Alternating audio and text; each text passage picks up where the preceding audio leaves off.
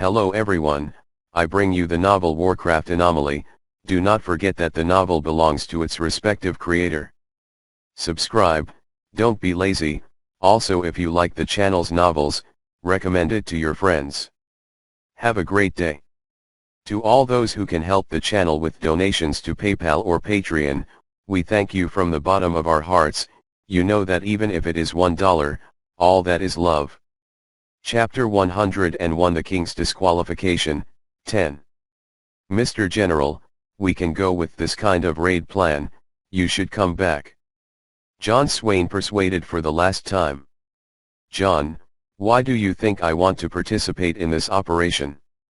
Fame. I've proven myself in previous battles and earned the reputation I deserve. Wish. I'm not a fighting madman, without the bloodthirsty drive. Brotherhood may be Hague, but as a general, as the highest commander of the Independent Corps, I know my role and status. Carlos curled up on the grass, shifted to a more comfortable position, and continued, actually, the reason is quite different. Simple, because I am the most suitable candidate. To put it arrogantly, other than those Fae, I am the strongest in South Bluetown.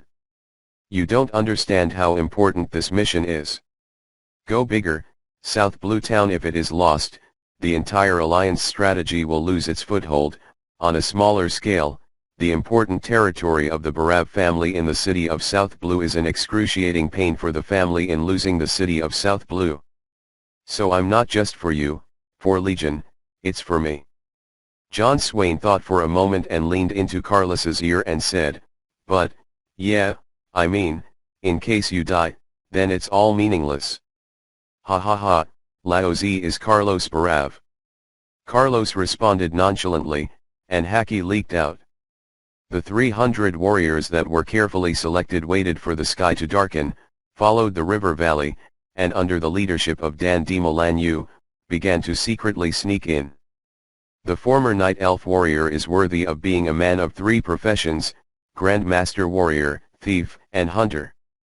With him leading the way, he was met by 6 waves of tribal patrols and detectives on the journey for more than 20 miles, but no tribal soldiers were able to issue policemen. News. Carlos, how are you going to fight? Dan Demo led the crowd to the outskirts of the ogre residence, the magical aura of the dazzling magic circle at night. Wait. Carlos answered. What are you waiting for? John Swain asked unervingly. According to the plan, shouldn't the Death Squad launch a surprise attack? Wait for Faye in Dalaran. What are you waiting for? Carlos looked at John Swain with contempt. Shouldn't we let ourselves act first? John Swain didn't really react and asked again. Dan de Molanyu couldn't take it anymore and sighed. I always thought that humans are a cunning race compared to night elves. How can there be a simple guy like you? Use your brain. Okay. The Death Squad is not a death squad. Our ultimate goal is to destroy the magic circle and contact the crisis over South Bluetown. Whether it's a magician or us is the same, always and when the goal is achieved. They are all men who have emerged from a sea of swords and fire. Is it really just to let the Fa teachers save up some sweat and die? Carlos's words were full of sarcasm. When making plans, Kel'Thuzad had an ambiguous attitude, and the bricks were alone. The mages asked the hit squad to create chaos to distract the attention of the tribe's spellcasters, and then they could fully operate the destructive circle. There is nothing wrong with the plan, but Carlos is not a magic novice, and he has no good sense for this group of magicians who dare not go to the battlefield to come on the scene. Just because they still need his help, they accepted his request. But they're all out, and Carlos doesn't have the last word on how to fight this battle. The crowd waited for a break, and Carlos felt that time was almost up, so he organized 2 groups to make some noise. Master, we have created a riot, and now we are ready to attack the defensive position of the tribe's magic array. It all depends on you. After speaking with the messenger artifact, Carlos crushed the exquisite little box. Then Carlos stopped the subordinates who were about to move out. Hurry up, sit down and rest. John Swain suddenly felt that all three of his views had been renewed. Even if he lit 2 fires and burned down a tower, would it have caused chaos? Is it really okay to lie to magician Junking Pitt's ally? In South Bluetown, Kel'Thuzad heard Carlos's call and nodded in agreement with several colleagues, and began to reverse the crack and mana feedback on the death and decay spell that engulfed South Bluetown. The Matri Scroll, the magical scroll that records 103,000 spells, is actually called the Book of the Guardian. According to rumors, this scroll made by an ancient wizard is rumored to have been made by soaking a small piece of bark from the mother tree in the well of eternity. After all the display, the scroll, which is less than 1 square meter, records almost infinite magical knowledge for mankind. After Medivh destroyed the Council of Tirisfal, this scroll, which was guarded by the guardians of past generations, fell into the hands of Antonidas. Due to the interference of the guardian's mark of power, ordinary people cannot obtain this magical knowledge from the Matri scroll, and almost the Matri summoning scroll will attract people who are not determined enough to approach it, read it, and control the thirsty. Antonidas was unwilling to destroy such a treasure, so he sealed the spirit of Matri's scroll. But even the guardian book whose spirit is sealed is a powerful magical artifact. I think Kel'Thuzad won't be tempted by the Matri scroll. Antonidas temporarily hands over the Matri scroll to his deputy. Use 103,000 types of spells, almost including all casting methods and spell structures. Using the power of the Matri scroll, Kel'Thuzad easily derives the composition of death and decay spells. It's an ingenious design, incredible energy. Once the spell is complete, everything within the range of the action will eventually wither away. Kel'Thuzad sighed in admiration, then his face cringed. It's a shame you face the wizards of the Kirin Tor, all of you. Let the clown see the mighty power of arcane magic. The 5 great wizards present, 11 high-level wizards and 23 mid-level wizards, are about to challenge hundreds of warlocks under Gul'dan with the support of the Matri scroll. The azure-blue arcane energy recedes in the sky, raging in the gloomy cloud and mist that prepares death, and transforms the magical structure of death and decay along the energy channel that is invisible to the naked eye. Master! Someone is interfering with our spell casting. Have fun, ha ha ha. Gujal discovered the anomaly and quickly sent a message to Gul'dan. After a while, Gul'dan ran to the location of the magic circle and found that the drawn magic circle had exploded in many places, and the shadow and the fey energy had leaked out. Get out, protect me, I want to see who is destroying our career. Gul'dan took over Gugal's position and began to preside over the magic circle's operation. In a short period of time, arcane energy has eroded over a third of the shadow cloud's key nodes above South Blue. When Gul'dan began to compete with Kel'Thuzad for control of death and decay, he discovered that his opponent was very powerful, so he began to draw energy from the cannibal mage's shadow that maintained the magic circle. Above the city of South Blue, the sky blue arcane power and the power of deep shadow complement each other, forming a rare heavenly phenomenon. Gul'dan discovered his opponent's difficulty, so he issued orders to the Death Knights lurking outside the South Blue City, and more than 10 Death Knights began to sneak into the South Blue City. The confrontation in the sky was silent but fierce. Even with the Matri scroll as their core, Dalaran mages take on their own tribal casters 5 times, and they suffer heavily for the sheer amount of mana. Kel'Thuzad believed that he could not defend passively, and used the Book of the Guardian to control a channel that transmits shadow energy for death and decay, and launched a counterattack. A magical circular node next to Gul'dan suddenly became unstable, and a small arcane Uzumaki formed on it. A large number of arcane missiles poured out, instantly taking down more than 10 surrounding tribal warlocks. Gul'dan's fell shield easily fended off all the arcane missiles that flew at him, and he drew his energy to annihilate the arcane Uzumaki, and began planning a counterattack. Soon after, the shadow energy engulfed the sky of South Blue Town began to condense into a shower of shadow arrows. Although it caused a lot of damage to the building, it did not cause a lot of killing of the staff. Although Gul'dan suppressed the opponent's arrogance, the overall reduction in shadow energy contributed to the ravages of arcane power. After a round of shadow arrow rain, almost half of the shadow energy over the city of South Blue was controlled by Kel'Thuzad. The cruel spell fight began, and the leaders of both sides tried their best. Gul'dan did his best to speed up the spell's formation. Many of the warlocks who supported the magic circle operation escaped and were dispatched, and the missing positions were immediately filled by new warlocks. Kel'Thuzad was operating at full capacity, and the Maitri scroll glowed brighter, but it was far from reaching its limit. This made Kel'Thuzad feel confident and a bit uncomfortable at the same time. The seal set by Antonidas began to loosen NS. Carlos waited patiently to the side, and about 20 minutes after the battle began, he ordered his subordinates. "It's time to start, the main target is those launchers." After the raid was launched, the Alliance warriors marched quietly and swiftly, while the elite warriors among humans quickly dealt with the orcs guarding the periphery. But when they encountered the elite of the ogres, the death squad discovered that they could not move abruptly. "Chugal, go clean up those messy bugs." Gul'dan finished speaking grimly and continued to focus on the spell battle with Kel'Thuzad. With a staff in one hand and a mace in the other, Gugal nearly shook the earth with each step, happily accepting Gul'dan's orders.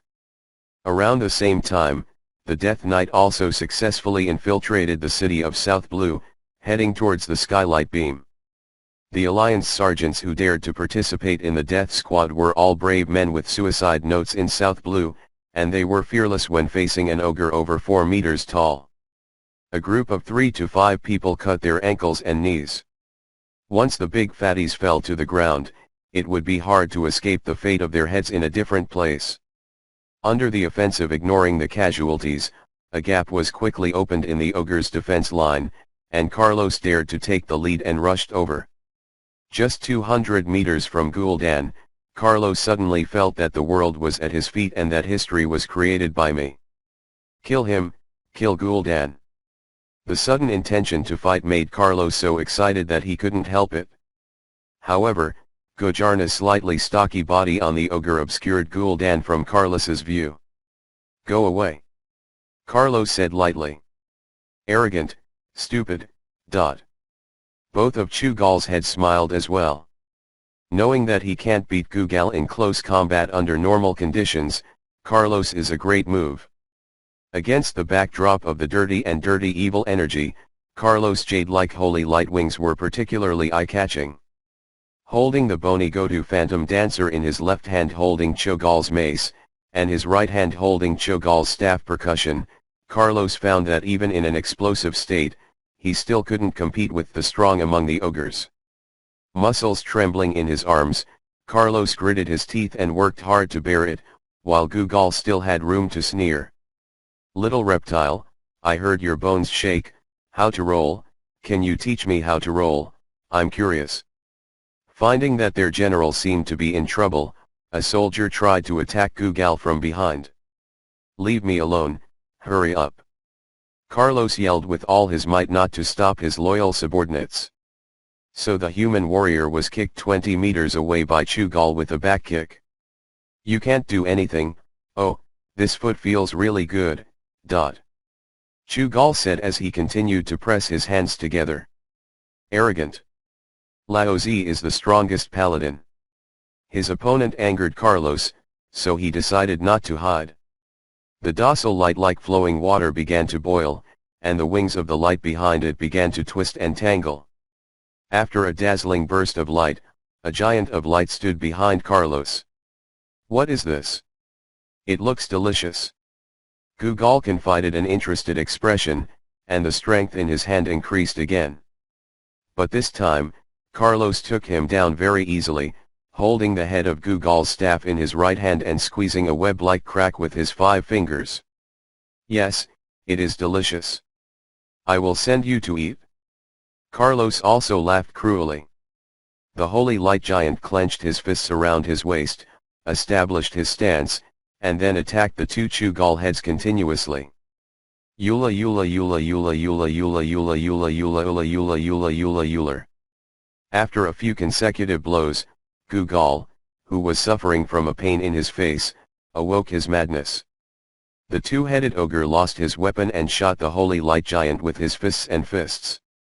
Laozi is a 50-50 man with Margok. Big Wood. Gugal's fists and the holy light giant sent a sonic boom through the air. The light and shadow effect was excellent, attracting the attention of many people in the tribe, and the death squad took the opportunity to rush a long distance. Ah! The children stepped on their toes before fighting. Gugal suddenly groaned. It turned out that Carlos had pierced the back of his instep with a sword. He drew his sword and pierced Gugal's other foot and sliced through the fallen ogre's calf with a heavy knife. Carlos ran quickly to Gul'dan. The holy light giant's duration was limited, so he was not allowed to rush. However, Gul'dan gestured, and the fell energy that built the magic circle shot up, forming a mana shield to protect everyone in the magic circle. General, our weapons can't break through the magic shield. John Sven, who was hacking all the way, yelled at Carlos with a bloody knife. Out of the way. Carlos sank the bony Gotu phantom dancer to the ground, dropped to one knee, and entered a state of regret. The holy light giant made his hands hold the sky, and after a short brewing process, he took off into the sky in January. Demacia. As Carlos yelled, the great sword of light fell from the sky, exploding heavily on the mana shield that protected the magic circle. The shield was shattered and the remaining power was still there. Gul'dan could not help but spit out a mouthful of blood, wiped the corner of his mouth with the back of his hand, and glared at Carlos with hateful, greedy eyes. The remaining power was used to keep the shadow and fell from the riots. Less than 100 meters away, Carlos felt that he had an opportunity to kill Gul'dan. Enough, the task is complete, let us withdraw. Just as Carlos decided to fight, Dandema grabbed his hand. The noise was so loud that the orc and ogre troops were coming in a constant stream, and they couldn't leave unless they left. Only the hot fighting spirit remained in his mind. Carlos knew that his state was not correct, but he did not think it was wrong, a very strange state. Since he couldn't make the right decision, Carlos decided to trust Dandema's judgment. Facing Gul'dan, he wiped his neck and Carlos gave the order to retreat. The surviving squads formed a frontal arrow formation, they broke out before the orcs encircled and disappeared into the forest of Hillblad Hills. The magic circle was severely damaged and his body was injured by Carlos' great sword of light. Gul'dan felt his control of death and decay weakening. Gul'al, come and help if you're not dead. Gul'dan yelled. And at this moment, Hani Marab finally saw what kind of monster Carlos was up against. There were hundreds of troops protecting the magicians, and the 3 layers of defensive circles were broken by the Death Knights one by one. 6 Death Knights blocked the entrance to the wizard camp, narrowly describing that there were too many human soldiers fanning out, and the Alliance's numerical advantage could not be fully utilized, and Henny Marley was sweating on his head. Guards, go and report to Emir to prepare a squad of heavy cavalry to get away from these monsters. Herni Mirbu is not willing to kill these Death Knights, but the time is not here in South Bluetown, and the cloud of death is about to fall. The magicians are fighting with all their might, how can they be disturbed by these monsters that have come back to life? When the 3 Death Knights entered the area where the mages were jointly casting spells, they immediately attracted the attention of the masters. The confrontation with Gul'dan is at a critical moment, except for some of the Archmage level, there is no more power. The fireball that the bricks reluctantly released only repelled the Death Knight, causing Kel'Thuzad to frown. There was no way, Kel'Thuzad worked with all his might, the seal on the Matri scroll was broken, and a great power erupted. Except for the connected magicians, the impact of magical power destroyed everything within a range of tens of meters. This is Emir, who was about to charge, watched the Death Knight in the front and the Alliance soldiers who were in battle being obliterated by the magical brilliance. He could no longer find a trace of existence and couldn't help but breathe. The eruption of the Matri scroll brought a great shock, following the mana channel, severely injuring Gul'dan and the warlocks holding the magic circle, and also shocking the wizards of Kel'Thuzad and Dalaran. However, the shadow in the sky did not dissipate, the out-of-control arcane shadow energy continued to conflict, and the group of violent energy slowly fell.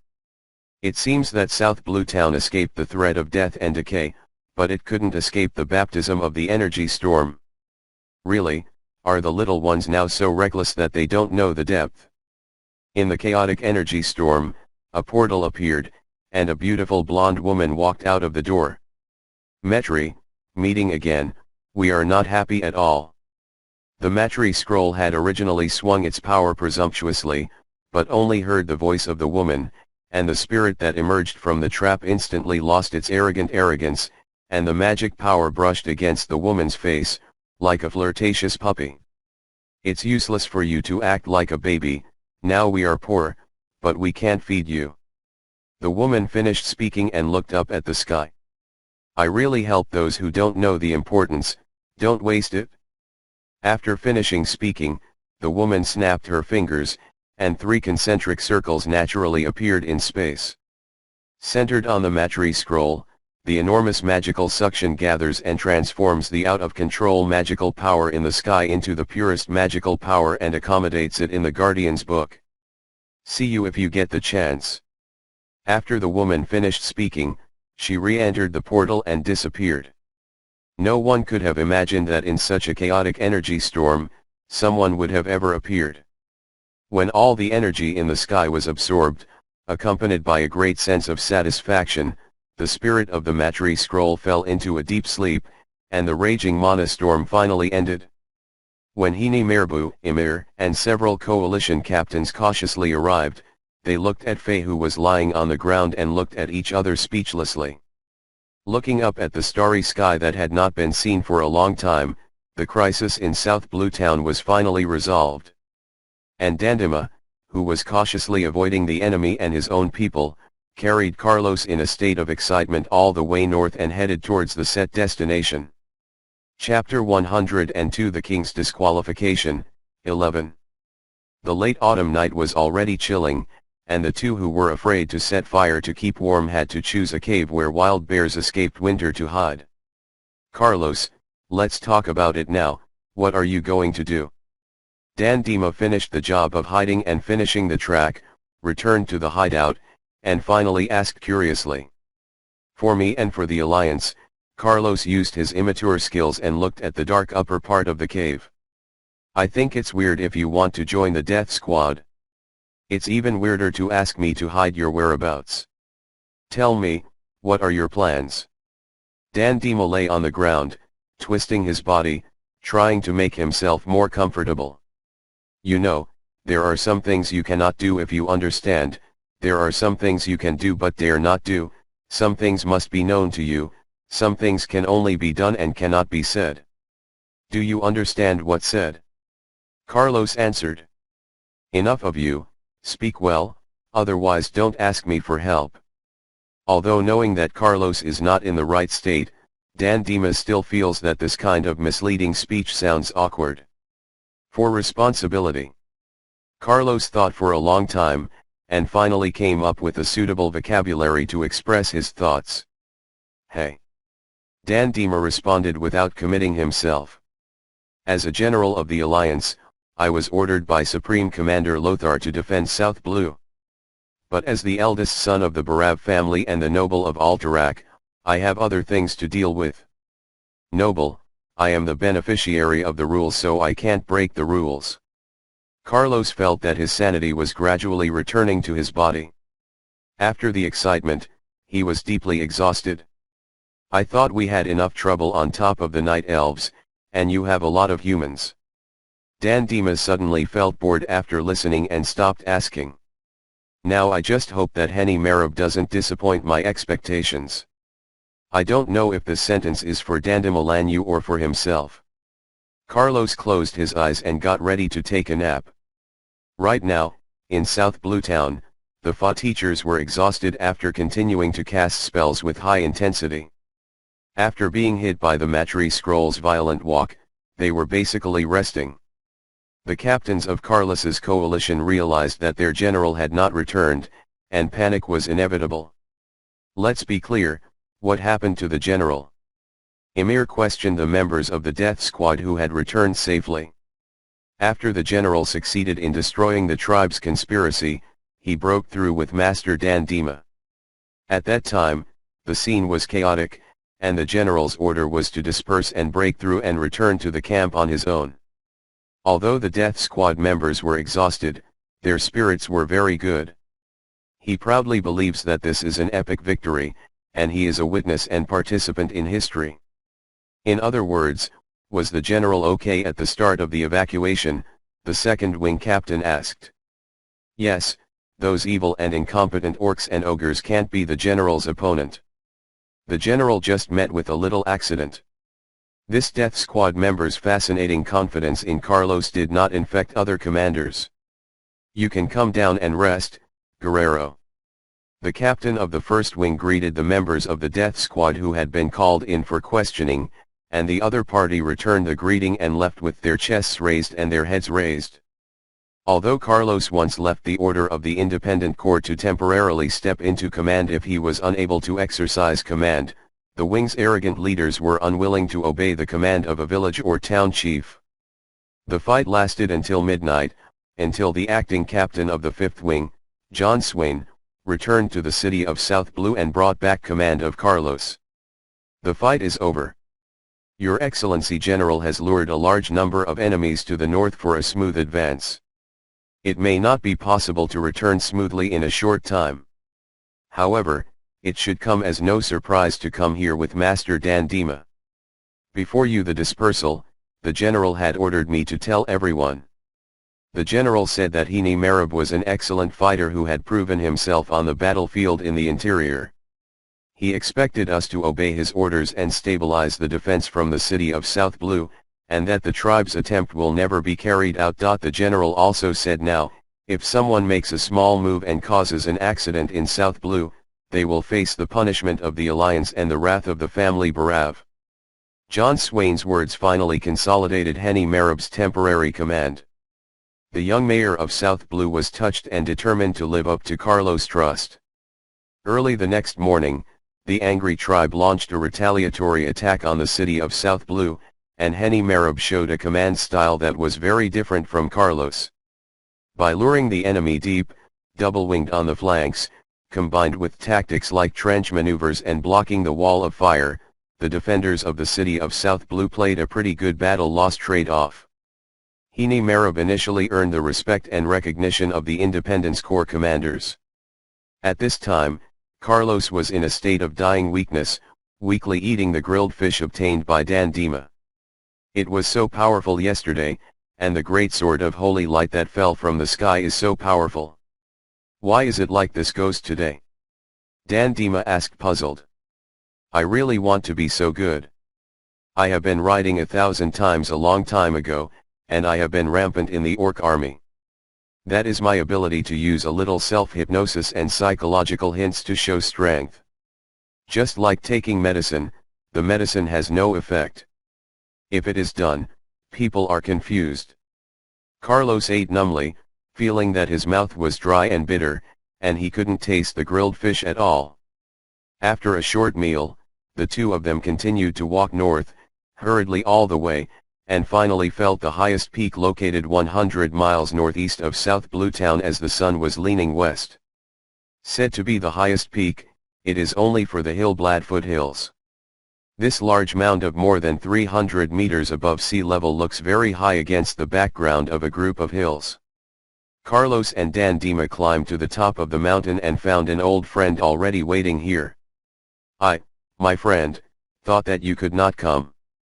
Kurdran and Shwayan arrived in 3 days as agreed. Kurdran Wildhammer was preparing his winged friend Shwayan on top of the mountain.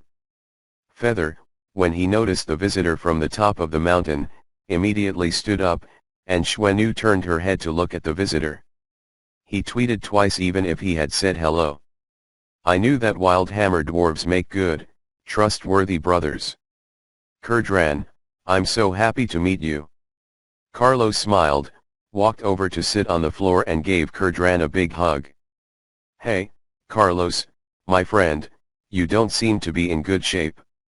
Kurdran looked at Dandema suspiciously. Okay, let's talk about the old things later. Xian is taking me and Dandema, can you fly? Carlos asked, dismissing the topic. Hey, what you suspect is Xian. Look at this leg, look at this horn beak, look at this wing. The answer is, of course, no problem. Kurdran toyed with Xuan and answered in the affirmative. Then it bothers you that you send us Guy Erdlin, thank you, my brother. Carlos said the request of him. Chapter 103 The King's Disqualification, 12. Flying in the air, a thing that many people long for. Overcoming the shackles of gravity, the embrace of Mother Earth, who broke free, soared in heaven and earth under the testimony of the stars and Elune, this is the feeling of flying, this is the feeling of freedom. Relying on Xian's strong power, Carlos finally reached Guy Eldlin late at night the next day after taking a short break twice in between. My friend, don't you want to prepare a pair of flying glasses too much? With his hair messy from him, Carlos stood on the ground again, tears in his eyes. One half is excited, and the other half is dry-eyed and blown away by the wind. I'm sorry. Kurdran innocently scratched his head, shrugged, and finally spread his hands. Carlos resisted my urge to choose death and pulled out a letter to Kurdran. My friend, you have helped me a lot, but I still need you to do me a favor. Carlos said. Even though I don't understand what you want to do, I believe you. Who? Kurdran took the letter from Carlos. Carlos knelt down and whispered in Kurdran's ear. Uh-oh. Oh. That's really bad. Kurdran couldn't help but shake his head after listening. So I can only trust you, my friend. Carlos said. Now Falstad is the boss, I will talk to him. Also, I will deliver your letter on time. I promise with my beard on behalf of Swinuk. Kurdran swears, and the one next to him is resting. The white griffin looked at his dwarf friend of his innocently. Carlos, goodbye. That fairy, I'm leaving. After saying goodbye to his friends, Kurdran climbed back on Suan's back, the griffin flapped his wings and quickly disappeared from Carlos and Dandema's sight. Within reach. Dandema, do you seem very comfortable flying? Carlos, who had adapted for a long time, still felt that his rhythm was a bit empty, and found that Dandema was like a good person, so he couldn't help but ask. I used to be obsessed with hippogriff racing, and I went to the flying driver's license test. I passed the 4th level and not the 6th level. If you feel that the pace is light and the sense of coordination is not enough, please stretch the foot vigorously and push through the heels strongly. Dandema said, his face with aftertaste. Carlos did what he said and found it to work. After another time, after adjusting, the two began to move forward. I lived here all year when I was young, and I still don't have any feelings.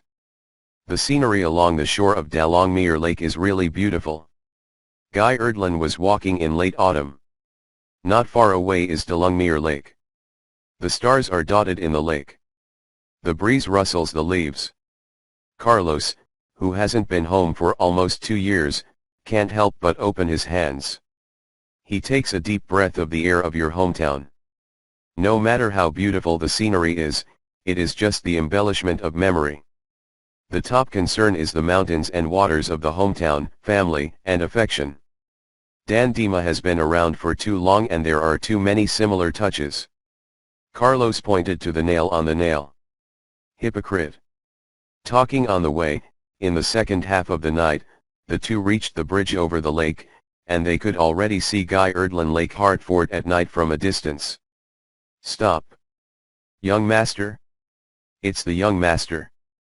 The guards on the bridge saw a figure appearing on top of the bridge, so they went on alert, and when they found out that the person was Carlos, they immediately stepped forward to show their courtesy. Oh, it turned out to be old Barto. Good luck. Give me 2 hoods and check the staff. I don't want too many people to know I'm back. Carlos discovered that the captain of the bridge guard used to put it on when he was young. The old acquaintance who went out to play alone immediately gave the order. Yes, the loyal servants of the Barrifs will serve you. Old Barto immediately went to prepare Carlos' application. There is no absolute secret in this world. Carlos took Dandema to the Barav family castle, contacted Todd, and successfully met his mother. "Mother, what's going on?" Carlos asked. "Alex is in Alterac now, but I haven't had a letter in a long time. I don't feel well." Janice hugged her eldest son and said concerned. "When did the father leave Guy Eldlin?" Carlos continued to ask. 2 months ago. There was only one letter informing me of your safe arrival in Alterac, and then no news." Janice replied. "Then the most important question, Mother, have you heard of the king, His Majesty Aiden?" Carlos carefully asked for confirmation, then took out the secret letter Alex wrote to himself and pointed it out to his mother. "Decrypt the content." "Chance. Maybe it's a trap." Janice's eyes lit up first, and then couldn't help but worry. If the intelligence is true, then with Alex's operation, Alterac should believe that Lothar will welcome his new king. In the current situation, the possibility of cheating is too great, even if my wife's family smells a strong scent of conspiracy. But I don't know where the catch is, my son. Your power is not enough, even if Alex is on Alterac, it is not enough. Aiden still has at least 4,000 soldiers on his hands. And the family's support for the alliance is too strong, and Guy Erdlin only has one guard with less than 1,000 people remaining. My boy, you should take your army back. The first time he saw such a politically conscious mother, Carlos was shocked and completely subverted Giannis's image of a lady and an archmage in his heart. Mother, I am a rear admiral of the alliance. The army belonging to the alliance cannot be mobilized without the orders of Anjouan Lothar. This is a matter of political correctness. At the same time, I never think that the enemy of the family is us. His Majesty Aiden. Carlos gave Giannis time to think, and then continued. Mother, I risked going back. I took a lot of danger. The crisis in front of me may seem dangerous, but it is only a trivial injury. The real danger is hidden behind the incident. What do you mean exactly? Janice asked. I suspect that His Majesty Aiden has colluded with the Orc tribe. Carlos hesitated over and over again, and said it. Ilan is here, it's impossible. Janice was surprised by her son's assumption. If it's true, isn't Alex in a big crisis? Janice fell into comfort anxiety for her husband for a while, and lost her square inch. Mother, I need all your support. Carlos slowly said the thoughts of him. Around the same time, among the Horde's Orc army, Orgrim did not have the slightest concern or problem due to being surrounded by the alliance. Master Chief, our troll allies are ready. Orgrim's minions brought important news to the chief. Really, then get ready to act. We've stayed here long enough, and it's time to move. Orgrim laughed. Great Doomhammer, the promise that the King of Mankind gave us, the Cleavage Slayer asked. Regardless of whether he's willing to abide by the agreement, we'll help him make up his mind. Tell Gul'dan and let him come see me. Concentrate all the wolf cavalry, and we'll move early tomorrow morning. Orgrim wept deeply. With a sigh of relief, he has found the key to breaking the game. As for Alt Iran City, Aiden, who couldn't find out what Alex tried to find out, held Lothar's answer in his hand, and his heart was cold. Can't you come? Can't you come? I've done so many things, are you saying I can't come? Aiden laughed frantically. This is what you made me. Chapter 104 The King's Disqualification, 13. Many people have misunderstandings about teleportation spells. Not all wizards can use teleportation spells. Transmission is risky, be careful. Taking Dalaran as an example, Only intermediate level wizards started touching flicker and portals. High level attendees began to play fixed point teleportation and temporary two-way portals. At this stage of the Archmage, they have the ability to unilaterally open portals and specialize. The Archmage who studies spatial theory cannot guarantee the preparation and stability of the time portal in the absence of coordinates. General point-to-point transmission is through the Wizard Tower. The relatively stable magic node and the space beacon between the two wizard towers can ensure the stability and safety of the spell to the greatest extent. Portals opened by higher order wizards are usually connected to a certain wizard tower or magic beacon. As for the temporary unstable portal opened without the magic coordinates of the hair, Carlos has tried this kind of portal with tiles, but with the help of the magic beacon, serious problems have appeared. Adaptation and huge position error. So think of the bones from the ancient giant pit of Dalaran. Please don't use your hands to command any unstable portal spells cast by unreliable wizards. The Barav family have Duchess Janice Barav's private magic laboratory in Guy Erdlin's castle, and of course they also have their own magical lighthouse. Janice Barav agreed to her son's request and used their personal relationship to contact an archmage who built the Mage Tower outside of Cross Islands and Violet City. "My child, why don't you take the guards and set off together? Without the protection of the soldiers, my mother cannot worry about it." Janice finally tried to persuade her son. After all, using teleportation spells, it's impossible to teleport too many people at once. "Mom, hundreds or even thousands of soldiers cannot guarantee my safety, nor can I guarantee that my father and I will achieve final victory. Secret driving and careful arrangements are the key to victory. You have helped me a lot. I am busy, I love you, Mom." Carlos kissed Giannis on the forehead, then stuffed the rest of the ham and cheese pie into his stomach. "Master, are you done? We should leave after eating." Carlos turned and asked. "Whenever.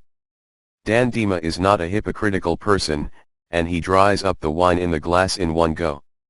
After finishing his clothes, he stands next to Carlos and nods to Giannis. "Please take care of Carlos, he is still a child." Giannis asks sincerely. "Though your son is already an excellent fighter. But I can't refuse a mother's request. So, I will." Dan Dima responded. "Thank you, and may Elin bless you." Janice bowed with the courtesy of a night elf. "The moon god is on." Dan Dima responded with the same tag. As a Dalaran qualification certified archmage, while Janice specializes in illusion spells, she cannot be bothered by fixed point portal spells. As a magician, cost saving is a required course, but as a mother, the child's safety is more important than money.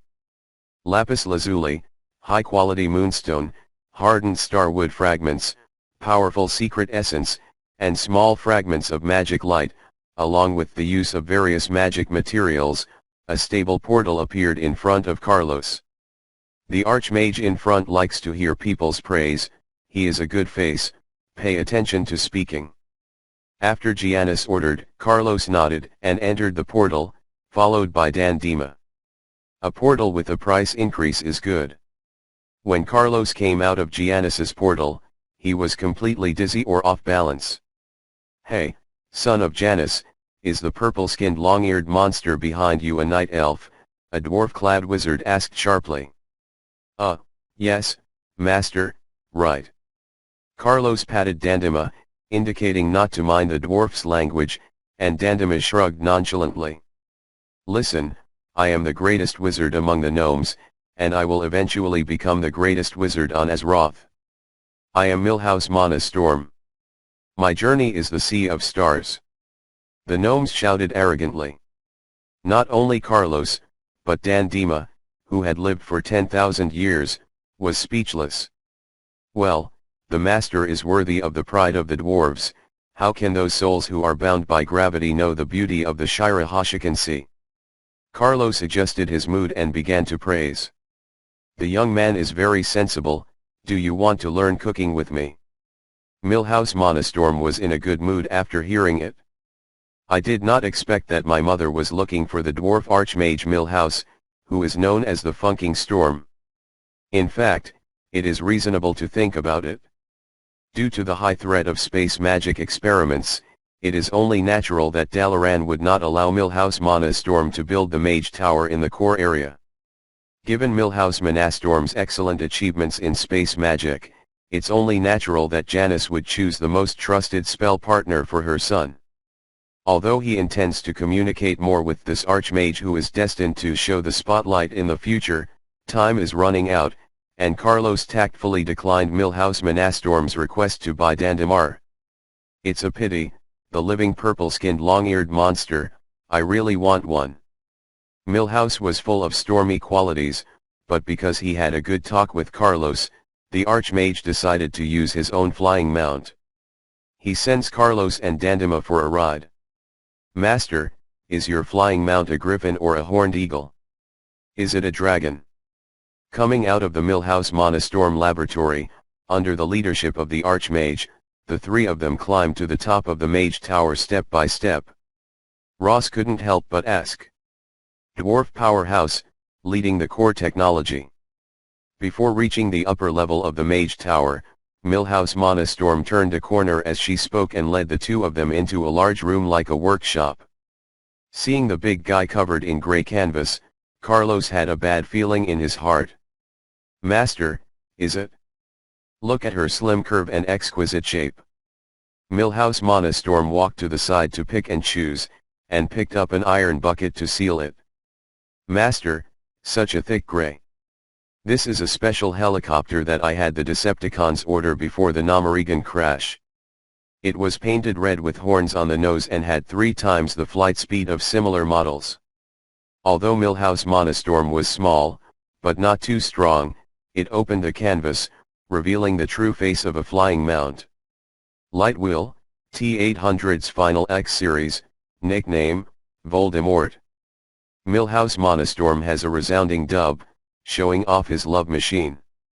Cool. It was Dandima who was speaking, and Carlos no longer knew what expression to face Millhouse. It was a storm. Sure enough, there was just the wrong name, not the wrong nickname. Master, let's not mention this cool name and ignore the engine power. This seems to be a single car. Carlos asked after observing. And Millhouse Monastorm filled the fuel tank with fuel, lubricated the friction parts, and finally tossed Carlos and Dandima a windshield. The landing gear is so big it's okay to be alone, Millhouse told Monastorm. Chapter 105 The King's Disqualification, 14. In fact, it is the ultimate aircraft with the title of Voldemort. The Lightwheel, the final model of the X series of the T-800, has limited lift due to severe overload. From the Millhouse Death Storm Wizard Tower, the engine went out, and the sky quickly descended. The ignition was successful again, and it slowly went up into the air again. Carlos and Dandima looked at each other and found that each other's faces were covered in cold sweat. Although the climb was slow, the horizontal speed was still very fast. With the help of the Millhouse Monastorm, Carlos saved about a day to get to Alterac sooner. Master, everything is fine here. Carlos yelled. Oh? Do you want comfort? Millhouse Monastorm asked aloud. Tortured by the roar of the engine for a long time, along with the roar of the wind, the two of them spoke half by gesture and half by conjecture. I said there's no need to go into the city, Master, just leave us here. Carlos pressed into Millhouse Monastorm's ear and roared. That's not right. In this kind of weather, it will be difficult for the plane to land and get up again. You can jump down. Millhouse Monastorm finally got it. Jump down, where's the parachute? Carlos quickly scanned the various parts of the aircraft that could contain things and found nothing that could be a parachute bag. Millhouse Monastorm got up from the booth and took out a light feather to quickly cast a spell. Okay, let's jump. No. Don't be squeamish, just jump in. No way. Millhouse Monastorm began to break Carlos' fingers. Speed, numb, round, jump. He will die. Okay, I blamed Zippy with long ears that I'd lift it up for you. You're still thinking about this? Carlos felt that he could no longer look directly at the dwarf's morale, even the Archmage, who was a dwarf.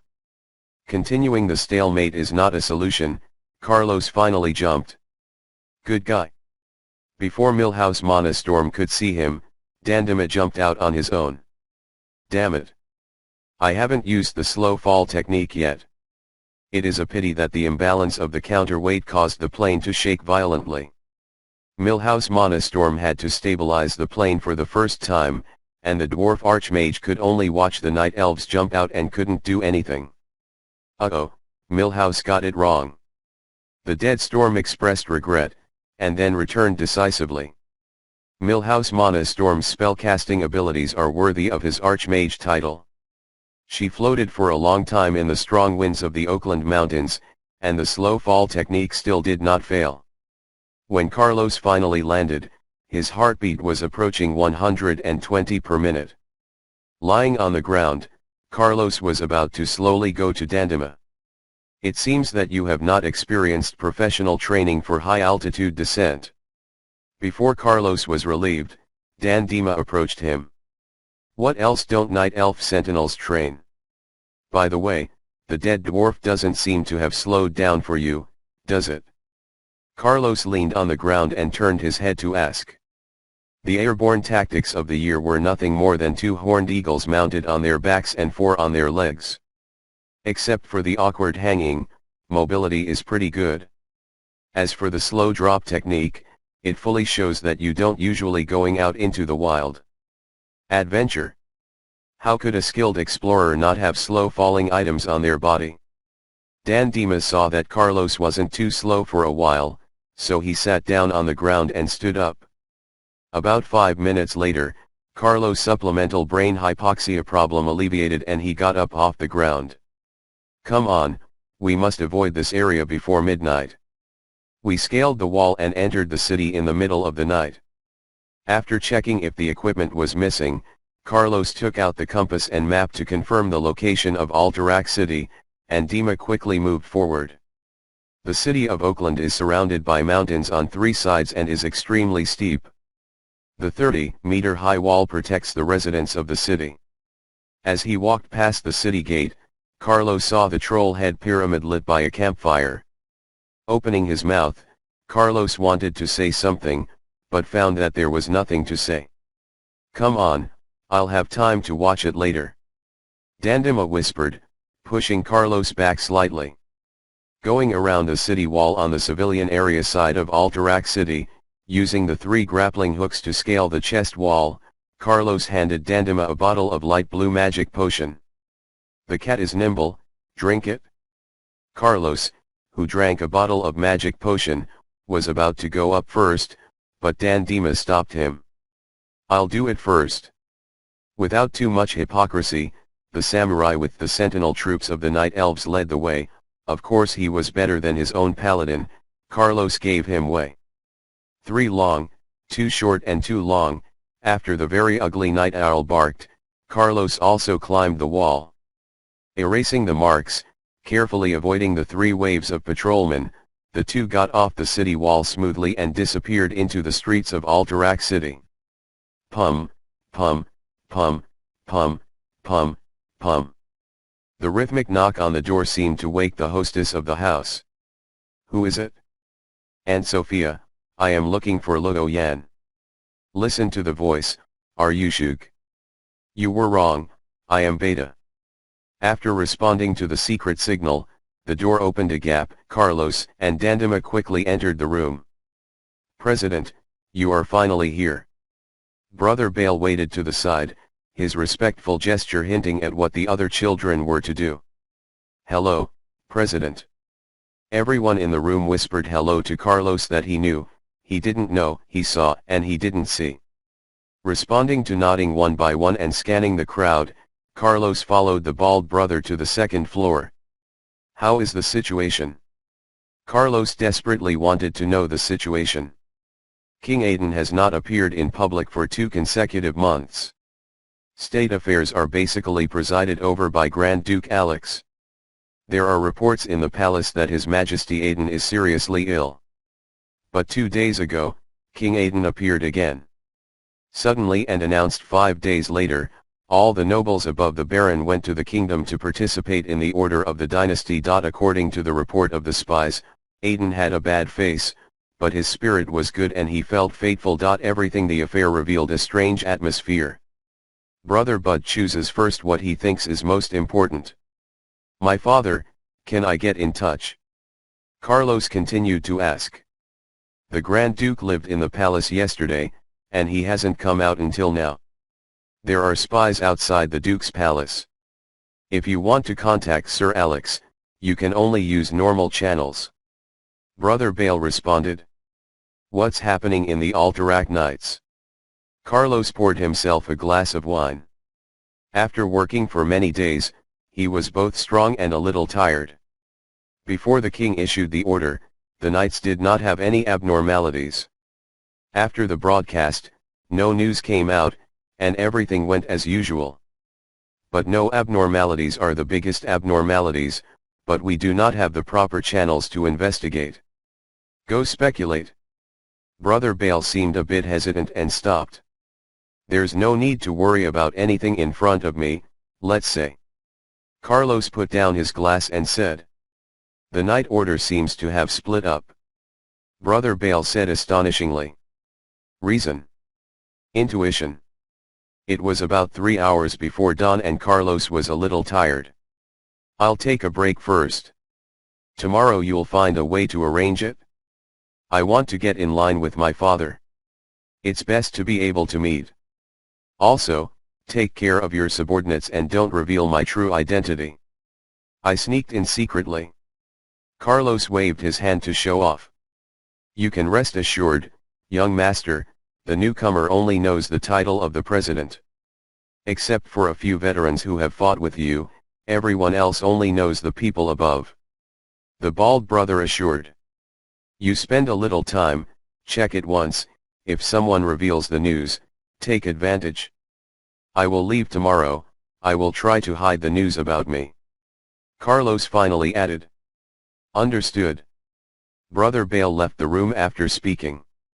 In the civilian area of Alterac City, there is only the occasional barking of dogs in the quiet of the night. Like the sea under a storm. Alex saw clearly how Aiden delegated power to himself. On the one hand, Aiden's body is aging very quickly, and his energy is weaker than before, and he needs someone to help him deal with government affairs. On the other hand, Aiden, who has strictly military power, allows Alex to run government affairs, which is not a means of arrest. Alex now regrets sending a secret letter to his son. Aiden's death-cheating methods were so clever that he fooled himself. Until Aiden appeared publicly, all the feedback information convinced Alex that there was something wrong with Aiden. Although I don't know why Aiden ended the original plan, it made Alex even more attentive. In this Alterac City, his control is not as high as he imagined. As the personal butler, Lucien Sackhoff, pushed the dining car into Alex's office, the Grand Duke waved, and the crowd waited, bowed, and stepped aside to leave the private space for the Duke to eat. Master, today's deer is fresh. Luo Yan used traps to replenish the products yesterday, and they were killed this morning. The butler arranged the dishes while he explained. Really? Go down and tell them, I understand kindness and I don't have to spend a lot of time on these aspects. Alex responded lightly.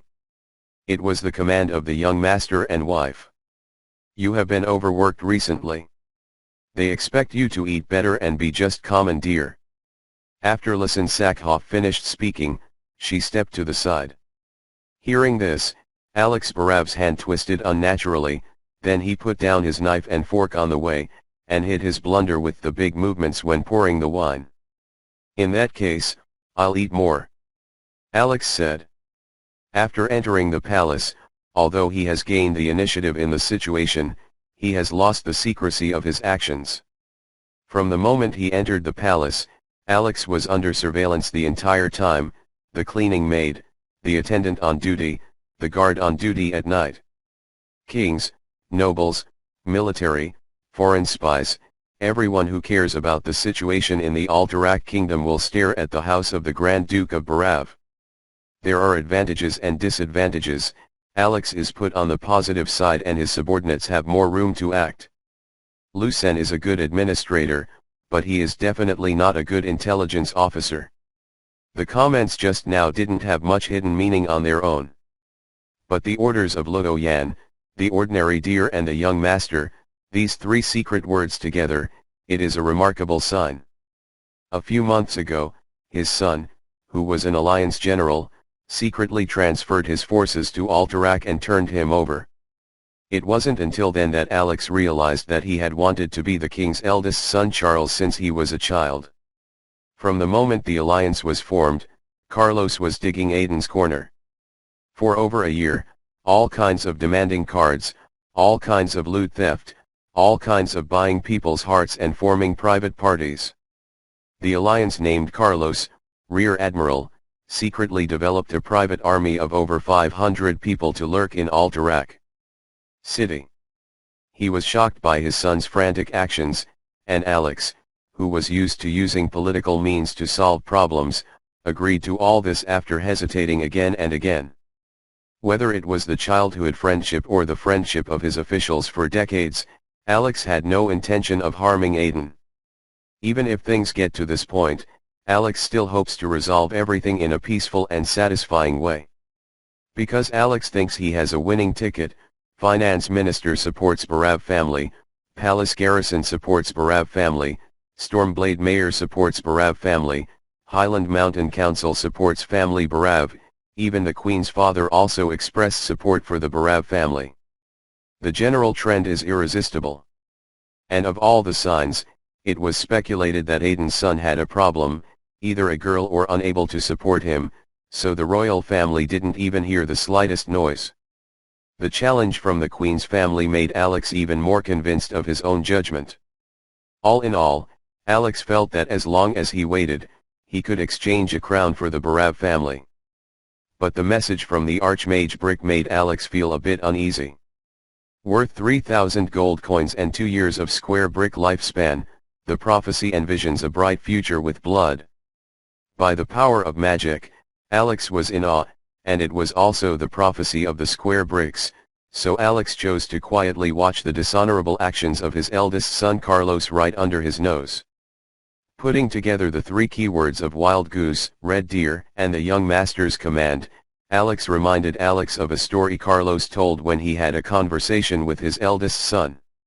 Chin lost his deer and the whole world chased after him. Although he knew that the story was made up by his son, Alex, who was familiar with historical documents, knew that no matter if humans or trolls, there is no Chin country or great tribe. But in his son's opinion, Alex is still satisfied, so he can't let his son's rebellious thinking be ignored. Anyway, the patriarch of the Barav family is himself, and Carlos has not converted the capital yet. So the ordinary deer became a short story that only the father and son knew about. After lunch, Grand Duke Alex decided to continue taking care of the affairs of the kingdom, and everything will be decided after Aiden presides over the court meeting tomorrow. Being watched by countless people, the Barav family patriarch actually did not have many methods to use. In the political game in recent years, Alex has done everything he can to gain a huge advantage for Carlos. By now, the Grand Duke did not have much room and leeway to play with. Lucen, go make arrangements and tell the supervisor of the royal palace that I want to have dinner with His Majesty the King. After instructing the butler, Grand Duke Alex signaled that the officials waiting to the side could introduce themselves and continue to discuss government business. After exiting the secret lair in Alterac City's civilian area from the tunnel, Dandema followed Carlos to a dozen seemingly unrelated locations.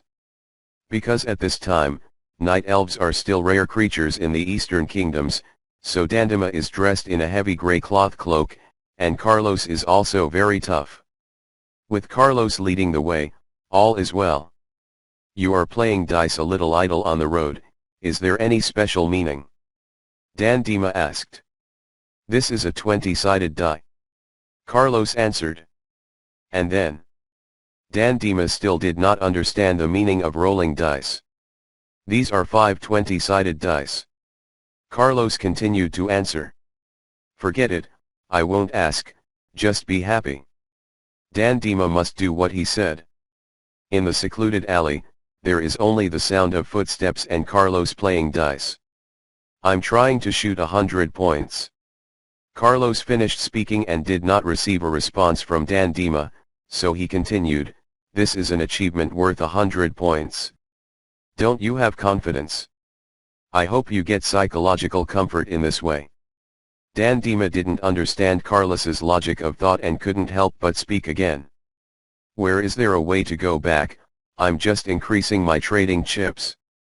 Arriving at the destination, Carlos spread his palms out, 95 o'clock. Putting the dice away and secretly sighing, Carlos knocked on the door of the last resident at the end of the alley. Who? Before the door opened, a low male voice came. King Cover Ground Tiger. Carlos answered. Pagadatone Riverminster. The other party responded. Sky King Cover Ground Tiger. Carlos answered the secret code again. The other party did not respond for a long time, and after a while, there was a sound of footsteps. Price Tower Shock Riverminster. After the other party finished answering, the door finally opened. His Excellency the Grand Knight Commander, Aslan Prey, I would like to assist you. After the young gentleman welcomed Carlos at the door, he dropped to one knee and kissed the back of Carlos's hand. Chapter 107 The King's Disqualification, the Second Power. The sun has risen, but the heart of Alex Barav remains as gloomy as the ice that never melts on the snow-capped mountains. Long conversations throughout the night, heart to heart from King Aiden, left the Grand Duke lost as if he were falling from a high altitude. The conspiracy is still sincere, and the trick is redemption, Alex can't tell. A candlelight dinner for 2 old men, no menservants, no maids. Alex and Aiden seem to have gone back 30 years ago, to the time when they were local and evil. You help me get the chili sauce, I'll help you deliver the pepper, a rare and harmonious meal. After about 8 full points, Aiden started talking, telling Alex all of his plans. Terranaz Manethil II and Jean Greymane are using the alliance to fight the dissidents. The seemingly fair alliance and the seemingly fair strategy hide the conspiracy under the sun food. As the first area where humans came north, the Hillbrad mountainous area is highly developed and full of materials. It is the base of the Alterac kingdom. However, in this war, the Hillblad area was the main theater and the area with the highest loss. Aiden told Alex that the invisible undercurrent had already swept through the Alterac realm. The nobles are unreliable, the merchants are unreliable, the farmers are even more unreliable, and the only reliable soldiers and knights suffered heavy casualties. Terranaz and Jean seemed to mobilize a large number of troops to join the alliance and unify command, but they were all farmers and civilians, while Alterac sent professional soldiers. This means that after the war, the kingdom of Lord Aaron and Gilneas will reap a large number of soldiers who have been baptized in blood and flame. As for the Alterac kingdom, it will be a pain that cannot be softened from the time of 2 generations. Aiden told Alex that at the start of the battle, Alterac's professional soldiers had been on the front lines and saved the day countless times. Under the attack of the Orc Wolf cavalry, the Alterac cavalry fought bloodily, blocking the frenzy of the tribe. And Terranaz and Jean, Ka Alterac Gorge is actually on the subject of food. Aiden was speaking, his eyes turning red, and he told Alex a secret.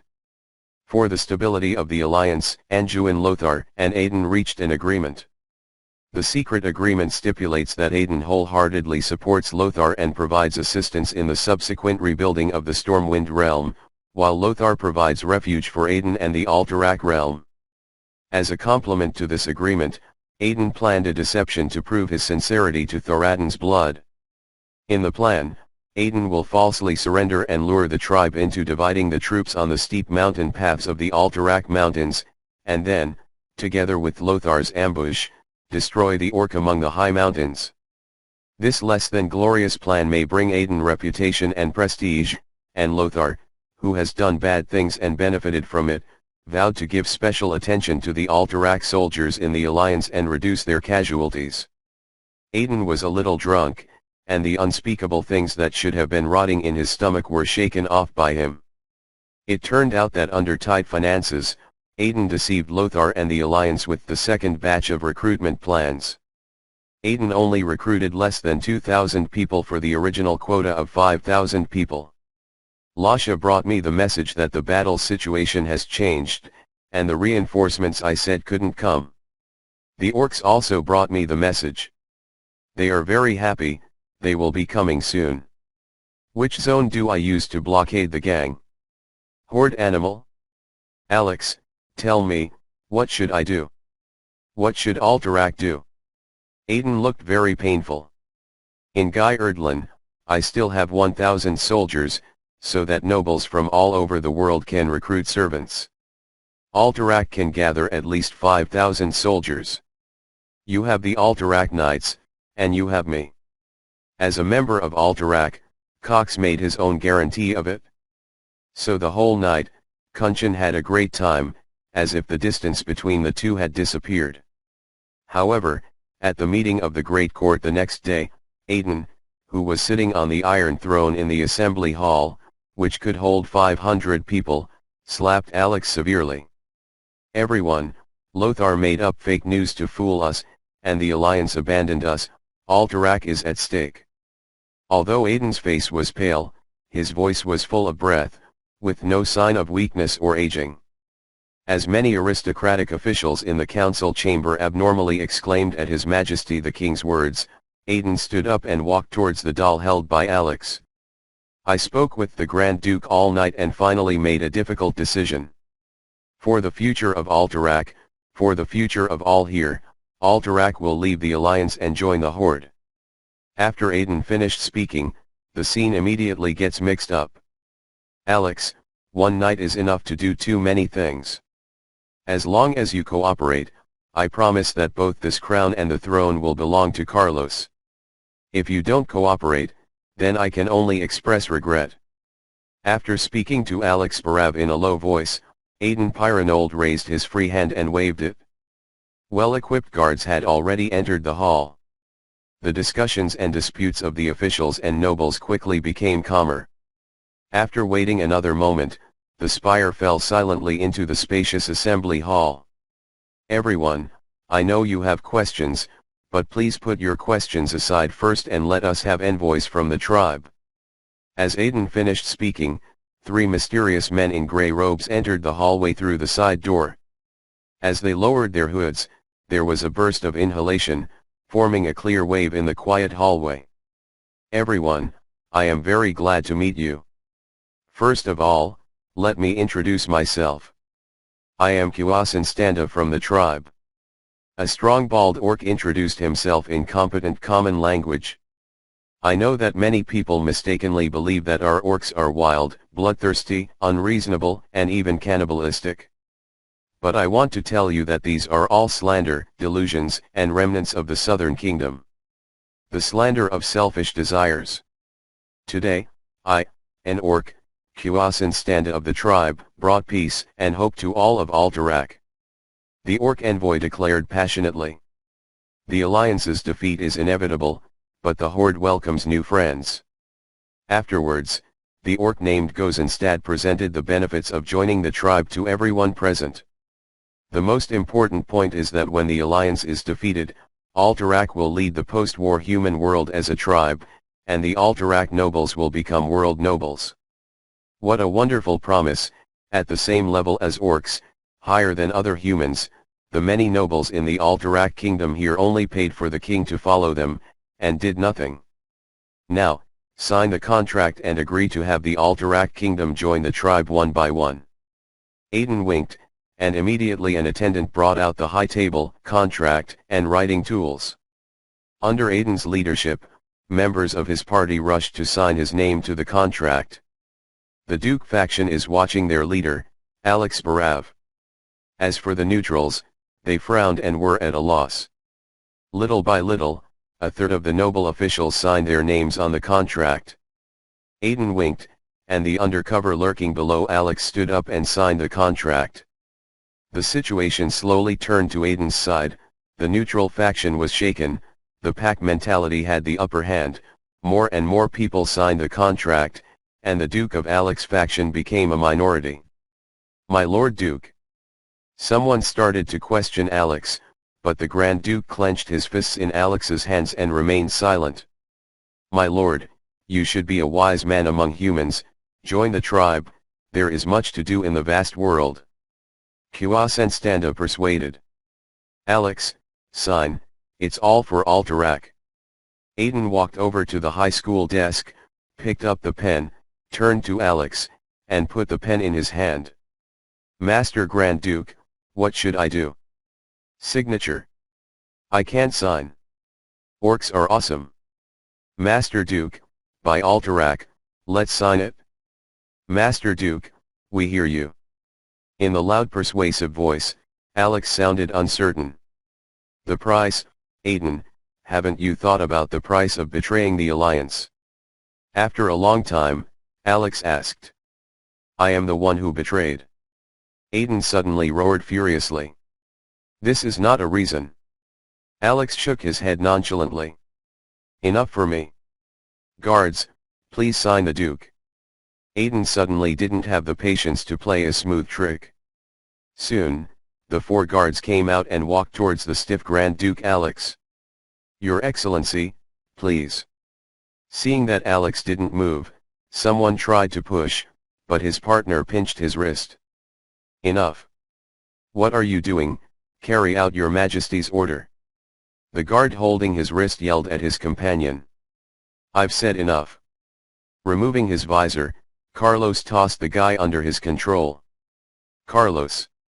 Alex looked at his son in astonishment, completely destined to think that he would show up here. "Your Majesty, or should I call you Uncle Aiden? As king, you are disqualified." Carlos finished speaking, turned around, facing his father, leaning down to take out the pen in Alex's hand. "Fold it in two and throw it aside. You taught me that a man can lean for life, commit to his family, lie for his career, but he must never forget that he is an individual for power's sake. I'm proud of you, my father. You shouldn't have come, we've already lost." Alex took a deep breath, smiled helplessly at his son, and turned to face the 2 remaining guards behind him. At the moment when the father and son of the Barav family were talking, Aiden returned to the Iron Throne step by step and sat down. "Carlos, you came well, so just sign it together, save, prepare a new pen, make it stronger," the king ordered. Carlos slowly walked over to the higher education desk where the contract book was in full bloom, slowly rolled up the contract book and put it behind him. "My dear nephew, what do you mean?" Aiden asked with interest with one hand supporting his chin. "Criminal evidence," Carlos replied. "Oh? Who do you want to hit?" Aiden continued to ask. "Anyway, it's not you.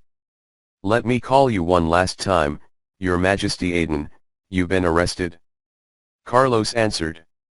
"Talk to the guards, remember to stay alive, I want to know who betrayed me." After speaking, Aiden waved, and more guards rushed into the hallway. "No one betrays you, Your Majesty. It's just that they chose justice and me." Carlos signaled as well, and the guards with white silk ropes attached to the hilt and spearhead stepped forward and leveled their weapons at their former companions. "Traitor, former Baron Carlos, you will receive the hardest test." Seeing that things had unexpectedly changed, Aiden couldn't help but get up from the Iron Throne and point a finger at Carlos. At Aiden's accusation, Carlos pulled a dark brown cloth belt from her waist and tied her loose hair into a high ponytail. "You have no right to judge me, because I am fair." Chapter 108 The King's Disqualification, D+I+E1. Interesting, how many people did you instigate? A bunch? 200? 300? Outside the palace, 2,000 full soldiers are ready, as long as I give an order, they will rush in. Carlos, surrender, join us, let's launch. A just revenge against the alliance. Aiden faced the sudden subversion of the situation, without much panic and fear, but he persuaded Carlos. That's good, but all this is nonsense. Carlos answered. Baron Carlos, right? I have heard the name for a long time. I finally met today. Even as an enemy, your bravery is widely spread among our orcs. As a respectable opponent, I have to remind you that the army has been dispatched regardless of whether it ignore it or not, we're all there. Whether you like it or not, we'll come eventually. Quasenstanda spread his arms wide and said in a melodious tone. As Gozenstanda finished speaking, there was another commotion among the Alterac dignitaries present. You should be a writer among the orcs. With such beautiful and oppressive words, you really only need one word in front of the two armies to tell the enemy to surrender. Carlos's compliment was beyond words, and Quasenstanda smiled proudly. What a pity. Gozenstanda's smile stopped abruptly. I'm a man with 5,417 lives, listen. After Carlos finished speaking, he put his hand to his ear and listened. Have you heard the cry of the heroic spirit? Ignoring the faces of everyone present, Carlos sang in a low tone, the red sun shines throughout the east, and the god of freedom sings indulgently. Look, thousands of mountains, walls of iron and copper. The lighthouse of the war, burning in Alterac. Arrogance. Listen. The mother told the son to beat the orcs, and the wife sent the man to the battlefield. Enough, Carlos. Alex, take care of your son, doesn't he understand that everything I do is for the living? Isn't the living more important than the dead? Aiden suddenly violent. Rebuke out loud. Alex was entangled in her heart and still didn't say a word. Your Majesty, my Majesty, this is the last time I call you Your Majesty. Carlos suddenly dropped to one knee and waved at Aiden. Some people are alive but they are dead, and some people are dead but still alive. As he spoke, Carlos's eyes shone with holy light, and a word that had been brewing for decades was finally spoken, it's not my race, and their hearts must be different. Do you want to kneel to orcs so much? The blood of the same race, so you want to lie down in front of the orcs and eat the meat of the same race? Human beings will never be slaves. After the words, Carlos felt uncomfortable, feeling that the whole person had been sublimated. Suddenly, there was applause from the Iron Throne. Is he the man who took 5,417 lives? Carlos, did you know that I carried the lives of hundreds of thousands of people in Alterac? You are bound by the souls of the dead, and I must seek the future for the living. Therefore, I beg you for the last time, and I beg you father and son once they join us. Aiden's eyes are red and he's uncomfortable with his incomprehensible hurt and the burden of reality. The king murmured his courtier's pardon. Aiden, you're playing. Alex finally spoke. Carlos took a deep breath. The soldiers follow the order and take down these 3 orcs. Arrogant. Guards, destroy the rebellion. In the end, it is the size of the fist that determines the truth. With an order, the palace guards who fell before Carlos showed no mercy to his former colleagues, raising their hands and letting them fall, and in the blink of an eye corpses were everywhere, and the hall was stained with blood. It's useless. Outside the palace, there are 2,000 soldiers loyal to Pernold and the knights loyal to me. How many people do you have?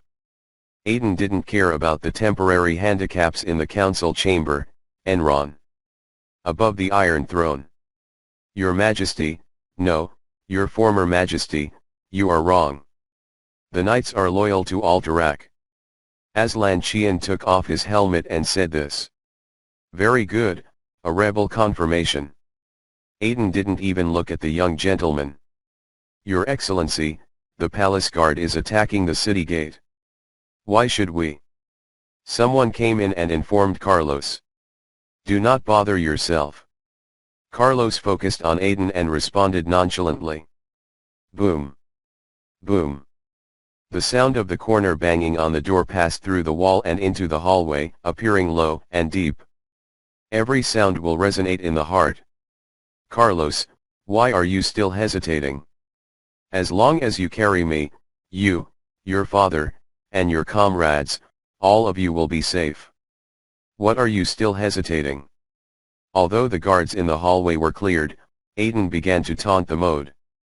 Beneath the swords and weapons of the guards, the three orc envoys stepped between the soldiers and Aiden. When the three orcs untied their cloaks, all the human soldiers couldn't help but breathe and retreated 5 paces away. Even Gozenstida, a third-tier crippled fellow among orcs, has violent muscles that ordinary humans can't match, and the red-skinned orc to his left is not wearing any armor, and his body is covered with a small cloth between his crotch and back. The obsidian sword that is the same height as the height exudes a strong smell of blood. The female killer whale to Senstanda's right holds 2 sharp blades, matching the double horsetails behind her head, and is nondescript. Introduction: the one on the left is Spartacus of the Burning Blade clan, the king of the arena. On the right is Evelina of the Blackstone clan, nicknamed the Widow. Then we add that the 3 of us have it is called the qualification of the Juggernaut. Senstanda finished speaking, and then wiped his back and raised his arms. There was already a set of claw blades in his hands. Trouble seeing Aiden open the last hidden card, Carlos sighed heavily, pushed his father aside, and handed the contract to Alex. "Master, how do you divide it?" Carlos gestured for the guards to move away. And Dandimilanu listened to Carlos' query, and finally took off his helmet, rubbing his ears that were deformed by the inappropriate helmet. "Either you fight too, or I fight too, how can I split?" Dandima said nonchalantly. "So, that's the sword saint." Someone whispered, vibrato in the words. "And?" Dandima asked rhetorically. "The legend in front of you is a living legend." Carlos responded narcissistically. "Don't do this, it's actually not that powerful, I'll be proud." Dandima turned his head and said to Carlos. Carlos was suddenly ill. Boom. Boom. The sound of crashing outside the council chamber kept coming. Carlos still had no intention of starting the fight, and the hands of the people on his side were already sweating with the sword. Because the bony Godu Phantom Dancer was too flashy, Carlos didn't wear it. Right now, he and Dandima were carrying only the standard swords of the Alterac Palace Guard.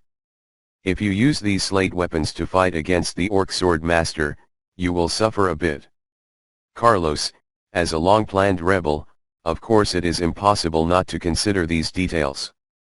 Slowly walking towards the wall, Carlos took off the 2 decorative weapons that had been dropped earlier. This warhammer is called the Invincible Force, and this spear is called the Ice Thorn. Which one do you choose? Carlos asked Dandima.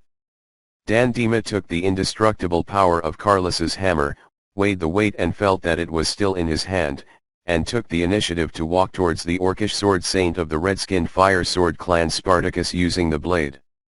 Obsidian Giant. Your Excellency Carlos, are you going to fight 1 against 2? This is not a good idea. Evelina and I are the rare juggernauts who specialize in dual-wielding weapons. You use an iron-handled spear to fight us.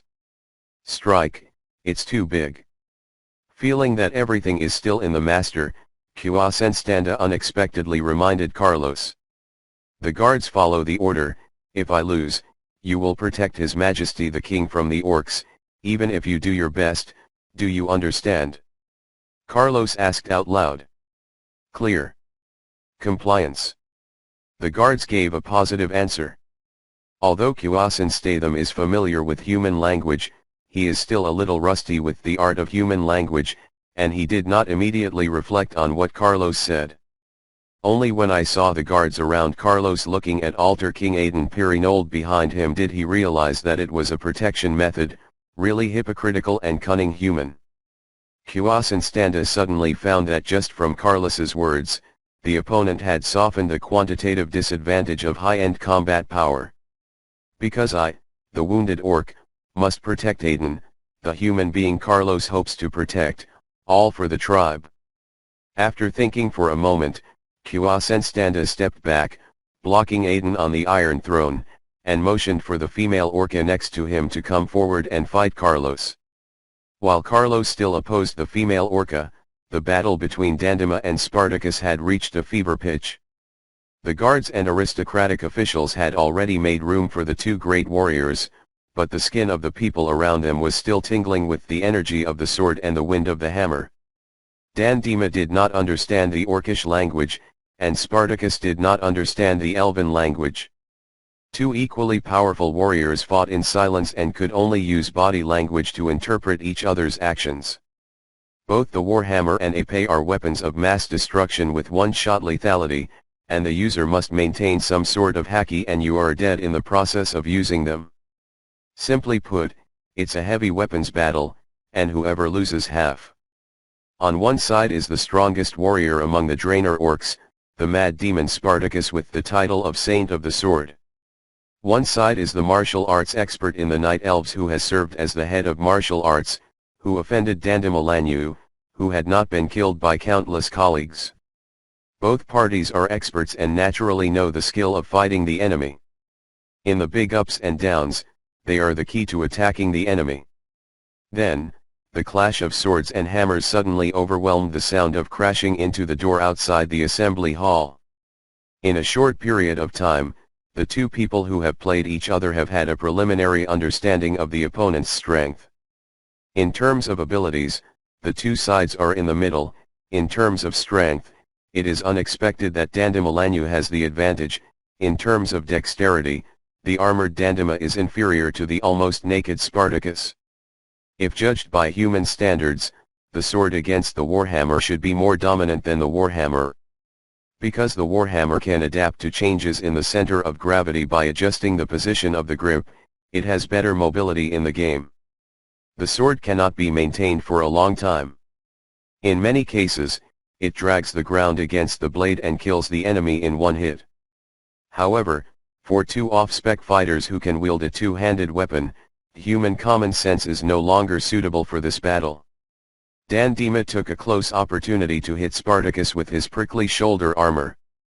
Although the orc sword master escaped, his balance was broken. What followed was that the Night Elf former martial arts master smashed through the ground 3 times with no magic foundation and returned to the windmill with a heavy hammer rotation of 1080 degrees. After Spartacus managed to take over a whole set of combos from his opponent, his strength was getting old and his new energy had not yet been born. However, the advantage that the sword can be used as a shield is revealed. Defender's orc sword master is obviously faster than Dandema's recovery. Some human guards who know how to use the sword can't bear to try their heads, as if the Night Elves have already lost. NS. Suddenly in the entire audience, with a single blow, a striking martial arts. Seeing that his own situation prevailed, Senstanda was still in the mood to comment on the situation for Aiden. On Carlos's side, the iron spear and double knives, though not as powerful as the two heavy-armed warriors, are more dangerous than they are. An inch is long, an inch is strong, an inch is short, and an inch is dangerous. Many people have misunderstood this phrase, thinking that the longer the weapon, the stronger, and the shorter the weapon, the weaker it becomes. This is bad. This sentence should be read separately. 1 inch long and 1 inch strong means long guns take the lead in attacking. The longer your weapons are, the stronger your initiative will be to control the battlefield. Long weapons, such as spears and halberds, are actually at an overwhelming disadvantage when faced with a combination of swords and shields, or short weapons that integrate offense and defense, such as hooks and crutches. An inch is short and an inch is risky. This sentence also implies two meanings. On the one hand, the shorter the weapon, the shorter the effective attack range, and it is easy to succumb to death when encountering a long weapon. On the other hand, the closer the distance, the greater the threat. After all, the long gun is inconvenient to use in close proximity, and the distance between you and the enemy for every short centimeter, the danger from short weapons increases by 1 point. Therefore, the competition between Carlos and the Holy Sword began with the stormy attack of the Paladin. With relentless drives and heavy tackling, Carlos played completely desperate. Though not reconciled, Carlos had to admit that he was inferior to this female orca in martial arts. However, when the sword master smiled at the corners of Carlos' tricks, when the double swords were inserted into Carlos's abdomen relentlessly from diagonally downwards. Ding! Evelina easily broke through Carlos's armor, but was unable to maintain her advantage. Laozi has been focusing on the divine shield for 30 years, you are making fun of me. Carlos kicked the swordswoman, got back into position, and his mood was instantly refreshed. Evelina adjusted her stance in the air, landing gracefully, and then patted the shoe prints on her six-pack abs, which seemed fine. Paladin? Really a difficult opponent. Kuasenstanda continued to sigh. The fierce attack made Carlos's breath heavier, but he used the iron spear to play a defensive counterattack. Regardless of whether Carlos and Evelina appear to be cherished heroes and heroes each poses, in the final analysis, they are forcibly acting and adjusting their status. Carlos raised his chin, the other side nodded, and a new round of confrontation began again. And just when Carlos and the sword master were in full swing, the battle between Dandema and Spartacus had reached a critical life and death moment. Spartacus, who was the first to catch his breath, jumped up and was dragged away by Dandema's very inexperienced donkey. The heavy sword of the fire sword saint crossed, his arm muscles bulged, and his feet exerted force. Without any warning or preparation, the entire person began to spin. Blade storm. The audience in the audience exclaimed, "What kind of trick is this, and what is going on with this trick that transcends the limits of humans?" However, Dandema did not panic at all, did not persevere at all, and rushed to meet the shadow of the sword, perfectly parrying each attack of the spinning blade. Fight the storm. In the confrontation between the storm and the storm, the collision between the heavy hammer and the great sword, at the climax of the contest, Spartacus suddenly disappeared from Dandema's vision. A chill of the soul nearly froze Dandema, that was the feeling the Shinigami was paying attention to. During the 10,000 years, Dandema felt like this several times, each time saving his life. Rear. This is the judgment of the Night Elves' chief martial artist, this is the intuition of the veterans who participated in the Battle of the Eternal Well. Spartacus forcibly ended the remaining force of the blade storm and used the wind stance, which has caused internal injuries. But the overflowing blood at the corner of his mouth couldn't stop the sword master's high fighting spirit, and the desperate blow from his back was crushed. Impossible. The different hairstyles of Spartacus have disappeared. However, the body that was leaping into the air could not take advantage of it. When he landed, Dandema's attacks followed one after another. The invincible force hit Spartacus's back hard, crushed him, and he fell to the ground. It all happened between electric light and flint, and the onlookers were still wailing that Dandema was about to die, that the Night Elves had really completed the reversal. Dandema was a bit regretful, but he was always not strong enough with the hammer in one hand. He was sure that his opponent was not dead yet. Pocketing a simple dagger, the former martial artist looked at the battlefield from Carlos's side. Dandema's escape dagger, no one knows that this grim dagger, which is usually used by Dandemo Lanyu to cut fruits and cut barbecues, is a vigilante training gained from Jared movie singers during card games. Student training dagger. The user can use the flashing once a day. To deal with Dandema's threat, Gothenstanda moved to block Dandema's vision of Aiden, and as he faced off against the Night Elves, he was ready to intervene in the battle between Carlos and Evelina at any moment. Spartacus' defeat completely disrupted Gothenstanda's plan. Now the Orc envoy is like King Aiden from Altirant, and he just waits for the reinforcements to break through the gate as soon as possible. Carlos' continued attack was blocked by the holy sword Evelina. At the sound of heavy breathing, Carlos's hand began to shake involuntarily. After 3 consecutive somersaults, Evelina moved out of Carlos' attack range. The sword master couldn't help but show a smile, wishing for victory. The lower body, the X-shaped crossed double swords, Evelina was ready to deliver her strongest blow and ended her life with Carlos's brave movements. It's coming, it's really a dazzling trick.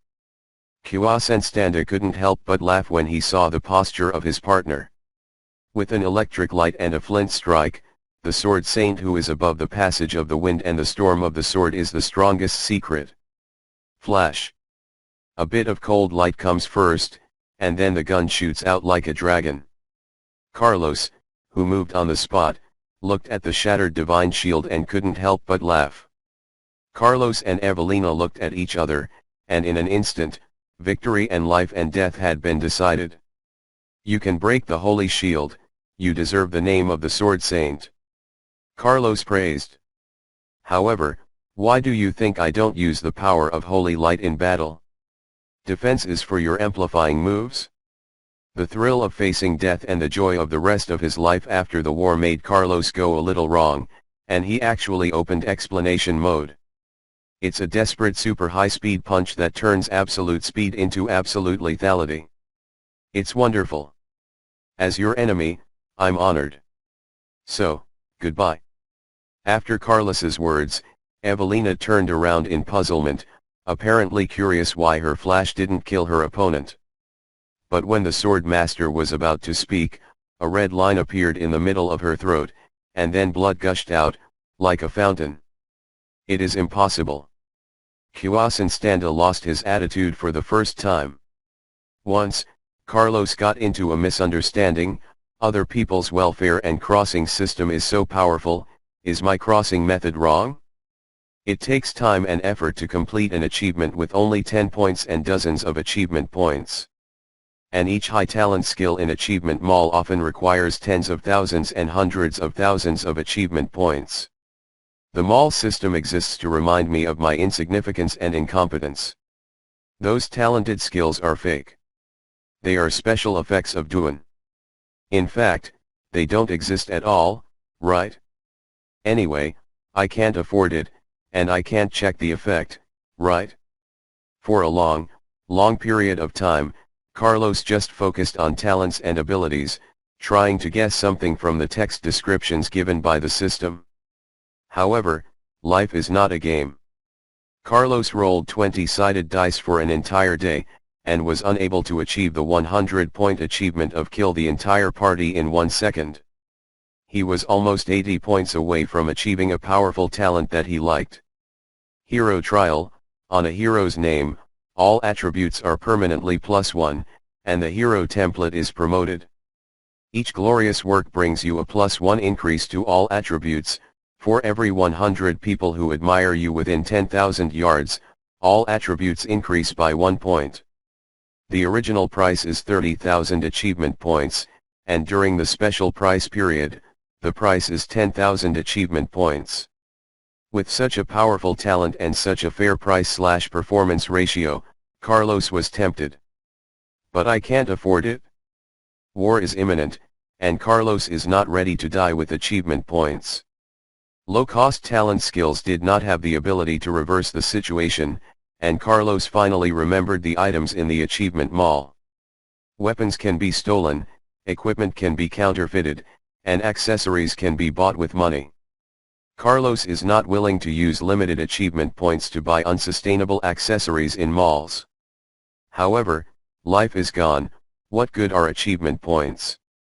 Carlos forced himself not to pay attention to Happy Fire, Mom's Knife, Wasteland Apocalypse, Heavenly Heaven and Earth Unparalleled Knife, Artificial Ship Mother, and Fire Source.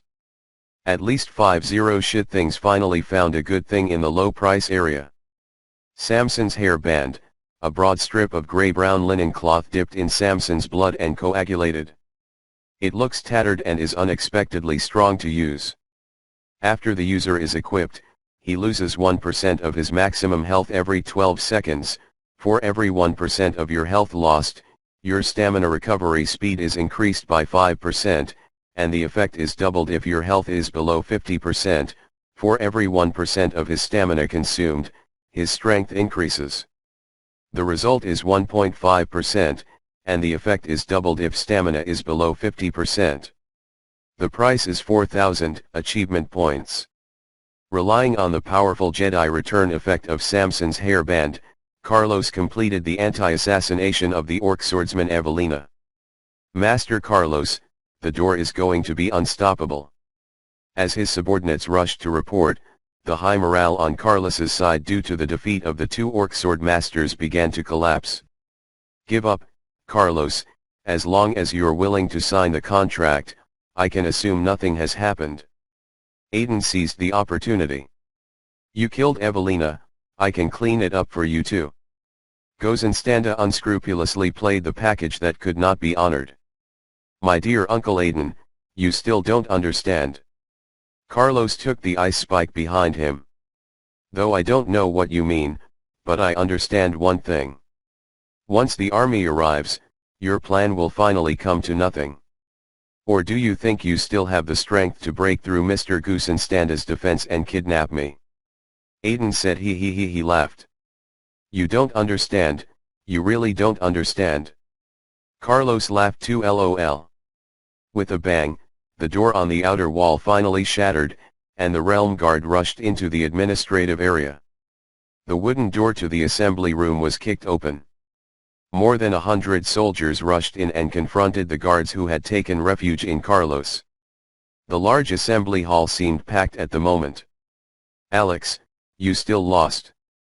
Aiden finally rose from the Iron Throne. Ignoring Gozenstanda, Aiden stood in front of the crowd, raised his arms, and yelled, You don't understand that I'm for Alterac, I'm for you. At this moment, a hollow crossbow fired from the direction of the influx of the Kingdom Guard hit Aiden's left chest. I did. Aiden watched as his blood flowed out of the empty tube, he could no longer speak and collapsed to the floor. The orcs murdered the king. Revenge for the king. Carlos screamed out loud. A sudden accident caused Gozenstanda to fall into despair. Even a juggernaut that can defeat 100 on the battlefield cannot face thousands of opponents in such a confined space. Furthermore, there are two high-ranking fighters who just defeated their comrades by looking at them. Spartacus, sorry. The tribe will not forget you, the chief will not forget you, the people will not forget you, the orc hero will be immortal, and may the ancestors bless you. Gozenstanda immediately launched a hurricane step and disappeared in front of others. The breath disappeared and ran away. Dandema closed his eyes for a moment and told Carlos. The kingdom guards who entered were also stupid, the king was killed, the orcs who were suspected criminals fled, and the killer was unrecognizable. What should we do? General, the Knights of the Realm gathered outside the city gate. Let's say they will attack the city if you don't open the gate again. A messenger from the Kingdom Guard entered the council chamber and informed the commander. I never ordered to stop the knights. The commander was a little surprised and lost. When the noble officials saw that the king had been killed, their arguments and exclamations finally broke out, and the entire council chamber became a mess. The scene was chaotic, and Alex, holding the contract book, coldly watched the entire charade, and finally sighed and stood up to clean up the situation for his son. Don't worry. Alex walked towards the Iron Throne. Don't worry. Alex squatted next to Aiden, reaching out and closing her eyes for his friend. I said to shut up. Alex stood up abruptly, scolding hoarsely. Soldiers. Carlos brushed himself with the holy light technique. Here. Guards loyal to Carlos stood up and stamped their feet, and uniform slogans encouraged the king to send guards blocking the gate. The swords and soldiers on both sides clashed with each other, and the nobles who quickly dispersed on both sides finally calmed down. My father, the patriarch of the Barav family, the Grand Duke of the realm wants to speak, can't you hear him? Carlos yelled. Your Excellency, Captain of the Guard, can you still control the Kingdom Guard? Seeing the scene calm down, Alex began to question. It depends on whether General Sparrow is still finally in the kingdom. The captain of the Kingdom Guard said coldly. As a confidant for Aiden's recent promotion, even though Sparrow's army is known as the Realm Guard, it is actually independent of the Realm Guard. The captain's speech is not a simple race. Aiden originally planned to subjugate the household nobles first, and then the nobles within the United Nations would subjugate the Alterac Knights. Plans are good, but plans are always inferior to changes. Knights who were to park outside the city discovered the commotion in Alterac. They requested to enter the city, but were turned away by the guards at the city gate. They requested to meet with the boss, but were told that the person in charge was in a meeting. As the commotion in the city continued to spread, the leaders of the Royal Knights could not sit still and immediately warned against threatening to attack the city. Although Sparrow has almost 2,000 men on his hands, some of them were selected from the original Kingdom Guard, and the other majority were recruits. In front of the guard captain, Sparrow dared to put on a show. Facing the shock of the Royal Knights, his heart was weak and uncomfortable. Of course I'm loyal to the king, loyal to the royal family, loyal to the kingdom, yes, I'm loyal to Alterac. Aiden reused it only because of his loyalty, not because of his talents. At this time, Sparrow, who was holding a heavy soldier in his hand, was in a mess and panicked. Then please leave 100 soldiers to participate in maintaining order at the scene, and then let the other soldiers return to the camp, General. Alex said. Okay Lord Duke, no problem Lord Duke. Sparrow felt that the order was good and he quickly wanted to leave.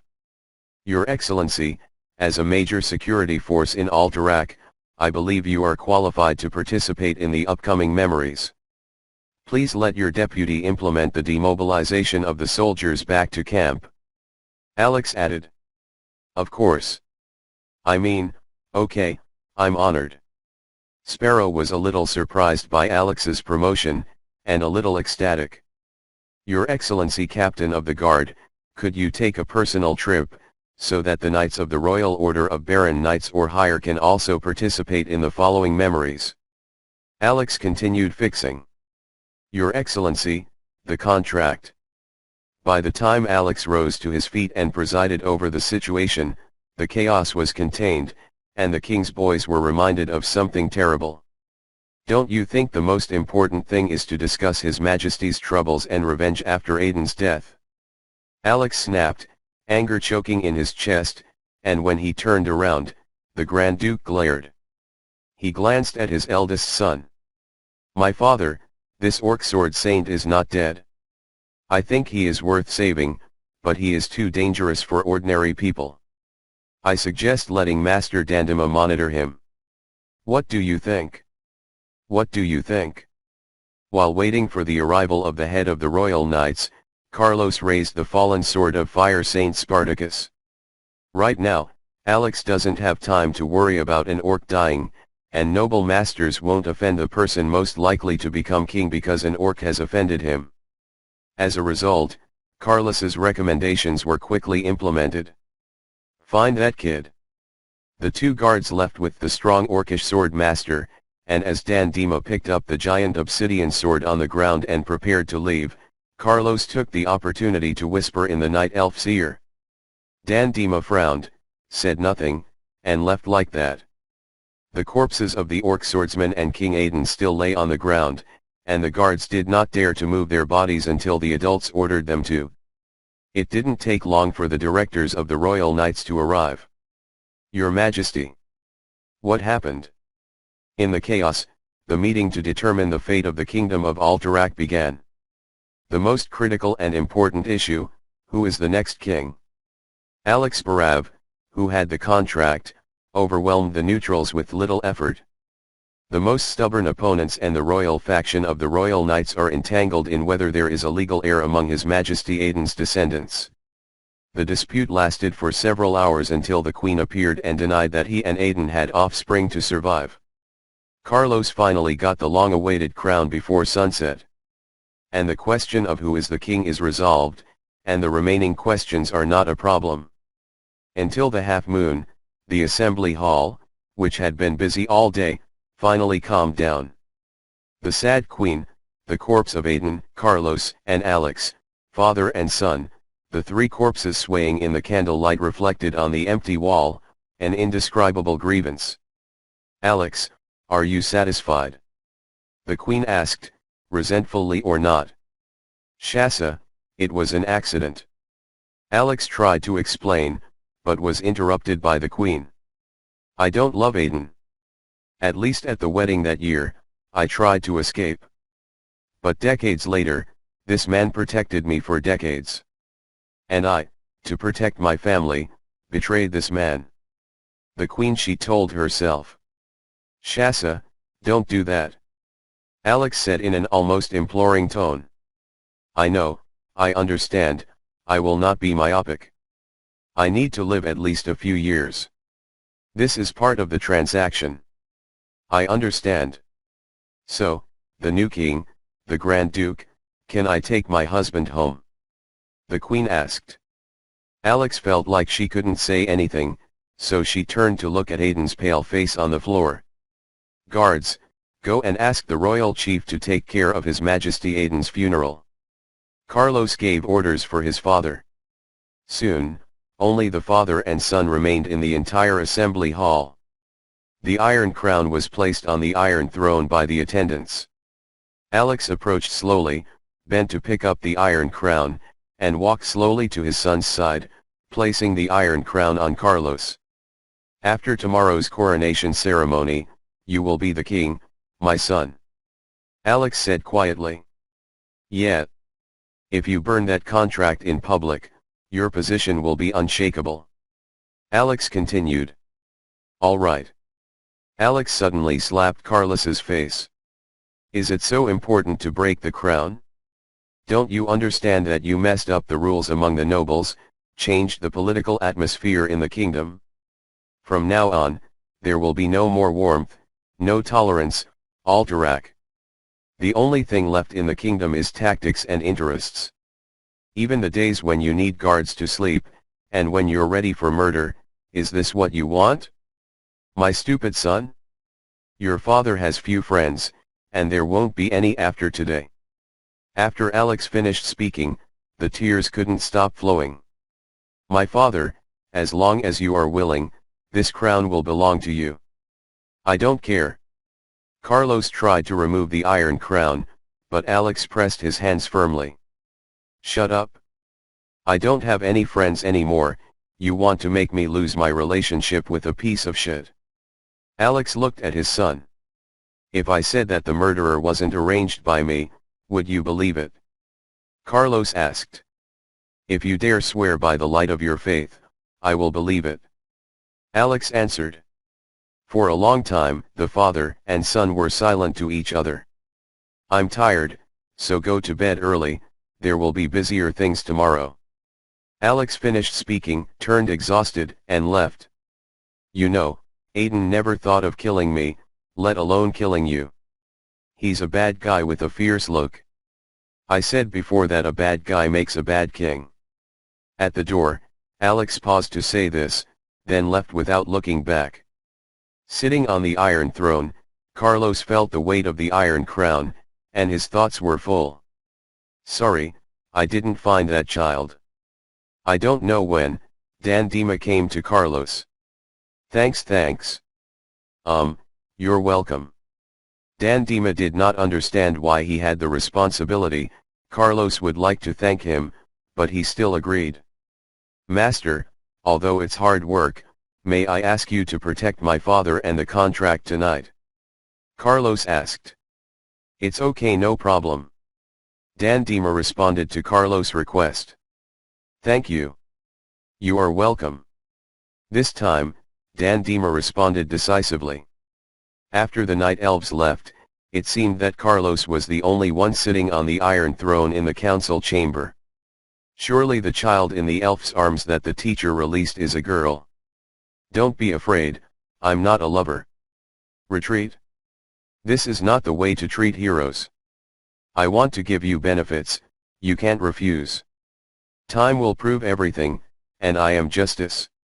From today, as long as I have a bite of food to eat, your bite will be indispensable."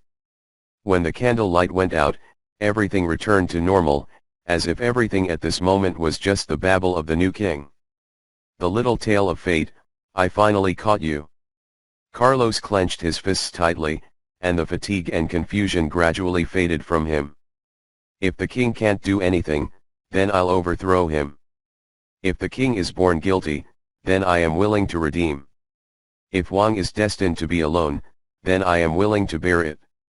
Taranaz, I will not give you a chance to taste Alterac and the Barav family. Because I am justice. Carlos roared softly. Chapter 111 I can't master the basket, I can't sleep and eat. Justice has nothing to do with morality, and it has nothing to do with victory or defeat. The only prerequisite for deciding justice is the faction. The boss of the enemy, my hero, is talking about this situation. Although Alex is not pleased with Carlos's almost bad rules behavior, son is son and the Barav family is not to be insulted. While Carlos was dazed on the Iron Throne, he had already begun a purgatory with strong purpose and relevance, presided over by Alex. After a night of pranks, Alterac had already changed the king's great banner at the head of the city, and at least a third of the dignitaries who participated in the great court yesterday were sent to the dungeon. Just wait, this crown will eventually be yours. But now, how many people in the dungeon hate you, hate me, hate the Barav family? Carlos, is it really worth it?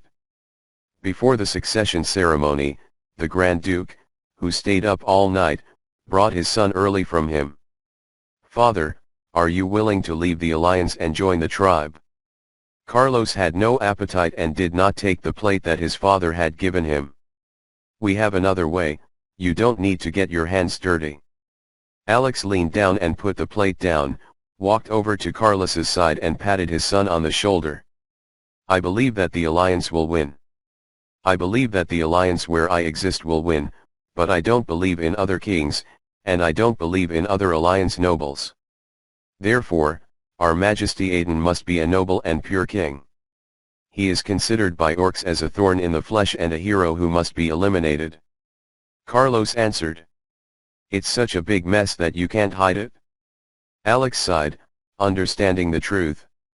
There is no crime without evidence, said Carlos.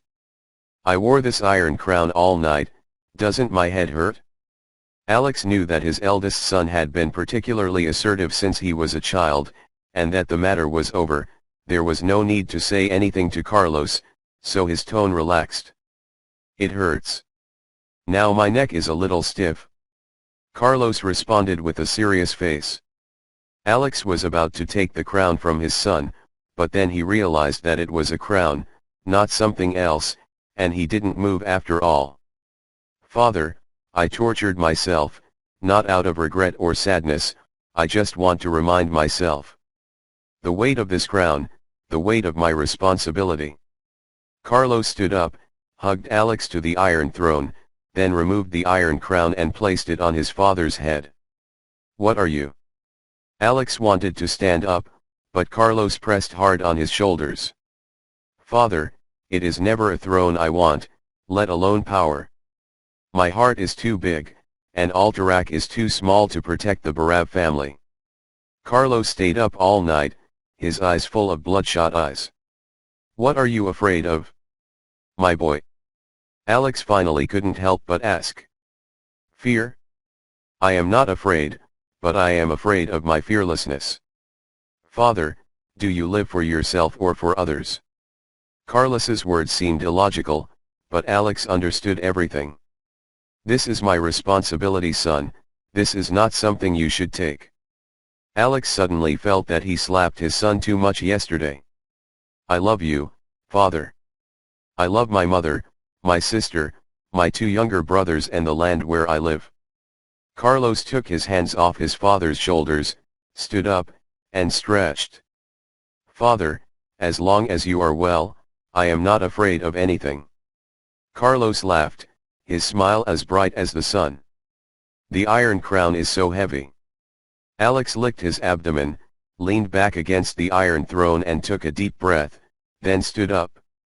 This is your choice, do it boldly, no matter what, I will stand behind you. Alex removed the iron crown on his head and returned it to Carlos. My father, I need you to promise me one thing. Carlos hesitated for a moment and took the iron crown. What's happening? Alex asked. Never trust the nobleman's promise. Carlos looked seriously into his father's eyes. The time has changed. From the moment Anjou Lothar relinquished the emperor's authority, times have changed. Though under pressure from the tribe, the alliance is tight-knit. However, the embers of the Arathor Empire will eventually die, and the era of the careerist will finally arrive. Are you going to completely purge Aiden's power? Alex hadn't felt the immediate pain yet, so he misinterpreted Carlos's words and couldn't help but worry that his son would make many enemies. No, I'll forgive them. Carlos answered. The Alterac succession ceremony is not an ancient heavenly dynasty enthronement ceremony, and there is no set of heaven and earth worship. In Alterac, no one was qualified to crown Carlos. So sitting on the Iron Throne, Charles wore the Iron Crown and accepted the oath of allegiance from the nobles, even if the succession ceremony was completed. Your Majesty, did you forgive these perfidious people like this? Shanguanja, the only female Grand Knight Commander of the Knights, finally couldn't help but stand up after the last noble lord completed the oath of allegiance. Carlos' face. Betrayal? What does Shanguanja mean? Carlos asked, apparently perplexed, sitting on the throne. Although I was not there yesterday, I heard that many people signed something that should not exist. The robust female knight swept through the crowd viciously, and many guys looked away with a guilty conscience. Supporters of ducalism are proud. Shanguanja Eking, don't believe the instigation of the orcs. All of you here are the pillars of the realm. You are all reliable ministers. There is nothing that should not exist. Carlos stood up. From Alex he received the contract in his hand. When Carlos walked in front of the Iron Throne with the contract book in hand, everyone's eyes were on him. Fear, doubt, excitement, anticipation. Various emotions flooded the council room. After stifling everyone's appetite, Carlos walked over to the brazier and tossed the contract into the blazing flames. There has never been anything that shouldn't exist. Everyone says it isn't. Carlos asked rhetorically without any hesitation. Long live the king. Your Majesty Shengming. Long live Alterac. Except for some of the high-ranking knights of the Alterac Knights, their faces were not that good, and there was a warm cheer from the audience. The era of Aiden is over, the era of the Pernold family is over. In the burning flame, Oakland has won the era of Carlos and the era of the Barav family. After the succession ceremony, Charles announced the edict to name Alex Barav as regent of Alterac. At the same time, the new king's first decree was that Alterac entered a state of total war. After the meeting, Carlos met with the great knights of the royal knights in a small meeting room in the palace. Your Majesty, I want to know how you are going to treat the queen. I mean Her Royal Highness Shasa, someone asked. I won't live in Alterac often, and I won't stay in the palace. I am a king, and even a general. Nothing boosts morale more than seeing my king on the battlefield these days. Carlos answered. I'm asking how you're doing. Before the words were finished, the questioner was interrupted. Do you have a bad brain? Your Majesty said it very clearly. Your Majesty Shasa will naturally stay in the palace to live. Leave these idiots alone, Your Majesty, why did you release those traitors? Shanguanja was rude. He asked her. There is no traitor. There has never been a traitor. Please pay attention to this. Carlos answered. I trust everyone here, and I believe in everyone's pledge of allegiance. Just as I believe that the 8 great knights present are loyal to the country and to the pillars of the royal family. Carlos's hat is too big, and everyone in the knights will cut themselves off from the kingdom if they say anything. And if the new king succeeds to the throne, if you persuade the king to purge the veterans, shouldn't that also purge the royal knights first? But, Shangyuan Jaiking, you have made such an achievement as a woman, I believe that it is not just relying on brute force. But, repeat my words, no betrayal, no traitor, revenge for His Majesty Aiden. Yes, Your Majesty, your will. In the end, the great knights of the Night Order obeyed the will of the new king. Everyone, the tribe is our enemy. We must unite all the forces that can come together to jointly face the challenges of the Orc tribe. In the face of race wars, as long as you are willing to fight, all crimes can be forgiven. You are the guardians, not the judge. Don't let crimes that haven't happened affect your judgment. Your will. After finishing this topic, Carlos sighed long. Now, back to the topic. Carlos ordered Todd to give a glass of holy water to the great gentleman present. I bring new strength to all of you. What is this? Your Majesty. Drink it and accept the baptism of the soul. This is a blessing from the holy light. P.S. This passage is placed at the end of the article. It is the annoyance of the author Kun. I didn't expect everyone to react so much to the previous chapter. There are blacks and fans. The author Kun is a little pleased with himself. At least my article is not so boring that there is no discussion.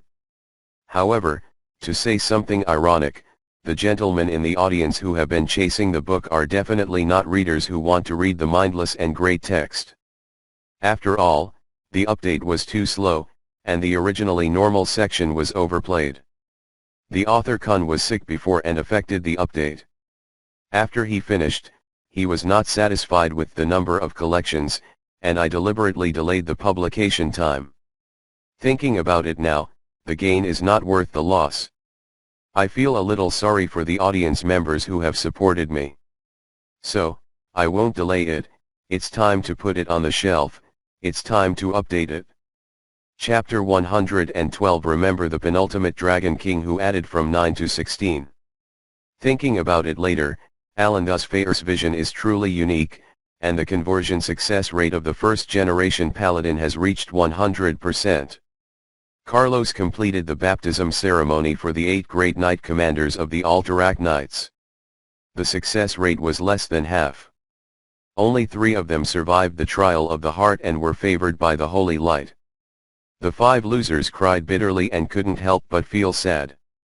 And the 3 stalwarts who have withstood the inner torture stood silently to one side, waiting for their king's words. I know that you have a lot of doubts and a lot of puzzles. But the verbal explanation is too weak, so I chose to let you feel the truth. Carlos looked at the 8 people present and said slowly. Your Majesty, please make it clear. Lillian Jackson looked directly at the king of hers, and the newly promoted paladin, who had received heart torture, already despised the indirect way of speaking. Please pay attention to your attitude, Lord Lillian Jackson. In front of you is the king you swore allegiance to. Henry Shett was dissatisfied with the attitude of his colleagues and was directly reprimanded. Shangyuanju remained silent. The current situation is very complicated and chaotic. The current calm in Alterac City is just a balance of multilateral fighting. Any action can break this calm, so I need your true loyalty, nonverbal. Superficial. Carlos's words were very slow and his tone was very soft.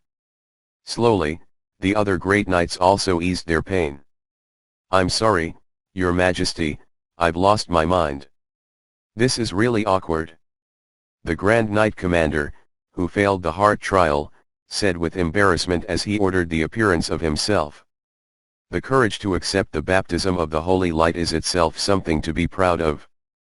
I have seen too many despicable and distorted appearances under the condemnation of the internal condemnation of too many despicable people trying to get ahead. You should not be ashamed, but you should be proud. Carlos comforted everyone. It's really a rare experience. I have been addicted to power for too long, and I almost forgot my original intention. Obviously there are thousands of excuses and reasons, but I can't lie to myself, and my heart aches. As he said, the beard was still Madara. An old knight commander in Bai showed signs of losing control of his emotions again. Please monitor your mood, and then listen carefully to what I say next. This is very important.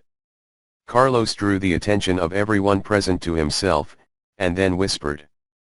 I know that you have heard some rumors, and I am also very curious as to why I am here at this time. However, it is not important. What is important, what we will do next. The reason why they are allowed to receive the baptism of the Holy Light is for everyone to understand that a paladin's power comes from a firm belief. Once the faith collapses, the Holy Light will no longer favor its users. Lies are poisonous to the paladin, and lying will tremble in my own heart. Hypocritical comments will weaken the paladin's power. Don't you know if you agree with my comments? After Carlos finished speaking, Lillian Jackson, Shanguanja, and Henry Shett all nodded their heads. The remaining 5 people thought for a while and agreed with the king's comments. So, I swear here that everything I do is for Alterac, the starting point of all my actions is for the future of the kingdom, and the king of Alterac was not killed for my murder.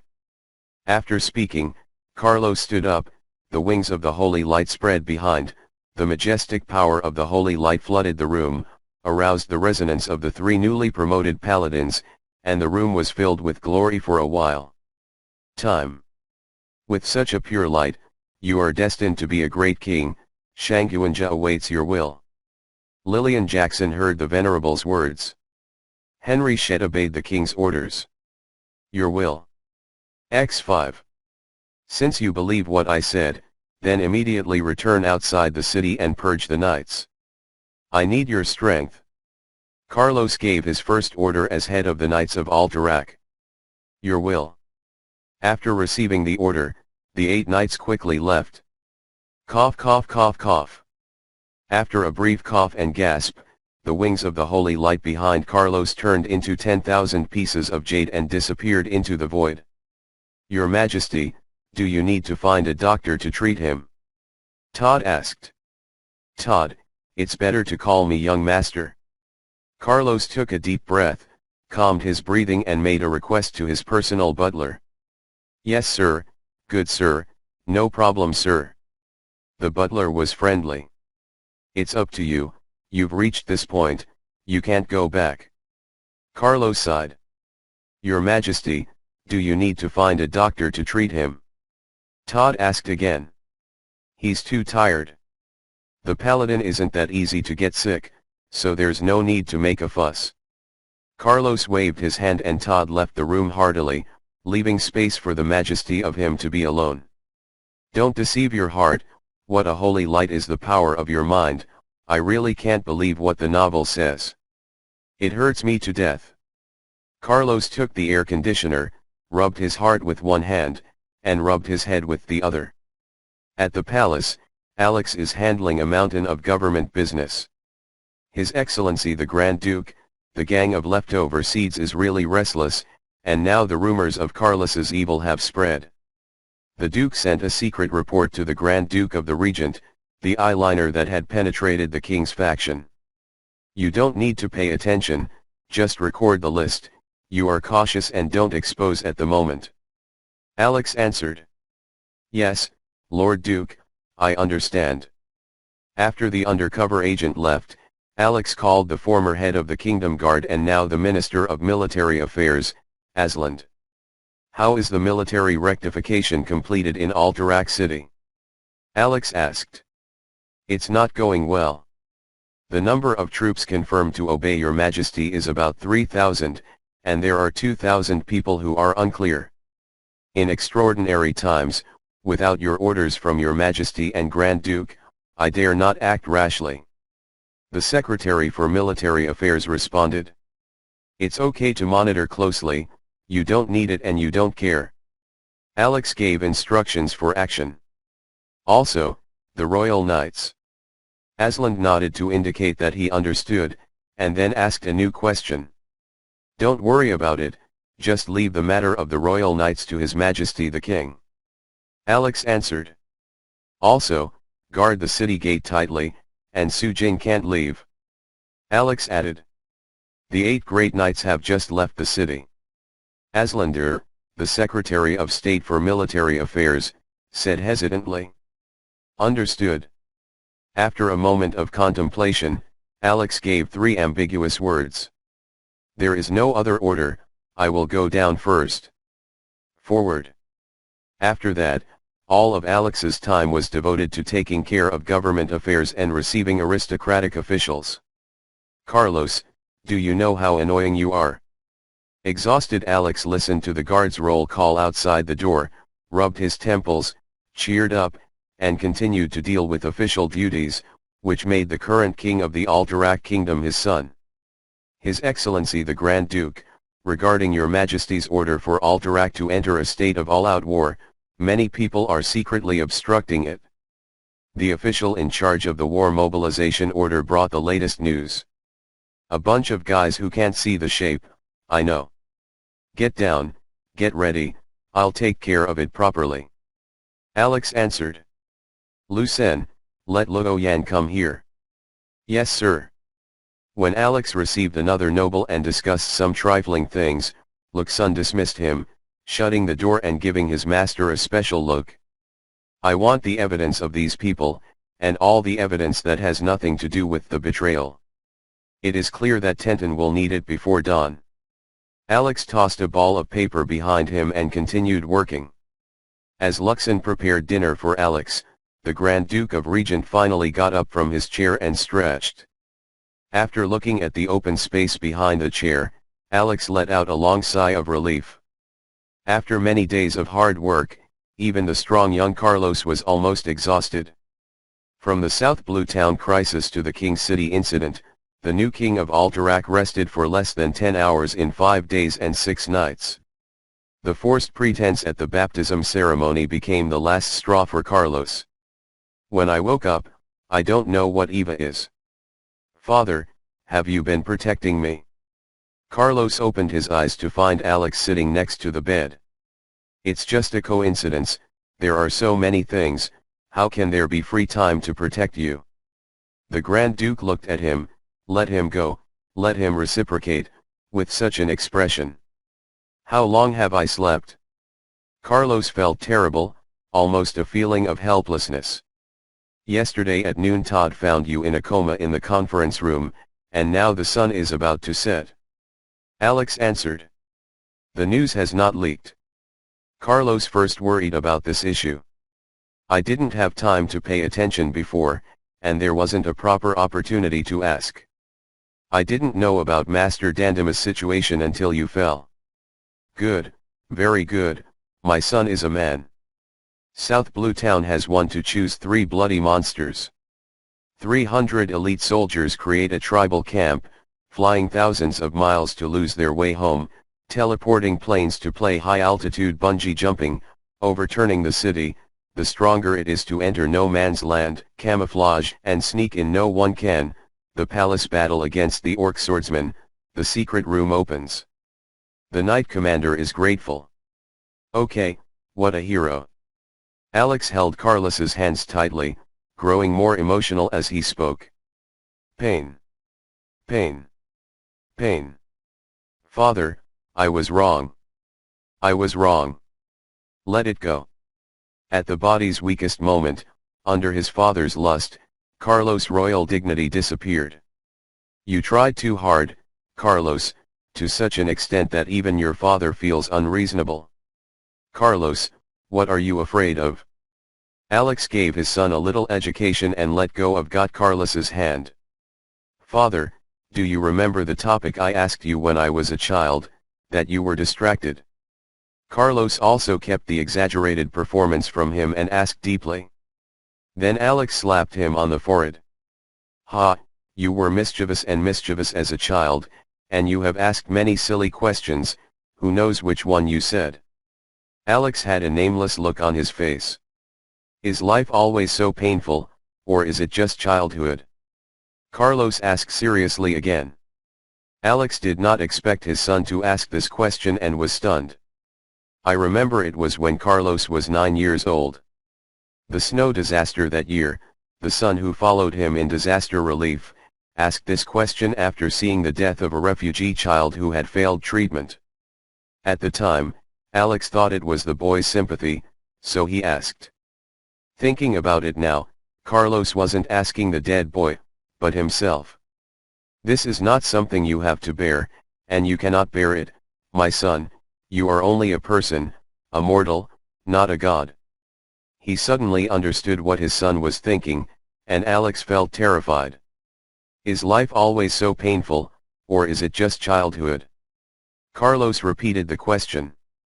Always. He stopped talking many times, and finally, Alex replied heavily. Father, I'm tired. Alex closed his eyes, ready to sleep for a while. There were still many things to say to Carlos, but Alex suddenly couldn't say it. It does not matter what suppresses extreme rioters, what divides military power, what tax reductions or exemptions, and what consolidates real power does not matter. Alex Barav walked out of the king's room with heavy steps and made a secret decision in his heart. It was time to end the chaos. In Alterac City that night, a night of dances of fish and dragons, Regent Grand Duke Alex united all the factions under his command with a strong medium.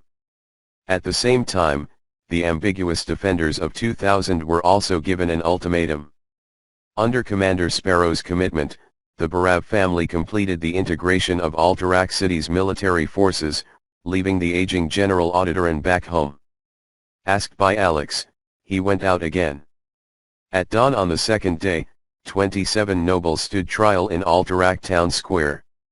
They were accused of various crimes, and they were all the most inciting ugly acts. With conclusive evidence, Grand Duke Alex Regent signed his name to the hang-on-the-spot sentence. At the same time, Regent Grand Duke Alex declared that during the war, the Alterac kingdom will not only not raise taxes, but also reduce and exempt taxes to help the people through this difficult time. As the advertisements filled the streets of Alterac, the praise of the new king was deafening. Grand Duke, the national mobilization has also reduced taxes, and the treasury simply cannot support it. Are you planning to use the king's inheritance? Those things belong to Shasa, let your people think about it, don't bother the Duchess. That. Those who have been knocked to the ground by us have not been given a chance to turn around. Alex said coldly. Even so, it's not enough. After all, you let too many people go. Are you going to make enemies of all of me? Don't you dare. Don't you dare. For the rest, I'll naturally find a way to do my thing. Yet. Both grace and prestige, money cleared the way, and Alex completed the integration of Alterac City almost overnight. At this time, when most of the country's nobles were gathered in Alterac City, controlling Alterac City was almost equivalent to controlling the entire Alterac kingdom. Send this announcement to the Wizard Tower and let them spread it. Then remove the garrison at the Wizard Tower. Everything is ready. Alex feels that there is no need to control the news anymore, it is time to inform the Alliance about this. The benevolent, wise, and fearless king, Aiden Perinold, was killed by orcs using despicable means. The general of the Alliance, the brave of humanity and the noble champion, Carlos Barav was crowned king. As king, Charles did not participate in the public meeting of the trial, but received the great hero Aslan Chian early in the morning. When Aslan Chian was holding the holy light to his crying king, Carlos couldn't help but smile, but he couldn't help but cough violently anymore. My king. Aslan Chian tried to heal Carlos using the newly acquired holy light, but Carlos stopped him. The aftermath of the baptism ceremony is just that, I just overdraw too much force, not the physical injury, I don't do useless work. Please cherish your body, my king. Aslan Chian gave the sincere advice of him. Ha ha ha ha, I didn't think I missed it. Carlos suddenly burst out laughing. What are you talking about? Aslan Chian asked incomprehensibly. He means you. Originally I thought you were just a guy who was addicted to power and power. The paladin's baptism for you was just a part of the deal. I didn't expect it to be a mistake. With such a pure light, you are a person. Belief. Carlos went from laughing to smiling to frowning. Your Majesty is absurd. Aslan Chian saluted. What should I do with you? Carlos asked back. Your will. Aslan Chian knelt on one knee to express his surrender. Suddenly, I am embarrassed to go from the garbage that can be thrown away after using it to a reliable subordinate. Carlos said shocking words without any qualms. From the moment I fell before you, I have the consciousness of smiling and going to death. Aslan Chian replied calmly. What makes you look so much at me? Carlos drew the sword from him and put it on Aslan Chian's shoulder. Because of the king's temper. When I was defeated by my game king, I felt the king's temper from the wild nature of the snowman king with your hands. I can't live for you, then die for you. Aslan Chian responded with feverish eyes. What is your vow from the heart? Carlos suddenly asked. Ken. Aslan Chian replied without hesitation. He's a dangerous guy, but I don't care. Carlos withdrew the Bonigato phantom dancer on Aslan Chian's shoulder, and handed the hilt to Aslan Chian instead of him. This sword has accompanied me so far, please do not contaminate it. Carlos said. My king. Aslan Chian turned out to be a sword, so excited that he couldn't help it. Now I will give you a task. Your will. Hold Master Dan Dima for at least 3 hours. The subordinates use their lives to ensure the completion of the mission. When Aslan Chian brought the sword of the Bonigotu Hardener to Dandimar Lanyu and asked him for guidance in martial arts and demonstrated his newly acquired power of holy light, the night elf couldn't help but sigh inwardly. Is Carlos going to die? In the battle to destroy Gul'dan's death and Circle of Death, Carlos used the power of the unqualified master to severely overshoot the power of the holy light. Dan Dima was curious about the battle against the orc swordsman during the dynasty. The paladin must have an overwhelming advantage against the assassin's agile opponents. Why does Carlos play so hard? Why didn't he use the iconic saint of his? Wings of Light. Dandima wanted to understand afterwards, it wasn't that Carlos didn't want to use it, but that he couldn't use it at all. In successive battles, the so-called strongest paladin in the alliance was almost exhausted. However, after performing the baptism ceremony of the 8 great knight commanders, Carlos remained unresolved and gave Aslan Chian a paladin transfer. It was crazy. The holy light is so powerful, do you want to try it yourself? Dan Dima couldn't help but think so. The situation in Alterac has stabilized and the deal with Carlos has been completed. A series of events caused the former night elf martial artist to become mentally exhausted. Anyway, my sister was also found, it's time to say goodbye. But before saying goodbye to Carlos, Dandima did not mind giving the young man directions. Well, let's discuss it. His thoughts have gone round and round, but only in an instant. Dandima Lanyu accepted Aslan Chian's request for guidance. Just as Dandima began to tentatively test Aslan Chian's strength, Carlos had already left Alterac City on a special team. Your Majesty, your body is so burly, your features are too obvious, and the concealment effect will not be too good. Furthermore, we are going to leave the city with your court order. A little brother who was highly valued by Brother Bal was promoted by Carlos for his ability to get things done. This mind-conscious young man expressed his concerns. It doesn't matter, as long as we move fast enough. Carlos took off his kabuto cap and face towel after leaving town. Including the king, a total of 41 people rode highland horses unique to the Alterac Mountains, rushing to a place called the Valley of the Wind. The Valley of the Wind is located northeast of Alterac. Due to its unique geography, this valley will make a deafening roar due to the roaring wind in the autumn and winter night. The nearby shepherds also call it the Roaring Valley, or it is the Valley of the Giants. After about 2 hours of riding, Carlos and his team rushed to the Nausicaa of the Valley of the Wind. The Valley of the Wind during the day looks empty and lonely. Your Majesty. The secret agent lurking in the dark saw Carlos and his group and took the initiative to report. "The target is not moving in the valley?" Carlos asked. "Yes, after all, there is a drag, and you can't move freely," the spy reported.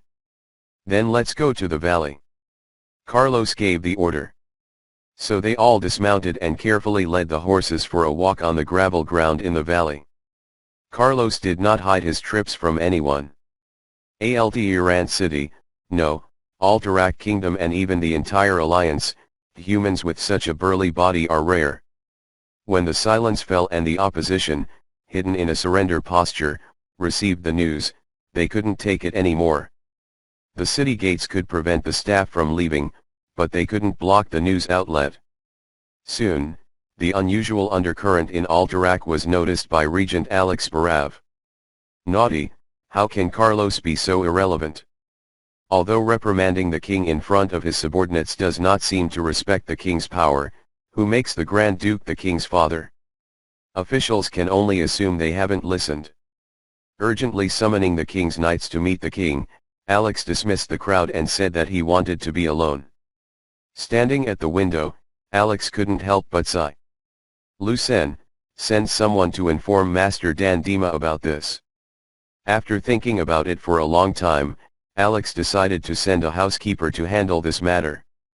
Outside the Valley of the Wind, a temporary team of more than 200 people was assembled. These people are the last force of the opposition. Nobles are selfish, and no one will make a desperate move if they can survive. In addition, Alex's cleaning was precise and effective, and his joint grip was especially sophisticated. The capture of key figures directly destroyed the last hope of the Pernold family. The remaining opposition faction is not so much a dead party as an anti-Barav alliance.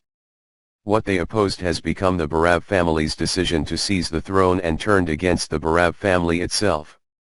Instead, there were many survivors of the old royal party. However, this team is his final strength. The scattered desperados were spurred on by the series' high bounty, and they swirled into the valley, hoping to catch the legendary fat sheep in exchange for the sky-high reward. However, reality turned them into a big joke. 40 people in intelligence came to them and they became 100 people in the blink of an eye. Facing the elite soldiers, the unarmored thugs armed with sharp blades are a bunch of lambs to be slaughtered. The ambushed were ambushed and the perpetrators were killed. The veterans who had fought with the orcs for almost a year in the Hillblad Hills showed no mercy when faced with a group of money-driven mobs. "General, run some, do you want to chase him?" The team leader insisted on calling Carlos as a general. He respects this man for his merits and bravery, he obeys the man's orders because he has saved his life more than once on the battlefield. The man in his eyes is just the invincible general and not Outland the king of Grams. No, only the survivors can clearly spread our overwhelming advantage. These people are more useful to live than to die. Also, you don't need to clean up the battlefield, you need to evacuate first. Carlos said. Understood. The team leader nodded and quickly left after counting. More than 100 people on Carlos's side fought against 200 couples, wounded 6 people and eliminated 207 people from the enemy, none of them survived. It seems that this battle should not be called a war, but a massacre. When Lillian Jackson led the advance team to trace the path to Nausicaa of the Valley of the Wind, all they saw were the corpses of the crowd carefully arranged in a square matrix, the soldiers who were also carefully arranged in a matrix and sat down to rest, and dressed in a cape. The King of China. I thought it would be Shangguanja or Henry Shet, but I didn't expect it to be you. Carlos couldn't help but sigh. Your Majesty, are you all right? Seeing that Carlos was okay, Lillian Jackson walked forward quickly, her face full of relief. However, when Lillian Jackson passed Carlos' guard, the guards who sat down immediately stood up and separated Lillian Jackson and the guards she had brought. Your Majesty, what is it? Lillian Jackson inexplicably asked, and slowly moved closer to the king of hers. Answer me, what is your heart vote? Carlos asked. Loyal. Lillian Jackson stopped 5 steps from Carlos and then answered the king's question. To whom allegiance? Carlos kept asking. His Majesty Aiden. Lillian Jackson understood that if he loses the power of the paladin, even Carlos in a weak state is not an opponent, so he answers sincerely. Because. Carlos frowned. My original name was Lilianji, an illegitimate child with an unknown father. His Majesty Aiden gave it all to me. The holy light is on, and I don't think you killed His Majesty Aiden, but Oradon Pyrano the Marquis of De should to be the orthodox heir to the throne, you should not steal the crown. Lillian Jackson responded. Carlos took a deep breath, feeling that the answer was so ridiculous that he couldn't accept it.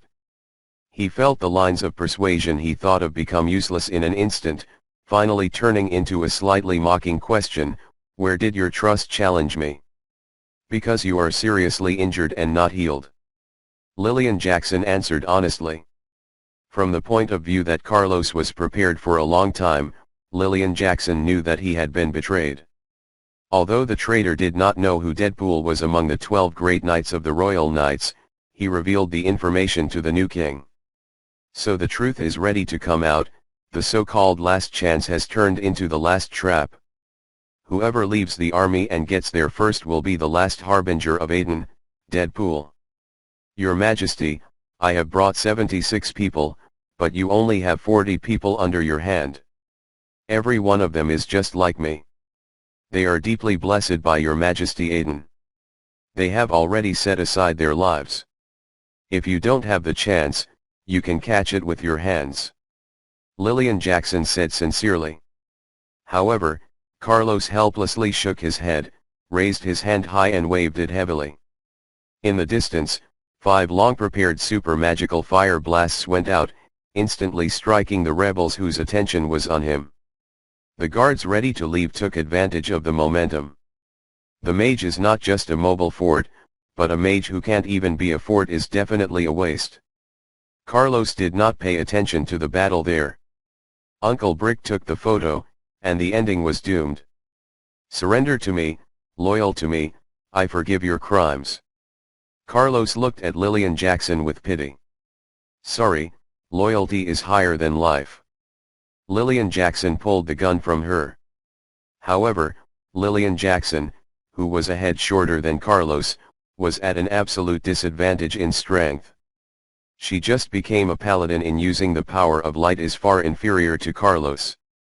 Without too many sophisticated skills, he used his left arm guard to open the weapon and pinched the opponent's neck with his right hand. Carlos instantly shattered all of Lillian Jackson's hopes. This. No. Probably. Lillian Jackson said harshly. Your loyalty is admirable and your stupidity is infuriating. If there is an afterlife, be my subordinate. Carlos finished speaking softly and smashed Lillian Jackson's throat with one hand. Releasing his hand, letting the body of the man who wrote Deadpool red like the loyal one to slide, Carlos quickly untied Samson's hairband.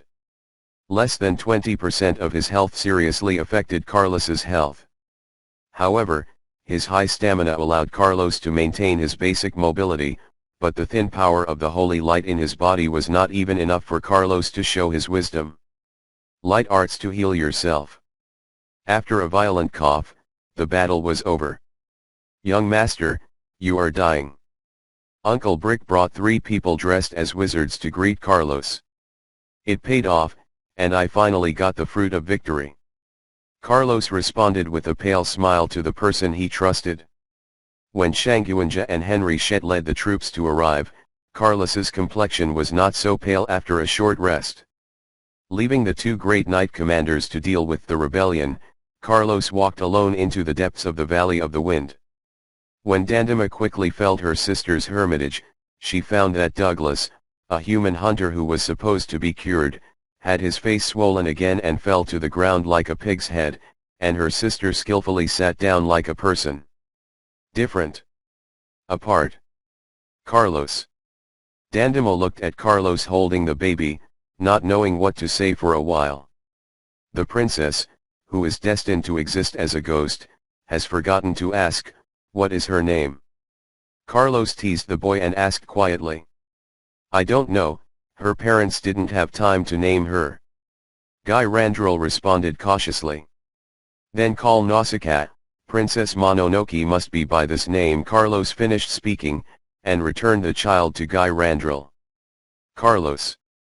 Dandema suddenly didn't know what to say. Master, take your sister and this child and go back to Kalimdor, go back to the homeland of your elves, and never come back again. For my humanity, please, for our friendship, please. After finishing speaking, Carlos left. He took a ring engraved on the wolf's head from his hand, put it in the baby's diaper, took out a bag of coins and put it on the table, then turned and left. Dandema is satisfied and sorry, satisfied and disappointed. Thousands of words come together in a single sentence. Goodbye, friend. When the Horde concentrated on using heavy ogres and death knights, the Alliance truly felt the horror of Draenor. Even if the Silver Hand Paladins did their best, even if the Alliance soldiers left their lives behind, it would only delay the tribe's offensive. The Alliance's first line of defense is retreating step by step. Anduin Lothar discovered that he had entered a vicious circle, surrounding the tribe, which would disperse the positive forces of the Alliance. While concentrating on blocking the tribe, everything he did before would become useless, and all the sacrifices he had made done before will be in vain. This was a dilemma. Lothar had to admit that in terms of strategic objectives, the Alliance had already failed in the second battle. Turalion, what's wrong? Lothar, who was paying attention to the battle map, could hear that the person was his aide just by relying on the sound of footsteps. Quick but steady steps, full of rhythm, as energetic as me. Marshal, there is news from the Alterac Kingdom. Turalion reported directly. You stole the sentinel. Oh, I have an omen that it is not good news. Lothar sighed for a long time and finally looked away from the battle map. I'm sorry, yes, Marshal. 3 days ago, the King of Alterac, His Majesty Aiden Pernold, was killed by an orc assassin and was unfortunately killed. Baron Carlos Barav has returned to his country to inherit the king's throne. Is Aiden dead? How did he die? Carlos. Carlos. Carlos. Did the child of the Barav family return home? Did the king inherit? What about South Bluetown? Damn it. Tell me what is happening in South Bluetown now. Sho. Lothar chewed on the information and was suddenly excited. The specific circumstances of His Majesty Aiden's murder are not indicated, but South Bluetown is safe and sound. Indeed, there is an incredible situation here. Turalion's answer calmed Lothar. Tell me. Only 7 days ago, Rear Admiral Carlos personally led the death squad to destroy the Orc Warlocks' conspiracy to destroy the city of South Blue. 3 days ago, Baron Carlos Barav returned to Alterac and was crowned king. If there is no enough evidence to prove it, these 2 pieces of information are true, and I will suggest that Marshal change to a Director of Intelligence. Well, that's not the point. What is the situation in South Bluetown now? Tell me the details. Lothar walked slowly to the command table, thinking about it. The siege of South Blue has not been lifted, and we are unable to obtain more accurate information. The currently known information shows that Master Kel'Thuzad in Dalaran and the Orcish spellcaster engaged in a shocking magical battle. South Blue City still is in the hands of the Alliance. But it is clear that Carlos Rear Admiral did not take his troops. Who will command the soldiers in South Blue now? Lothar asked. The mayor of South Bluetown, Hini Marab Lieutenant Junior Grade. Turalion looked at the material in her hand and answered in the affirmative. A mayor? A junior grade lieutenant. Lothar, the Alliance commander, somehow suspected that he had auditory hallucinations. Yes, it seems that in the command sequence established by Rear Admiral Carlos, Senior Lieutenant junior grade ranks below him. Turalion thought for a moment and added. By the way, Rear Admiral Carlos. His Majesty Carlos's first decree is that the Alterac kingdom enters a state of all-out war. Marshal Lothar suddenly fell silent. Do two things for me, Tura Leon. After a while, Lothar had a decision. Marshal, please give orders, Tura Leon replied. First, to express our condolences on the assassination of His Majesty Aden on behalf of the Alliance, and congratulate Carlos Barav on his enthronement on my own behalf. Tura Leon took out a pen and paper to record the main points and nodded to Lothar after finishing. Second, on behalf of the Alliance, please promote Henny Mareb. He promoted Herni Mareb to Major. At the same time, we sent people to speed up and inform Uther that he no longer needs to go to South Blue Town to support, and let him transfer the manpower. Understood. Is there anything else to order? Marshal. Tura Leon asked. That's all for now, let's go down. Lothar put his hands on the table and shifted to a lighter stance. Yes sir.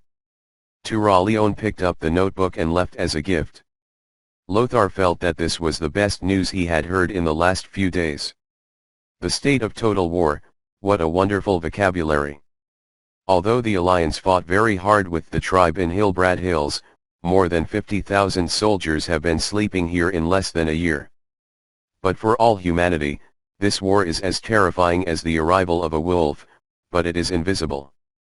If the kingdom of Lord Aaron or the kingdom of Gilneas also enters a state of full-scale war, Lothar will surely send the Orc tribe into the sea for 3 months. It is a pity that life does not have yes. In fact, it wasn't that Lothar couldn't mobilize a few more troops on Stromgard's side. But Lothar is not only a skilled soldier, but also an excellent politician. At the most difficult moment, the Alliance's Marshal General, Anduin Lothar, seemed to have forgotten about Stromgard's reinforcements. Let's take a look. Let's take a look. I don't know if it's right or right, and I don't know if it's right for you or who, Anduin Lothar said this. At almost the same moment, Orgrim was in the command tent. Your Excellency, when will the plan be released? Zujin's patience is almost exhausted, and the troll's revenge is imperative. The troll envoy Umeni from the troll city of Zeuaman was in front of Orgrim. The tone is very hostile. However, Orgrim ignored the other orc's glare at the troll and responded very softly. My friend, don't worry, let damn their alliance continue to indulge in dreams and fantasy. Humans think that they surround us, but they don't know that this is a trap. Humans think that the wolf cavalry wiped out our orcs. But they don't. Understand that in the burning plains, Howling's children are infinite. That's good, but you evaded the big Zujin's question. When do you plan to release it? If Chief can't give a clear answer, we Ameni will do it ourselves. These are Master Zujin's original words. The troll allies were baffled by Orgrim's empty and beautiful description, and faithfully carried out the mission assigned by the Patriarch. 10 days later, let's drink the enemy's blood together. Orgrim removed the doom hammer from his waist and yelled. For Ameni, for Zujin. The troll responded enthusiastically and then calmed down as a change of face. Remember your promise, Lord Warcraft of the Horde. After speaking, the troll moved away from the camp. Great Doomhammer, why do you put up with these dirty, ugly, rude, and arrogant guys? Some orcs raised such a question. Why can't you tolerate it? Orgrim asked rhetorically. The Horde has been trapped in this mountainous land for far too long. Though we may verbally insult the Alliance and spiritually we may despise human beings, but in battle, we have to admit that such things are respectable and terrifying opponents. After hearing Orgrim's words, the orcs present behaved differently. There are disdainful people, dignified people, contemplative people, and enthusiastic people. Since the battle across the sea, more than 30,000 warriors have been buried in the depths of the sea, or entombed in the forests and mountains. Enough is enough. With the help of our troll allies, victory is already calling us. Friends who bring you victory, please forgive. Orgrim said. Your Excellency Warcraft, really a wonderful speech. But I have a little question, what is the plan? Gul'dan posed his own question after speaking in Orgrim. Great Warlock, incompetent warlord, our Lord Gul'dan, you will understand in 10 days. Orgrim was greatly dissatisfied with Gul'dan's violent threats against the commander, so he spoke out without mercy. At the ridicule of others, Gul'dan did not care. Then I'll wait and see. Gul'dan saluted and calmly left. Chapter 116 Open, right round, to see the world. In the mountains of the interior and Arthi, the main patriarch of the Witherbark troll quietly scanned the people of the Witherbark clan present before sitting down at the campfire. In this season, the night in the mountains has started to freeze, and every time the speaker shouts, he blows out a gust of white air, which triggers the murderous aura of the entire scene. Patriarch, have you forgotten the Shaderaro tragedy? The opportunity is here, the tribe, join the tribe and take back all that we have lost. The great patriarch, we must let the humans and elves understand that the trolls own this land, and we must act. But the evil branch trolls and evil tooth boys have joined the orc tribe, and we are also joining, doesn't it seem insignificant? Because other clans have joined, we should join even more, otherwise we would be isolated.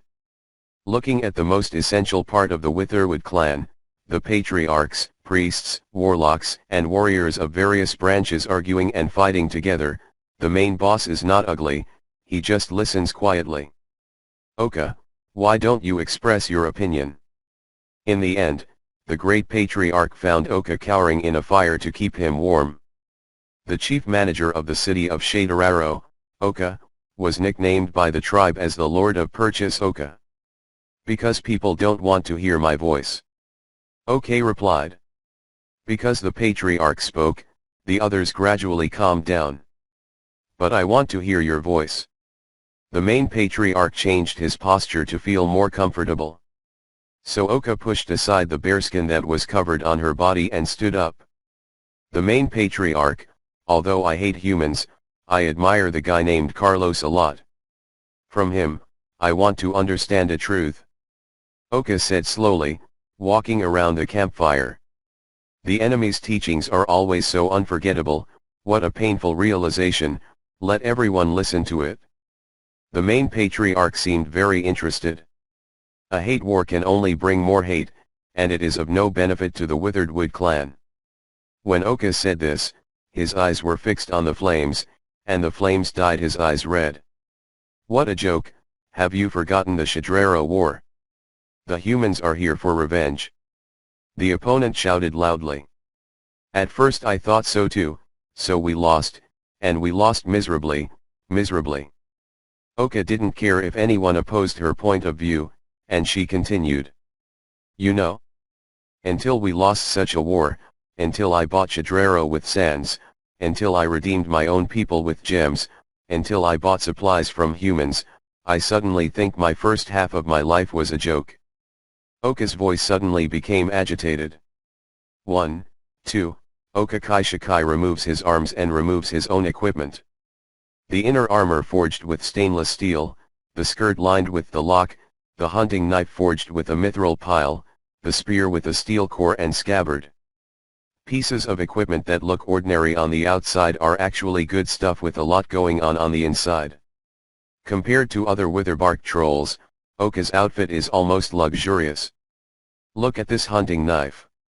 To make it look less conspicuous, the group of humans has been put out at almost 3 times the cost. Look at this spear, forged from twisted steel. Don't ask me what it is. I don't know how to twist steel, but I used this spear to challenge the Grumpy Bear King. His bones were broken and the spear was not deformed. Look at these armors again. As he said, Oka broke his fist. It's intact, can you see it? After withdrawing the troops from the humans, the dwarves used the fortress left behind by the humans to get trapped in Shaderaro. Because I didn't counterattack the dwarves, many people laughed at me as a coward and coward. But they didn't know that we needed to resume production. The seeds of life, all the materials necessary for life, come from the dwarf fortress. After Oka finished speaking, the scene suddenly got a bit out of hand and everyone started talking, expressing strong doubts about everything they had heard. "Shut up, let Oka continue," the main patriarch said, quickly calming the scene. "The great patriarch, to join the tribe, what do we have to pay, and what can we get? Is it worth it?" Oka asked the patriarch, but the people who were present looked up. "If we don't join the tribe, what will we lose and what will we miss?" No response from the others. Oka continued. Although the weather turned cold, the naked upper body of Oka, who had been near the bonfire, oozes sweat, making the scars all over his body look more hideous. "Everyone, I know you fix me up behind your back and slander me in your conversation. But, Oka, this coward in your mouth, made Shadralo rejuvenate in just a few years, fellow in the mountains. Who among us has not accepted Shadraro's gift?" After speaking, Oka first explained to the patriarch on one knee, "I'm not bragging about my achievements, I just want to use them to illustrate a problem." "Continue." The patriarch agreed. "Everyone, the Withered Wood clan is outdated, and the trolls are outdated. Everyone only remembers that our ancestors once ruled this land, but they have forgotten how they brought us into the forest." After speaking, Oka ignored the hundreds of eyes looking at him. "Join the tribe, defeat the alliance, kill all the humans and elves, and then? Then surrender to the orcs? Surrender to Zolaman or the Sinzalor led by the Mad Hex? Or do you arrogantly believe that the Witherwood clan can already override above all trolls?" After Oka finished speaking, some people on the scene stood up angrily and prepared to hit someone, but some people heard and fell into deep thought. "Come out if you have enough trouble, Oka, carry on." The prestige of the main patriarch scared everyone, and the scene became silent again. "Patriarch, what I say next may be a bit ugly, but I hope everyone here can let me finish." Oka made a request. "Yes, everyone is not allowed to speak until Oka is done speaking." The main patriarch agreed. "Shadraro's defeat is not a good thing for our Witherbark clan." Only the first sentence, the scene was a bit of a shock, but under the oppressive gaze of the main patriarch, no one dared to speak. "We who were defeated suffered heavy losses, but also gained valuable recovery time. The Evil Branch clan also suffered damage, and along with the deterrence of the great patriarch and his generation, our fights with other troll clans have been reduced. And the Dwarven Fortress, which many people don't like, is a good thing, with all due respect." As if the stimulus was too much, the resistance of the trolls present had improved. Hearing Oka's next comments, the reaction was not as big as before. "In the past, we had to guard against the dwarves, and the dwarves should guard against us as well. Every year, patrols from both sides have to fight each other more than a dozen times. We don't mention the dwarf casualties in a year. The Witherwood clan is on this pointless battlefield. At least 200 people were sacrificed. Those are our precious people. Now, with that damned fortress, the dwarves have a sense of security. As long as they defend the fortress, the patrols of that group of dwarves will not leave the fortress now. 30 here, the pressure from our side is also much less. In the past 3 years, less than 50 warriors have died due to conflicts and frictions with the dwarves." After hearing Oka's words, many trolls seemed very surprised. They had never calculated these data. Those greedy humans even bypassed the dwarves and traded with us. Is it ironic that they captured Shadralo, plundered Shadralo, and then traded with Shadralo? Under Oka's narration, more and more trolls feel an illusion of the absurd. Then they succeeded. I realized the benefits of trade, realized the tangible benefits, and saw a wider world. Any hatred, any doctrine is false, any promise, any friendship is false, except for the Witherwood clan. I no longer believe in anyone else, except the one I receive. I no longer believe in any promise. The more Oka said, the more excited. I probably understand what you mean, so what do you think of the request made by the orc messenger? The head patriarch asked. Join the tribe, don't talk, lead the way, you can. Okay replied. Chapter 117. It seems to make a lot of sense. Carlos takes time every day to think about life. Is the memory of my previous life true? Is yourself in this life true? Did I change the world or did the world change me? If you change the world, will your own foresight still be useful? If you don't change the world and follow the trend, will you live better? Who I am. Who I am.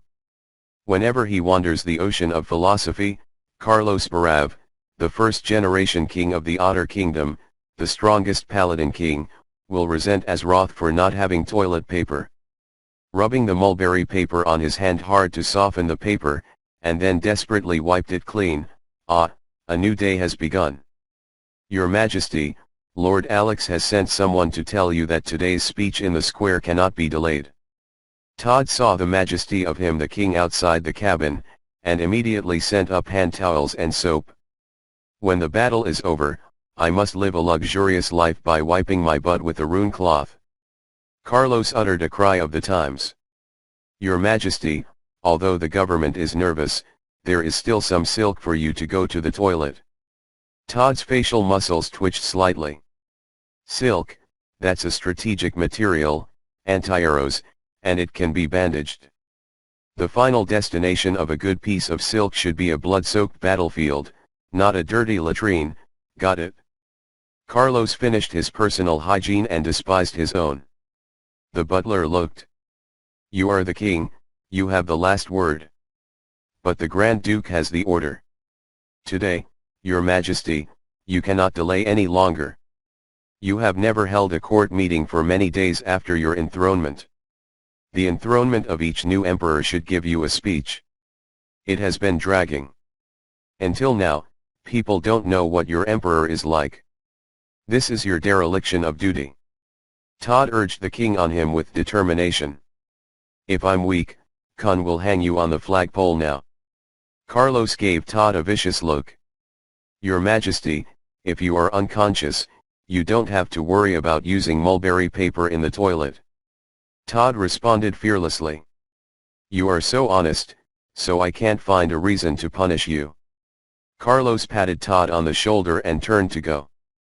Kings are not necessarily more comfortable than nobles, especially kings with ideals and aspirations. After a recovery period, Carlos was basically back to health. But in the face of heavy national affairs, the new kings are all great. Although his father, Grand Duke Alex, handled most government affairs, there was no getting around Carlos for some key state affairs. These include the mobilization order for the kingdom to enter a state of all-out war, and the relaxing square speech. It is definitely not an easy task for a country to enter a state of war on a large scale. This includes all aspects of coordination, transfer of personnel, adjustment of the industrial structure, centralized collection of food and preparations for war, distribution of responsibilities and obligations of noble lords, and the most critical recruitment work. Although the war between the Alliance and the Horde destroyed production and life in the Hillbrad foothills, it also brought large numbers of foreign populations to the Alterac Kingdom. However, as the quintessential Hillbrad Hills, the Taran Mill area is a priority for both the Barav family and the Alterac Kingdom. Now the entire military power of the Alterac Kingdom, except for the part that is provided for the Alliance Unified Command, is almost all deployed in the Taran Mill area, the territory of the Alterac Mountains. In addition to the conscripts recruited by the King Aiden is only 5,000. Less than people. With the nobles' private soldiers almost exhausted, the Alterac Kingdom has fulfilled the obligations of the Alliance countries, and no one can accuse the ALDE racists in terms of military contribution. But Carlos understood that as one of the main directions of advancement of the tribe, the current military strength of the Alterac Kingdom is not enough. The reality will never be as simple as the game. It does not mean that you can block the intersection and keep the enemy out. The mountain roads are difficult to navigate, and the most difficult thing to do is supply vehicles and horses. I have seen the tenacity and durability of orcs on the battlefield. Carlos can't bring himself to let the horde into the mountains. If the orcs are eaten by the enemy, what will the Alterac do? Orcs are extremely hungry and don't mind eating people. So the best way is to gather enough troops to let the tribe retreat when it's hard to give up the idea of opening the Alterac war. Precisely because this is the best way, the nobles within the kingdom do not oppose the mobilization order for all-out war. The focus of the dispute lies in the amount of effort and the distribution of responsibilities. The payment of material savings, as well as the post-war profits and the kingdom's reputation pay the bills. But the battlefield is ruthless, and the mobilization of personnel, especially the young and middle-aged, is the focus of the nobles. Who knows how much they can come back when they mobilize and take people to participate in the war. After a great battle, my neighbors happily took their people home to graze and plant the land, but when my herdsmen and farmers died, who would put up the cattle and sheep, and who would till the land? Do not suffer from deficiencies and unevenness, it is about winning. Not suffering anymore, and suffering from injustice means paying. Although Alex Barav did his best to coordinate, less than a tenth of the mobilization plan was completed in 10 days. Father, we have to recruit at least another 20,000 soldiers, plus the current troops. It is possible to quell the tribe's hope of breaking through the Alterac mountains. Shortly before the speech in the square, Carlos spoke with his father. Why so many? Until now, there are not 100,000 people in the alliance. If we recruit another 20,000 people, the Alterac family will recruit 37,000 people. This is not a small number, even if there are a large number of people fleeing to Otter. Ranka's number of refugees is too exaggerated. In Alterac before the war, the citizens numbered just over 100,000, and the total population would not exceed 120,000 if the hidden population and mountain people were counted. Even if the war caused a large number of refugees from Hillblad Hills to flood into Alterac, the population of the Alterac kingdom today is definitely not 200,000. Carlos asked Alex to shake his head when he asked for 20,000 soldiers. Father, believe me, if you don't do your best now, you may not even have a chance to fight for your life in the future. It is precisely because Alterac cannot compete with Lord Aaron and Gilneas, and there is no near-natural protection like Thoradin's wall, so we need to focus more. Carlos analyzed the situation to his father in a very serious tone. I'll do my best, but you'd better not be too optimistic. Alex agreed with his son's statement. By the way, are you ready for the square speech for a while? This speech is a good chance for you to promote your ideas, and it's also an important sign. Those neutrals and survivors are waiting for you to announce the turmoil. It's over. Alex reminded Carlos not to underestimate this square speech, and at the same time pointed out the meaning behind this political spectacle. It's time to finish. Control of the army is basically complete, and the opposition that should be purged is almost purged. Carlos also hopes that he can focus on fighting the orc tribe instead of thinking about the need to cleanse his own people of him every day. Take it, this is the speech. It was almost time to calculate. Alex took out a volume of the manuscript to Carlos, but Carlos gave him a sharp look and returned the manuscript to his father. Father, the nobles only need a sign, and the people do not want to see their king read the manuscript. Carlos, who recovered most of the power of the holy light, decided to use his own way to pretend, his belief, strength. A square speech meant to showcase the new king's majesty, embody the new king's goodness, and extol the power of the royal family was delivered by Carlos Barav, the third-generation king of Alterac.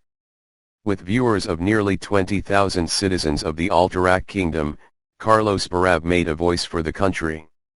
The succession of the new king and the gifts of charity are all things to be expected. With a big wave from the Barav family, the tax for free people in the kingdom was reduced or waived for a year, which was not a big problem. Carlos promised to organize pioneering activities at the national level after the war to shine the refugees and powerful nobles, but the middle class is not very interested.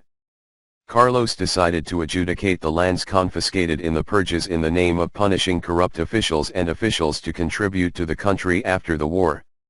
Originally, many people did not care about this article, but when the king went to the land deed and read it one by one, everyone's breath became aggravated.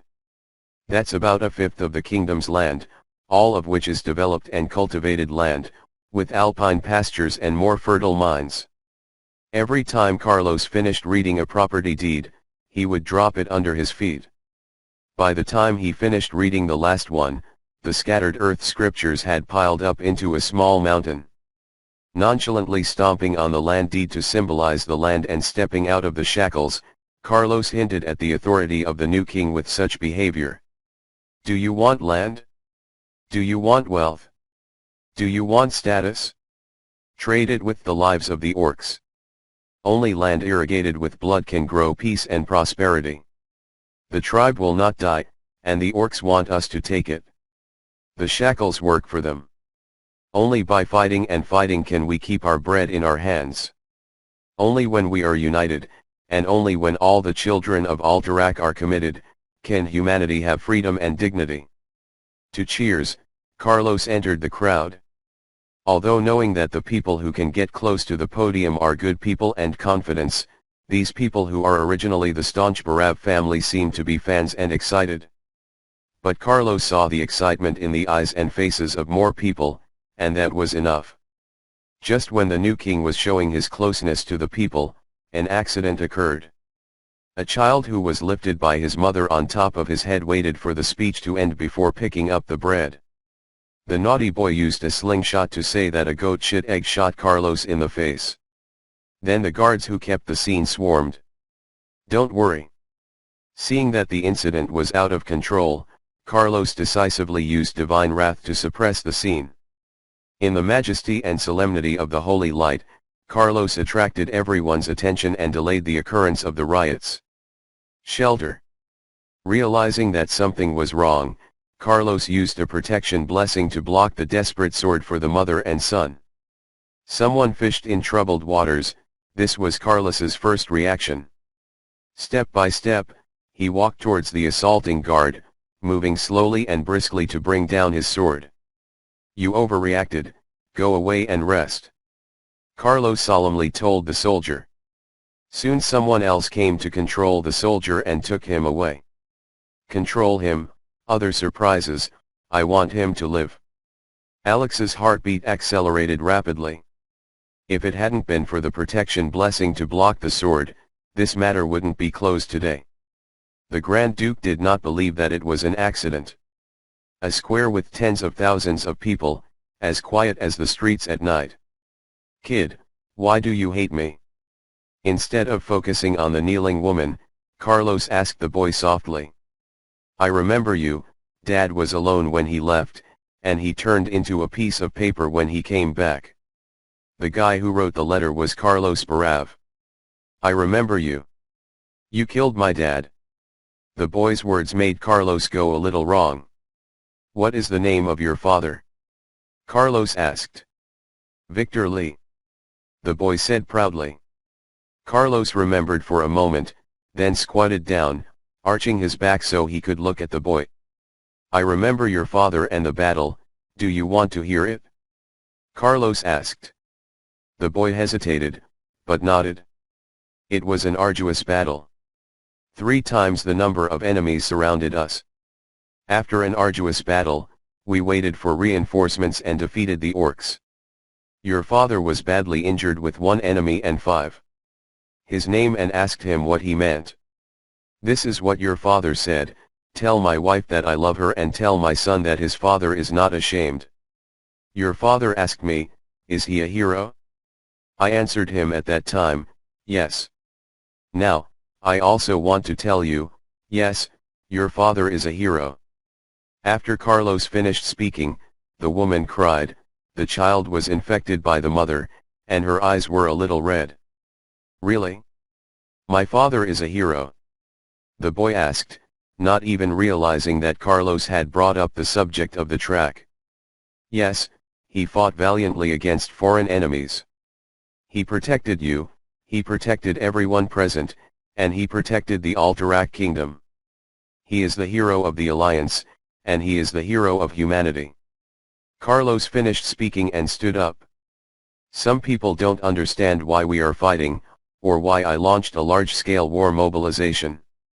Those people only saw that the bag of money in their hand was lighter. The day before yesterday, the orcs attacked Hillblad, and we were indifferent because we are Stan people of Inblad. Yesterday, the orcs attacked Taran Mill. We were indifferent because we are from Alterac. Today, if Steinblad is attacked by the orcs, will we remain indifferent? Tomorrow, when the orcs besiege Alterac city, who else will come to save us? The children of Alterac, only if the entire village stands up and fights, their children cannot become the efforts of the orcs. Only everyone works together, Austria Trunk can have the future. The sensational words made the scene heat up again. At the end of the speech in the square, Carlos arranged for the appearance of the newly formed Royal National Knights. Unlike the Alterac Royal Knights, the newly formed Royal National Knights is a reserve paladin made up of confidants of Carlos. Although there are currently only 200 people, there are 113 paladins among them. Unlike the traditional blue and white costumes of the Royal Knights, the costumes of the Royal National Knights use a black background and white trim. The cashmere dress is heavy and solemn. With the paladin's temperament, she attracts everyone as soon as she appears. Eyeball. The boss of another world once said, military uniforms must be handsome, to attract young people to join the army without hesitation. Carlos agrees. This is also the main reason why as a king he saves money and even uses mulberry paper on the toilet. The cost of 200 sets of dresses of the Royal Order of National Knights is enough to arm 500 soldiers. But Carlos thought it was worth it, and it was a typical example of a model. The new King's Square speech was basically successful. Alex did not hesitate to praise his son. The nobles also showed unprecedented respect for the king. The people praised the king for his generosity, kindness, and fearlessness. The man named Victor Lee became a well-known hero of the Altirant, a model set up by the royal family. Afterwards, Brick once asked Carlos, "Master, your battles in the south, big and small, number over 100, right? Do you really remember that, Victor Lee? Is it important? People need heroes, so I'll give them heroes." The king named Carlos responded. Chapter 119. The gale began at the end of Qingping, and the huge waves formed among the waves. When Zhejian once again set up the battle flag of the Amenei Empire, when Xiuamon's trolls were ready to vent their thousands of years of resentment, and when the ancient races of the Eastern Kingdom decided not to remain silent.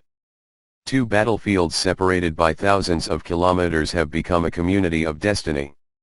Once, the elves of Kulthalas and the humans of the Arathor Empire joined forces to ruin the oldest empire's hope of revival and burn down the troll civilization. For nearly 600 years, Silvermoon City's Farstrider troops have even regarded trolls as a test for recruits. They have surrounded and suppressed once a year, leaving the people of Xiuamon trapped in a corner, looking across the mountain. Civilization was destroyed and the foundations were shaken. The strong Amenei troll warriors could only use stones and animal teeth against the well-equipped high elves. Countless people yelled at Zhejian, "It's not that our army is incompetent, but the elves have magic." At this time, the old heroes, the elders of the trolls, the ruler of Xiuamen, and the troll Zhejian can only use the gods and beliefs to appease the people. Today, however, not everything is the same. Orgrim Doomhammer brought a pact to the trolls, bringing steel and shadow. For an entire year, Orgrim used his narrow ability to secretly supply the Amenei trolls of Xiuamen with enough weapons and equipment to arm an army of 10,000 strong. For an entire year, Zhejian led his people to unite all the tribes, conquered many vassals, including kobolds, and trained countless birds of prey and beasts that served the trolls. Lynx, blizzard, dragon eagle, thunder hawk. Surrounded by an army of beasts and slaves, Xiujin waged the greatest battle for revenge against the troll in hundreds of years. Whether it was Lord Aaron or Kulthalas, the Amini trolls had a feud. The high elves are right in front of them, and they will be happy when they come out and turn left. Human beings are not far away. Through the mountain forest is Stradholm. For Xiujin, there is no difference in the degree of hatred of high elves and humans. According to his intentions, which one is close to which one? Only by joining the tribe, always show some sincerity, as Orgrim wants the trolls to attack humanity to the south, so he can't ignore the feelings of his allies. So Xiujin decided to fight the high elves first, and then kill the humans to vent his anger. Thus, on the appointed day, the war in the north was revived. From the rebel camps in Stranglethorn Vale, the sporadic resistance in Elwyn Forest, to the white snows of Hosmodan, from the marshes of the wetlands to the fortification of Balancebridge and the fierce battle in the Hillblad Hills. The flames of war have completely raged throughout the Eastern Kingdom, and there is no other place on this earth that is paradise. With the continuity of Orgrim, trolls from the Evil Branch and the Evil Tooth clan also joined the tribe, with the Witherwood clan providing guidance under superficial neutrality. So a coalition of more than 7,000 orcs, ogres, and trolls bypassed the Dunhold Castle eyeliner, and rallied from the vast Yamanaka to the inland, and then bypassed the Yamanaka Trail order of the hinterland group. Thoradin's horde wall of despair. Suddenly, the situation on the Alliance side was reversed. Lothar's original plan was to encircle the tribe in a stalemate. He leaked a rift in the southwest, led the enemy into the open area, and took advantage of the Alliance cavalry to annihilate the main force of the tribe in one fell swoop. However, until the horde once again sent wolf cavalry from the burning plains to the Hillblad area, the Alliance's strategic deployment was still not complete. The invasion of Kulthalas and the emergence of Stradholm made Lothar smell of conspiracy even more.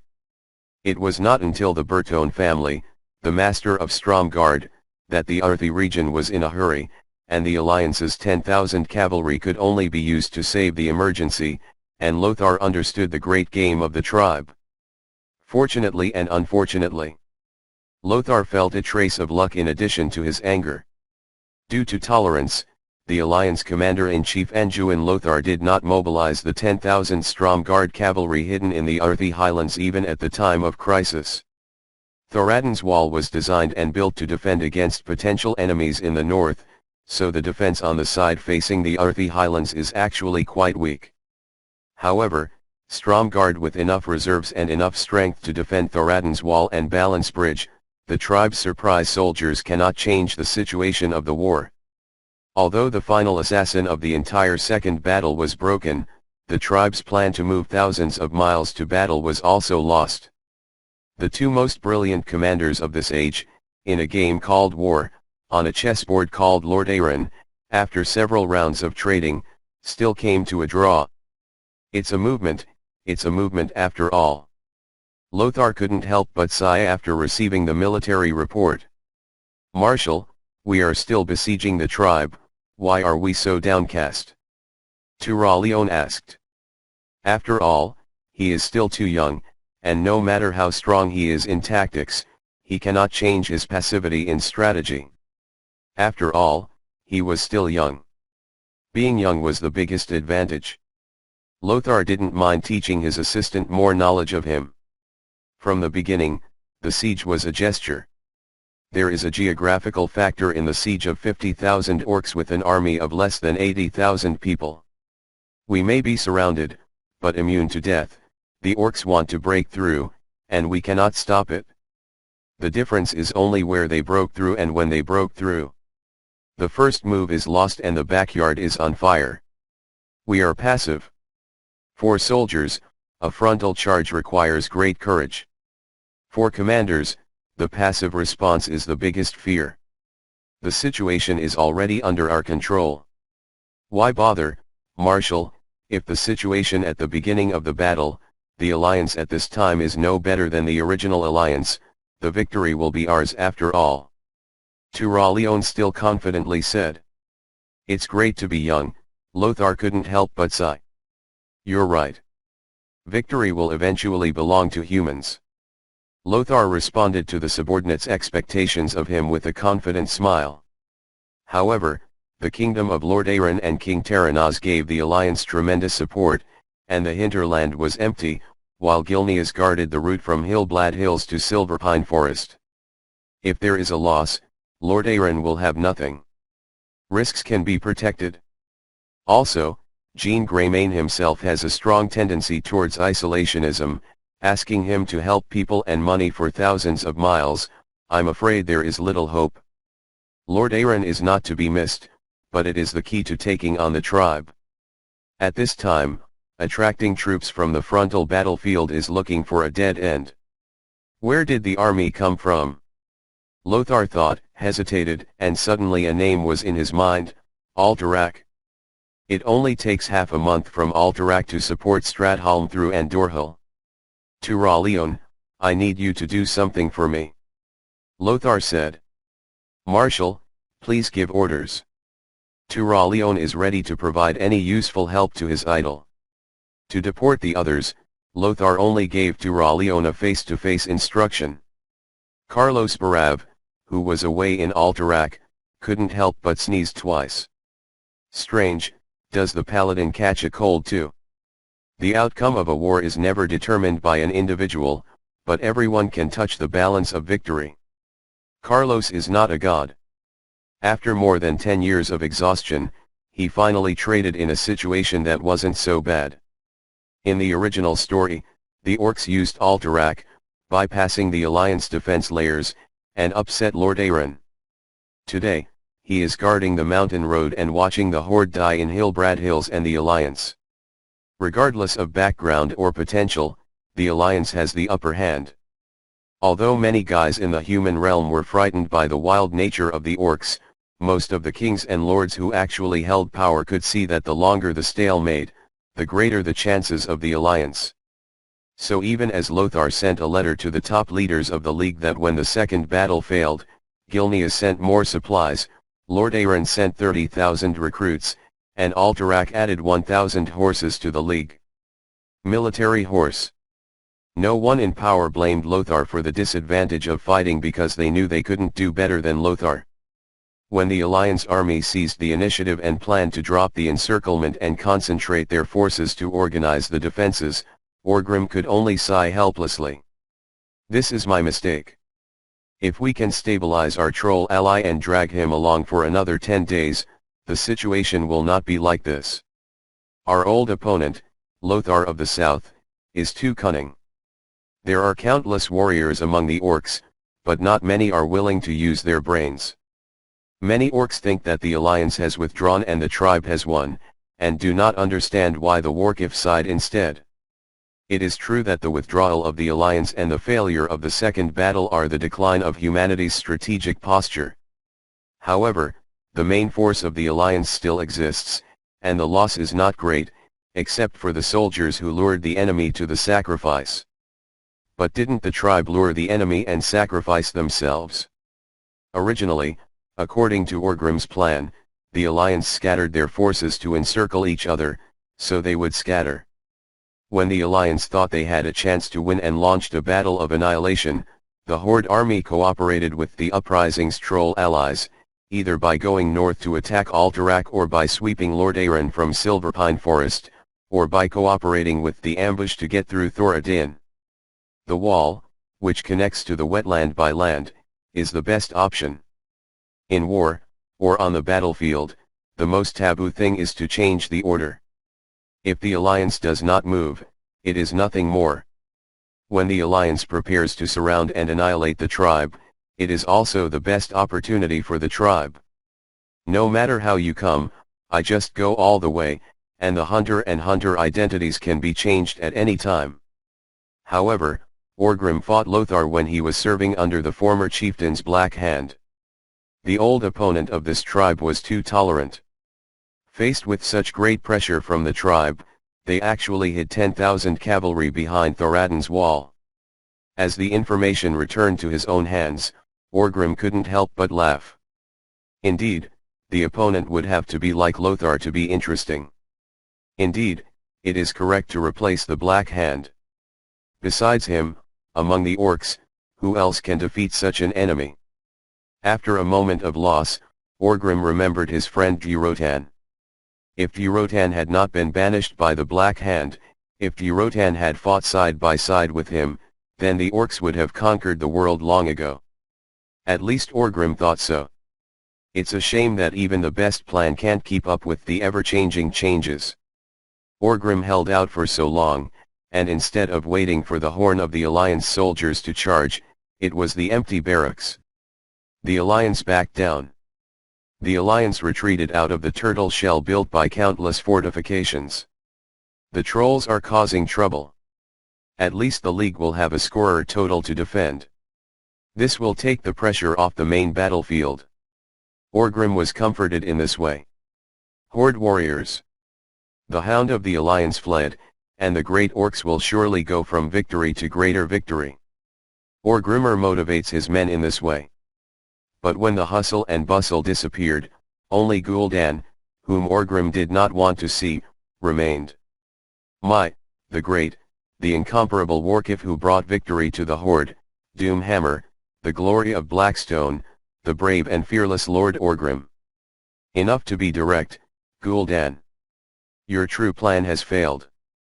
If you still trust me, let me take a trip north for you. Reason. I am also an orc, and I am the tribe, and the boss. You are a community of fate. Without the support of the tribe, the troll can't do anything. Can I trust you? Gul'dan, from your eyes, I see the folly of reason. If it weren't for Master Nazul to trust you, I would rather find a reason than execute you. You are too dangerous. Warcraft, Orgrim, I don't need to use the power of the tribe, as long as you allow the Dragonmaw clan to help me, as long as you allow me to control my tribe at will, I will use victory to prove my loyalty to the tribe. The win to win, next win to bigger win, it's like you fool those guys who don't want to use their brains. And I'll use the facts to speak. Well, you convinced me.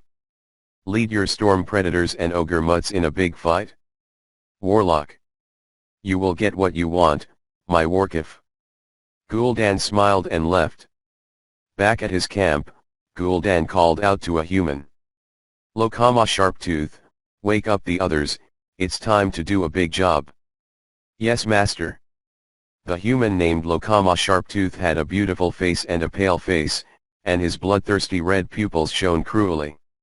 He responded to Gul'dan's call with competent orcish language. By the way, let Tyrone Gorfine speed up, don't miss the action. Gul'dan thought for a moment, and complimented and perfected his command. No problem, master. Lokama Sharptooth smashed his right fist into his left breast, hammering a deep hole in the forged steel breastplate. Carlos Barav, thank you very much, you inspired me how to perfect the Death Knight. Gul'dan couldn't help but laugh when he thought of this. Ha ha ha, ha ha ha, ha ha ha ha. In the white snow of Alterac, the soldiers trailed in a long tail, marching slowly up the winding mountain road. Ms. Aliria, do you need more clothes? Turalion asked fondly. Mr. Turalion, before your father's father was born, I was already fighting for Kulthalas as a soldier. I know how to take care of myself. Aliria responded unceremoniously. Aliria, while I understand your feelings and I don't mind if you lose your temper with me, impatience and anxiety can't solve any problem. Turalion persuaded. Sorry, you're right, I shouldn't lose my temper with you, I apologize. Aliria calmed down and sincerely reviewed her mistakes. Although Aliria Windrunner added a coat, she apparently misestimated Alterac Mountain's weather when she temporarily joined the team. Turalion took off his cloak and put it on Aliria. Don't worry, Kulthalas is not a persimmon. You have to trust your people. Carlos is a good and upright man. He is a paladin and a good hand on the trolls. What are you worried about? Turaleon said confidently. It is precisely because I know my people that I am even more concerned. And the Carlos you know is no longer simply the brave and intrepid paladin. He is also a king. Although thinking about it in this way, the words came to my mouth, but it became, what you said makes sense, let's speed it up. Of course, I don't want to spend the night in the Alterac Mountains anymore. Speed up. I should be able to get to Steinbrad before Tenton is dark. Alyria, let me tell you, Alterac ham and rock sheep cheese can be extremely delicious. Ignoring Turaleon's babbling, Alyria walked silently with the army. Chapter 121 The Ultimate Romance of Tenderness and Belief. Outside of Alterac City's most famous blacksmith shop, Blackbeard, and White Snow Mountain, the newly formed Royal Order of National Knights blockaded the surrounding neighborhoods. Iron-forged dwarven blacksmith Diason Porch is personally hammering the hammer and completing the final process. In fact, a long time ago, Carlos felt that Bonigato Phantom Dancer was no longer suitable for him. At first, this two-handed sword built by the wild hammer dwarves of the Aerie was a little too light for Carlos as a two-handed weapon, and a little too heavy for a one-handed weapon. Later, Bonigato Phantom Dancer was too heavy for Carlos as a one-handed weapon. However, the enchanting process of Mother Janice and the Archmage tiles made this shameful weapon prolong its importance. Later, to win over his confidant, Carlos rewarded Aslan Chian with this weapon that accompanied him throughout his youth. Then selecting or building a weapon for yourself has become a priority. Although as king, Carlos is already qualified to say no to battle. But Carlos knew that the politics of the real world were not taken for granted by the street politicians of the previous Heavenly Dynasty, but were cruel and serious. I myself am not familiar with this topic. Although he has lived in this world for 18 years, the memory of his last life is 30 years old. Equality for all and democratic centralism have penetrated her bones. The ghost of socialism and peace and stability haunts Carlos all the time. After the childhood education of Marxism-Leninism, he grew up in the spring breeze of reform and opening up, grew up under the nourishment of the three representatives, joined the army and received re-education under the construction of a harmonious society, and traveled under the influence of the dream of China. Carlos once thought that if he had not lived in a giant like the Barav family, he would be a rebel and could be the leader of the orcs. However, as a vested interest, it has been tied to the alliance bandwagon. Born as a human, loyal to the soul in death, enter the gate of union and live without regret. In this world of Azeroth where the greater the ability and the greater the responsibility, you are no longer alone. Parents, brothers and sisters, friends, subordinates, people he trusts, people who trust him, wives that have not yet appeared, children in the future, true love that may appear, everything that Carlos cannot give up. Therefore, as a king, if you can't rely on words and dolls to inspire the soldiers and achieve the kingdom my brothers gave me, then take the initiative, make your will known with actions, and at least reach the level where the comrades follow me. Just when Carlos was thinking about it, the last cooling process has been completed, and the next step is to assemble, polish and enchant. As the beneficiary of status and rights, Carlos can sweep through the treasure, choose the best materials, and command Alterac's finest craftsmen to build an epic weapon for himself in a fortnight. This is the king. This is the power of the country. My lord. Your Majesty, how did you learn of the Arcanite ingot recipe? That is a secret passed by word of mouth by master blacksmiths among dwarves. The bricks on the side marked how the wizard king of the altering realm worked magically. Chemical metals, and energy, and distracted inquiries. Where is there any absolute secret in the world, but when I was reading ancient books, I found something unreasonable between the lines. So I asked Kurdran to bring me a message. As a result, the Eagle's Nest elders were scared, and I was shocked. That's wrong. Carlos has already mastered the 9 truths and the other false lie skills, and the scene rounds off easily and freely. That said, knowledge is power.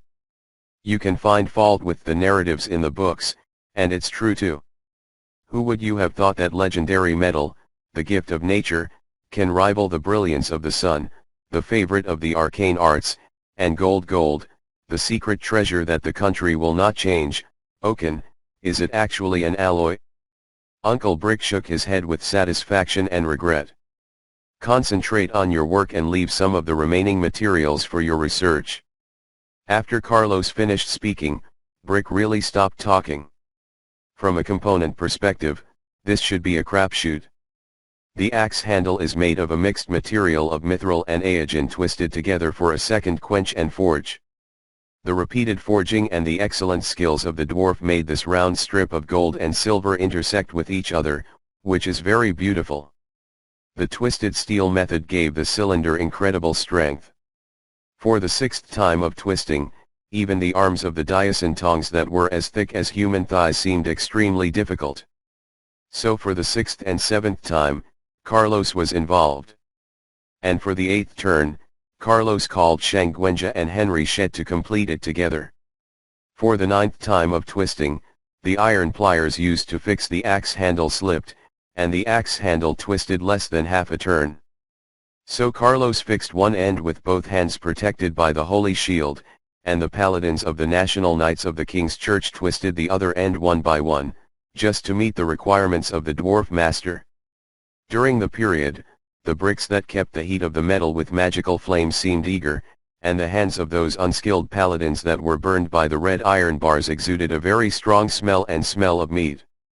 Originally, Brick also doubted whether the injured paladin would be dissatisfied with Carlos. However, after seeing Carlos holding one end all the way, the paladins in the eyes of the Royal State Church Knights exuded the light of adoration. The fire is burning. This blind adoration. Brick maligned himself. The axe blade is forged with pure arsite, divided into 2 parts. There is not much magic craft and excellent skills. The main difficulty lies in hammer forging. It would take at least 3 months if Diazentongs and his apprentices did it. But under Carlos's command, more than 300 muscular men lined up with hammers, abruptly completed 1,447 piles in 15 days. After being put out with Alterac snowman ointment, Oaken's light gradually subsided and the entire axe blade was black. After the axe blade and axe handle were finished, Master Diazen's dwarf tongs completed the final combination, and the 6 magicians, including Square Bricks, used magic flames added with Azeroth diamond dust and black diamond dust. The final throw of this battle axe. When the 3 parts of the battle axe were integrated, Diazen's pincers suddenly seemed to hear the pulse of the weapon. Originally only because of the power of the king and the Arcanite ingot formula promised by Carlos, he agreed to preside over the casting, but since he became a forge master for many years, Diazen Torch has never experienced what his master Magna Bronze has said. That kind of experience that gives soul to a weapon. Now, at this moment, Diazen Fire Tongs suddenly felt this feeling. This axe was breathing, this axe was throbbing, it was uncomfortable, it was chained by something, and it was uncomfortable all over. Fire! I want fire! Diazen Torch suddenly screamed, his body petrified and his physique shot up. I did not see it.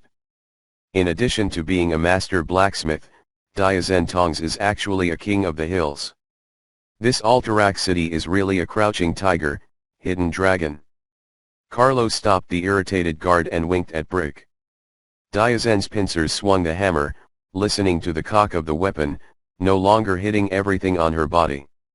Incarnated as the Queen of the Hill, the power of Diazen's pincers soared, and each hammer blow erupted into violent, thunderous noises. Half of Alterac City could hear this voice. The last hammer. Diazen's pincers seemed to feel that they weren't strong enough, and he jumped up and smashed them with a hammer. Boom. The sound of this blow seemed to echo through the Alterac mountains. Did you hear something? Aliria couldn't help but ask Turalion. Turaleon, who was organizing the camp, shook his head blankly and continued to carry out his duties. The exhausted Diazen Torch was unable to maintain the king of the hill status, and returned to that short man with a large beard. It's not scientific, clothes have followed petrochemicals. Isn't it reasonable that I have a bare bottom now? Carlos whispered to Brix under his breath. Master, you are not kind, but Master Tongs is helping you. Brick replied quietly. Well, it seems a bit cruel. He resolutely admitted his mistake, and then asked Diazen Tongs, Master, are you okay? I've never been better. Diazen Torch was so exhausted that he couldn't sit still, but his entire body seemed radiant. Your Majesty, this is my penultimate work in 200 years. I hope to leave my mark on this axe. Please reward me with this honor. Carlos did not hesitate to accept Diazen's request. After the quenching was completed, the rust removed and the front ground, Diazen's tongs used strong acid etching to hide a faint familiar mark on the side of the axe blade and left 2 letters DF on the handle of the axe. Axe. Well, the tweezers leave their name, the life of the Sagia family has no regrets. After pronouncing the sentence, Diazen's pincers fell exhausted. Great Master. Everyone present quickly approached. Okay, the Master is exhausted and fell asleep. When they heard Diazen's tongs snoring, they all relaxed and let their apprentice send him to rest. Next, use 2 troll skulls to decorate the link between the axe blade and the axe handle, and wrap the axe handle in leather tanned by the Yeti King Carlos killed at the coming-of-age ceremony. Finally, at Carlos's request, the brick showed a charm. Due to the higher arcane affinity of this material, the enchantment that was originally time-consuming and laborious can be completed almost instantly. Do you look down on my strength? Your Majesty, I am an archmage, do you really enchant a powerful impact? The brick was a little dissatisfied with Carlos' resolution. Uncle Brick, you don't understand, this is a man's romance. Carlos took the battle axe and caressed it like a lover of it. What name are you going to give this hatchet, sir? Henry Shet asked from the side. Okanan axe. All those present were dumbfounded. Such a penultimate weapon, doesn't it really take the name of madly dragging cold tyrants? Such a penultimate weapon is truly worthy of the name Crazy Cool. You don't understand, this is the romance of an era. The Arcanite axe is fine, the Arcanite axe is enough. Carlos' tone is so intriguing. Chapter 122, Kun, I like war better. With the strategic contraction of the alliance, the siege of the city of South Blue was finally resolved. Looking at the Independence Corps with nearly half the casualties after the hard fighting, Lothar suddenly found that the words he had prepared and used to defeat the wing captains were completely indescribable. In the early days of the war, the most capable corps in the southern theater of the war, without any reinforcements, defended the city of South Blue for more than a month, but did not mobilize a civilian in South Blue Town to the battlefield. Perfectly fulfilling the accusations of the soldiers. Where did John Swain go? I didn't see him on the death list. After condoning the Independence Corps, Lothar inquired about the whereabouts of his eyeliner. All the commanders of the Independent Corps fell silent. Please answer my question. Lothar struck the ground emphatically with his scabbard. League Captain John Swain is a pure man. Emir suddenly said. In. Lothar was a little unsure. His wing are pure men. Hini Marab couldn't help but add, and then continued, the orcs assembled the catapult, our line of defense is in danger, and Sven and his wing took on the raid. The task. John succeeded, but he's the only one in the entire alliance who comes back alive.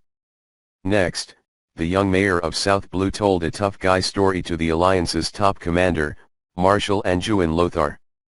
At dawn on the second day of the raid, John Swain returned to South Blue with 7 tethered horses, each dragging the corpses of 4 or 5 alliance warriors. We destroyed all 43 catapults. John Swain fell into a coma after leaving such a sentence. When sober, John Swain refused to mention what had happened that night, but asked the South Blue Smiths to drop the fallen soldiers' weapons he brought back in a two-handed sword. Write a retirement request to the League for me, brothers, goodbye, I won't be shocked if I don't kill that orc personally. John Swain finished speaking and left South Blue Town with his great sword.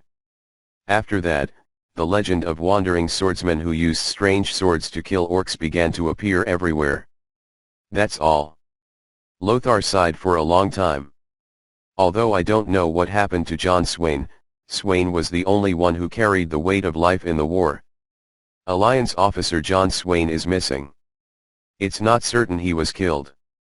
He retains his rank and military status. Let's deal with that for now. After handling the start and finish for John Swain, Lothar relayed the last order to the Independence Corps, to which all the officers present cheered. Their general became king, and Lothar sent the Independence Corps back to Alterac to find their general. Replenishing 1,000 troops for the Independence Corps, barely regaining the strength of the four wings, and mobilizing another 1,000 to Turalion as guards. This exhausted but no one can despise the army towards Alterac. Shirayuki left. Although it took a lot of extra time to avoid the tribe, Turalion's team and Terranaz's envoy almost walked into Alterac city back and forth. General. Your Majesty. Upon meeting Carlos, the veterans of the Independence Corps burst into tears. I'm sorry, I left you when you needed me the most. Carlos took off his iron crown, guiltily looking at these companions who followed him from his birth to his death. Carlos can straighten his waist in front of anyone and make a posture worthy of the world, but in front of the Independence Corps, he lowered his head. Your Majesty, please don't insult us. We are professional soldiers, not children who need to be taken care of by a babysitter. You are a king who can join the death squad, what more can we ask for? Your troops are up to the task. From your expectations, South Blue Town is intact, Emir exclaimed angrily.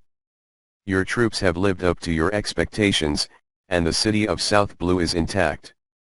All the veterans who participated in the South Blue Town defense operations shouted together. Comrades, you have worked hard.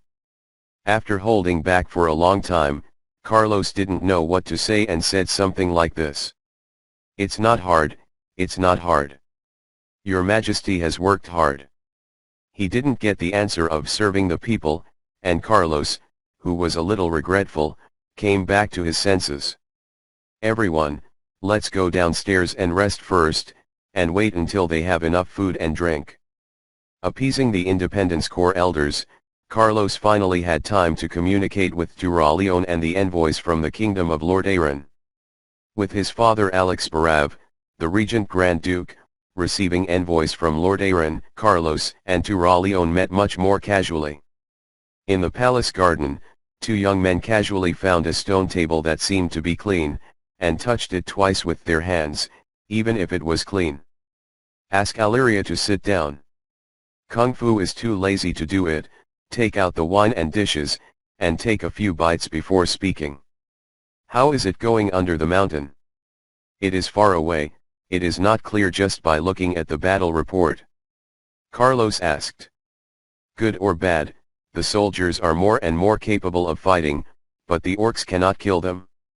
Turalion, as Lothar's aide, rarely gets a chance to drink. Here in Carlos, he can finally ease his greed. By the way, in the great winter, you want to drink in a garden with some leaves and flowers here, and you don't want flowers or grass. Is it necessary? I don't believe His Majesty Carlos, he is looking for a secret room. No. Aliria had been fed up with the spooky weather on Alterac Mountain on the way, even now she was wearing a warm bearskin jacket, her face red from the cold. This. Turalion felt like he had nothing to say. Romance of men, women just give in. Carlos found that the reason why man's romance was very useful, and it almost became a catchphrase. Aliria looked silently at the two little boys who were still younger than her own, and talked to her elderly mother about womanhood. How could she tolerate this? How about Uncle Biglas? Seeing that Aliria didn't speak, Carlos decisively changed the subject. Are you talking about General Biglas Bertone? The frontal defense of Thoradin's wall is unbreakable. The orcs tried to attack many times, but they all returned. The marshal hid a large army behind Thoradin's wall. Those who don't know the orcs who pierced there, they thought they might pick up the deal, but in reality they thought too much. All that awaits them is the destruction of their destiny. Turaleon ate large chunks of meat and drank alcohol, but his mouth kept chewing and he, too, could speak clearly. It is a must-see. Really? That's good. The Gilneas defense line is not lost, Alterac Pass is not lost, Thoradin's wall is not lost. As long as these three passes remain firmly in the hands of the Alliance, the Orc tribe will not be able to escape defeat. Destiny. Carlos took a sip and breathed a sigh of relief. The Marshal is also the judge. But the trolls in the north can't help but protect. Carlos, the Marshal hopes that you can divide your troops to save, even if you only send the Independent Corps. You must understand the significance of Marshal Lothar giving you hand over the Independent Corps. Turaleon said. Of course I understand. It's just to remind me that I am not only a king, but also an alliance commander. Turaleon, you have revealed Sir Lothar's foundation, are you such an envoy? Carlos scolded him with a smile.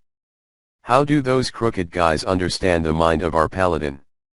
Many people have told me that Carlos is no longer a pure paladin, but also a king. But we understand that you are more than just a paladin. The king is a paladin. Turaleon still said as he ate. Carlos's eyes were a little red. To understand long live, the weight of these 4 words is not standing in that position, and it is impossible to experience. Turaleon, Aliria, I want you to swear to secrecy. Carlos said solemnly. So Turaleon and Aliria still swore to their faith and their gods to keep secrets. The key to going north to rescue is in me, not in Alterac, in Lord Aaron, in Terranaz. Carlos said. Your Majesty Terranaz. Although Turaleon learned a lot from Lothar, he was a novice who was inferior to Carlos in politics, and an absolute layman. Instead, Aliria's heart was touched, if she could tell. The reason why Alterac Kingdom has extra capacity to go north to rescue is because I issued an all-out war mobilization order. Carlos explained. Total war mobilization order. Turaleon tested the word. Total war mobilization order. The Alterac Kingdom paid such a high price for the alliance. Uncle Terranaz couldn't help but express it. When Uncle Terranaz's envoy has negotiated with my father, he is Austrian. When the Turkish army was sent. Carlos said. Then dare to love him, His Majesty Terranaz must worry about it. I will be here in Carlos. You can eat and drink and wait for the result. You Alterac ham is truly delicious, Lord Aaron. Compared to your Alterac ham, it is really. Turaleon suddenly found that Aliria was still at his side. Facing the goddess of him, the young paladin was embarrassed to say vulgar words. Well, it's really good. The food in Silvermoon City is exquisite, but the gang of nobles pay attention to color, fragrance, and shape. It's just heretical. Shouldn't food be taste at all?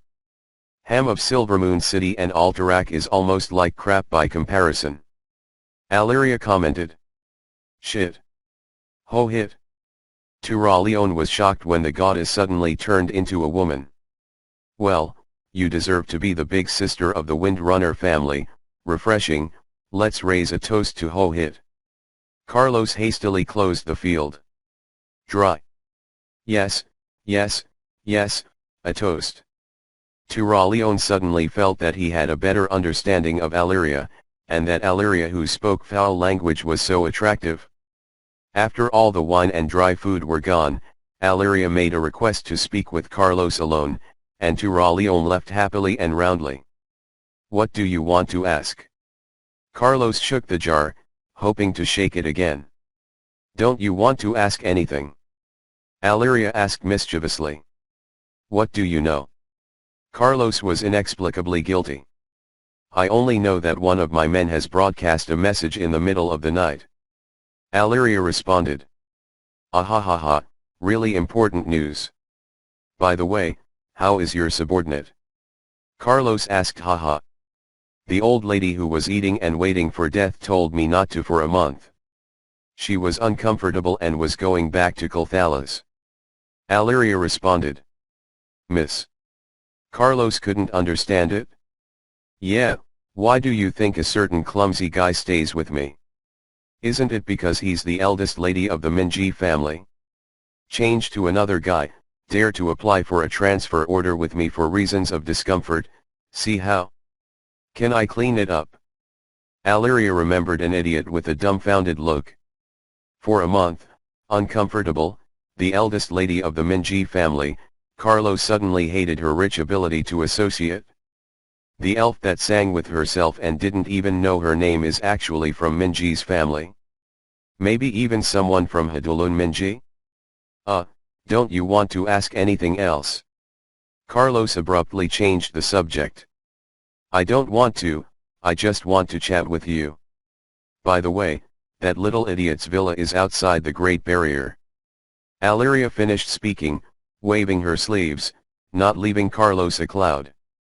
Woman, no, this female elf, this old woman among the high elves? Sure enough, if you are old without dying, you will become good. Beautiful women have a deep heart. Carlos suddenly felt a headache. Chapter 123 The Unmagical Black History. The cradle of the magic of humanity, the place of creation of miracles, the dream paradise, the embodiment of justice and the unconditional, the model of nobility and morality. When Dalaran promoted himself, he didn't even think about what his face was. If the Council of Tirisfal can match many beautiful words above, the Kirin Tor Council is a total organization of magical gangsters. Regarding the Tirisfal Council, most common people may not have a chance to hear this word in their lives, and nobles with insufficient family knowledge can only detect sporadic news in private conversation. Only the Arathor Empire has passed. The pure aristocrats of China knew how unconditional the Council of Tirisfal was. In the Battle of the Ancient Trolls during the Arathor Empire, the High Elves taught 100 human magical knowledge as agreed. It was these 100 magicians who formed the original organization of human magicians, who then evolved step by step to become the guardians of the human world. Until Medivh destroyed the Council of Tirisfal, this mysterious and powerful organization of wizards protected the human world for thousands of years. The Kirin Tor Council, also known as the Kirin Tor Council of Six Organization, is the sole ruling body of the Dalaran Wizard Kingdom. The 6 current members of parliament are Antonidas, Drandon, Guy Erthats, Kel'Thuzad, Crassus, and Madra. Antonidas is the speaker and Kel'Thuzad is the deputy spokesperson. When the siege of the city of South Blue was lifted, Kel'Thuzad also returned to the core of Dalaran Violet Fort. In addition to helping the alliance balance magical power between the tribes, a more important duty of Kel'Thuzad is to escort Kadger to the good things Kadger obtains from Medivh's lair, the last guardian. The Tirisfal Council's background runs too deep, and Medivh, who is possessed by Sargeras, is a wizard among wizards, a battle trench among local tyrants, though the Violet Eye is to steal magical knowledge hidden in Karajan. The specially crafted organization helped Lothar kill Medivh and produced tons of good stuff with Kadger's help, but how to transport these treasures back to Dalaran is a troublesome problem. With the poor magical abilities of Violet Eye mages, there are too many magical items that are too powerful to be transported through portal spells. The mana fluctuations emitted by those powerful magic items are enough to destroy Violet Eye mages that fucking teleportation spell. As a result, after the Horde Orcs ravaged Elwyn Forest, shipping became the only option. It is for this reason that Kel'Thuzad gave up his precious research time and trapped South Blue Town for 2 months. It is for this reason that Antonidas will give Kel'Thuzad the precious and dangerous secret treasure as the Scroll of Metri. Compared to the Tyrus Fal Council, the Kirin Tor Council is just a selfish magical monopoly organization. Due to Delenden's long-term demise, along with the previous agreement, Kajar's decision to replace Delenden as a member of the Kirin Tor Gathering of Six has become imperative. As Kel'Thuzad reported relevant information to Antonidas and returned the Maitri scroll, the deputy spokesman left Antonidas's office to find Elusha waiting outside the door. "Dear lady, good day." Kel'Thuzad had a beautiful face and remarkable bearing, and she gracefully greeted the eldest lady of the Barav family. As a disciple of Antonidas, along with a good relationship with Carlos, a distant archmage, Kel'Thuzad showed extraordinary courtesy to Elusha Barav. "Forerunner of the path of magic, good day." Elijah responded perfectly to the wizard's etiquette. "I heard that your brother was crowned king. My Majesty Carlos and I are old acquaintances, and we have a good talk in South Blue. If you have the opportunity, please pay tribute." Saying this, Kel'Thuzad nodded and apologized. "Go quickly. I'm sure it will live up to your expectations." Kel'Thuzad did not have the will to continue speaking, and Elusha no longer congratulated him. After accepting this incident, she knocked on Antonida's door and entered. "I said, using magic to communicate, the soundproofing effect of this door is great. I can't hear you knocking on the door, Elusha, stop doing useless work." Antonidas looked at his disciple kindly, revealing a benevolent smile. "But you did see it, didn't you, Master?" Elusha nonchalantly responded to the lady's perfect smile. "It's really like Giannis as a kid, Elusha, I'm younger when I see you." Antonidas laughed. "Let's talk, what can I do with this old man?" "Master, can you tell Archmage Guy Elsis to stop harassing me? I am very worried." Elusha explained her intention. Although based on the age of humans, Archmage Guy Elsis is also qualified to be your grandfather. But if you mean the high elf lifespan, Prince Guy Elsis is actually your partner, I right? Is Elusha so cute that it's normal for kids to like her? Especially since your brother is now a king, you and Guy Elsis are right. Antonidas said jokingly.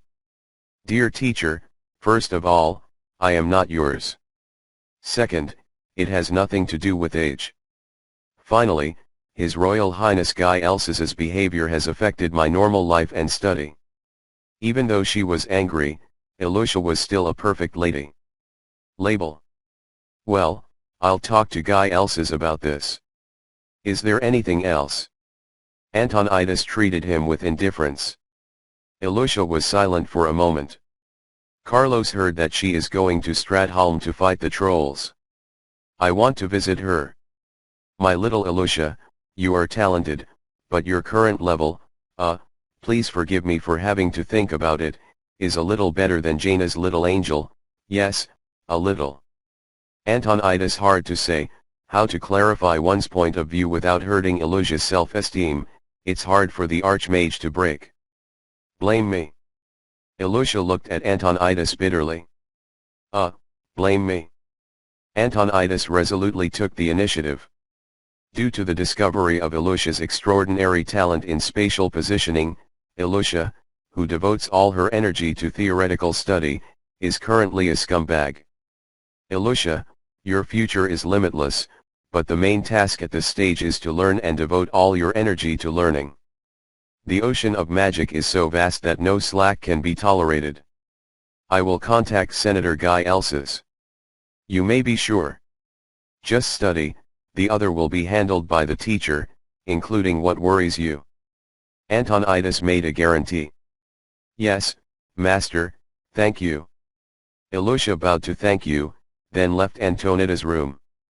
This conversation reminded Antonidas that Elusha's current protection ability is too weak, even less than Jaina, who has 40 ways to rub Master Frostbolt. Opening the drawer, Antonidas looked at the Matri scroll lying silently on Sealgary, thoughtful. And right now, a high-level elf who looked cunning and practically confused was wandering the streets of Violet Fort. When she saw someone disguised as a wizard, she stopped others and asked, Do you know where Nelvla Golden Sword lives? She will continue. If you like this work, you are welcome to come to the starting point, to vote for recommendations, monthly tickets. Your support is my greatest motivation.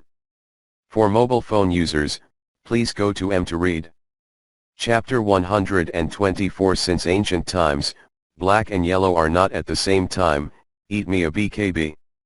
For the sake of the alliance, the dead sun, and the fundamental interests of the broader masses of the people, the pure Mandalin Proudmoore has been on the front lines of the fight against the tribal orcs. He hasn't paid attention to his relatives for 4 years. Bride. He takes his daughter into the home of his good friend Nelvla Golden Sword, and sends alimony to Jaina Proudmoore and Nelvla Golden Sword every year. This is the only way for the Alliance Marine General to express his love for her. Little aunt, don't throw me around like that. Anyway, I am also a strong woman who earns 5 silver coins every minute. What is it like to accompany you to read novels and eat sweets? Neil Wheeler. Jin Jian looked on helplessly. The blonde girl with her head resting on her lap said helplessly. Who does Fanny not like? Hello, niece. I like Nelvla better. The blonde girl said and rolled, changing her stance and continuing to stick to Nelvla Golden Sword's thigh. Superior. Little aunt, if you're more mature, don't snatch things from Fenner. How could he not like it? Nearvale. Jin Jian was also helpless. I'm so cute, why doesn't Fenna like me? The blonde began to play scoundrels. You are her aunt, a childish aunt, how do you want Fenna to respect you? Nelvla Jinjian laughed angrily at the blonde girl. I'm her grandmother, childish or not, you have to make Fenna respect me. The blonde's words seemed to have no problem logically. Nearvale. Jin Jian found that he was speechless. Due to the gift of the sun well, the lifespan of high elves is generally between 600 and 1000 years old. The longest person in Silvermoon City is said to be over 2500 years old. The long lifespan not only allows the high elves enough time to study the magical knowledge and mystery of martial arts, but also makes a major change in the high elves' view of love and mate selection. The love has nothing to do with age. As a result, Nelvla Jinjian had such a little aunt in her seniority. I remember when Nirvela Jinjian was still practicing alchemy in Silvermoon City, she changed her little aunt's diaper and walked with the naughty little aunt in front of her with a stroller. She was very hungry. I even sucked my breasts without milk. Nelvla Jinjian suddenly felt that she was some kind of little aunt. This blonde girl was her own daughter, and she had never treated Fenna so much. Little aunt, didn't you join General Alleria Windrunner's volunteers at Hillbrad Hills? Nelvla Jinjian asked, changing the subject. Well, it's not fun. The blonde girl picked up a piece of Sakura peach pie and gagged it as she said so. Don't lie down and eat, you'll gain weight. Forget it, don't bother talking about yourself. So how did you get to Dalaran? You came to Violet Fort. Nelvla Jinjian continued to ask. It's boring, I'm leaving. The blonde girl replied. If you don't make it clear, I'll contact your father. Regarding the shallowness of her little aunt, Nelvla Jinjian used LV.6 intimidation. No, Nelvlu, if you have something to discuss, calm down, I say. The blonde girl sat up straight on the wide sofa. You also know that my various evaluation results in the Ranger trial are top-notch. My father wanted to promote me, but I was very depressed by the mixed achievements. So I asked General Alleria of the Windrunner to talk about favors. He got me into his army of volunteers. Well, your father is the Commander-in-Chief of the Farstrider Corps. His Excellency Alleria will not refuse such a request. Go ahead. Nelvla Jinjian thought for a while and felt that the aunt should not lie in this paragraph. After I went there, Alleria tied me by my side all the time, saying that the vicious enemy was gone, and the heroic image that was said to have collapsed, and the children who couldn't even beat me were given merit. Military. Zhang, Alyria actually sent me on errands to deliver letters. This is not the life I want. I finally met orcs in the wild again.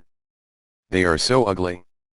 I thought I could show my skills, but only Ilea managed to deal with 5 orcs and a wolf of that size alone, and I only ran halfway. The blonde girl who was gesturing happily suddenly lost heart. Nonsense, your girl is less than 100 years old. Her Excellency Alyria is the best ranger general in the entire Kulthalis platoon. Her father may not be able to play with Her Excellency. Speaking of the important point, Nirweelo Jinjian was not fooled by her little aunt. Anyway, I'm a volunteer, not a regular army sent by the Sun King. If I felt bored, I'd submit a report and leave. Alyria was anxious for me to leave quickly, and she agreed. It just so happened that Kultiras had a boat that was going north, so I turned aside from Gilneas. The blonde girl finished speaking, she couldn't help but yawn, tears came out of her eyes. Recently my energy is getting worse and worse, so sleepy. Listening to Turkulis, Nirvelujanjian couldn't help but think of his lover who was willing to give birth to him, and he felt a little lost for a while. Sleep for a while when you're sleepy. Nirvelujanjian touched his little aunt's head. No, I'll have a bit of a belly when I eat dessert. Let's talk again. The blonde girl shook her head, brushing the sleepiness away from her and becoming interested again. What are you talking about? Nirwelujanjian was as cute as her little aunt's childishness, that she was even cuter than her own daughter Fenijinjian. Talk about that man. 8 trigrams looked like a blonde girl. Did you do it deliberately? Neilvalu. Jinjian looked a bit unhappy. Come on, someone would like to hear your love story. I'm not your father, just say it. The blonde girl saw through the Nelvla golden sword costume at a glance and continued on 8 trigrams. Secret. Secret. I'll tell you I was. While the 2 old men were chatting on the 2nd floor, Fenijinjian was reading a book behind the counter of her own Golden Face Magical Alchemy female supply shop. Sister Fenner. I'm here again. Jaina hurried inside briskly. Ah, Mrs. Alusha, weird guest, please take a seat. Fenijinjian quickly placed the book in her hand and went out to entertain the guests. Why are you so indifferent to me and so enthusiastic about Big Sister? Jaina Proudmore exclaimed in dissatisfaction. Because I'm your sister, because I hate you. Nelvla Golden Sword did not hide the identity of his daughter and father, but only asked Fena Golden Sword to keep a secret. Because you are here to eat and drink, and Mrs. Alusha Barav is a member of the Gold Card, a precious customer of our golden-faced magical alchemy feminine products shop, and the parents of my mother and I. This answer is satisfactory to you. Is it? Fenijinjian sarcastically said mercilessly. But it's useless. Although Fenner Golden Sword alienated Jaina Proudmore intentionally or not, Jaina really likes Aunt Nelvla's daughter. She likes this cool older sister and prefers free cakes and black tea.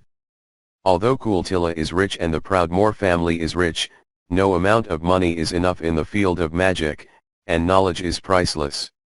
Jaina, who was obsessed with magic, devoted all the finances that her father had given to the study and research of magic, and the gold coins used on her were pitiful. Fortunately, my father introduced Aunt Nirweelu Jinjian to him, giving him a place to eat and drink. Fortunately, I also have a local tyrannical sister, Alusha Barav. I heard that Alusha's younger brother, Carlos Barav, who has met once, has become a king and transfers 1,000 money every month. A gold coin was given to her older sister, so Jaina decisively approached her older sister and gained many benefits. Dad is not as good as a good brother, no, he is a capable brother. Young Jaina thought so. When he brought out the tea, Jaina ate and drank unceremoniously, while Alusha and Fena chatted with their teacups to one side. Ms. Alusha, your complexion doesn't look very good. Fenijinjian watched for a while and said. My brother has already gone north, ready to conquer the troll himself. Counting time, he may have already met the troll. Ilusha said sadly. Didn't His Majesty King Charles of Alterac start by fighting the trolls inside? Ms. Ilusha, why worry? The troll skeleton pyramid outside the Alterac gate is a monument. An Agengian said that with some longing, on the subject of trolls, high elves and humans could unexpectedly talk. But I heard that this time the problem was fierce. I am very worried. Ilusha drank the black tea. You must have confidence in your brother Carlos, that majesty is really high. Fenigengian recalled the memory of the year. Well, Carlos grew taller than others when he was a child. At that time, he was a bear boy. He took two younger brothers to play pranks all day. Ilusha started chatting with Fenigengian that year. Jaina was eating and listening. She didn't understand. All the people present were magicians. Why didn't you talk about magic? But wise Jaina was silent. Let me tell you, Mrs. Ilusha, this EasyNet mask is very good. Combined with NTR cream, it is particularly effective for dark circles and acne. Fenner Jinjian unknowingly introduced him to the subject of the Vice Admiral product. But I heard others say that the EasyNet skin user experience is not good enough. Ilusha hesitated. Okay. Everyone says it's okay with Perfect International. I'll give you a 15% discount. Fenigengian smiled during the service. Sister Ilusha, you look so good. Jaina received the message from the Fena Golden Sword's eyes and entered a supporting state. Jaina Proudmore, blonde. Fena Golden Sword, blonde hair. Ilusha Barav, black hair. Since ancient times, black and yellow have not existed at the same time. Chapter 125. Once, Carlos asked Sedan de Throhan about the difference between a warrior and a knight. Sedan de Throhan explained the odds professionally and fooled Carlos that he was not sensible. When Carlos became sensible and not deluded, Sedan de Throhan also devised a new set of rhetoric. The warriors are all dicks, and the knights are all rich and handsome. Carlos threatened to inform his father that Sedan de Throhan was negligent. All the warriors invade the brain with muscles, and the knights have muscles in their brains. Sedan de Throhan received a contemptuous look from his disciple Carlos. Well, I'm not talking nonsense with you. Generally speaking, warriors don't necessarily know how to ride, but knights must be good. Is a warrior who can ride a horse a knight? Don't be so dead, I'm not talking about it. In general, let's say it is not general now. Putting aside some of the truth and falsehood, in terms of our will to fight, the warriors are aggression like fire, and the knights are defending and attacking. Because it was too abstract, Carlos didn't understand it at all. Let's tell you this, because a soldier knows that he cannot run away. On the battlefield, he can only guarantee his safety if he kills all the enemies. Therefore, the soldier has no retreat. It is infinitely forward. Only you are in my eyes. My future is just Chishan's blood and sweat. As long as I kill the enemy, I'll be safe. It's probably like that. And knights, because training is not easy, in terms of courage, they are more valuable than warriors. But knights enjoy a lot, and they are built on glory. So they are also very difficult. They have to attack invincibly, and what? What should I do if I want to maintain a useful body for a good life? Iron bucket, shield swords, and turtle daffa tactics. As long as you don't die, the enemy will not want to live well. It's basically like this. At that time, the few passages of Sedan de Throhan fooled Carlos for a moment, feeling that his teacher looked so good. When Carlos had been on the battlefield for a long time, he had gone through many battles, and suddenly realized that Sedan de Throhan's words were indeed correct. The warriors are all dicks, and the knights are all rich and handsome. Kun does not see the warriors with a few money know the truth of buying a horse first and then a daughter-in-law. You take a beautiful daughter-in-law out. People call you a fool and you ride a beautiful horse. People call you powerful. Carlos suddenly had the illusion of tears falling from my eyes, that he knew the truth. Inexplicably wandering the battlefield, remembering the days when he was trained by Sedendathan in the heart of Guy Erdlin, Carlos felt a little itchy. Out of the way, time to show real tech. Carlos yelled. Near Blackwood Lake, a team of trolls was on a rampage. They were almost about to break through the defense line of the human militia, and they encountered a striker from the Alterac army, and the fighting style was instantly reversed. When Carlos rushed to the scene, the humans and trolls were at an impasse. The troll thought the humans were vulnerable to a single hit, but ultimately it was uncomfortable to be flanked back and forth, so they halted their offensive against the militia and prepared to take a break to clear out the human reinforcements that were on the way. Being attacked. The Alterac forward knew that the great forces were behind, and there was no need to use inferior forces to attack the superior enemy. He was deadlocked, anyway, the sentry had already hurried back. So when Carlos arrived with Turalion, Alyria, and his own royal order, the troll was dumbfounded. From arrogant to panicked, besieged trolls can only intimidate the demonstration. When Carlos, who was distracted, remembered, and issued an order, an 800 to 200 annihilation battle was officially launched. The axe is easy to use, but the double-edged axe is not so easy to use.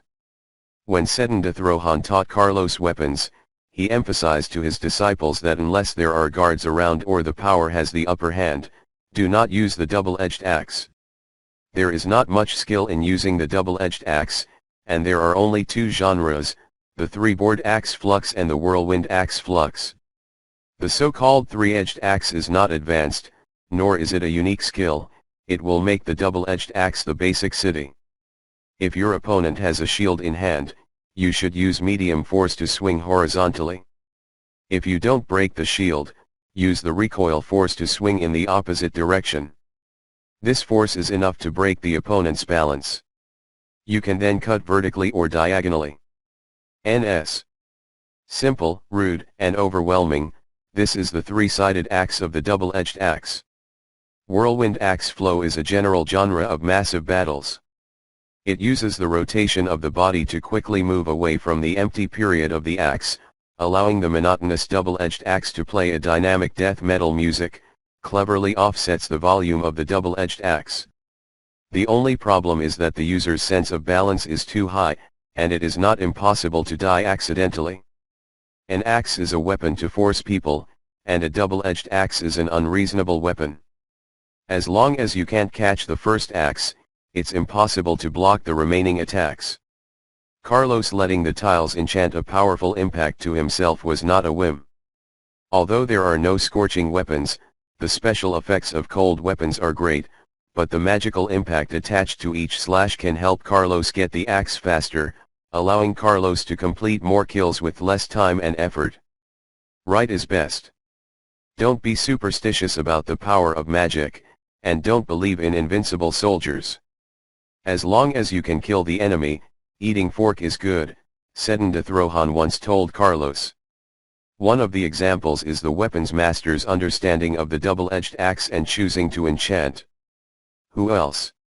Carlos roared and rushed towards the enemy group, bringing a storm of death.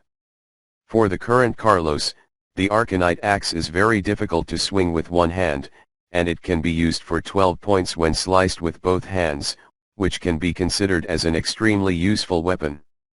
Because it has become taller, Jarvan IV's light cast iron armor built in Lordaeron that year is no longer fit, so it will be used as the winner of this expedition and will be rewarded to the paladin with the highest merit. Military. Carlos himself has created a new armor of the King of the Wild Hunt, with his tall body, along with the haki of the Arcanite axe, the style of an animated villain and a big boss. The battle ended soon. Although the Ameni trolls were supported by the tribe and their weapons were upgraded, they did not encounter people they expected to be idle. Whether it is the guards brought by Turalion, or the veterans of the Independent Corps, or the members of the King's National Knights, they are all outstanding among mankind.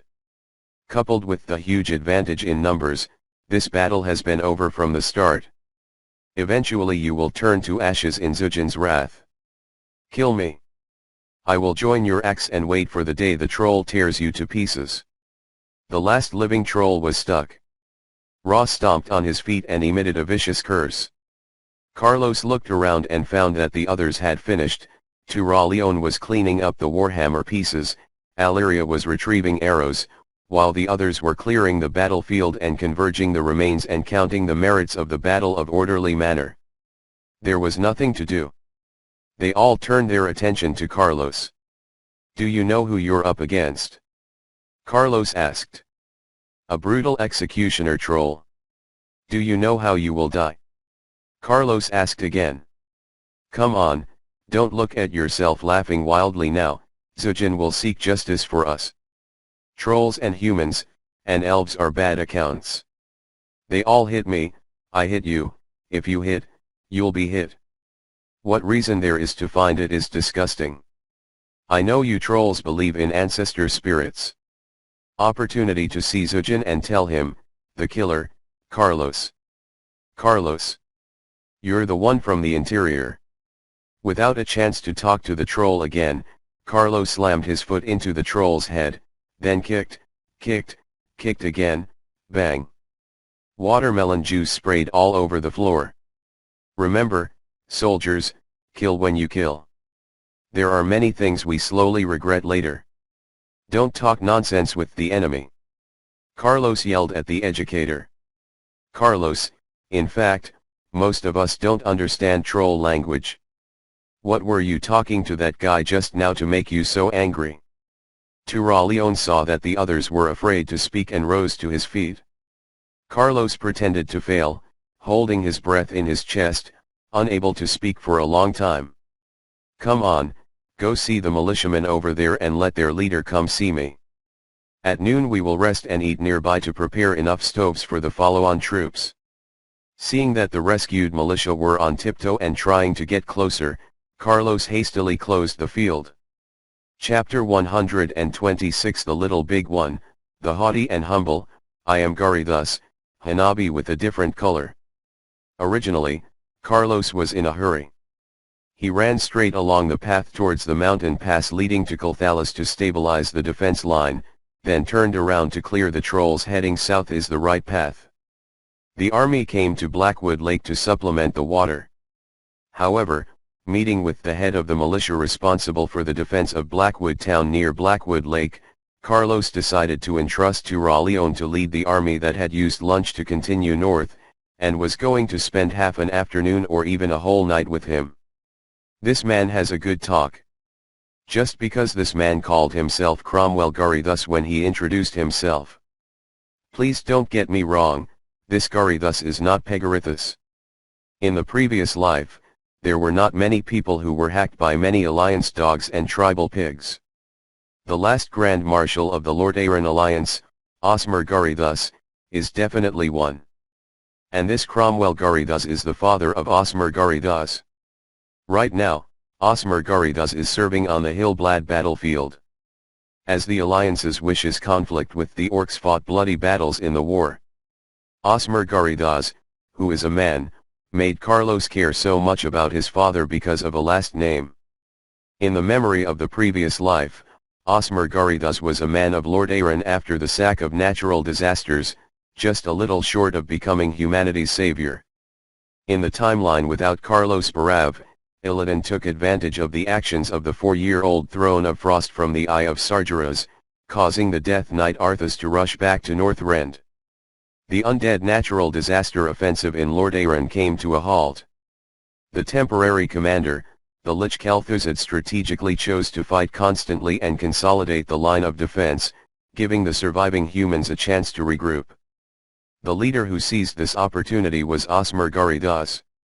In the Second Orc War, Osmer Gari thus, who lost his father, inherited his father's title, and with his excellent performance in the war, he continued to serve in the army for the kingdom of Lord Aaron and served in the undead.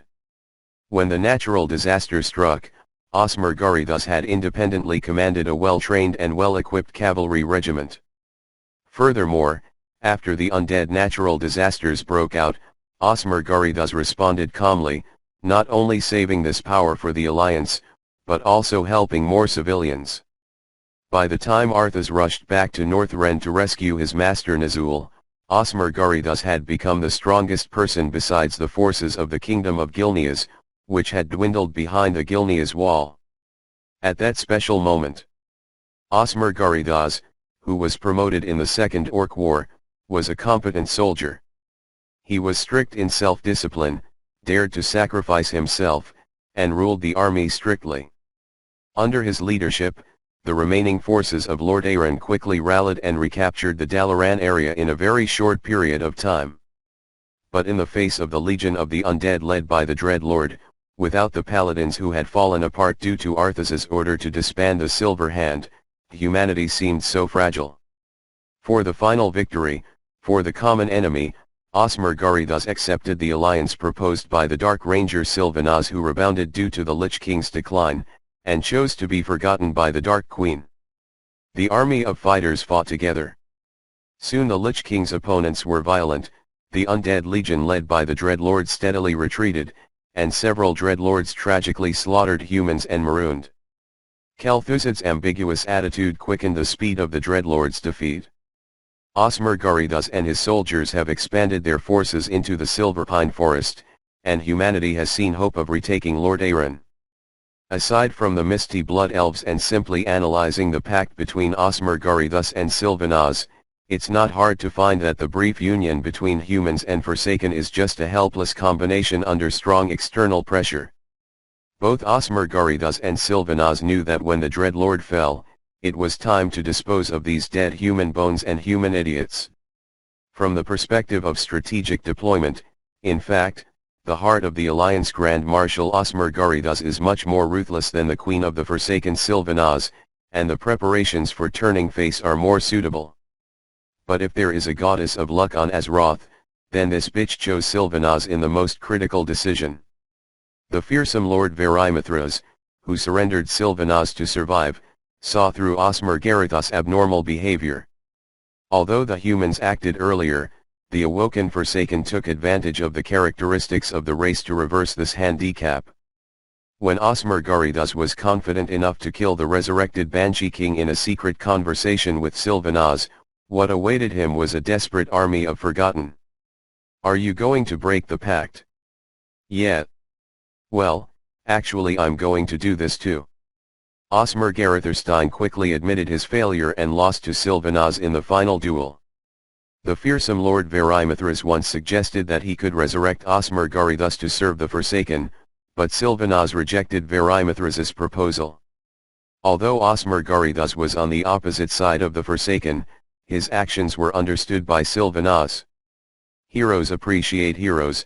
Sylvanas properly buried Osmer Garidas, not allowing the Dreadlord to interfere with a respectable opponent to gain eternal peace. Therefore, the most important argument among those who changed the case of Grand Marshal Osmer Garidas is that if Osmer Garidas is a mediocrity and an idiot, why did the wise Queen Hill not resurrect him Vanas, or assign the Banshee to occupy your body, in order to play a better role? Only heroes can appreciate heroes, and motherships can suck motherships. After remembering his thoughts, Carlo sighed a long breath. The heroes of later generations are still Loli's little children, and many romantic figures are still on the cusp of the current season. Seeing Cromwell Garidas, who was cautiously flattering himself, Carlos had mixed feelings. From the conversation just now, Carlos knew that the Baron whose fief was 200 miles away was only because he was the highest-ranking noble near Blackwood Town. He did not hesitate to shoulder the burden of defending against the troll invasion.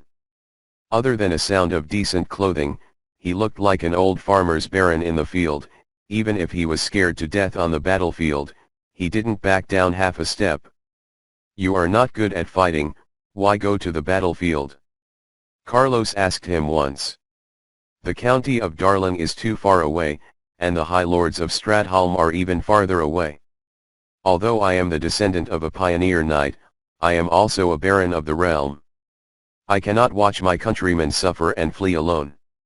I cannot watch. They were all killed and indifferent. Cromwell Garidas responded after a moment of silence, I cannot let others point to Osmar's nose and say, "Look, that coward's son." For an instant, Cromwell Garris's simple words penetrated Carlos' defenses. "Why do you have tears in my eyes? Because I deeply love this land. You ask me why I love this land so deeply, for the most beautiful people. Athlon Chian. Your Majesty, the minister is here. Leave them 200 people, clean up the trolls within 100 miles around me, and return to the team within 5 days. Your will." No longer paying attention to the surprises of Cromwell Garidas, and no longer staying in Blackwood Town, Carlos put the porridge in his hand and felt that it was inappropriate, picked it up again and drank it. "No thank you, the king will repay his favor. I have eaten your food today, and I will surely keep you safe for the time being. Aslan, do not let your king break his promise." Carlos finished speaking and left it to the city of Blackwood. The townspeople, leaving Cromwell Garidas a tall and graceful figure. "The will of my king will be carried out." Aslan Chian took out the sword Carlos gave him, dropped it on one knee on the ground, and took a kneeling sword oath. With a father like that, how can his son be a bastard?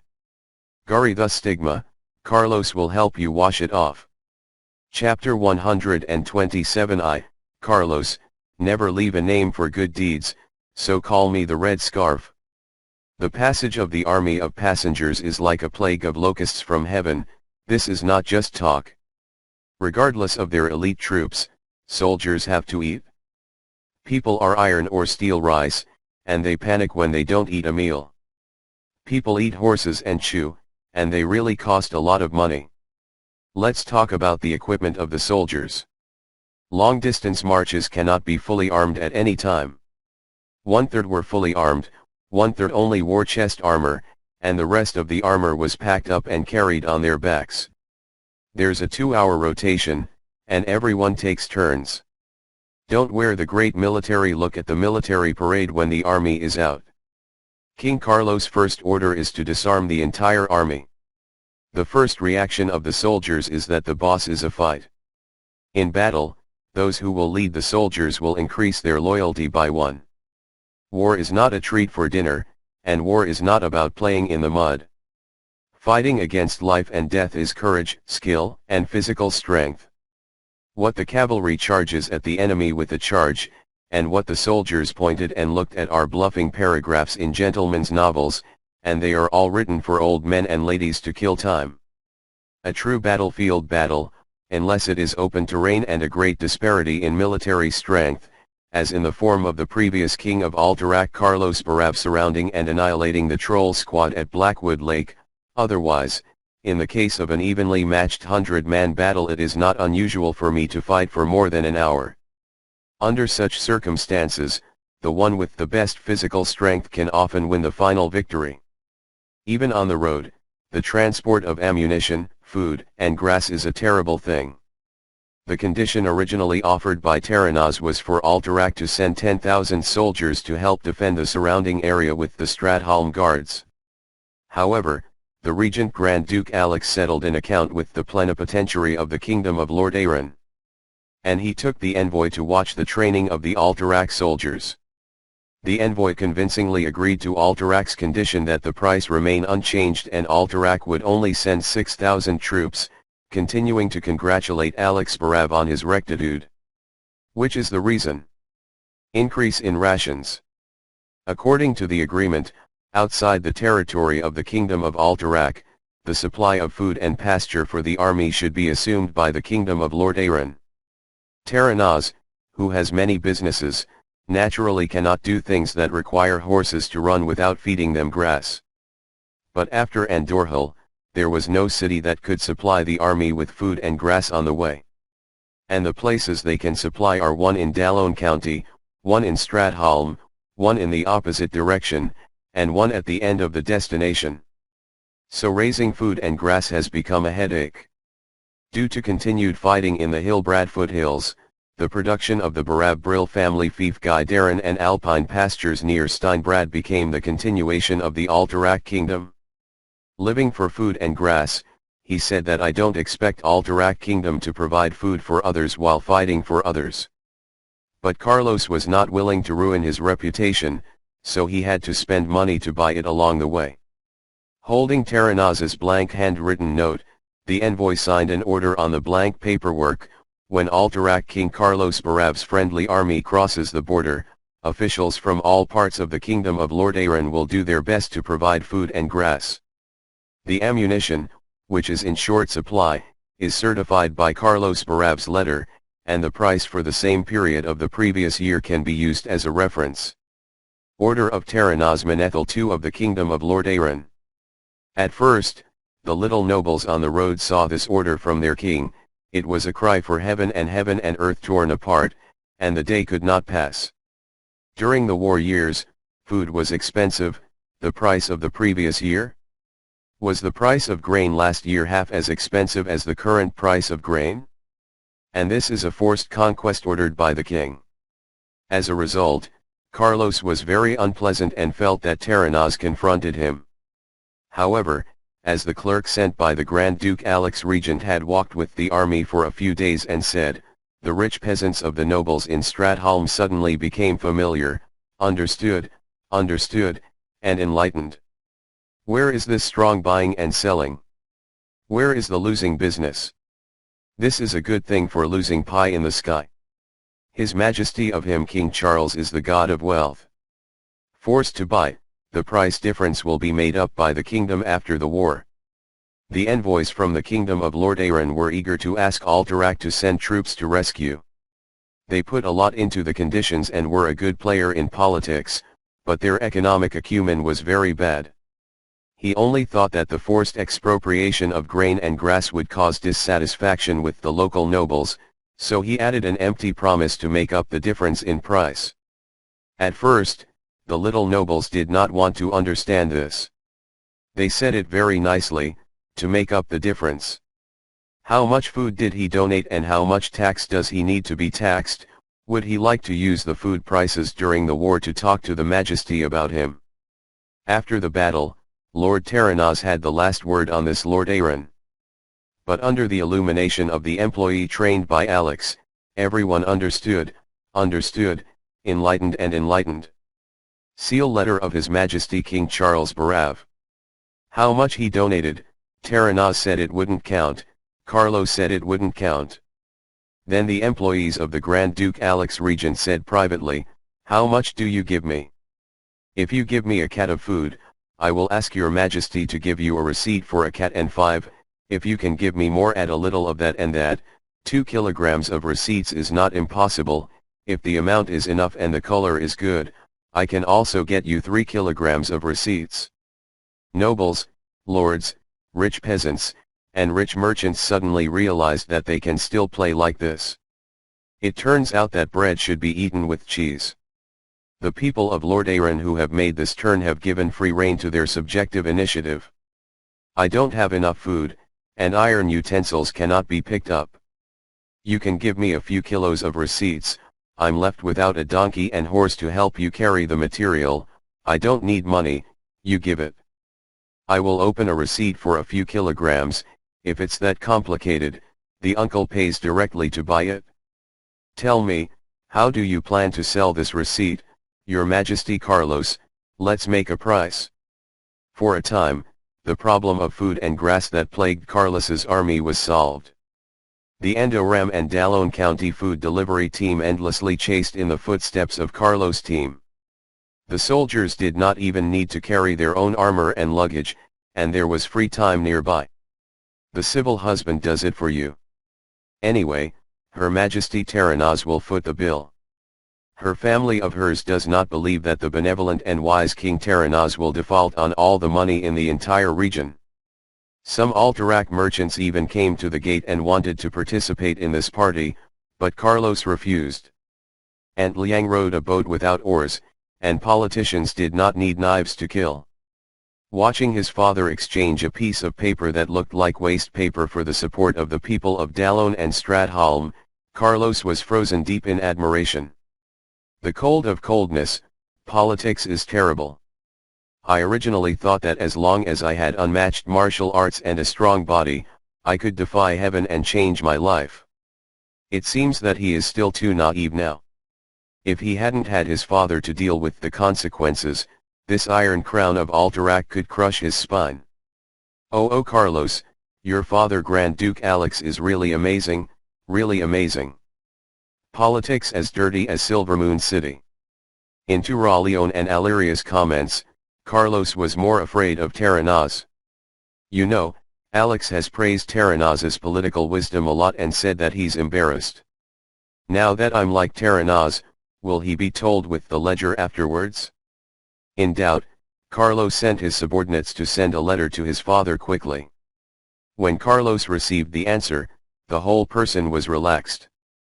There was only one sentence in the response, or don't, make it bigger, and the people of Lord Aaron are your solid backing. Ha ha ha ha ha ha ha, Carlos never leaves a name for good deeds, so please call me Liv. Carlos, who had discovered his joints, couldn't help but start convulsing. He used to be like this too. He seems to be quite stable, how come at one time? Aleria asked Turaleon. It was probably Carlos's special mood adjustment ability. Although Turaleon was very happy with Aleria taking the initiative to speak to himself, as a paladin, he couldn't organize it indiscriminately, so he had to guess carefully. The red scarf last time, but now it's alive again. How many nicknames does Carlos have? Aleria looked uncomfortable. I've also heard of Zhao Zilong and Optimus Prime, by the way, and Xiao Pi Niu. At the time of the goddess, Turaleon sold out his teammates decisively. Chapter 128, The Country of Hope and Daowin Township, Cordore is big. It takes about 3 days to reach the Stratholm side entrance. The side entrance fortress is less than a day to the east. This is the only road between Stratholm and Gulthalas. Hidden Mountain Road. Along the way, Carlos and his army took out 600 or 700 well-equipped troll soldiers, and there were even more less skilled turtle trolls. For this reason, Aleria Windrunner's brows furrowed, and the anxiety became more and more obvious. On the night of the bonfire, the senior officers circled the town, sharing fresh roast venison, listening to their king and union representative Turaleon talk about the story that happened in Hillblad Hills, and they were always ready to clap and laugh. Hey, Aleria, it's boring listening to us brag. If you're in a bad mood, you don't want to sing. Let's talk about Gulthalas. Because he didn't have much thought about Aleria, Carlos didn't have much respect and admiration for the great hero of the High Elves, Silvermoon City's Ranger General, let alone reverence and restraint. The deputy brothers have a good attitude. As a result, Aleria took this outfit instead, treating Carlos the same way, treating Turaleon differently, and treating other humans as a model with the High Elves in the people's impression. What do you want to listen? Aleria's voice is actually very nice, even if she's not interested, her voice is a bit hoarse, but she makes people feel as comfortable as gurgling water in a clear stream. Talk about your family. Turaleon muttered to the side. Of course it's about the dark history of your Silvermoon City and the ugly things of the Wang family. Seeing that Aleria was ready to say, Carlos slapped his thigh with both hands and was instantly interested. Let's talk about it, our Ranger General, don't worry about royalty, they are all soldiers, they know what we want to hear. Carlos gave Aleria a light nudge with his shoulder. Well, let me talk about Gulthalas. Also, to correct you, I'm just the Ranger Lord, not the Ranger General. Aleria found that the atmosphere was so enthusiastic and it was not a problem for her to be cold, so she decided to join this military night party. Rangers, you all know that you can shoot arrows and fight. All of you here are commander level. Naturally, we also know our Kaldori Farstrider Legion. But the Lord Ranger is the Ranger of the Rangers, the Jungle King. He is the Green Ray, the master of tactics. I found myself describing it for a long time, most listeners were at a loss, and Aleria knew what was wrong. In short, if a ranger is canonized as a ranger lord, they become a noble. The atmosphere suddenly turned warm. The General Ranger is generally a special reference, referring to Silvermoon City and, refers to the defense commander of the city of Silvermoon City, General Silvermoon City Ranger. This title is the correct title. Let alone the General Ranger, there is no such saying. Don't talk about it, those who understand don't want to listen, those who don't understand make a ruckus, gossip, negative news, your Sun King's lacy news or something. Carlos looked at Alleria expectantly. Hey, His Majesty Carlos, you are also a king, how can you be like this? I am a son of the Sun King. Alleria stated her position fairly. But everyone loves to listen. Carlos patted the top of his empty head, and then continued, everyone always has many identities. Now here are soldiers, soldiers who belong to the Alliance, there are no kings, there are no nobles, they are all soldiers. Don't think about it, the Sun King is so radiant and perfect that everyone asks me to say it. Alleria was completely unmoved. Well, let's not talk about our eternally correct His Majesty Anastrian, let's talk about Guy Elsa's, this is always good. Carlos looked at Turaleon and the others present, and everyone immediately yelled knowingly. Ah! Can't you just let me go? In the hot gaze, Alleria was engaged. Okay, let me think about it, our prince. His Royal Highness Guy Elsa's has displayed great magical talent since he was a child. He was the representative of Kildorië decades ago. The Violet Hold who resides in the Dalaran Kingdom, I heard that he has mixed up well, and has already entered the Council of Six in the Kirin Tor. Wait, Alleria, I know all this, please say something I don't know.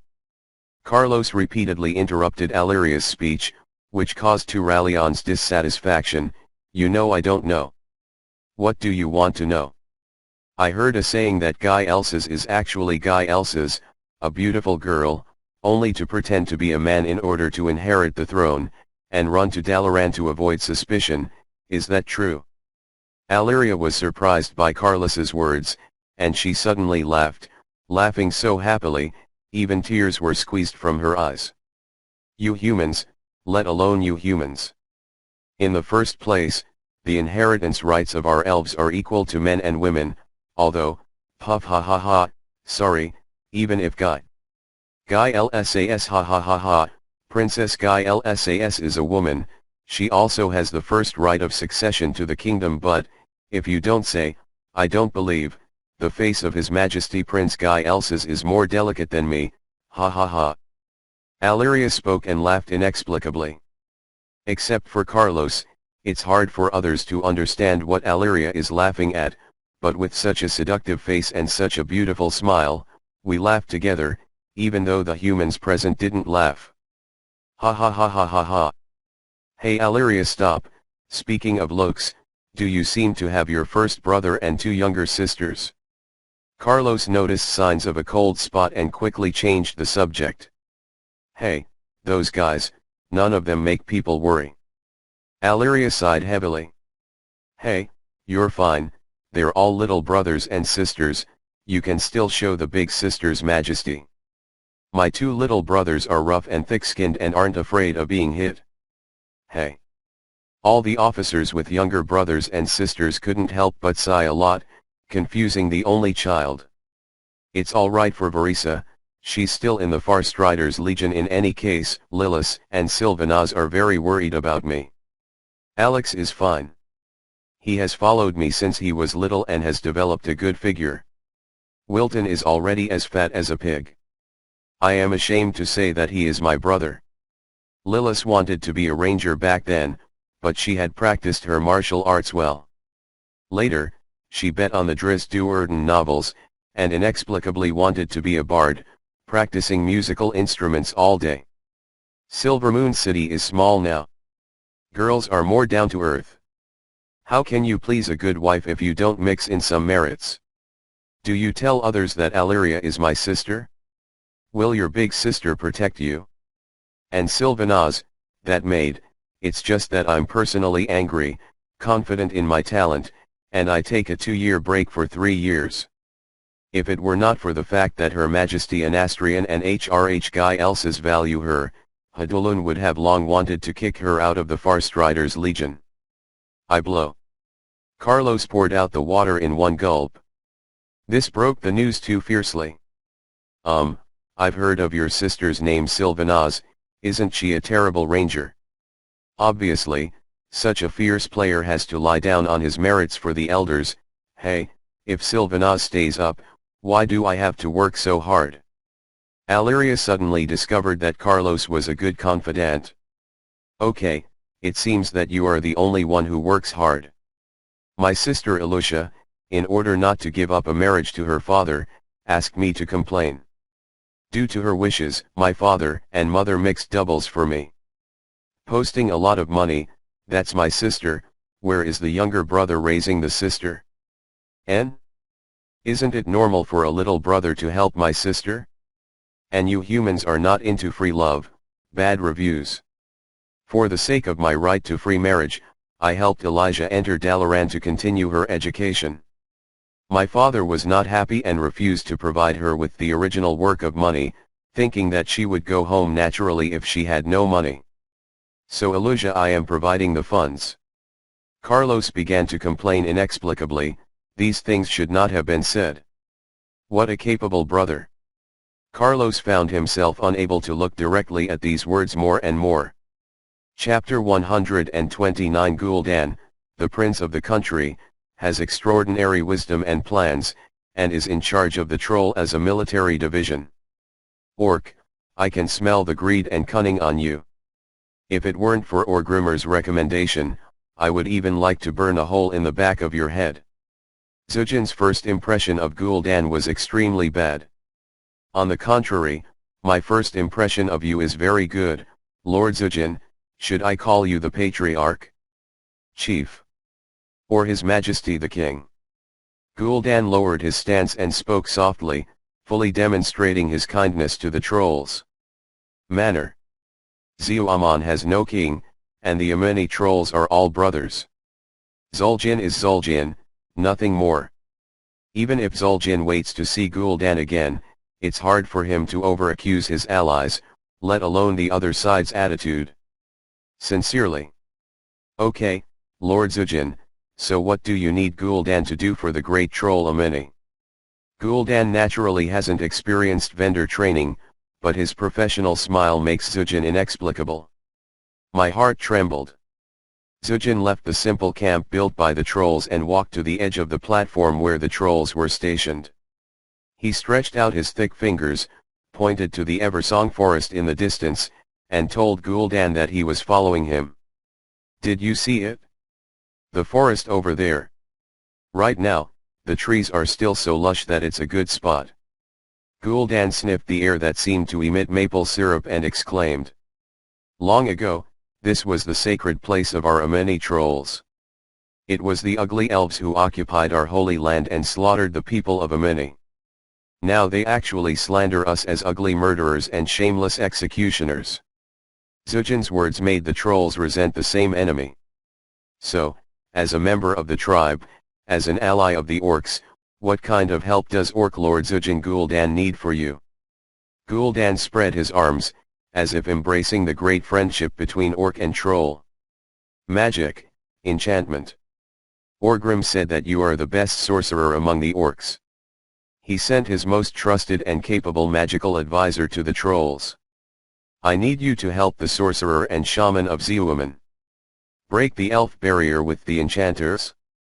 Alone the elves scattered outside the barrier cannot calm the anger of the troll against the sky.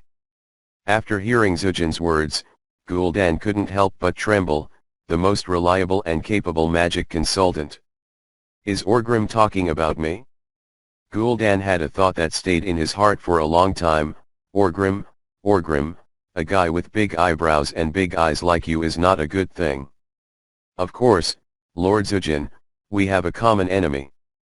To help Ameni's troll ally is to help ourselves. Warcraft Orgrim Dumamir's most loyal and trusted friend, though I cannot praise myself. He is the best warlock of the tribe, but he is not a fool who does not understand magic. Master Zujin, please give me some time and let me study elf magic. Gul'dan resisted the twisted smile and followed Orgrim and Zujin's words. Of course, I'll give you time to prove yourself. If you're as good as Orgrim said, that's the warlock, you'll get Zujin's friendship. Zujin made a promise of friendship. Get the friendship of Lord Zujin, you will get the friendship of all the trolls. Women, appreciate and take advantage of this opportunity, orc. There was a troll to the side, and other trolls nodded in agreement. Zeoamon and Silvermoon City have fought for thousands of years. We are not ignorant of the elves' tricks. Ask our troll casters. They will help you, warlock. Zujin added. A phrase. Why? Lord Zujin, praise the great Yamato Zujin of the trolls for your generosity.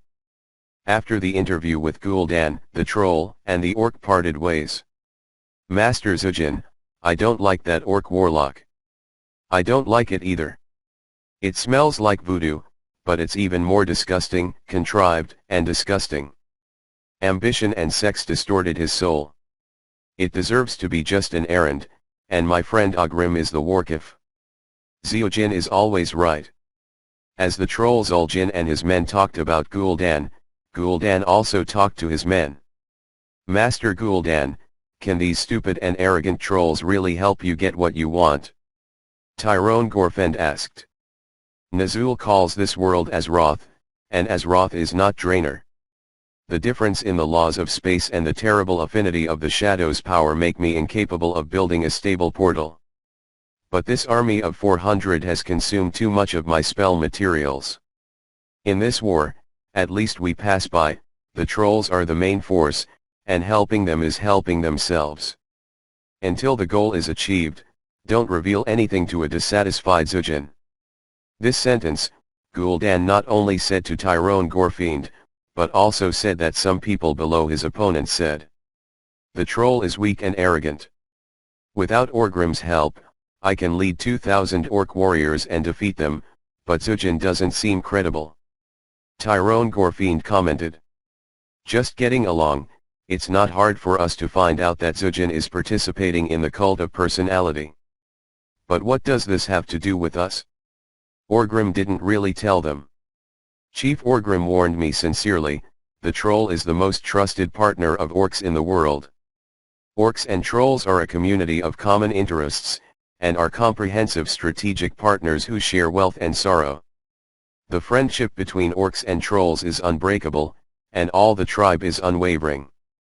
You must do everything you can to fulfill the Warkif's errand and help our troll allies win the war, do you understand? Although he did not understand why Gul'dan suddenly changed his words, his subordinates still cried 3 times to understand. When he had walked some distance, Gul'dan took a sip. The fucking temptation, the achievement of terrible spells, deserves to be oppressed by the elves for thousands of years. Gul'dan commented on the giant Deo magic. Master, what happened just now? Tyrone Gorfiend asked puzzled.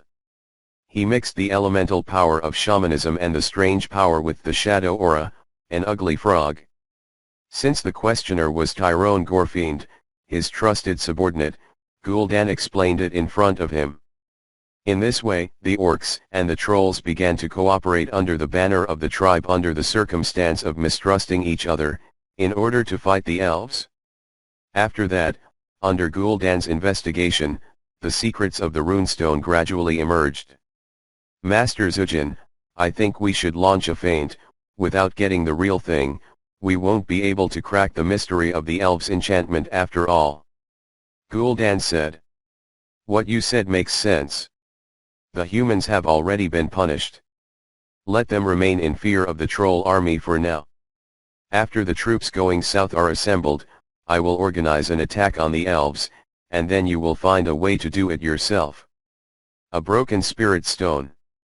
Zujin was very pleased with the results of Gul'dan's research. The main function of the High Elves' great enchantment is to protect the overflow of magical power, and the outer part of the enchantment also has a deceptive effect. Superstitious trolls often encircle a large circle and return to the original point after encroaching on the great enchantment. If they're lucky, they escape the enchantment area under fear, regaining their sense of direction. Elf patrol shoot and kill. Over time, the great charm was demonized by trolls. And such tricks cannot deal with Gul'dan. Making small compasses is not a complicated technique, and it has nothing to do with magic. The arrogant elf actually fooled the troll for thousands of years with this little trick, ha ha ha ha. Gul'dan laughed happily. At this time, Carlos's army had just left Unjadir, and Carlos was beating up his two younger brothers who were trying to get into the army. Big brother, when you were so old, you already married the inside to fight the trolls, why can't I? Alex said with his teeth and claws in the air with one hand in the air for Carlos. Yes yes.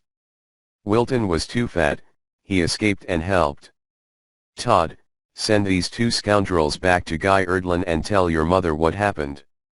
Yes, your majesty. Alex reluctantly yelled for his older brother Carlos to put down his military trip. You saw it? Carlos left Alex and asked his two younger brothers. That. What did you see? The two younger brothers followed the direction of Carlos's fingers and seemed confused. My stupid brother, you are only 500 meters from Andorhul, what should I say? Carlos sighed deeply, walked past the bodies of Alex and Wilton, and kicked one of them in the buttocks, giving them the last message before parting ways, get out. If you can blend into the team and wait until they find you in Stratholm, it's not impossible to bring you mixed military feats. Thinking of this, Carlos decided not to pay attention to the two stupid brothers and went directly. Chapter 130 I heard that using the reverse order can improve strength. Many words, different occasions, different atmospheres, indescribable effects, and afterthoughts are completely different. At the bonfire party, everyone laughed and laughed. Talking about the mountains is enough, you really want to talk about business after this kind of thing is awkward. Back in Alterac City, Carlos had found the opportunity to ask Alleria alone why she had to go north alone. First, I myself came to the Hillbrad area as a volunteer to help the alliance against the tribe. The old pact is part of it, and hunch, or political foresight, is another part. Now I'm going to go, there is no problem with reason and friendship, and I have left all my subordinates together with Thoradin's blood to obey the dispatch. Alleria had her legs straight at the time, her exquisitely crafted hands played with her hair in two locks, and her face was always on the high ground of morality, talking and doing things.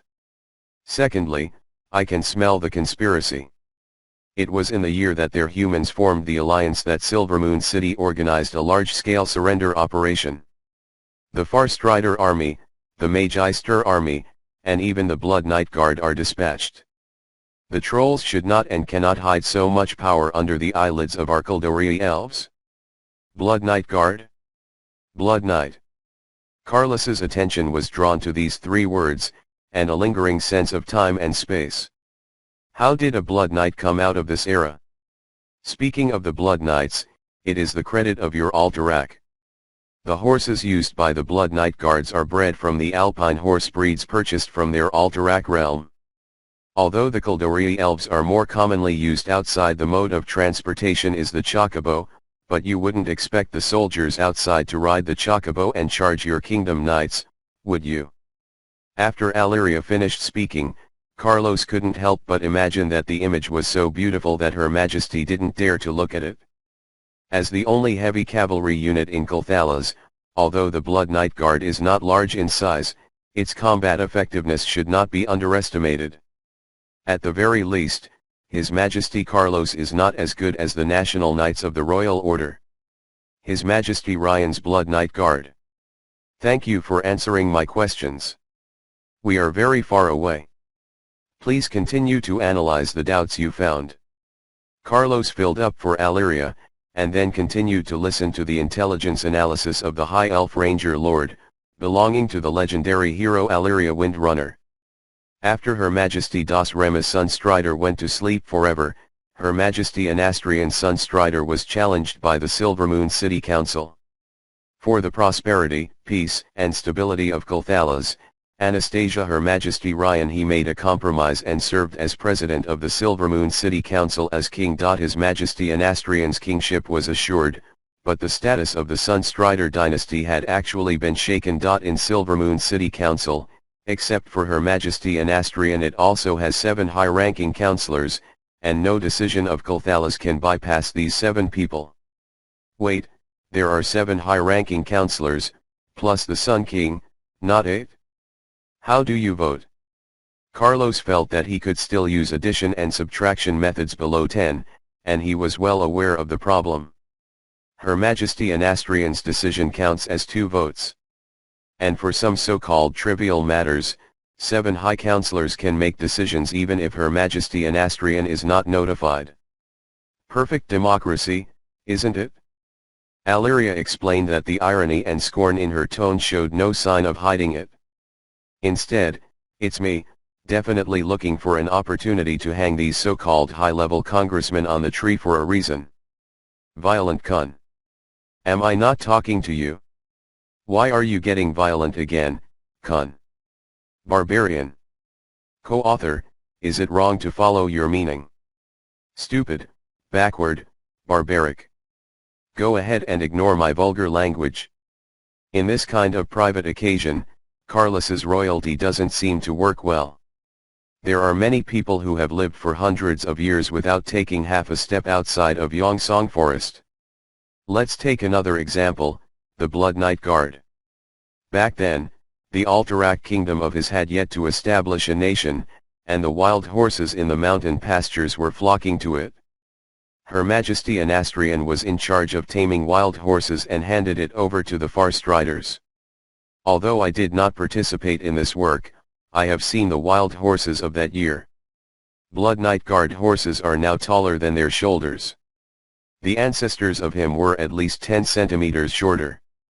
And the wild horses in the mountain pastures were flocked.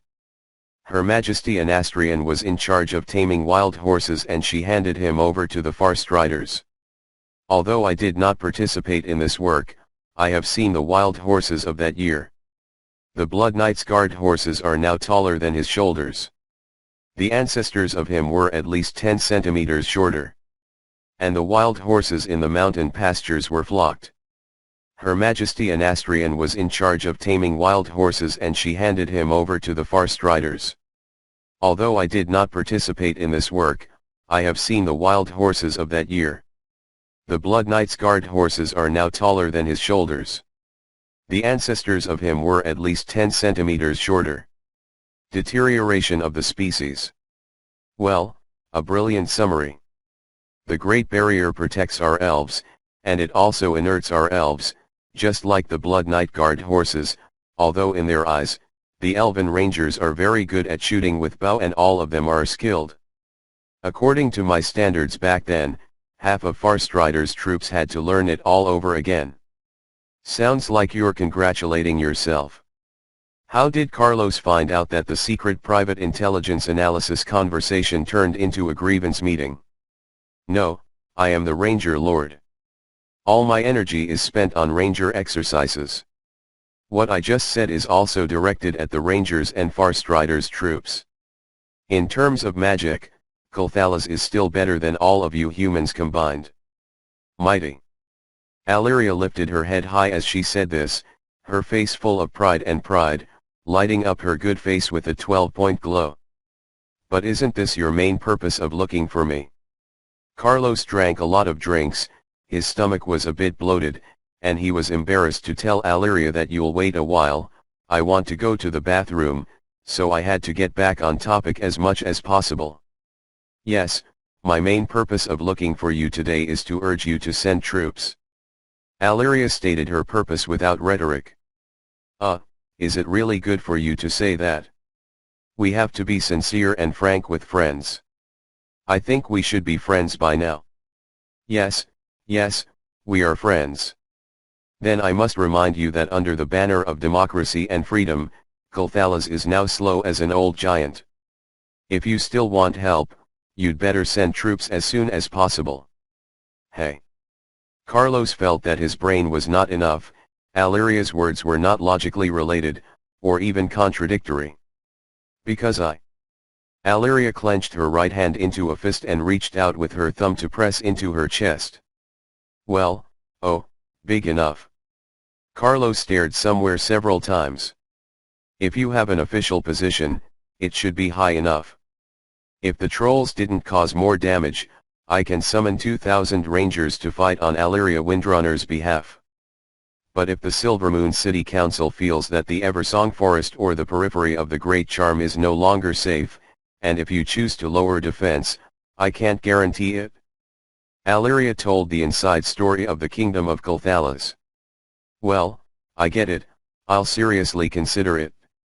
Carlos nodded, indicating that he understood, and then finished the follow-up courtesy as quickly as possible, and ran into the vast free world to free himself.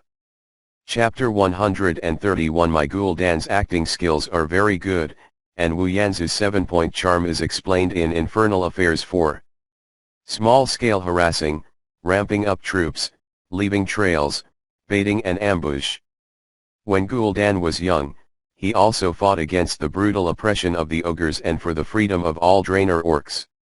So don't look at being a shaman in the early years, and now the converted sorcerer has blended into the ranks of the Lord.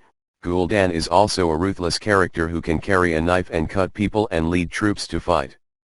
Thinking that Gul'dan, who was nominated in the ranking of the top 10 outstanding young orcs in Shadow Moon Valley, didn't need to use his brains to organize such a small-scale tactical arrangement.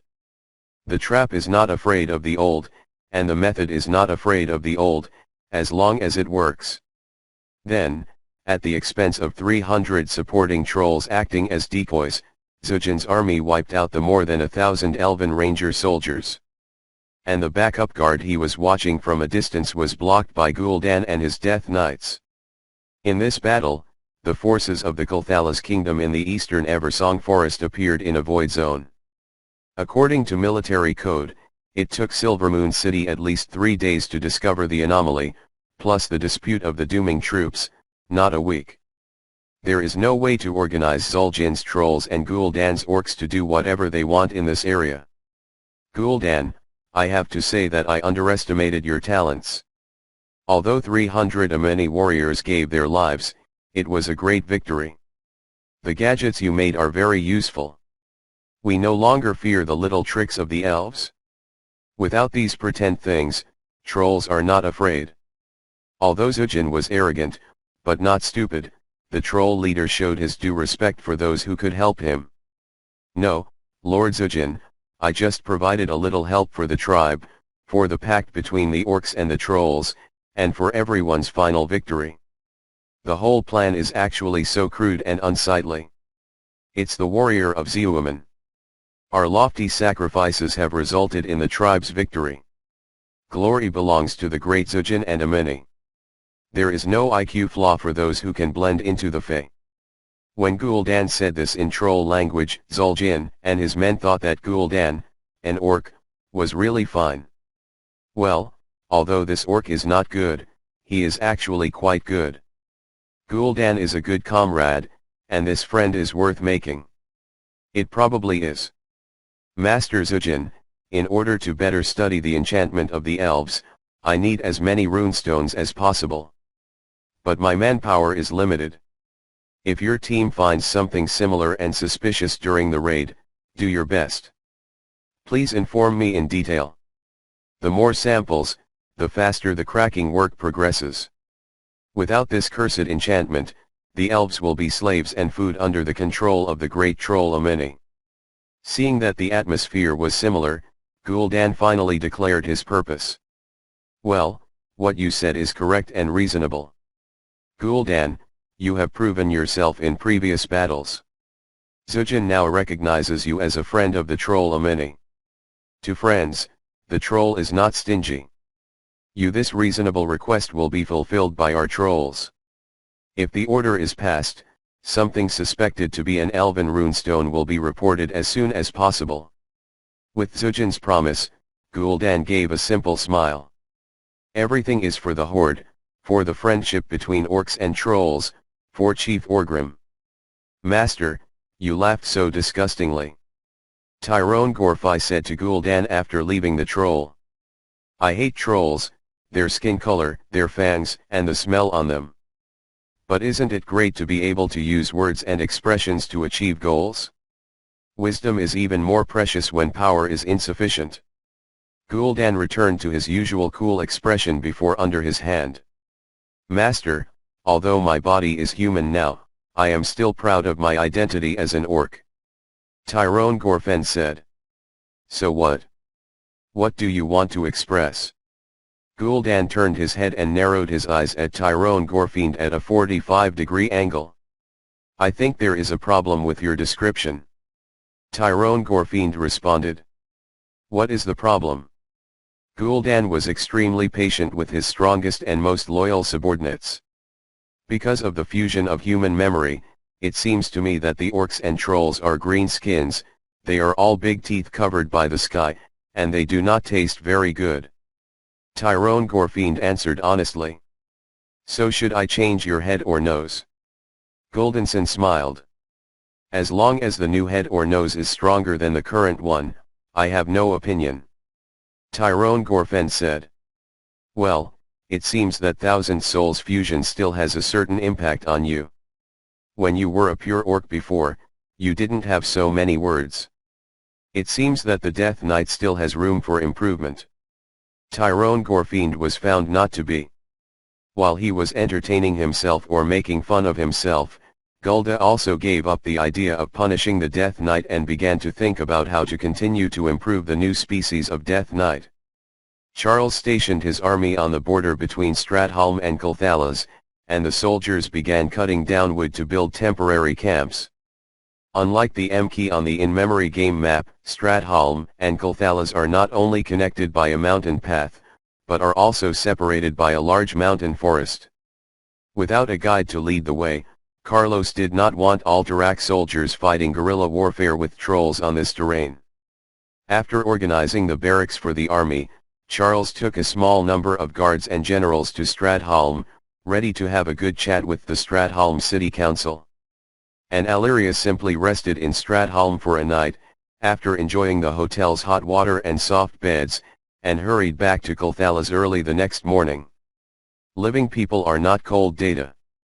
The long march has tired Alleria a bit. In the case of potential troll encounters at any time, proper rest seems very necessary.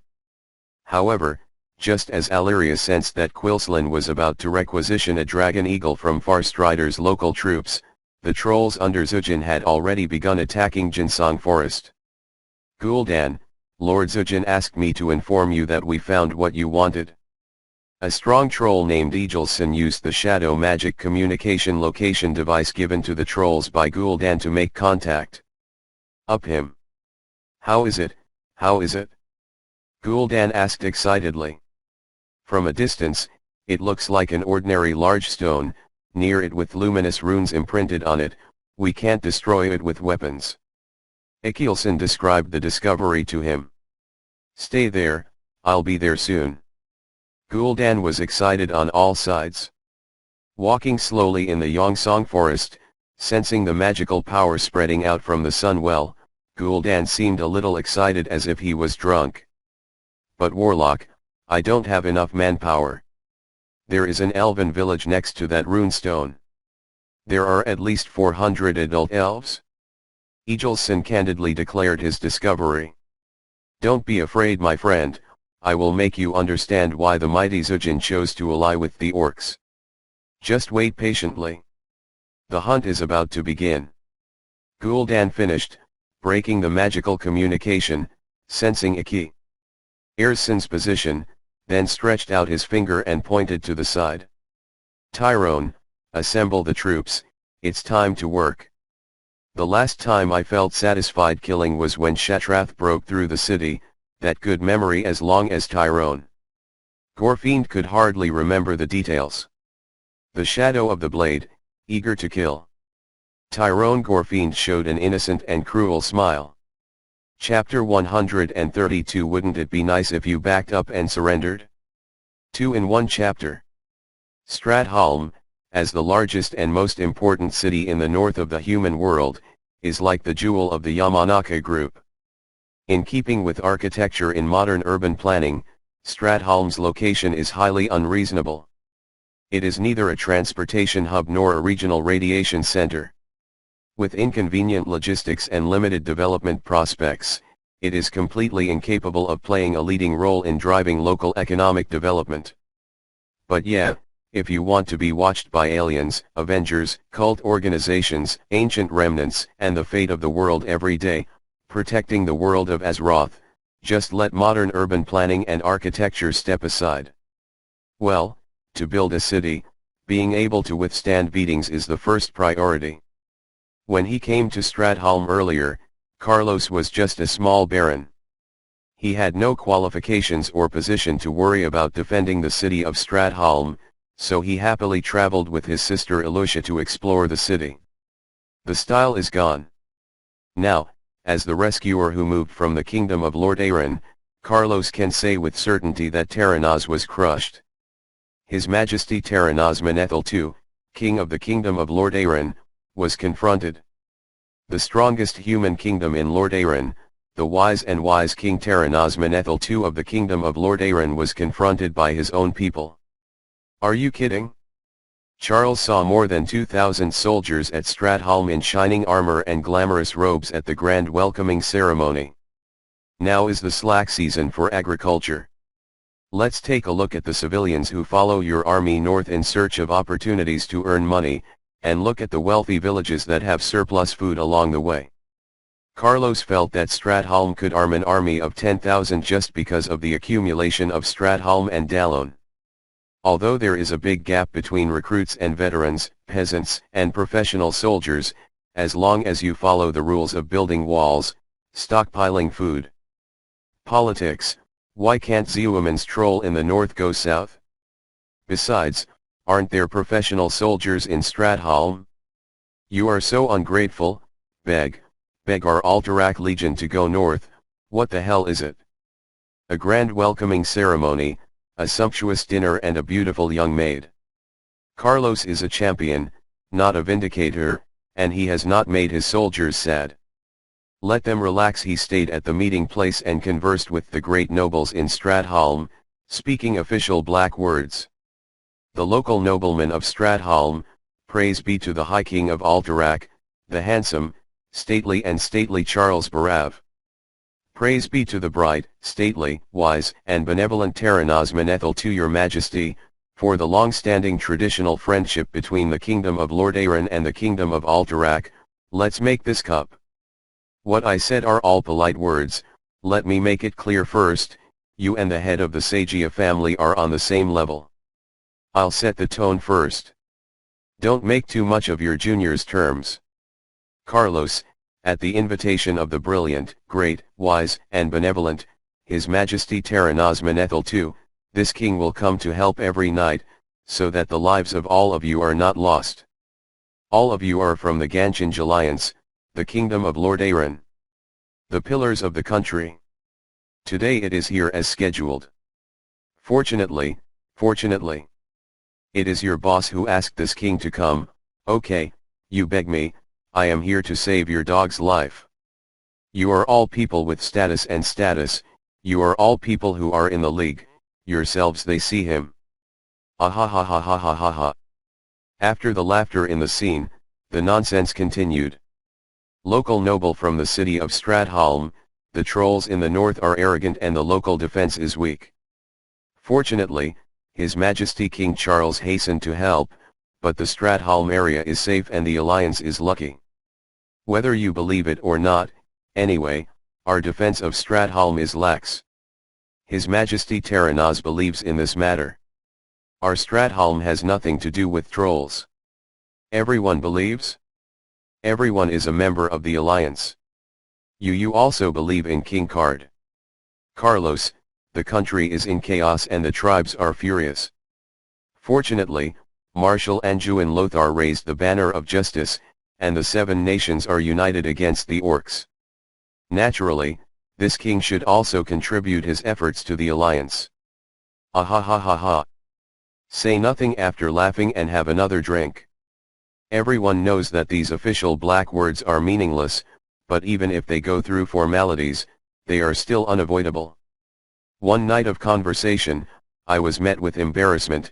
Everyone, ha ha ha, reached a tacit understanding. Everyone, ha ha ha, decided to skip the topic. Everyone, ha ha ha, some words were really brilliant. Everyone, ha ha ha, and finally wanted to end. Everyone, ha ha ha ha ha ha. A well-known human behavior researcher and expert-level scholar on adolescent autism Shinji Ikuro once suggested this to a girl with facial nerve necrosis: if you don't know what expressions to use to face different people, just smile. Carlos felt that what he said was really incisive, ha ha ha, one night, and he finally got a little off his head. Fortunately, his advanced diplomatic rhetorical skills were advanced, otherwise he might have missed the information hidden between the lines. Once, Carlos had the idea that Alterac was intriguing. It was really a dirty country. When I was young, I even had the idea of going to the kingdom of Lord Aaron to develop myself. When I get older and see more, Carlos is not calm. Whether it's Alterac, Gilneas, Lord Aaron, or Kultiras, they're all a bird. The king asked for fame and stability, the nobles asked for fame and wealth, and the people asked for 3 meals to keep warm. There are no high ideals, there are no great beliefs, the human race is all vulgar. At that time, Carlos was confused and did not enter for 2 consecutive days. When he was hungry, his body began to rebel, and Carlos suddenly realized that there was something wrong with the vulgarity. That's how it is. Even material security cannot be satisfied. It speaks of the fullness of the spiritual world. Since then, Carlos has untied a knot and has no longer been entangled with mental cleansing. Don't worry about whether the process is correct or not, and make sure that the result is good. Just because selfishness is the norm, generosity is too high for morality. With this understanding, Carlos had a more reliable speculation after referring to the night's conversation. All of Stratholm's nobles banded together to trick or deceive their king, Terranaz. First of all, some knowledge of popular science is needed. The kingdom of Lord Aaron is made up of many nobles, great and small. Some of these nobles are the nobles of the Arathor Empire, some are the first-class citizens of the year, and some are the new nobles canonized by the Manethil family. The entire kingdom of Lord Aaron is made up of these complex types to form the upper ruling class. For example, a large area of land near the Silver Pine Forest in Lord Aaron is the territory of the Manethil family, and the royal family of Lord Aaron is in complete control. For example, Fireplace, which is also known as Western Plague Lands. Except for Andorhul, a city authorized by Terranaz, the other lands belong to the pioneers of the Arathor Empire. These guys just chose to join. It is the kingdom of Lord Aaron. Another example is Stratholm, where the composition is complicated. But overall it can still be considered a possession of the kingdom of Lord Aaron. When you understand this, you will find that within the huge kingdom of Lord Aaron, there are princes and franchise members, that is, there are designated officials of the county system, and there are local snake forces that listen and do not listen. Obviously, the various forces in Stratholm were unwilling to deal with the threat of the trolls alone, so they exaggerated and reported the situation to King Terranaz and Alliance Commander Anjuin Lothar. In the Hillblad mountain area in the south, the main forces of the Alliance are fighting to fight. The Stratholm area, which is the main food production area, is particularly important. Terranaz and Lothar did not dare to ruin the Alliance's backyard. If the Stratholm area is in chaos, the Alliance's stalemate strategy in Hillblad Hills will basically go bankrupt. Because only relying on the food production of Fireplace and Silver Pine Forest cannot meet the needs of human beings. Therefore, Terranaz would rather suffer a loss, but also invite Carlos to go north to suppress the threat of the troll in the cradle stage. This dirty and beautiful world. Carlos couldn't help but sigh slightly. "En? What are you feeling all of a sudden?" Turaleon inexplicably asked from the side. "When you grow up, you will understand when you become a noble." Carlos looked at Turaleon with the eyes of a child. "Hey, Are you reminding me that I should call you His Majesty the King? Turalion asked unsatisfied. Please don't. Adoration and fear are the emotions that are furthest from understanding. Master Sedendithrohan has already knelt under the power, and His Majesty shut his mouth. I have very few friends now. No, you make me sick. Carlos felt it. Turalion immediately became happy when he heard Carlos say this. A king personally admitted that he doesn't have many friends. You count one, this is an incredible honor. Carlos, tell me, you said too many high-sounding cliches one night, I don't know what to say. Turalion pleaded bitterly. It's finished, the rest are the details. Carlos said. That.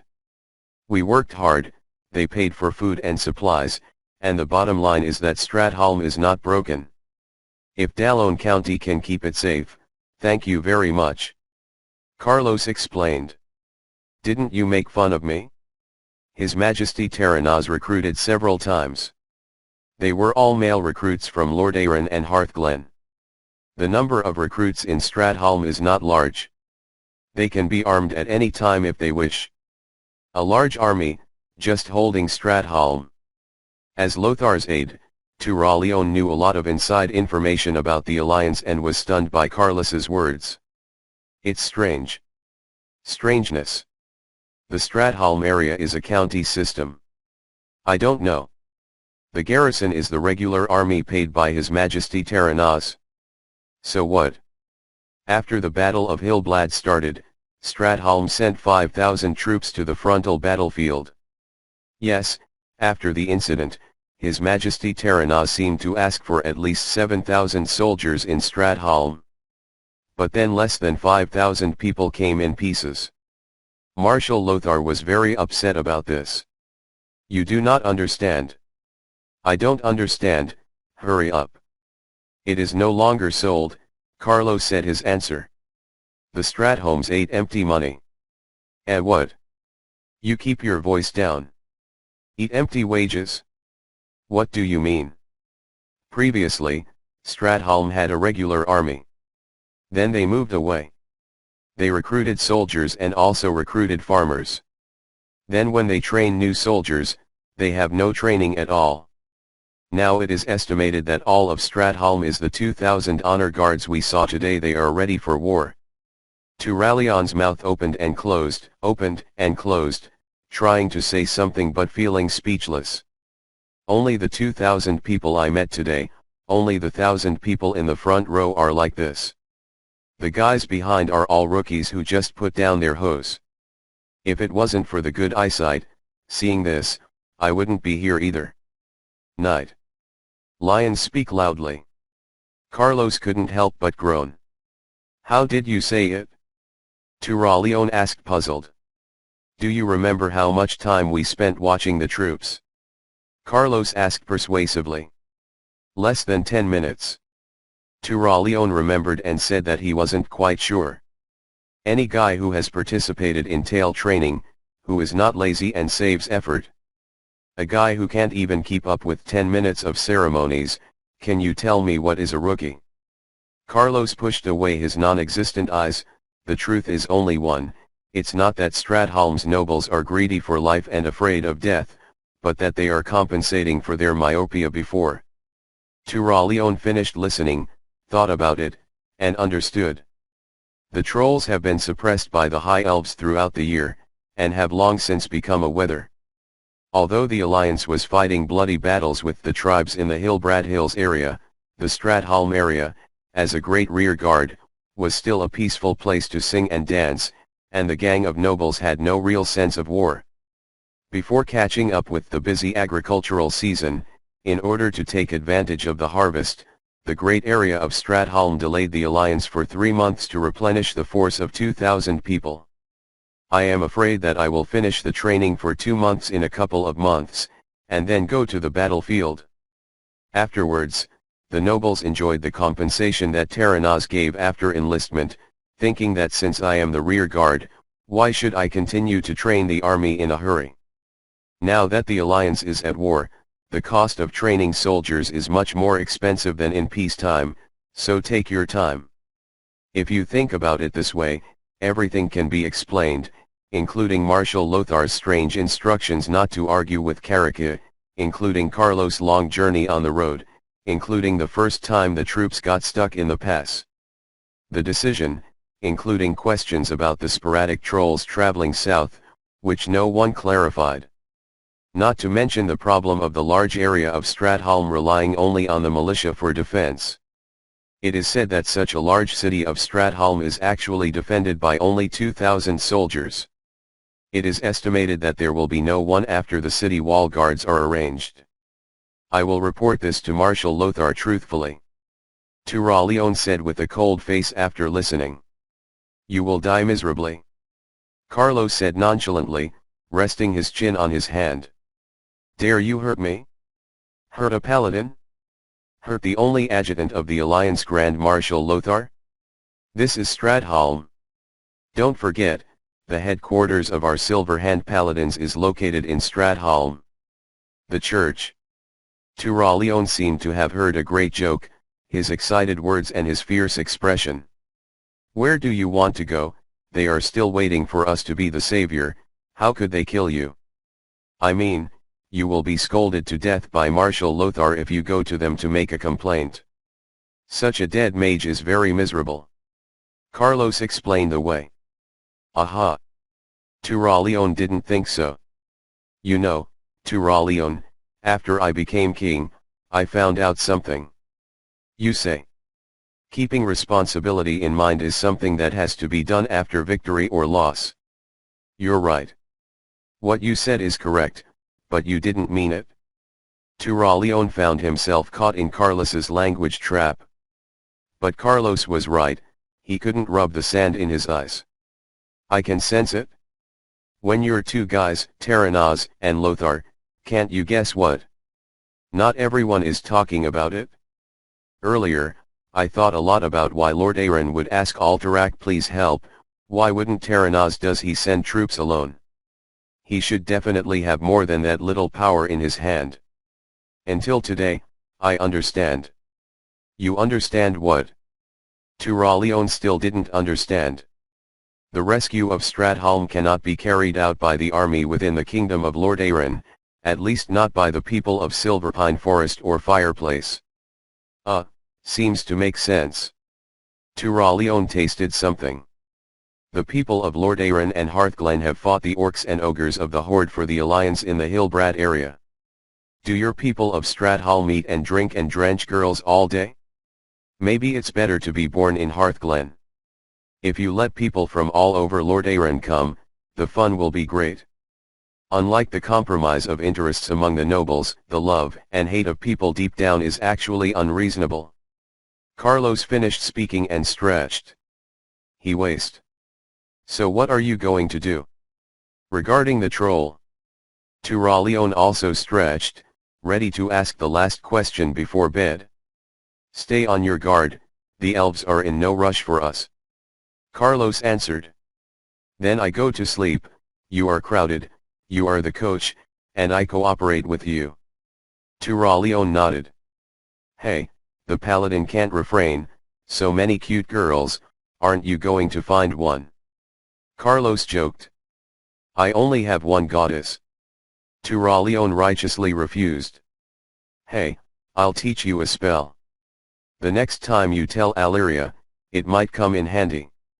Carlos said mischievously. Turaleon quickly asked, what is it? As you do, extend your 5 fingers, then retract your middle and ring fingers, and place your hands palms out on your chest. Be careful, remember to smile when you chant the spell. Why are you so awkward? Turaleon muttered. What good is this spell? I heard that it can increase goodwill. Oh, let's talk about that then. Carlos took 2 deep breaths, holding back his smile first. The mantra is very simple, only 5 tones, but your pronunciation and spelling must be clear. Just say it. Turaleon, a simple young man, was brave enough to try anything that would help his love path. The spell is that Carlos pinched his thigh with his fingers and said, Nicole Nicole. I'm going to bed. Turaleon turned and walked off blankly. Chapter 133. As a hero who became famous in Kulthalas during the Troll War a few years ago, Alleria naturally has her own ethics and beliefs. However, the long lifespan and easy life made Alleria, who advocated bravery and fighting spirit, gradually become dissatisfied. For thousands of years, the Windrunner family has been a member of the Silvermoon Council and a frequent visitor to the royal court of the sun. But what about this? As a witness and participant in family history, Alleria is tired of endless political bickering. Family is family, I am me. In addition to worrying about her three younger siblings, Alleria is gradually downplaying her influence in the family. How much fame and achievement I have in Alleria is not the reason you can lie in my merit book and move up. A person can get away with it. The ascension of chickens and dogs may be a political necessity in the human world, but in Alleria's opinion, doing this on behalf of her family is a kind of depravity, and this behavior is so ugly that it's disgusting. So Alleria Windrunner hasn't met her father and uncles for over 100 years. At home, the two sisters are in a rebellious period, so don't mention it. Only her younger brother Lillis, the simple and kind-hearted Lillis, can always awaken her inner love. Called the younger brother, in fact, it can be said that the young Lillis was the one who raised Alleria. After giving birth to Lillis Windrunner, the common mother of the four Windrunner siblings unfortunately passed away after childbirth. In addition to nursing, Alleria took care of all the errands of caring for her little brother. Because the death of the mother can have a bad influence on the life of the younger brother, the three sisters shared Lillis' needs for motherly love in childhood and childhood. However, as Lillis entered her youth, Sylvanaz and Varisa gradually got bored of this errand, gradually tired of mother status, and began to return to sister status for Lillis. And Alleria looked after the younger brother like an old man through and through. Because as Lillis grew up, Alleria paid attention and set too many expectations. To some degree, in Alleria's eyes, Lillis is another idealized male self. So even if the war was urgent, Alleria returned to Kulthalas, deciding to return to her hometown to visit her brother. However, when Alleria went to the north, the first thing she felt was the disorder of the magic in the Great Spell. It wasn't long before the ruins of nearby cities to the east were discovered, as well as the remains of clansmen and trolls.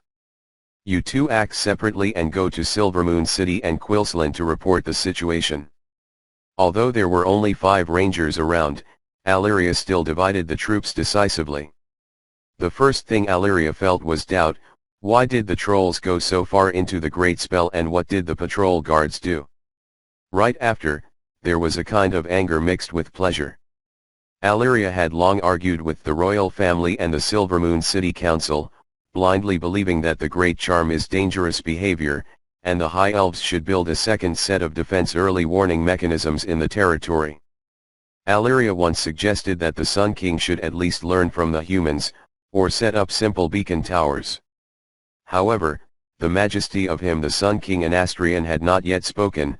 The people of the Royal Mage School jumped in to oppose, saying that Kulthalas' magical defense system is inexorable. Alleria endured and endured, eventually giving up her counsel. The cost of building 100 proposed beacon towers isn't nearly as expensive as your gang of wizards playing an arcane puppet. Such a big reaction is loud, afraid that the front method is easy to use. His Anastrian Majesty will cut her research funding. NS. And so far, Kulthalas has been invaded, but the research force and defense corps are unseen, fully proving that Kulthalas' magical defense system that mages boast of is not as foolproof as the rumors. But lampooning magicians isn't helpful in improving the situation you're facing now. An ominous premonition rose in Alleria's heart, and anxiety began to breed in her heart.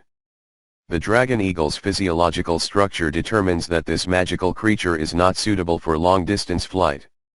It is also a reasonable option to move the mount to the town where your brother is located. Alleria gave such an order. Before nightfall, Ranger Lord Alleria arrived at the place he had remembered and saw that there was indeed only a scene of ruined walls and dried up bloodline. Ignoring the exclamation of the subordinates around her, Alleria directly jumped off the Dragon Eagle's saddle into the air. After landing, he circled twice to relieve the force from him and rushed to the ruins to investigate the situation. Judging by the burned remains of the wooden building and the extent to which the bloodline dried up, the fighting took place at least 3 days ago. There are not too many corpses. Taking into account the number of people in the village and the habits of the trolls and ogres, the village retreats or the troll army oppresses the territory. It's not good news either. Alleria quickly walked through the ruined walls, relying on the path in memory to quickly reach the Windrunner family residence in this town. After arriving, the burned walls and damaged doors dispelled Alleria's latest fluke. Lilacs. Alleria screamed and ran into the ruins of the house, but apart from the bloodline and the fiery black, there were no survivors and no corpses. Calm down, you must calm down. Alleria warned herself that there was hope if she didn't find her body. After the other 3 rangers controlled the Dragon Eagle to hover and land, their subordinates found Alleria, who was investigating the scene. Master Alleria, please stop making such dangerous moves. What if there are still enemy troops lurking in the village? Alleria, who had adjusted her mood, ignored her subordinates' persuasion and directly issued the order. Start search and rescue work immediately to see if there are any survivors. Soon after, the survivors of the village reached the gate alone before the rangers could bring back the news. Master Alleria, did the Sun King send you to save his people? The representatives of the survivors had tears in their eyes and could not cry. Please keep calm and tell me what happened. Alleria's heart pounded and pounded, but as the Ranger Lord, she still put Gulthalas first. He's a troll, many trolls, orcs, and a human like the dead. After a while, Alleria finally sorted out the entire incident for the survivors. The runestone was stolen, the troll and orcs raided the village, and the Death Knight participated in the slaughter of the High Elves. His Anastrian Majesty will not let his people go. You will soon be rescued and properly settled. After Alleria calmed down the survivors, she finally asked what she wanted to know. Lilith, how is Lilith? Facing the silence of the survivors, Alleria felt like her heart was about to break. Please tell me the whereabouts of Lilith Windrunner. Alleria screamed out loud. Still no one answered Alleria's question. As your relatives, please tell me, please tell me. Alleria's voice is getting lower and lower, and her heart is growing colder and colder. Chapter 134, With a Dead Arrow, Heaven and Man Will Never Meet. 3 days ago, on a quiet winter afternoon, Lilith Windrunner was practicing her musical instrument in a small enclosed valley in the north of town. Lilith, let's play another song, your piano music is really nice. That's it, change the flute, I want to hear you play the flute. Lyoxian is true love, so how can these superficial women who only pay attention to appearance understand the beauty of music? Lilith, I am the one who understands your music. Seeing a bunch of small clocks breaking and tearing, Lilith Windrunner helplessly scratched her head. Did she not understand why she was inexplicably popular? It is a pity that the good times did not last long, and the bell from the tower of the town hall reached the long ears of all the elves. 3 shorts and 2 longs are a signal for evacuation. Something happened, everyone, go away. After Lilith finished speaking, she didn't even need the violin and turned the gate to the village. Ladies, what are you doing with me? Lilith stopped after a few steps. Don't you want to take shelter? Lilith found out that he was silly, and the big girls and little girls in front of him were not his 3 sisters. Just stay here, don't say anything, I'll see the situation, if I don't come back, you will leave at least tomorrow at noon, do you understand? Lilith finished issuing orders and quickly left this nice and quiet place where she could practice her musical instruments. So hot. As expected of Her Royal Highness Alleria's younger brother, what a girl she would be. Get out of the way, girl Lily, who is so heroic and passionate, your Royal Highness Lilith, how can you be a woman? The remaining girls don't have any real sense of shelter at all, and are still arguing, and it's lucky that Alleria led Lilith to find such a quiet and secret place back then. As the magical civilization of Kulthalas developed more and more, and the arcane puppet technology became more and more perfect, the Sunwell's transformation of Kuldori's high elf physique became more and more profound. And the magicians of the high elves were more and more. What's more, the number of rangers who are proficient in martial arts is decreasing year by year. Although thanks to the long years and long lifespan, the number of high elf rangers is still staggering, but the overall number shows a downward trend. The known figures in Farstrider's troops are mostly the major figures that emerged at the end of the Troll War.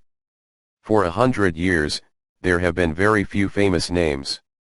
Of course, this has the effect of the rare number of peacetime wars, but compared with famous magicians, high elves advocate a comfortable life, and more young people choose arcane magic as their future trend has become more obvious. Originally, the High Elves were the group of elves with the best magical talents in the Kaldore Empire. After being exiled to the Eastern Kingdoms, they built Kulthalas, renamed Kuldori, and claimed to be the High Elves. The most gifted group of magic in the world of Azeroth, with the gift of the Sunwell, it is not surprising that the magical civilization prospered. But the easy life brought about by the prosperity of the magical civilization has also corrupted the living habits of the High Elves. The first 100 years of enjoyment, the middle 100 years of depravity, there are countless examples of the prodigal son going back 100 years. Still, 300 years is just a youth for the Kuldori, so why bother? Just like Lilith's Windrunner, the new generation of 5 good young people who can bear hardship, endure tiredness, and pull a strong bow to run the road are particularly eye-catching, especially she has a good family background and beautiful appearance. When Lilith returned to the village, the killing was underway. All elves over 200 years old are not weak in relation to human beings.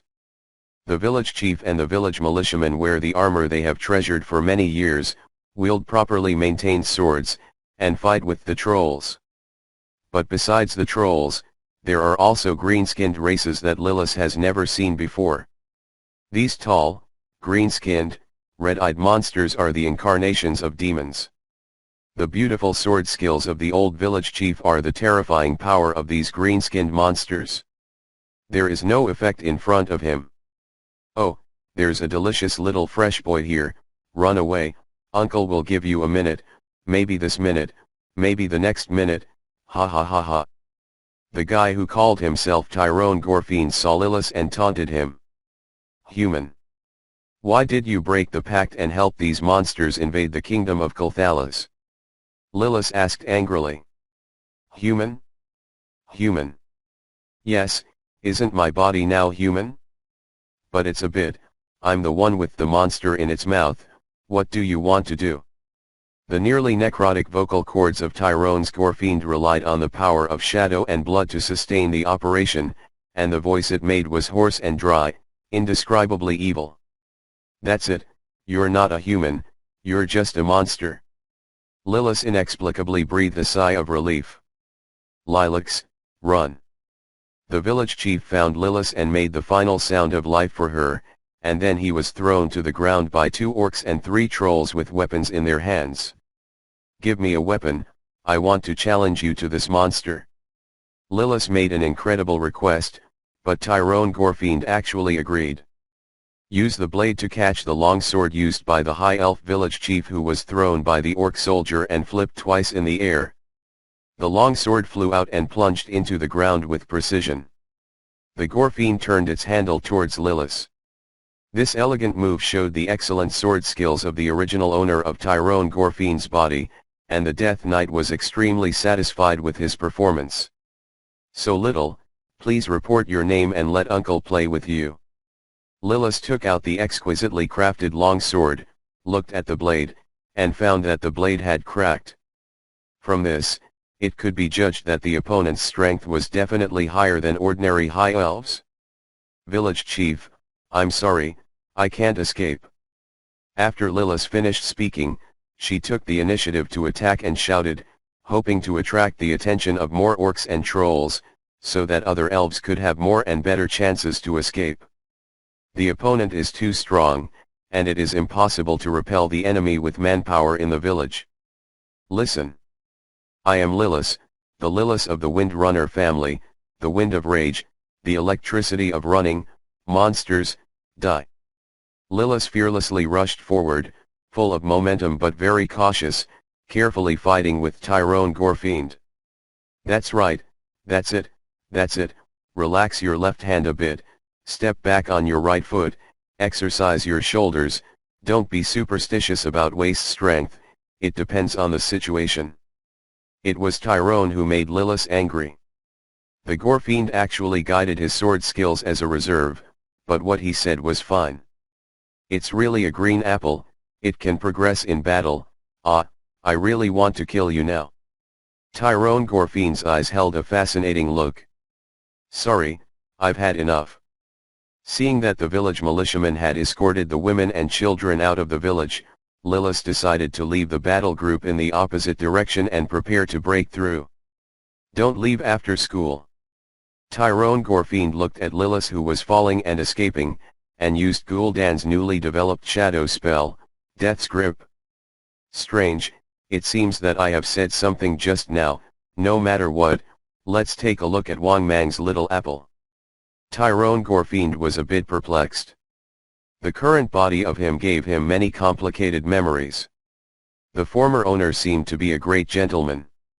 Lilith, who was taken down by the grip of death, was not desperate, and the bully that reached up to his neck against Tyrone Gorfiend was a spade. Sliding the distance between the two, Lilith activated the incidental magic on the village chief's sword, used 3 consecutive short-distance teleports, and completely abandoned the encirclement of the orcs and trolls. As the magical power disappeared, the scarred and overwhelmed blade finally shattered into pieces. Lilith recalled that when he was a child, the village chief and a group of little boys in the village would brag about what a hero he was back then, how magical his swords were, and get criticized by the children without getting angry. It wasn't until she held the village chief's sword that Lilith found out that what the village chief said was true. If the village chief wanted to leave, no one could stop him, he was fighting to die for the village. Taking a deep breath, Lilith turned and ran. She can't die here, she must avenge the dead villagers. Little Apple ran away. Tyrone Gorfiend shook his head ruefully, preparing to catch up. However, at this time, an arrow of chaos passed over the forest, over the village, over the top of Tyrone Gorfiend, and hit Lilith, who was desperately fleeing, and he was thrown to the ground. Idiot! Catch up to those fleeing elves and kill them. It's going to take time to clear the runestones. Time. Understand? At Gul'dan's roar, Tyrone Gorfiend joined in and pushed the cynicism of instinct from his body. Yes, master, I will kill all the elves I see. After Tyrone Gorfiend acquiesced to Gul'dan's order, he commanded an orc to say, "Go and remove that corpse. Don't let the troll eat it. That is my trophy." Chapter 135, Windrunner vs. Shwedigai. 3 in 1 chapter. Upon hearing the news of Lilith's heroic death, Alleria felt that there was always a vacancy in her heart. This tragedy coincided with the winter festival, and a total of 18 assembled Windrunner family members were killed. Facing the counseling of the subordinates, Alleria can still wear a soft and sad expression. Only in the dead of night can Alleria, who is repeatedly burned by the searing fire of revenge and the icy cold of grief, be left speechless. Crying, she uses the tears that run from the corner of her eye to release the pain in my heart. A younger brother, a son, an idealized male self, a complement to all regrets and shortcomings, Lilith is like Alleria's bust, trusting Alleria's beauty and expectations. This time, Alleria hates herself so much. What bravery, what responsibility, run away, don't look back, she's the sister who killed you. Alleria attributed Lilith's death to her own body. If she hadn't taught Lilith to be a noble, brave, and responsible person since she was a child, then Lilith wouldn't have died in vain. Alleria in grief has fallen into a quagmire of sentimentality. She is no longer willing to think rationally, and she is not willing to think of her brother Lilith as her own teaching. She has truly achieved a life without regrets and has died with glory. Alleria just wants Lilith to live. It doesn't matter even if they call you a coward, your sister will take care of you for the rest of your life. As long as you live, power and wealth, my sister will give you everything you want. As long as you live, she let all kinds of boring connections go to hell. Have fun, wait until you have enough, figure it out, sister will do it for you. She organize everything. As long as you live, I'll take care of the remaining 17 windrunners to die. In wild thoughts of self-blame, Alleria didn't realize her thoughts became more and more skewed, and her soul began to twist under the enormous pain. Early the next morning, after leaving the ruins of her home, Alleria waited for the messenger she had sent. "Why are there so few?" Alleria asked, unsatisfied. "Master Alleria, all the rangers that can be mobilized by Querslin have arrived. Please forgive me. After all, protecting Querslin is also an important responsibility of Farstrider's troops. We can't dispatch all of them," the messenger told Orr. Leah explained that the 40-man ranger team is indeed thinner after all, and not worth mentioning in front of enemies that are capable of destroying a 400-man village. Originally, Alleria was going to be angry, but I don't know what happened. Alleria remembered the facial smile of the human and noble king, and her heart was touched. How many innocent people want to infiltrate the earth here with blood? Compatriots, we can no longer be silent, armed and massacre the enemy. The High Elves' long lifespan makes procrastination useless against them. Therefore, the official language of the High Elves is a sharp statement that goes straight to the key points of the issue, and it can often be difficult to criticize opponents in a few sentences. As a result, the political dispute in Kulthalas will end soon, or it will make sense to you, but I just don't agree with that. Alleria, who has been in human society for the past 2 years, suddenly discovered that the provocative and hypocritical official language of humans doesn't seem to be as ugly and useless as she imagined. At least it works well now. After prompting the rangers present, Alleria turned her head and asked the messenger in Silvermoon City, "What did Silvermoon City say? Why did you come back alone?" "Master Alleria, I contacted a patrol in the north, and they promised to pass it on. I think you need strength, even if it's my negligible strength, so I turned back." The messenger's response was beyond Alleria's expectations. Calculating time and distance, under normal circumstances, the courier should not be able to send Silvermoon City until this afternoon. If he's coming back, then it all makes sense. If it was the old Alleria, she would punish the messenger and put him in confinement. The military order would be like a mountain. How could she change it at will? But now, Alleria has a need to help me too. The kingdom has been invaded, and the people are bleeding. Is the patrol still patrolling? Such a patrol method. Alleria laughed. "Everyone, organize the team and eat the dry food. We are following the enemy's retreat route. The runestone was stolen. There must be some conspiracy behind it. The safety of the kingdom is protected by us." Alleria discovered that she was inciting this type of use. Increasingly competent, human beings are really good teachers. Oh. Follow Master Alleria's instructions. Long live Kulthalas. Kill the invaders clean. In the reaction of her subordinates, Alleria received a bolt of confidence. 40 people chased hundreds and thousands of people. If it was Alleria before Lilith was killed, she definitely couldn't lead her subordinates to death. But now, God knows how far the executioner who killed Lilith has fled. If she doesn't catch up quickly, when will she get her revenge? Alleria, who was addicted to the pleasure of revenge, was completely lost in the ocean of hate, healthy crazy. Revenge, only revenge is the cure for my inner pain. Under Lord Ranger's leadership, the lame cloaking techniques of trolls and orcs are simply superfluous. After a day and night of hunting, Alleria conquered all the high elves who could fight, and led a team of fewer than 100 to capture the small tails of the orcs and trolls carrying the runestones. Master Alleria, there are more than 200 people on the other side, how do we fight? The scout asked. Warriors of Kulthalas, it would be enough to take out 2 enemies for 1 person, do you have to think about it so much? Alleria seemed to disdain the enemy. Master Alleria, all the information shows that the enemies who steal the runestones belong to the elite of the invaders. Those monsters that have never been seen before seem to be the orcs that fight in the human realm. No, seems good to be so underrated. Someone questioned him. Besides, we're chasing too deep. There are large groups of trolls around. Judging from their actions, the trolls seem to have found a way to fight the great enchantment. Lord Alleria, the frontal attack seems unreasonable. The subordinates persuaded Alleria, and the rangers were not afraid of sacrifice, but they were not willing to be reckless. Very good, it seems you have not forgotten what you learned in the Farstriders. Scatter it. The dynamics around the master. We are waiting for a suitable terrain and the right time for a plentiful ambush, and let him know. This is the territory of our elves. Kuldori.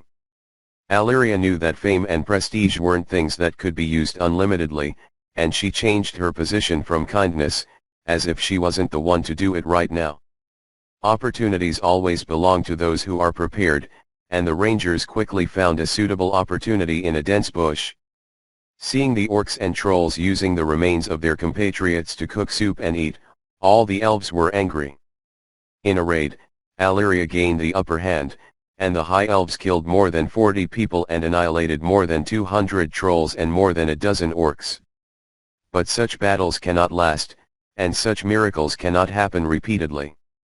Anger makes elves fearless, and hate allows elves to perform supernormally, but stamina consumed cannot be supplemented with hate. 200 trolls are only a fifth of the army for Zul'jin, and 40 elves have lost their combat effectiveness, and Alleria has no capital to pursue. Master Alleria, what shall we do next?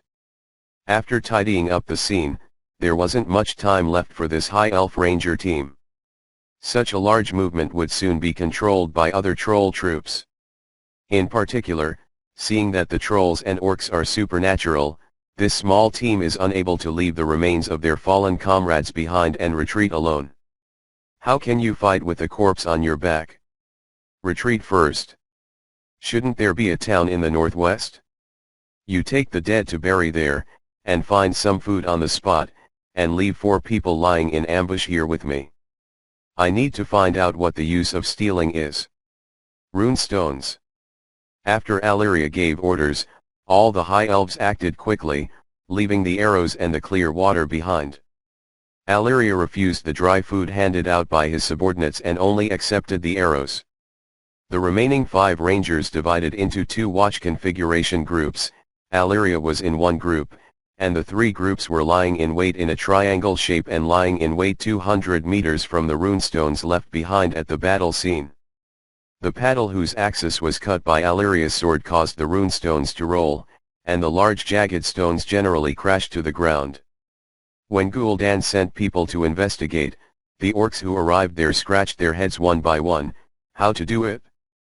Fools, if you have trouble finding a troll, are you going to solve it with your bare hands? Tyrone, can I hit you? You look uncomfortable in this human skin.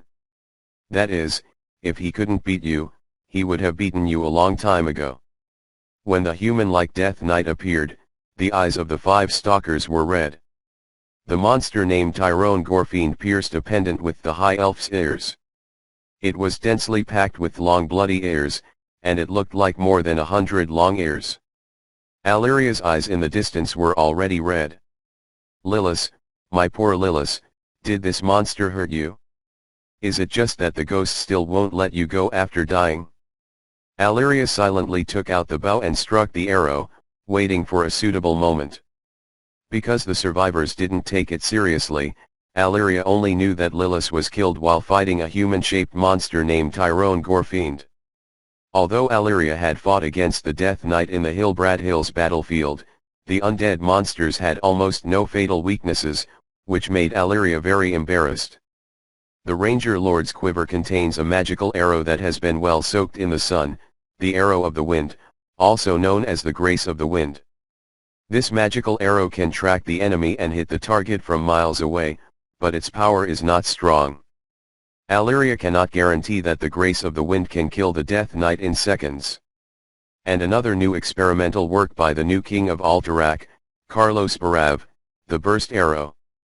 From the experiment, he should be able to kill the Death Knight in front of you, but the human bow and arrow technology. That ugly ultimate arrow, that heavy structure on top, that shape with no magic base. If Wind Grace refers to where to hit, then Gust Arrow refers to where to hit. Even Alleria. However, Alleria has so many cards. You idiots won't work if I go. Gul'dan is indeed a marvelous work in the wizarding world, a genius in the cottage world. Just a few days after studying the High Elf runestones, he actually developed a ghost sound transmission technique that could be used in the Grand Incantation. When Gul'dan's ghost appeared out of nowhere, the orcs were behaving like kittens. Master, even though I am a Death Knight, with immense power, you cannot expect me to pick this thing up from the ground for you. Runestones are not affected by magic, and your warlocks can only watch. Tyrone. The Gorefiend said from the side. Damn it, I have to change your body when I'm free. Back then, Tyrone was an orc among orcs, a warrior among warriors, and the shadow under the sword. How can Tyrone now be an idiot? Don't get me. You reported it? The transport team is attacked, and a group of people are here to figure out how to dig up the runestone from the ground. Go to the troll. Let them find a way. I can't see the runestone before Tenton is dark, I want you to look good. After Gul'dan finished his roar, the illusion was annihilated. The other orcs trembled at Gul'dan's threat, and the soul's punishment was not so pleasant. Only Tyrone Gorefiend, the confidant of Gul'dan, the most powerful Death Knight, shrugged nonchalantly and said, Look, I told you that if you're having a hard time, find a troll.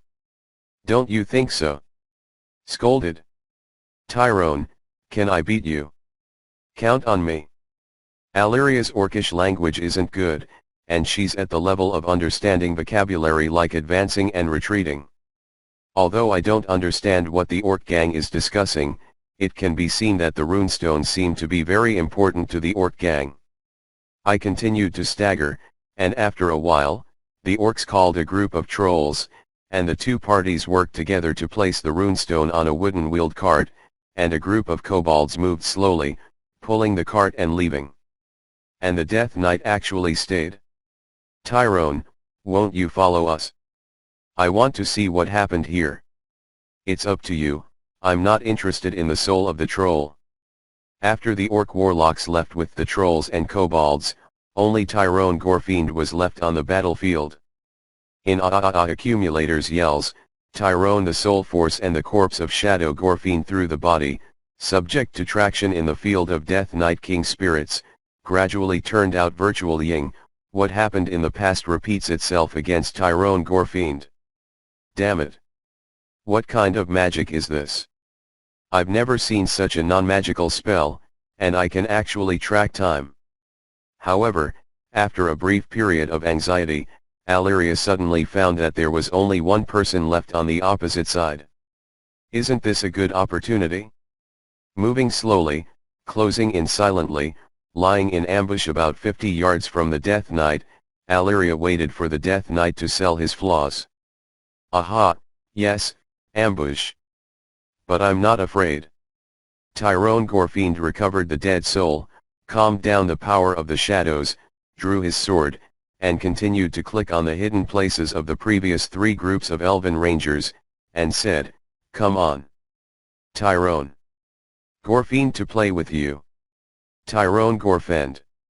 Alleria heard the Death Knight shout this name in the lingua franca, and her anger instantly drowned out her senses. According to the previous agreement, the two groups of rangers delayed the escape and had to return all the information they saw, otherwise the High Elves would suffer. Little guinea pig, come out, let me learn no. Without waiting for Tyrone Gorfine to be forced, Alleria took advantage of the Death Knight's back and shot his head with an arrow. At a distance of 50 meters, a Ranger Lord level archer can hit 100 shots with his eyes closed. What is this? My brain hurts a little. Tyrone Gorfine touched the back of his head, pulled out the arrow directly, licked the white mucus on the arrow with his tongue, and then threw the arrow aside.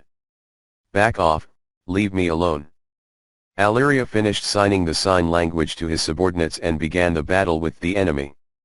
Let me ask you a question. Tyrone Gorfine hit his throat with an arrow. 5 days ago you robbed the Runestone village. Tyrone Gorfine hit his chest with an arrow. There is an elf named Lilith Windrunner. Tyrone Gorfine hit his left knee with an arrow. Did you kill him? Tyrone Gorfine dropped to his knees. Sorry, I forgot you have an arrow in your throat. Tyrone Gorfine struck the center of an arrow into his forehead. Every time Alleria said a word, she would take 5 steps forward and shoot an arrow. After the 5 arrows, the Ranger Lord was already standing 10 meters from the Death Knight, an arrow bursting from the bow, waiting for the Death Knight to respond. Originally, the two slashed Rangers looked at Alleria Kamui and prepared to turn around to help, but when they saw Tyrone Gorfine starting to pull arrows one by one, they realized that they were not this undead monster's opponents, and they were silent in their hearts. After Lord Leela prayed, she decisively fled. Well, the guy who got in the way is gone, I finally don't have to worry about my image. Before he could finish his words, Alleria released his hand that was holding the bowstring. With a boom, Tyrone Gorfine was heavily smashed to the ground and embedded in the ground, pitch black. Carlos, who had served in the PLA in a previous life, brought the silly, coarse, and frenzied ideas of weapons research and development to the pure world of Azeroth. When he spoke of his ideas to the Brick Archmage, the brick concealed him. What is called the ultimate flame burst technique, so Carlos looked at the fireball as big as the bathtub and bored away. But when Carlos talked about the idea with the Hulin brothers who had been punched in the face by himself in Dalaran, the thunder from heaven went to the ground instantly, and the 3 people who had always held animosity talked about it. The 2 Hulin brothers studied alchemy, and the other was a research and development magician. After hearing Carlos's idea, everyone expressed their inspiration. After Carlos became the king of Alterac, his support increased, and Burst Arrow was the Hulin brothers' first achievement. At that moment, the Alterac general questioned him face to face, saying that such an unstable arrow was of some use. It was so powerful that you weren't able to aim at it? So Carlos made 100 wood golem targets and mobilized 200 archers to demonstrate what is called saturation bombardment. Then they all fell silent. Then Grand Duke Alex Barav gave the seal of approval himself. Then the flame flower became a strategic level material of the Alterac kingdom. Although Alleria was unaware of these past events, from Carlos's proud face and expression of congratulating me, Mr. Ranger had no doubts about the power of the exploding arrow. Sure enough, the power is incredible. Alleria, who was shocked, was a little worried. The Death Knight in front of her wouldn't be blown to her death, right? Enjoyment. Tyrone Gorfine coughed twice, shook his body, and dropped to his knees. Lilacs, Windrunner, huh? That's delicious. The enraged Alleria put away her bow and arrow and drew the short sword, ready to give the Death Knight a little taste, wondering if she can resurrect if her head is cut off. Tyrone Gorfine was playing from the beginning, and he was the key to the blood-dried body, and the power of the shadow that held the body easily corroded the wooden arrow shaft. The special captain in the first-generation Death Knight named Tyrone Gorfine is playing with Alleria. However, the life-threatening explosive arrow shattered at least 100 of Tyrone Gorfine's dead souls, allowing Tyrone Gorfine to save his playful heart. I have to change my body when I look back. This funny body has too much influence on me. Woman, do you know who you're talking to? Even in the violent explosion, Tyrone Gorfine's sword held in hand did not loosen. The long sword held the short sword, and the Death Knight's tremendous strength was fully demonstrated. I am the shadow of the sword, I am the will of death, I am the lord of 1,000 souls, I am Tyrone Gorfine. Woman, you angered me. Under Tyrone Gorfine's frantic counterattack, Alarius played fast without fear. I am Alaria, a sister. The elves give people the impression that they are good bows and arrows, and the ranger gives people the impression that they can use knives. Few people know that none of the elves who can become the ranger lord are poor in hand-to-hand combat. In this close hand-to-hand fight, Tyrone Gorfine found himself at a disadvantage. Alaria's dance attack perfectly avoided all of Tyrone Gorfine's slashes, and Alaria's blade can always leave fatal wounds on Tyrone Gorfine. Very good, woman, I have 767 lives. How many times can you wield a weapon like this? Tyrone Gorfine laughed meaninglessly. Until you die. Alaria responded coldly, but the low sweat became more frequent. Then try it. Tyrone Gorfine faced Alaria amid riotous laughter. It didn't work, the physical strength couldn't keep up, and she dodged Tyrone Gorfine's slash dangerously, and gasping for air, Alaria found that she was exhausted. Wonderful body, Gul'dan. I am not a man. Tyrone Gorfine laughed ha ha ha, as if victory already belonged to him. Alaria used the last of her strength to put the elegance of the wind on the strings, and shot it casually. Oh!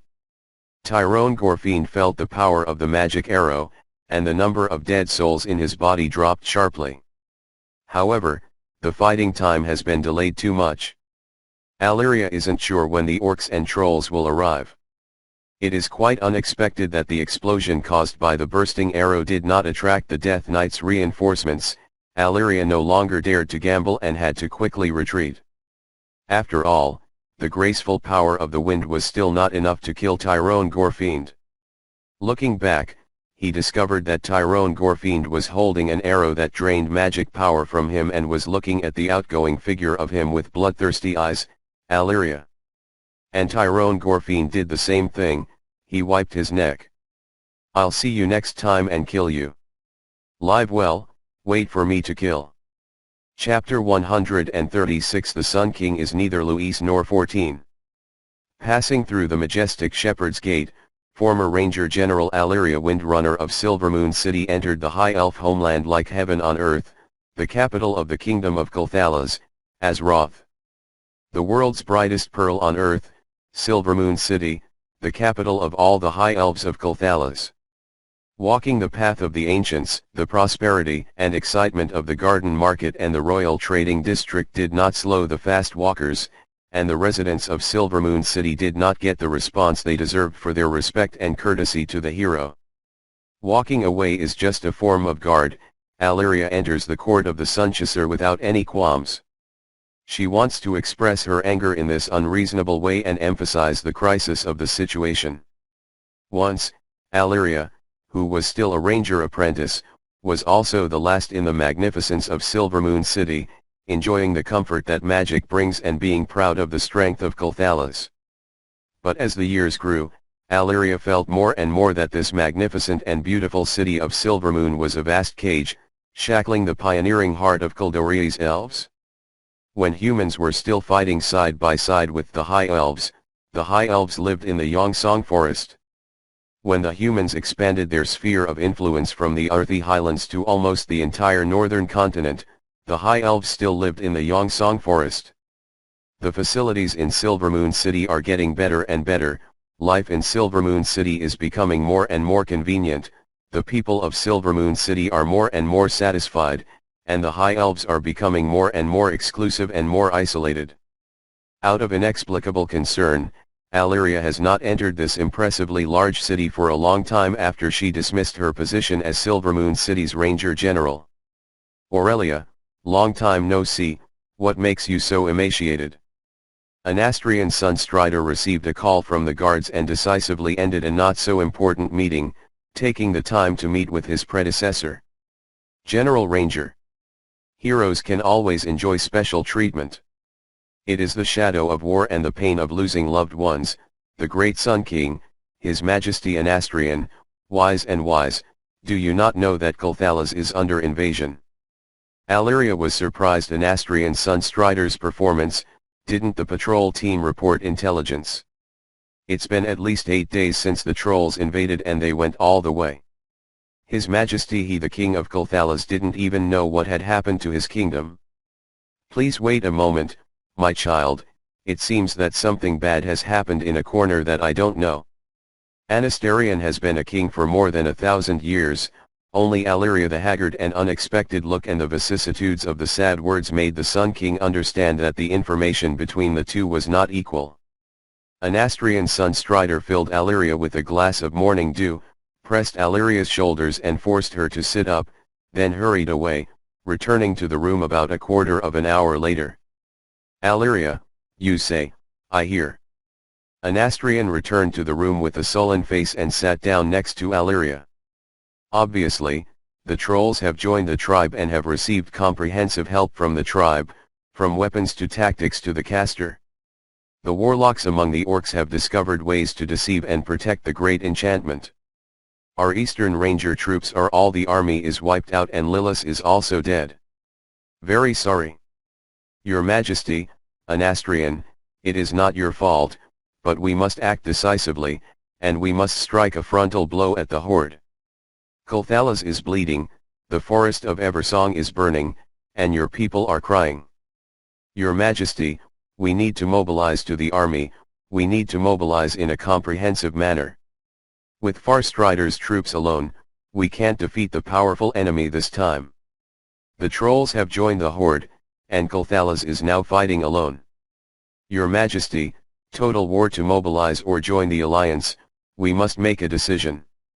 Did you say that the troll master has blocked or cheated the great charm method? That's not important. That is important. Your Majesty, as long as we defeat the troll, we have time to investigate this matter. Alleria, we can't rule out that this is a big trap for the High Elves before we find out about this. I can't take any chances. Alleria didn't react for a while, she was stunned for a moment, then she remembered again and couldn't help but sneer. Your Majesty Anastrian, since when did Kulthalas, our Kaldori elves leave the Sunwell, and fight no more? Alleria, I am very sorry for the loss of the Windrunner family, but you are a general. You must understand that our Kaldori elves are not human, and our numbers are far fewer. In an unclear situation, do you want me to blindly send an army to fight against an old opponent who has become a stranger? I have brought information. I have brought information. I have brought the expectations of the tragic and struggling people of Kulthalas. They are waiting for the Sun King they have always believed in to save them. Alleria, I am not a ruthless king, you do not need to wake me up. Therefore, I will immediately arrange a discussion speech, you can convince the Silvermoon Council, and I will support you. Anastrian Sunstrider said so. As king, Anastrian Sunstrider's decision is not wrong. Kulthala's magical defense system has been exploited by the enemy. Since the enemy's invasion for so many days, he has been blinded. In the dark, there may be something wrong with the Sunwell, which has been regarded as a solid backup by the Kaldori elves. Under such circumstances, if a large army is dispatched and ambushed by the enemy, it is likely to be in danger of subjugation and extinction. Faced with unknown enemies, it is always right to deal with it cautiously and temptingly with care. But Alleria in pain didn't believe it, felt a deep weakness and grievance, and felt a stinging sensation of betrayal. But out of trust in Anastrian Sunstrider for hundreds of years, Alleria Windrunner decided to accept the Sun King's opinion. Therefore, At the emergency meeting of the Silvermoon City Council, Alleria made a generous speech and passionate expression, winning over everyone present with her beautiful voice and contagious speech. The Silvermoon City Council promised that within a month, an army of 5,000 soldiers would be raised to repel the enemies that invaded the Eversong Forest. Ha ha ha ha ha ha, I spent a whole day, no, I lost a whole day, and I got such a guarantee. 1 month, another month. How many more people will die within a month? Under the butcher knife of demons and orcs. Alleria understands that the trolls and orcs are now probing as well, only operating in the east and southeast of the Eversong Forest. Once Galthalas can't make a reasonable response, then the invaders will be even more unscrupulous. Unexpectedly, in the end, I would use the nepotism that I hate the most. Recruiting volunteers is also time-consuming, and Alleria is more time-challenged. Alleria decided to use her previous influence to gain the highest degree of support. Chapter 137 Carlos Lightpath Classroom. Eating Stratholm, wearing Stratholm, Carlos was too embarrassed to be too much, and he decided to do something practical. The trolls that infiltrated the Stratholm area were only a small part of the branch. 2,000 teams were dispatched to carry out the suppression. Carlos also had an army of over 4,000 men in his hand, plus Turalion's 1,000. Manpower, the Alliance has the absolute military initiative in Stratholm. Looking back in history, fortification has always been the only way to deal with guerrilla warfare. Regardless of the fact that the guerrillas seem to be stealing the fortress advantage at any moment, they are all taking their lives before giving them away. Without the mind and the Kabuto troll circle, Carlos began to repair the fortress directly at the location of the northern guard post in the memory of the previous life. By deceiving the wealthy and nobles of Stratholm, Charles flies the profits from the fortress's repair to heaven. You see, the Northland outpost has some steep terrain. Protect the 3 gates, place it once and produce it permanently, and then shave the surrounding forests. There is a crossbow on the wall. The troll dared to come and shoot a hole in it. And it's not good for us to fool Majesty Terranaz so much about her. Right, to repair such a fortress, what a great project, how many rebates can be earned, no, what a cost. Is this refund problem not solved? Finally, you see, Stratholm has such a peripheral fortress, how many troops can be saved, don't you think? Under the embarrassment or consensual agreement between Charles and the Stratholm dignitaries, within a week, a medium-sized fortress with a capacity of 500 people has begun to take shape. That scientist. Carlos's heart was not yet dark, and the 4,000 soldiers gave half the cost. After hanging out with the officers for a while, the soldiers felt it was right to help others in wars, not have to sell their lives and still have money to work, they just want it. And several hundred paladins broke open mountains and broken stones, which is called to exert holy power. Anyway, Carlos is now looking at the name of the strongest paladin. While other paladins are still studying how to infuse their weapons with holy light, how to perform the holy shield and protective blessings, Carlos has already played holy light. The flowers are coming. According to Carlos, pouring the holy power evenly into the weapon and cutting the stone into a smooth section is also part of the practice. The other paladins are the support of the Silver Hand, or the house slaves of the National Knights of the King's Church. Who dares to force Carlos, only to work honestly? As a result, with the participation of the Holy Light man-shaped stone crusher and the human-shaped self-propelled wooden feller, a medium-sized fortress rose from the ground at an extremely unscientific speed. The current paladins generally have a misunderstanding about the Holy Light, thinking that the Holy Light is a gift from the gods and untouchable brilliance.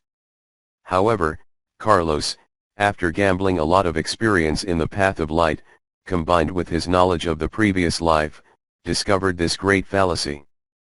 The Holy Light is unholy.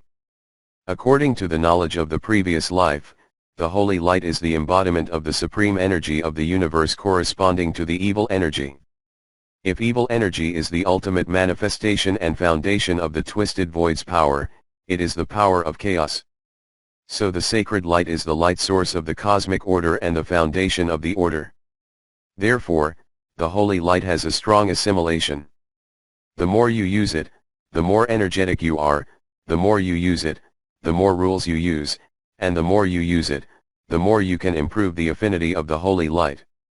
Simply put, users of the holy light will naturally switch to the ordered camp. This change is subtle and unstoppable, unless you give up the holy light and use other powers. In other words, the holy light is not afraid of you stealing it, or using it less. Therefore, those paladins who feel that the holy light is a gift from the gods and cannot be abused will not understand during the eternal life that what they fear is what they hope for, and what they insist on may not be right. Carlos used this theory to openly squeeze the workforce in question. The tight ones still felt that they had earned a lot of money and made great progress in the path of holy light. Did you ask if the light should not correspond to the shadows? Please, the shadow and the power of the shadow are inherently right and wrong natural forces, because humans cannot play in the path of the shadows, and the demons have to let the power of the shadows return, and the shadows they suffocate. Obviously the development of the paladin is a good thing, but the only thing that makes Carlos surprised and unhappy is Turalion's unscientific talent for light. Carlos even went through the rebirth belt to cheat and open the hook, and then practiced the holy light skills. Turalion only asked a few seemingly related questions, and after Carlos opened the mountains and forests, he also realized the use of holy light wings. Method. Boy, if you learn, let's learn. We're in a good relationship. I won't charge you tuition. What do you mean go to heaven twice? Words that were supposed to be compliments and congratulations turned into a dismissive threat from Carlos. Turalion didn't care and smiled stupidly. It's great to fly, but I'm really tired. I guess the power of the holy light in my body is only enough for me to fly for 30 seconds. When Turalion finished speaking, Carlos patted him on the head. What do you think the wings of light are for? Realizing that the voice was a bit loud, drawing the attention of others, Carlos lowered the volume and waved to the other paladins around him to come closer. During the duration of Wings of Light, the paladin's combat power, defensive power, and stamina are more than 3 times normal. Although he is really handsome, don't think that this trick is just an extravagant or temporary holy flight technique used to escape during the ceremony. Sooner or later, a paladin who can't spread his wings will be ashamed to call himself a paladin. After Carlos finished speaking, everyone nodded violently, and an unprecedented bright avenue seemed to appear in front of them. Your Excellency, you there? Turalion thought about it and wanted to ask something, but couldn't quite put his finger on the language. That human-shaped holy light cell is a special case, don't use it as a reference. Carlos hacked you there directly. Bearer of light, if you have the power of holy light like His Excellency you there, and have now learned the wings of holy light, I can hold up to 20.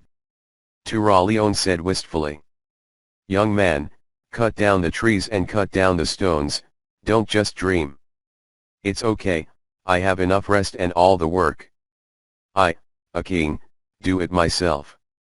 What are your ink marks? Carlos clapped his hands and gestured to the people in a circle. It's time to disperse. Carlos, what the hell do you want to do? We don't need to build such a fortress at all. Even if we build such a fortress, there's no need to rush, right? Turalion whispered in Carlos's ear as everyone around him scattered. He asked. Withdrawal. Carlos spat out 2 words softly. The city of Stratholm cannot be defended. It doesn't mean that the city is not strong, but if something accidental happens, we retreat to Stratholm, then the situation in the entire region will be completely degraded. Now there is a fortress trapped here, pass whatever happens. Whatever, we all have a retirement. Carlos thought for a moment and felt that there was no need to hide anything from Turalion, so he said his intentions. Makes sense too. You can trade stones for life and you don't lose a bit of suffering. Turalion nodded, agreeing with Carlos' statement. So what are you going to do next? Wait for news. What new? On the one hand, wait for the news from your goddess, and on the other, wait for the news from Mr. Eviltooth. Mr. Eviltooth? That's a good friend to our humanity. Carlos turned and left after speaking, paying no attention to Turalion. Chapter 138 Courtesy is higher than reward, spirit is more valuable than material, right? I said. Carlos, is it necessary? The opponent is just a troll, huh? At best, he is quite a powerful troll thief. Do we need to make such a lineup to welcome him? Turalion tugged at his cleavage.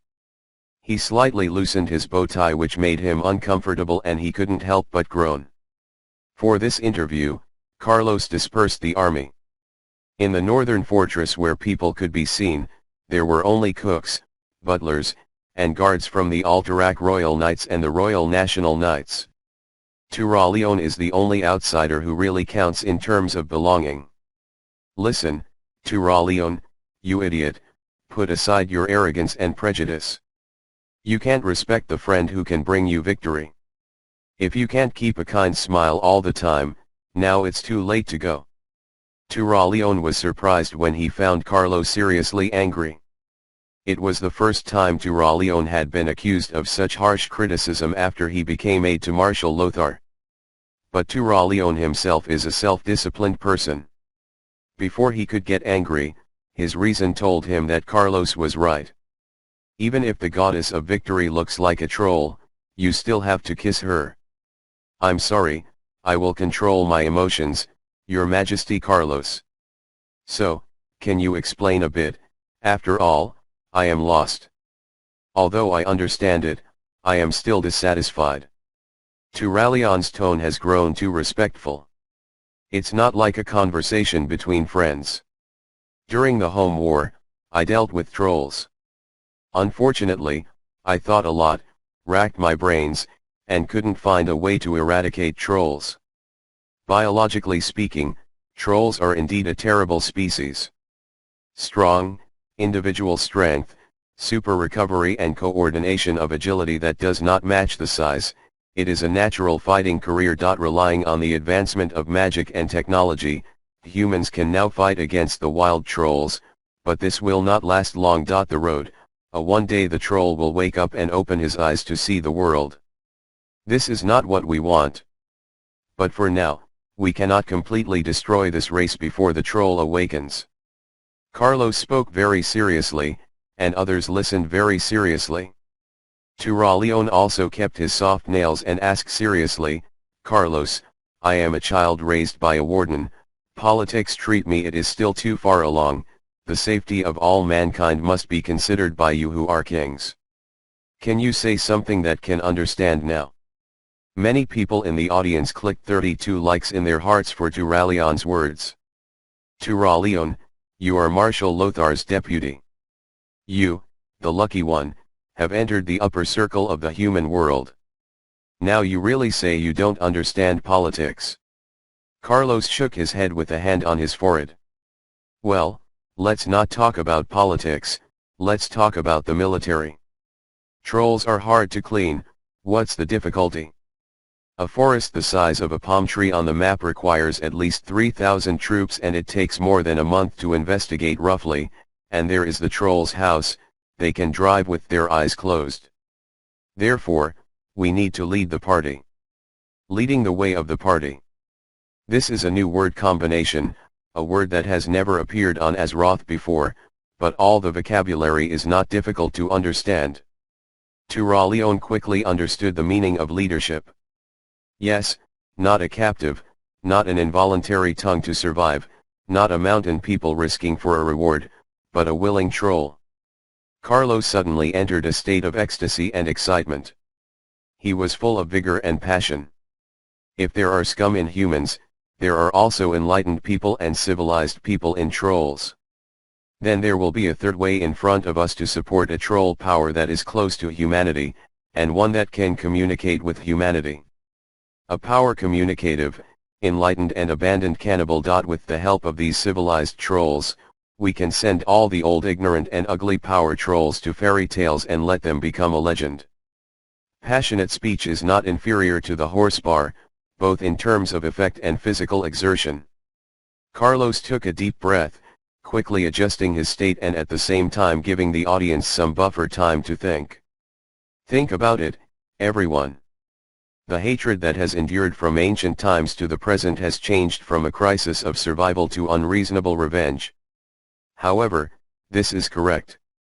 The world is so big that it can accommodate two races willing to live together in peace. Then, I hope you don't wear colored glasses to look at trolls. All trolls who are willing to be friends with us are good trolls. We should treat good trolls as family members and help them defeat those who threaten us and us at the same time. My good troll friends and bad trolls. Doesn't this explain the true meaning of light? Damn, can you do this with arrogant words? The paladins present have read books. Even if His Majesty Carlos is a king, he can't be so shameless. Isn't it about supporting the treacherous regime among the trolls? Isn't it just pulling one group and fighting another group? Isn't it just a policy of differentiation? We all get it. You have risen to such a hypocritical face for the welfare of the entire human society, which makes us very uncomfortable. The paladins were a bit sullen, and they were deciding how to flatter but not conscientiously. For a while, the scene turned a bit cold. So it can be like that. Turaleon suddenly realized. I'm so stupid, really. I believe that fighting heroically on the battlefield and destroying all enemies is a great hero. Unexpectedly, it can be so. Carlos, you are really my mentor and helpful friend. As a result, Turaleon's flattery made Carlos very helpless. What have you learned about being around a character like Sir Lothar? The name of his Turaleon now resonates through the alliance. Hey, it's not once or twice that the 100-man team that dared to attack the tribe with 20 little brothers. Many thousands of battles have been arranged. How about the alliance? How is the helper? Yes, my brother, there must be love, not Warcraft. After patting Turaleon on the shoulder, Carlos held back for a moment, then squeezed out this sentence. I must criticize you, Carlos. How can you say that they are beasts if you are polite to trolls? Turaleon said righteously. Carlos couldn't tell how uncomfortable it was. After a long time, a luxury carriage drawn by 6 horses slowly entered the fortress. My friend, long time no see. Watching Du Fang. The evil Fang got out of the carriage. Carlos stepped forward and gave the troll a big hug. Although Mr. Tooth is considered clean among trolls, the scent on his body is still very strong. My friend, congratulations on becoming king. I knew you were unusual when I was in the outback. I didn't think I was wrong, the king of the great people, the ruler of Alterac. Competent human conversation in common language has aroused the goodwill of other people, and language has always been the key to communication. In such a big battle, I thought you were going to kill me. Du Fang Iya made a not so funny joke. You have my friendship long inside, my friend, in my army, you are safe. Carlos assured. Yeah, so I brought you a new friend, our mutual friend. After Du Fang Iya said, 2 more trolls got out of the carriage. Allow me to introduce you, these 2 are distinguished guests of the evil Moss clan. Du Iya introduced. Chapter 139. Du Fang. Evil Fang brought the moss-rotting clan priestess and her guard Hamel. To the female troll named Ilshans, Carlos feels normal and doesn't think the female troll is cute. Out of courtesy, he shook hands with priestess Ilshans. But for this Hamel, Carlos felt a deep admiration.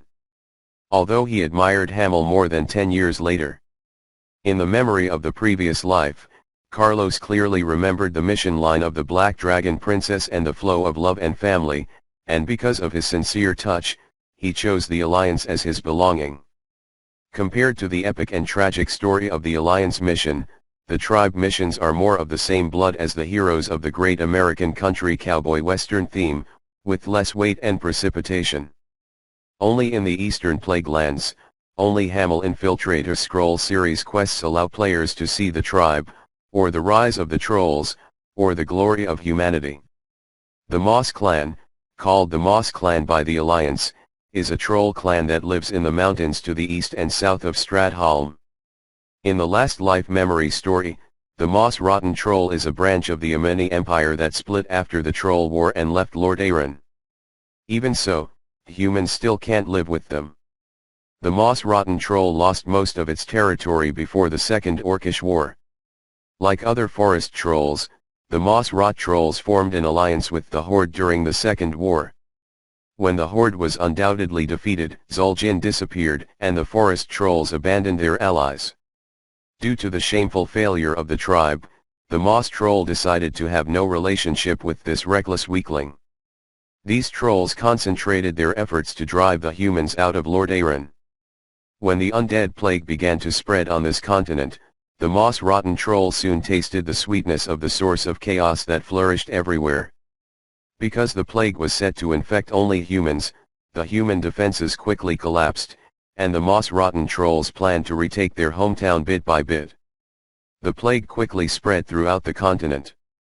The once verdant home of the Moss Rot Troll is now the northeast corner of the Eastern Plague Lands. Undead plants and animals are struggling to wither away in disease. Although the environment is like a nightmare, the trolls refuse to leave their newly restored homeland. A group of troll hunters left the base camp some time ago, in search of healthy food that can be returned to their people, because most of the animals have been infected by the plague. In the end they found some animals that did not appear to be sick. These animals were slaughtered and brought back to camp for a feast. The trolls are very unfortunate, because those beasts have long been moved by a powerful lich, and all living creatures that eat these creatures will become undead. Soon the lich controlled the immortal trolls. Under the lich's command, most of the undead trolls set up camps in the southeast corner of the Eastern Plague Lands. In the end they found some animals that did not appear to be sick. These animals were slaughtered and brought back to camp for a feast. The trolls are very unfortunate, because those beasts have long been moved by a powerful lich, and all living creatures that eat these creatures will become undead. Soon the lich controlled the immortal trolls. Under the lich's command, most of the undead trolls set up camps in the southeast corner of the Eastern Plague Lands. In the end they found some animals that did not appear to be sick. These animals were slaughtered and brought back to camp for a feast. The trolls are very unfortunate, because those beasts have long been moved by a powerful lich, and all living creatures that eat these creatures will become undead. Soon the lich controlled the immortal trolls. Under the lich's command, most of the undead trolls set up camps in the southeast corner of the Eastern Plague Lands. And all living creatures that eat these creatures will become undead. Soon the lich controlled the immortal trolls. Under the lich's command, most of the undead trolls set up camps in the southeast corner of the Eastern Plague Lands. And all living creatures that eat these creatures will become undead. Soon the lich controlled the immortal trolls. Under the lich's command, most of the undead trolls set up camps in the southeast corner of the Eastern Plague Lands. These immortal trolls heard in their minds that their new owner had entrusted them with a terrifying task, to return to the gathering place of the moss-rotted trolls, Zumasha, to infect other remaining compatriots. Troll Hamel is one of them. When the other trolls gave up the resistance, Hamir wrote a scribbled note with her remaining willpower. "Kill me. Otherwise, it will be too late. I'm Hamel. My brothers and I ate some broken meat while traveling through Zumasha. We have changed, we have become infected. Now I can feel the lich's words, and he asked me to go to Zumasha and infect my fellow citizens. I couldn't resist his orders. Before I lost everything that belonged to me, I wrote this scroll. I buried a box behind the script, in the mound next to the truck. But only my key can open it, and the key is in my body. If you want my treasure, come find me. Kill me, otherwise it's too late." Carlos did this task for the first time in his last life, simply picking up the task at will, killing monsters, opening the box, and walking out, not seriously reading Hamel's scrolls. It wasn't until later that I played the trumpet that I began to study them as a plot party. So Hamel's scroll mission surprised Carlos and the Alliance dog. Kill me, otherwise it's too late. When you calm down and experience the sentence, you will feel a deep shock. A person who can ask for death for the life and death of others is worthy of the noble word. I have lost the ability to commit suicide. I don't want to kill my people. Whatever is good. Take my treasure. They are all good, please kill me. In this eastern plague land, where no creature can escape the shadow of natural disasters and undead plagues, in this land filled with the madness of the Scarlet Crusade and the cold, solemn murders of the Scourge, the tragic and Hamel's tragic invitation to die is exceptionally compelling. The people moved. To humans, trolls are villains. But the wicked also have their heroes. All it takes is to calm down, read the scribbled note carefully, and a noble soul will be on the paper. Due to these things that haven't happened yet, during the conversations, Carlos's eyes always turned to Hamel intentionally or not. King of Alterac, what bothered you? Why do you always look at my attendants? Ilshahan said in troll language.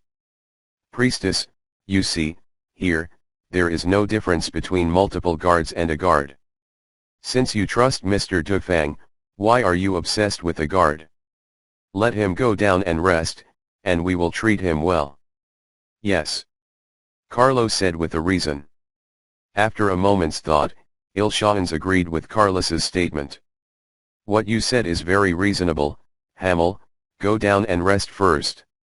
After Ilshahans arranged for the assistant to leave, Hamel followed Carlos's entourage out of the meeting room, but he was unwilling to go to the bathroom to enjoy the meal. He was stubborn and stood outside the closed door, doing his duty as a guard. Your Excellency, what do you need and what do you want from me? Just say it directly, don't waste each other's time. Because Carlos can also use troll language to speak competently, Mr. Dufang temporarily acts as an interpreter for other people present, the lingua franca interpreter. The King of Alterac, I do not approve of the evil Moss clan joining the tribe, but Zujin and his ancestor Amon are too powerful. They strongly represent a many. The patriarch has succumbed. Interests are going to fight, and our people of Moss is starving. Ilshahan said. Priestess, speak your request. Carlos pointed his fingers at the table, and the rhythmic noise gave Ilshahans more mental pressure. Aku. Ilshahan said. Oh. When Carlos heard this, his spirits arrived in an instant. The patriarch sent all the compatriots on the mountain to Zeuman. This is not enough. He also wants Zumasha's compatriots to die for Zujin's ambition. Among the 3 Zumasha priests, me and Malika do not agree to participate too much in the battle between the Alliance and the Horde, but the warlord Morandair and the priests Myhate agree with Clan Moss to join the Horde. So the patriarch will come to Zumasha to unify their opinions in a few days. What do you want us to do? An accident. The Tooth of the Evil Tooth clan is a trustworthy person, and he recommended it to me. Humans, if you can send a special force that was once elite to help us assassinate the patriarch, the evil Moss clan will announce their withdrawal from the tribe. Ilshahans made a guarantee. Sure, no problem. Carlos stood up and shook the priestess's hand again. With the priestess and her attendant Hamel gone, the human meeting officially began. Carlos, I don't see any benefit for us in this transaction. Turaleon expressed his opinion directly. Yeah, I don't see anything good for us either. Carlos shrugged. Your Majesty, then why do you agree to that troll woman's request? Aslan Qian asked puzzlingly. Ha ha ha ha, ha ha ha ha, ah ha ha ha ha. Facing many of his subordinates, Carlos laughed arrogantly and smugly. They treat me like a fool, and I'll be a fool. When I'm a fool, they'll have the last word on the rest. Carlos, You won't be. Turalion seemed to understand something. There will be a coup, especially a small team, there will be, the Alliance Army, there will also be. Carlos smiled at everyone present with a gentle expression like an older brother by his side. Chapter 140 The wicked need their own savior too. Dufang. Evil Tooth joined Ravenhold Manor by chance. A single tooth. Evil Tooth has seen a wider world under the occasion of karma. A tooth. Evil Tooth has a great disgust towards the stupid race of trolls. Duya. Aya suffered a great failure in persuading her people to try a more civilized way of life. Lone Tooth. Evil Tooth began to think about life. One Tooth. Evil Tooth met a boy named Carlos Barav. Dufang. The Evil Fang understood the meaning of leading the way. Dufang. Evil Fang sensed the potential for human warfare, and was even more disappointed in the backward and conservative trolls. Lone Tooth. Evil Tooth decided to live for himself. Dufang. Evil Fang traded the lives of over 3,000 trolls for a lot of wealth. Dufang. Evil Tooth felt the magic of money. A single tooth. The Evil Tooth has a crooked mind. Tooth. Evil Tooth finds that there is no difference between gold and pebbles that cannot be traded. Dufang. Bad Fang began to study human society more deeply. Dufang. The Evil Fang heard that his old human friends are doing well. Dufang. The Evil Fang traveled to the human world. A tooth. Evil Tooth got the qualification to read human books. A single tooth. The Evil Tooth was brainwashed. It turned out that it was not me who was wrong. Wrong is the world. As the son of a troll blacksmith and fisherman, Dufang from a small town on the inland coast. After reading human books and documents on the state, politics, philosophy, and power, he felt that he had discovered a new world. The rulers must be rational and wise. They must base their authority on the support of the people. They must work hard for prosperity and the continuation of the career. They must use wisdom and laws to rule the country, instead of relying on whose teeth are the biggest and who is most capable of fighting. As a small clan, the Evil Tooth clan does not have much of the civilization of the old troll empire. Mr. Dufang, who was born into the Evil Tooth clan, is also more of the old Ameni troll empire without much realism.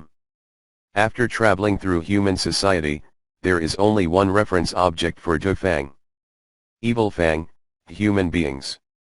There are many comparison targets, such as dead wood, evil branches, rotten moss, and evil fire.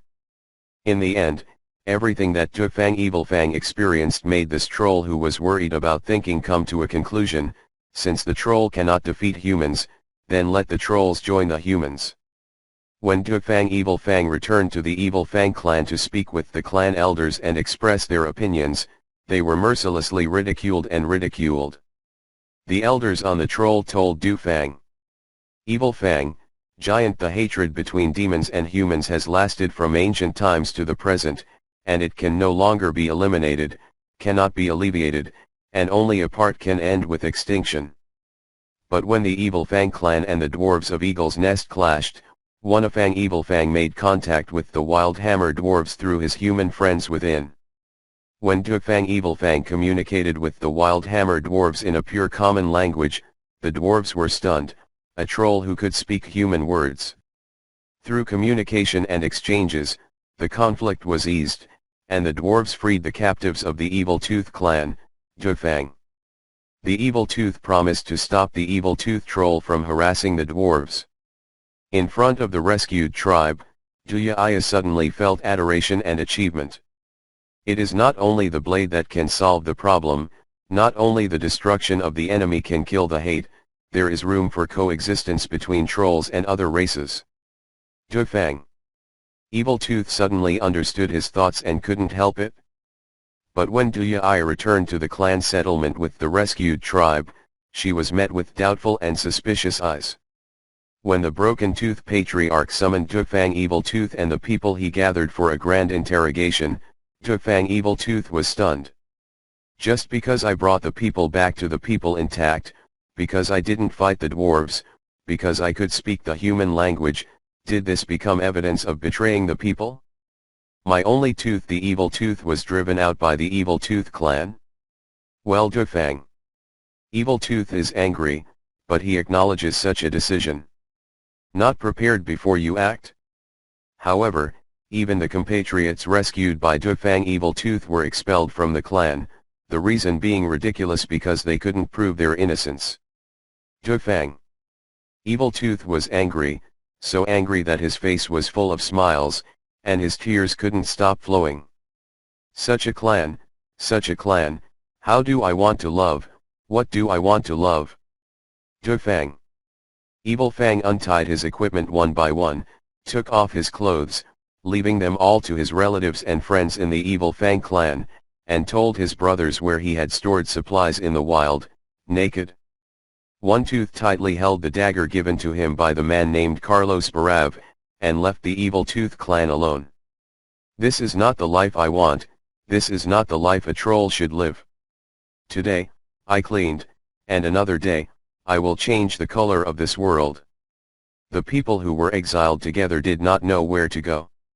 Most of the people knelt on the ground and begged the Broken Tooth Patriarch, but there were also 3 brave men who decisively followed Dufang and Evil Tooth to leave. Without clothes, look for bears, look for wolves for fur, stop the blood of compatriots, and Evil Teeth told their 3 followers, follow me, give up those bad habits, I will take you to see the new world. With only a dagger, Evil Teeth and his 3 compatriots made their way to the north, avoiding the warring alliances and tribes, evading the endless conflict, and finally reached Alterac City and saw the king who became the king. Carlos. Out of worries about the future, Carlos entertained Dufang. Bad Tooth and his 3 compatriots, waiting for Dufang. Bad Tooth could go north to explore Zujin's actions. Lone Tooth. Evil Tooth generously grants life, I still have the courage to be used, and I still have a chance.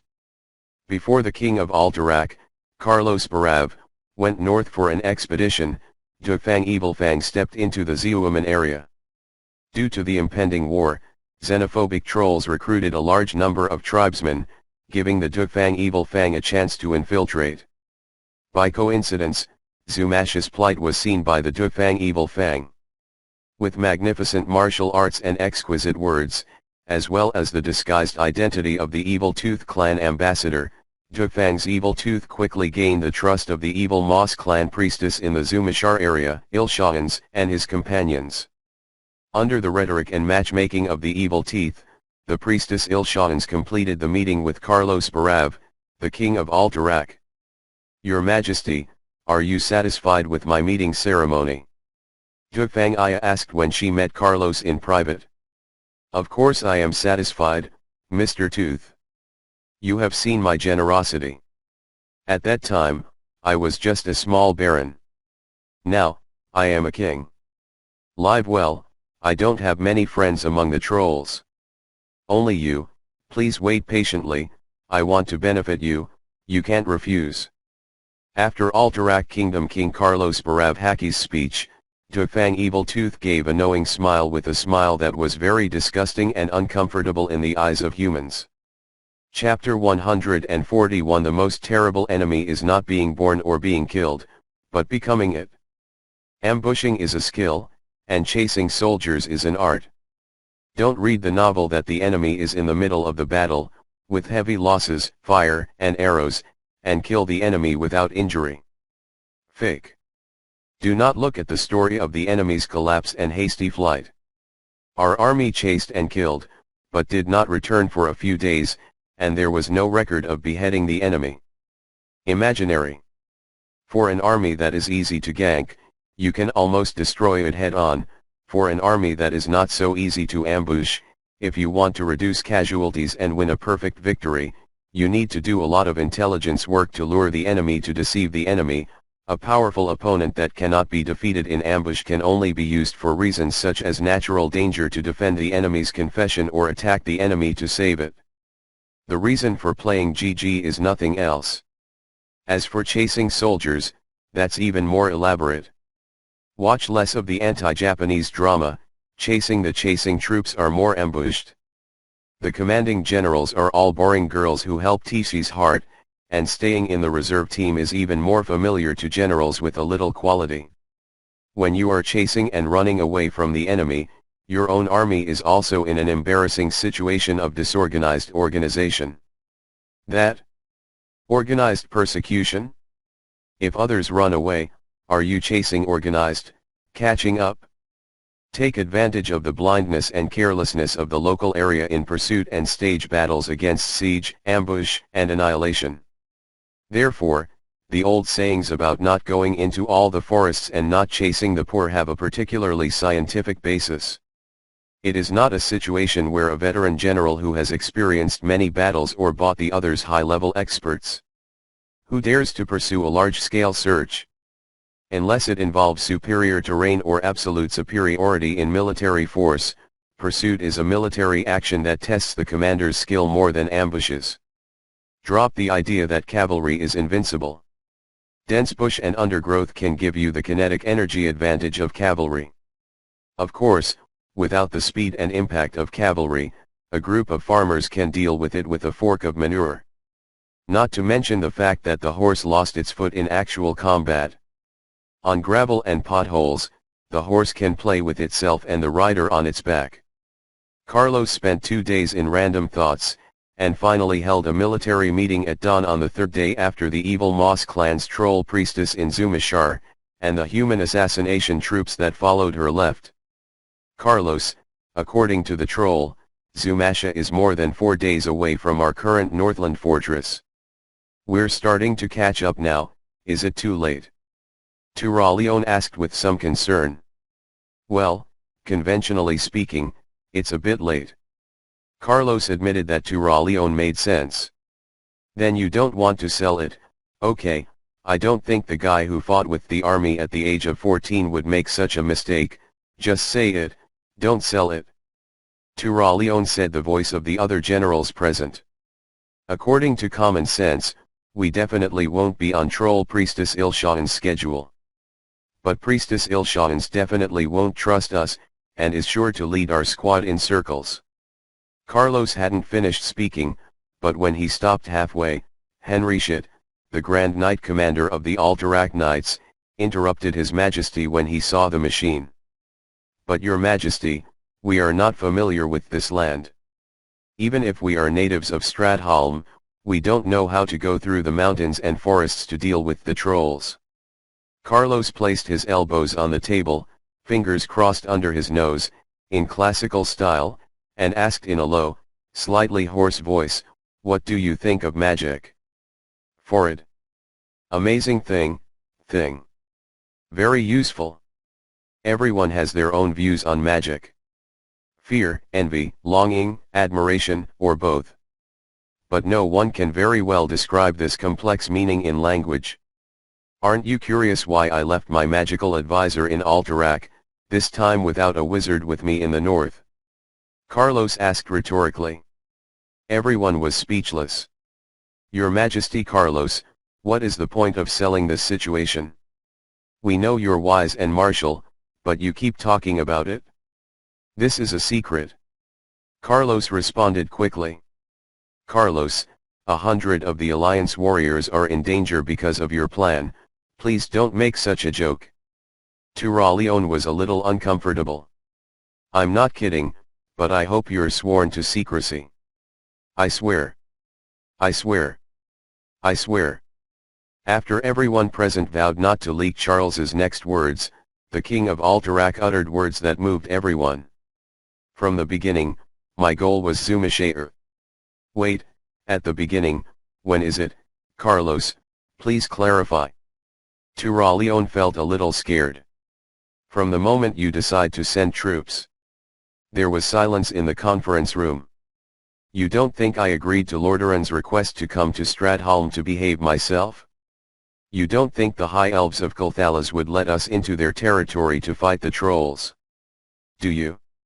Or have you never thought how long will we stay here after the army was dispatched, or what we have to fight to finish in?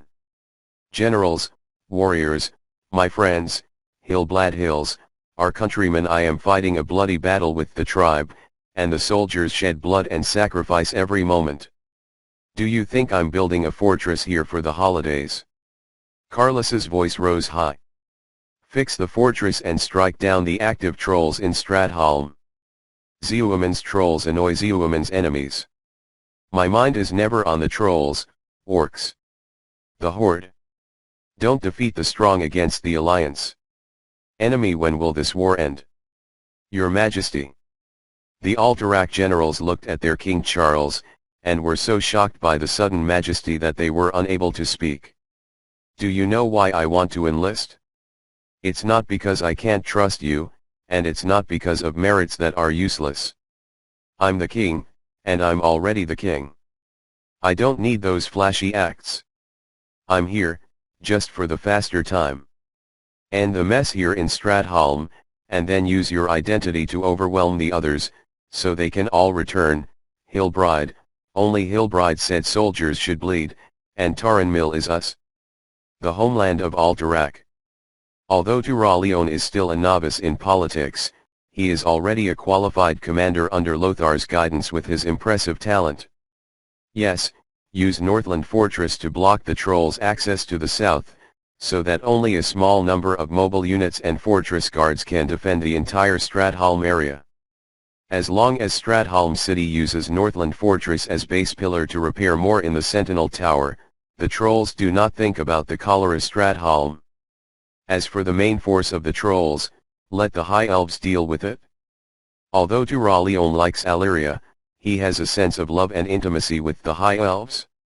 The aide to the Supreme Commander of the Alliance, Turalion's butt can no longer be straightened, taking the interests of the Alliance as the starting point is a basic consideration. Then, the arrival of the priestess and Mr. Tukfang was a surprise. Already half a month ago, I had secretly sent troops near Zumasha. Of 600 missing people of the 20 centuries who went out to pay the trolls. Carlo said this and asked, is it true that I didn't find it, or did I not dare to say it? Are you stupid, or am I so terrible that you dare not ask? Carlos took a small bag from his waist and tossed it on the table. There is a magic pointer made by the Brick Master, which will always point to Zumasher's position. After speaking, Carlos stood up. I said, it's okay to treat me like a fool, I'll be a fool to show everyone. When I'm a fool, I'll have the last word on the rest. Emir, you lead the cavalry force 200 miles from the fortress. Excited and vigilant, Henry said, I will leave you with 1,000 people to defend you against the fortress in an emergency. After Carlos finished speaking, he turned to look at Turalion. Turalion, leave 500 people to help defend the fortress, and take the rest with me. Yeah. Turalion happily agreed. Come on, Alt errant generals, follow in the footsteps of your king. Boys of the Royal National Knights, it's time for your debut. Carlos issued a declaration of war. Chapter 142. Zumashar, the Moss Troll, was arguing fiercely, while the Patriarch sat in a high position, watching his people argue and verbalize, but he was unmoved. Because Warlord Morandair and Priest Mihade agreed to join Zumashar in supporting Zul'jin, and Priest Ilshans and Priest Marika objected to the evil Moss clan being involved in a fight that was not beneficial to them. And the two factions were fierce. Disputes. Faced with such close disputes, as the Patriarch, he could stop the fight as long as he expressed his position, but he chose to see the emotion on the sidelines. What a disgusting guy, this guy is not worthy of being the Patriarch.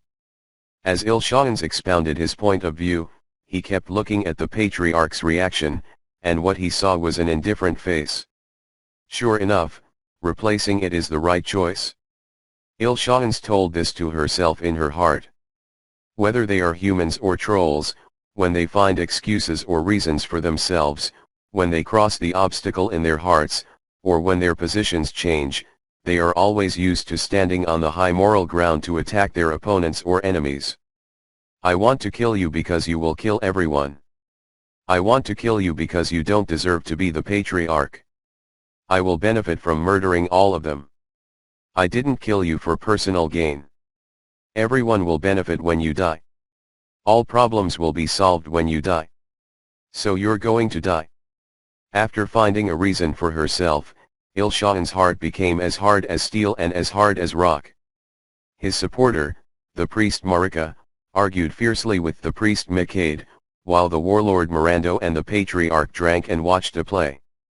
This scene gave Ilshaans the feeling that even if the patriarch did not come, the warlord Mirando could launch a military reform to abolish his rights and Marika's rights, and forcibly tie Zumasha to the chariot. Zujin.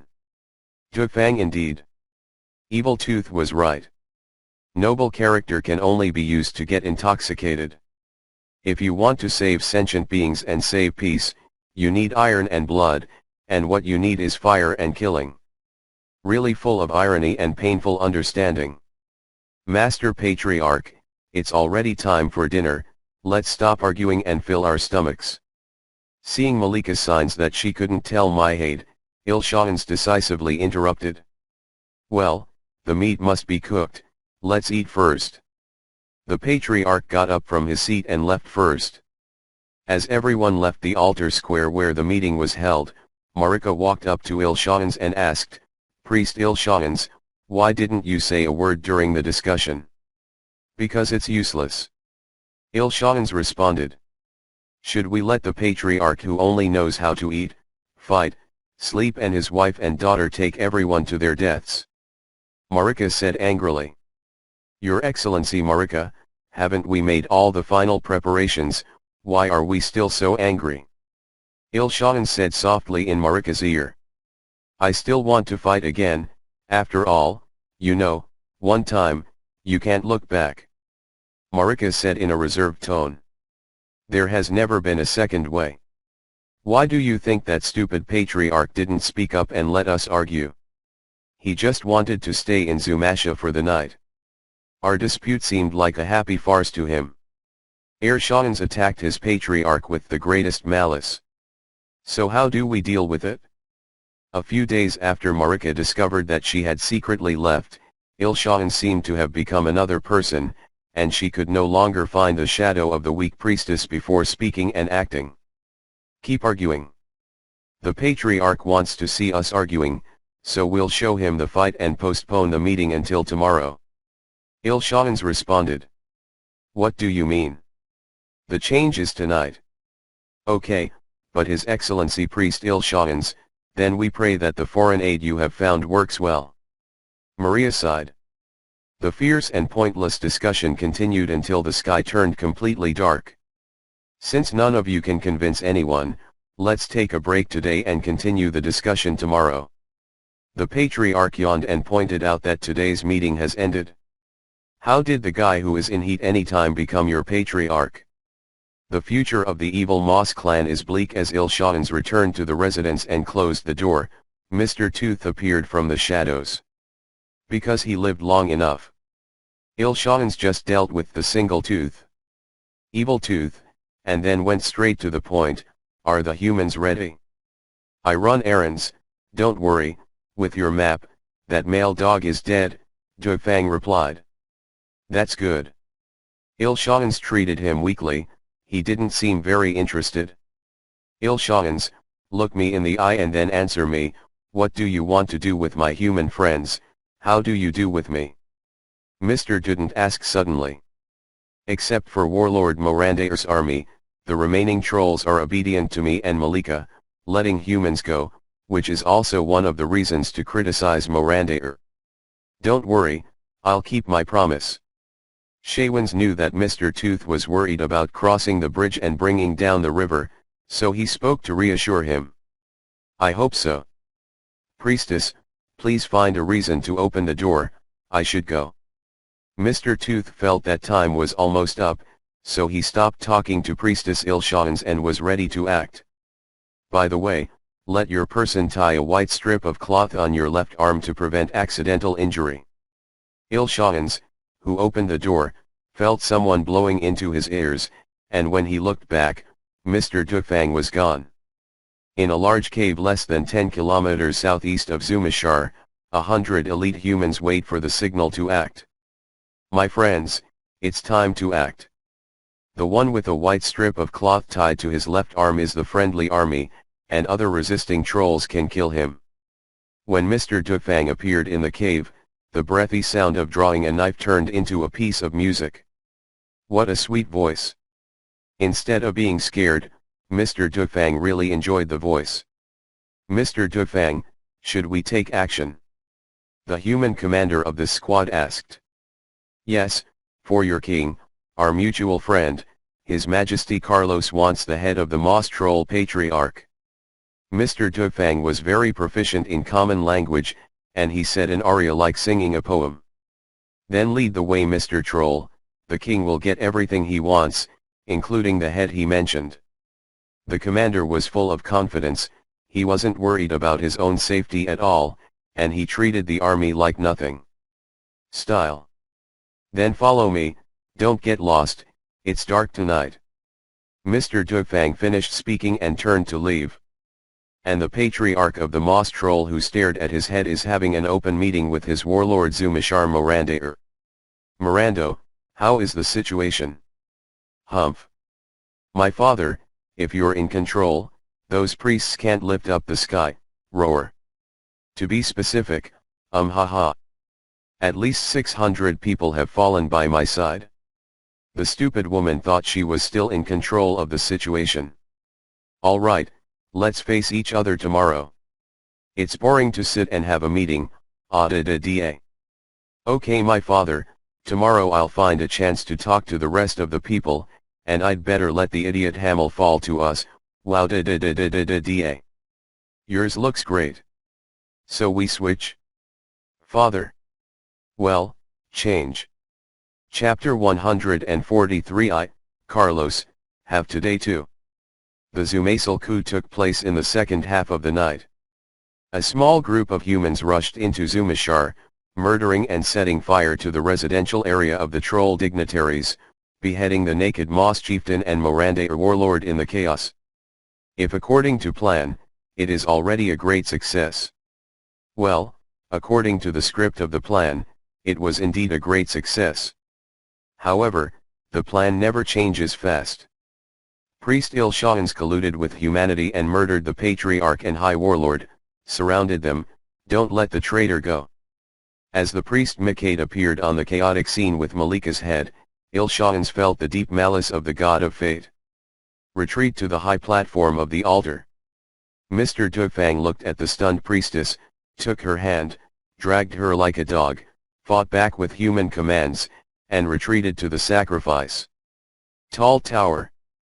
Ha ha ha ha ha, happy indeed, joining His Majesty's Special Forces team will never be alone. The human squad commander said excitedly after repelling the troll's first threatening attack. Are all the alliance commanders a monster? I can't laugh, Mr. Dufang gasped. Less than 200 of Il-Shahans' followers and the remaining human soldiers were trapped in a lonely place on the high platform of the altar. Priest, what shall we do now? Asked Hamel, Il-Shahans' loyal guard, and the other trolls looked at their priestess. I have no idea. The sudden change caused Priestess Il-Shahans to completely lose her square inch. You must know that everyone gathers because of you, they say something, they promise something. You are the priestess, the current ruler of Zumasha, Mr. Dufang persuaded. You're mocking me. Mocking my innocence. Mocking my incompetence. Il-Shahans' feelings suddenly went out of control, and everyone felt unexpectedly caught off guard. The disgusting patriarch who was in heat all year died. His illegitimate son Morando is dead. Victory is in sight. Malika is dead too. I never look at Mikhail. Return Jedi, ha ha ha, I can't help it, no, are you happy? Il-Shahans screamed in self-defection. Hey uncle dude, what is this troll lady doing? The human commander couldn't understand the troll language and asked curiously. The concubine is dead. Mr. Dufang felt that Il-Shahans' emotional breakdown was inexplicable, and casually dealt with the human commander. Oh, the emotional world of trolls is really complicated. After the human commander finished speaking, all the human soldiers laughed.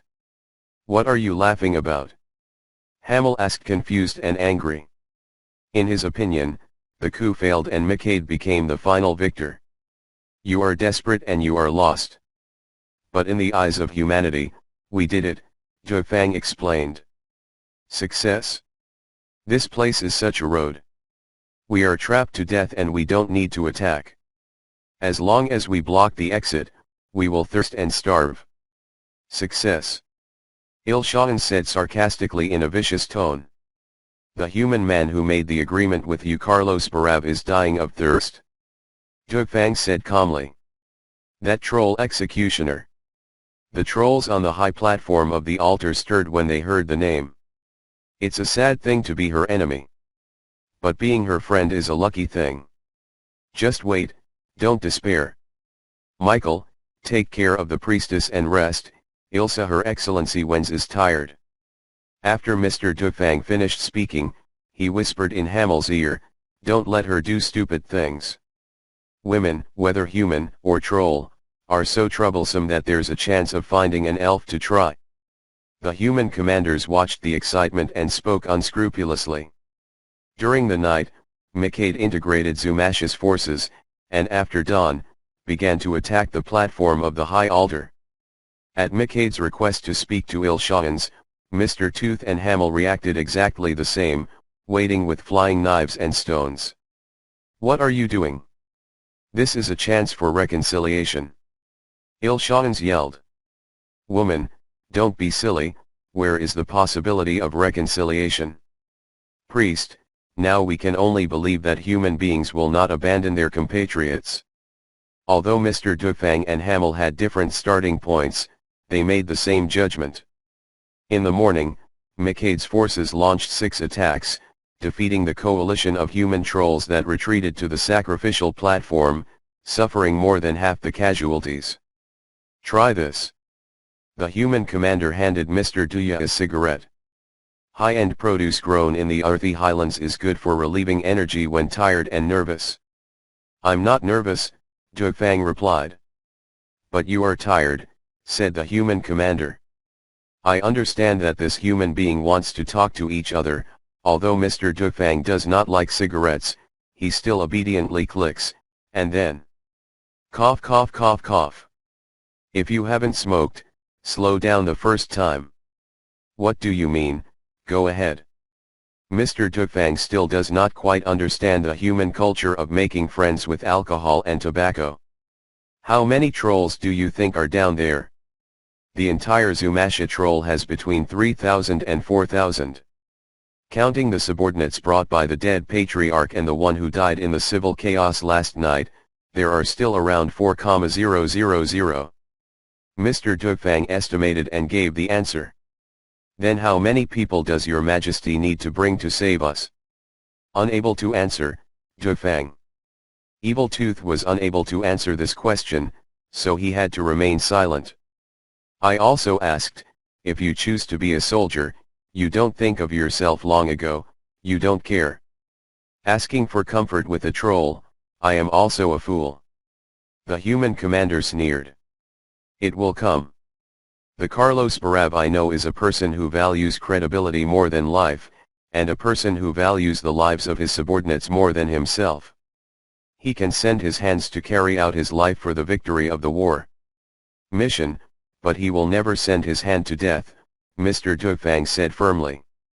Ha ha ha, to serve such a majesty that has been praised by the trolls who have been enemies for generations, the life of the Sagia family is without regret. The human commander said. In a desperate situation, praising His Majesty Carlos is flattering himself, and the human commander does not feel blushing at all. There's movement outside. Michael suddenly yelled. Hearing Hamel's screams, even Il-Shahans jumped to his feet. As the highest point of Zumashar, the high sacrificial platform has a wide natural view. The people trapped in it discovered that Zumashar trolls began to gather outside the city. Your Majesty. This battle is Your Majesty. The humans began to clap. Being awake, Mikade can also use us as a bargaining chip. Our crisis is not over yet, Fang told others in common language and troll language, respectively. On the mountain road outside of Zumasha, Carlos looked grim, and his unreliable magical communication and positioning caused him to spend an entire day gathering his men. He feared it was too late. But Starry Night, only a few elites can keep up. If you don't accept the lurking soldiers first, Carlos won't have enough power in his hands. When the scattered soldiers returned to the organization, with the King's National Knights as the backbone, a large army soon took shape. An army of 1,600 blocked the road south of Zumasha, and more than 2,000 troops would arrive in 2 days, and Carlos was not willing to wait any longer. Mikade sent envoys to ask humanity's intention and why Chenbing Zumasha was required. I only speak to Priest Il-Shahans. Carlos told the messenger. Priest Il-Shahans has gone rogue. As a prisoner, he cannot meet with you. The troll messenger replied. Bluff me. Betrayal among the trolls only ends with the death penalty, and the prisoners are returned. There is drama. Carlos was suddenly reluctant to speak. I tell you what, Priest Mikade, there is a group of Union soldiers who are missing near Zumasha, and we are asking to go to the city to search for the missing human soldiers. Carlos didn't know why, so he naturally chose that excuse. Chapter 144. The two-in-one outfit forced a big chapter. Without giving the Zumasha troll much time to think about it, Carlos ordered the soldiers to start singing military songs. Alterac, don't cry for me. When the Alliance calls. My house on Hill Blad. Hell. The holy light blesses humanity. After singing the 5 songs, the heart of the army is like a fire, and the momentum is like a mountain. Send an ultimatum to the trolls and give them time for another song. Carlos made a decision. So what are you going to sing? Turaleon didn't expect Alterac to have so many military hymns. Under Lothar, it seemed the main force of the Alliance would simply drop to one knee to pray or pat each other's shoulders. How could there be so many tricks? But looking at the fiery fighting spirit of the soldiers around him, Turaleon felt that he had learned something again. Since we've given the other side time to sing, let's take some more time. Aslan, get ready for the mass. Carlos showed the kindness of his crocodile tears to the troll. Change and change. Damn his life. Intertwining suffering and happiness. Intertwining happiness and suffering. The wheel of fortune, no matter the poor or the rich. Holy, holy order. Divine blessing. Divine blessing. Holy, holy blessing. Divine blessing. My health and virtue are ruined by fate. Tired with always be exhausted? Don't be long in letting the strings strum right now. Holy, holy order. Divine blessing, divine blessing. Holy, holy blessing. Divine blessing. Holy, holy blessing. Divine blessing. My health and virtue are ruined by fate. My will is exhausted. Don't be long in letting the strings strum right now. Holy, holy order. Divine blessing. Divine blessing, holy, holy blessing. Divine blessing. Don't be long in letting the strings strum right now. Because fate has also been crushed by fate, we must remove all the pain.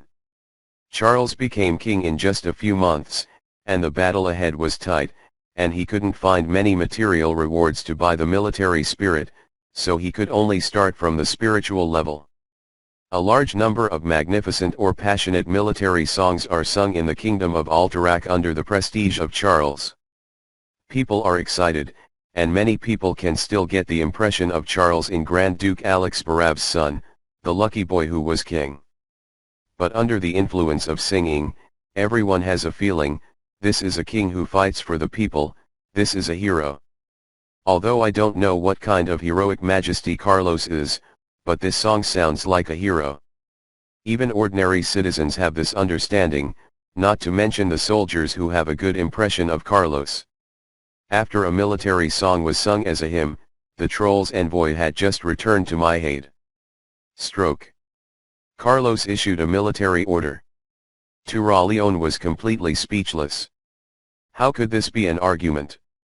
The purpose of chanting is to buy time to establish troops, right? You wanted to fight from the beginning, right? Although the mountain path was difficult to navigate, under the barrage of bursting arrows, the trolls did not even need to push the rolling stone wood. Because the bursting arrow fell to the ground with a rumble, blowing up a rolling stone.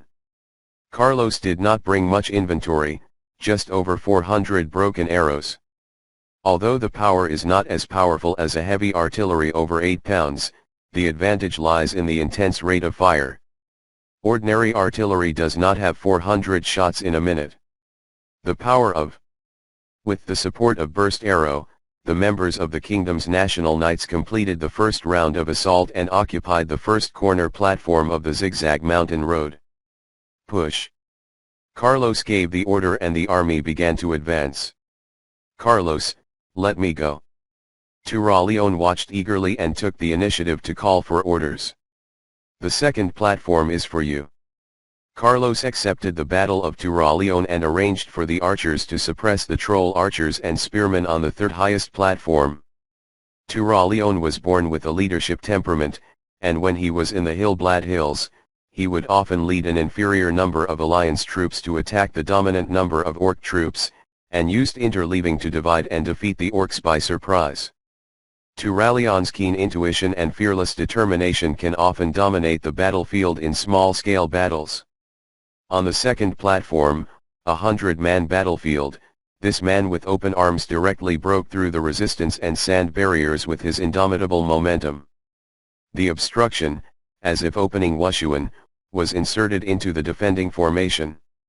When the troll tried to besiege him with a spear, Turaleon used Master's Wings of Holy Light recently, jumping high and falling heavily, and the divine light blinded all enemies within 200 yards. As expected of my son, the blind light has noticed. Carlos muttered under his breath. Your Majesty, the troll launcher on the third high platform has been suppressed by us, what should we do now? Aslan Qian asked. Offensive, the second high platform is no longer suspenseful, go up in one fell swoop. Carlos gave a precise answer. The originally rugged mountain road is a nightmare for all attackers.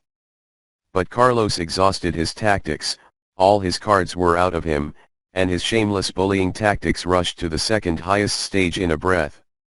And beyond the third high platform, it was Zumasha. The trolls did not organize any fortifications on the periphery of the city at all. Once the third high platform was lost, the Moss troll was pronounced dead. Despicable human. Mikhaid did not expect that the human offensive would be so fierce that it would completely surprise him. After all, Mikhaid was just a priest. Although he also hated the warlord Morandair, he couldn't deny that Morandair was very good at fighting, and now he was helpless. Hold him. Mikhaid finished saying these two words and began to cast the spell. Although there is no ancestor altar bonus, Mikhaid, who is in power, has obtained the ancestor staff, and the sacrifice vessel of the dead priest Marika, in addition to his own sacrifice vessel, is enough to make a warrior god. Hear the voice of the gods. The ancestors are calling you, warriors, fight for Zumashar. During the prayer process, Mikhaid felt that it was a mistake for him not to kill the little bitch Ilshans first. If the 3 death sacred items are complete, and with the ancestor's scepter, he can summon a full form of the god's weapon. At that moment, I didn't care about the human in front of me. Called by the troll priest Mihade, the ancestor's staff emitted strong fluctuations of energy, which were absorbed by the surrounding trolls. Carlos, it looks like there's a big move upstairs. Turaleon, who had completed the second high platform strategy, returned to Carlos and said breathlessly. It doesn't matter, the war ends when the third tower is captured. Carlos certainly felt the strong fluctuations from the top of his head, but Carlos, as a king, had a different thought circuit than Carlos as a soldier. If you want to completely crush yourself, you must crush yourself in your strongest state. After the death of your strongest, you will be taken straight from arrogance to despair, and all your hopes will be annihilated. This is what a conqueror must do. Because my hate's energy was put into the surrender ceremony, the trolls on the third high platform were quickly slaughtered. When the pioneers of humanity crossed the mountain and left Zumasha, Mikhaid's laughter was heard. Stupid humans, welcome to your doomsday. 47 5-meter-tall enhanced trolls uttered anguish and rose directly from the prostrate stance, the gloomy light in their eyes exuding madness and despair. What kind of monster is this? I don't know, but because it's so big, agility shouldn't work, right? I don't know how the recovery capacity is, the key is the head or the chest. The King's National Knights Church is an organization Carlos has high hopes for. Under his guidance, these non-human assassins lived up to the King's expectations perfectly. Facing the abnormal monsters, there was no shyness and they were discussing what was going on. He kills the enemy. Fear is contagious, just like courage.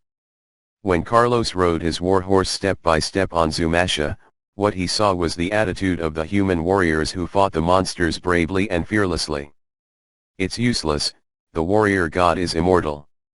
Give up, lowly human. Mikhaid yelled arrogantly. If you don't learn the blood spear, are you ashamed to be called a warrior god? This idiot, when we don't mobilize the army to attack us, we rely on these monsters to defeat us, don't we have bad brains? Carlos couldn't understand it and turned to ask Turaleon. But these monsters are so capable of recovering, and the soldiers can't take it anymore. Turaleon was not as optimistic as Carlos. Then let me move. The soldiers obey orders. Now the command of the army is temporarily ordered by General Turaleon, do you understand? Yeah. You can do it? Turaleon asked. How can a man say he can't? Carlos dropped this sentence, turned around and dismounted, clenched his arcanite axe, went from a small step to a high-speed charge, jumped and slashed at the battlefield. What should I do with the undead type and recovery type monsters? Slice, slash the dead, once you recover, slash once, slash to pieces and grind into feces.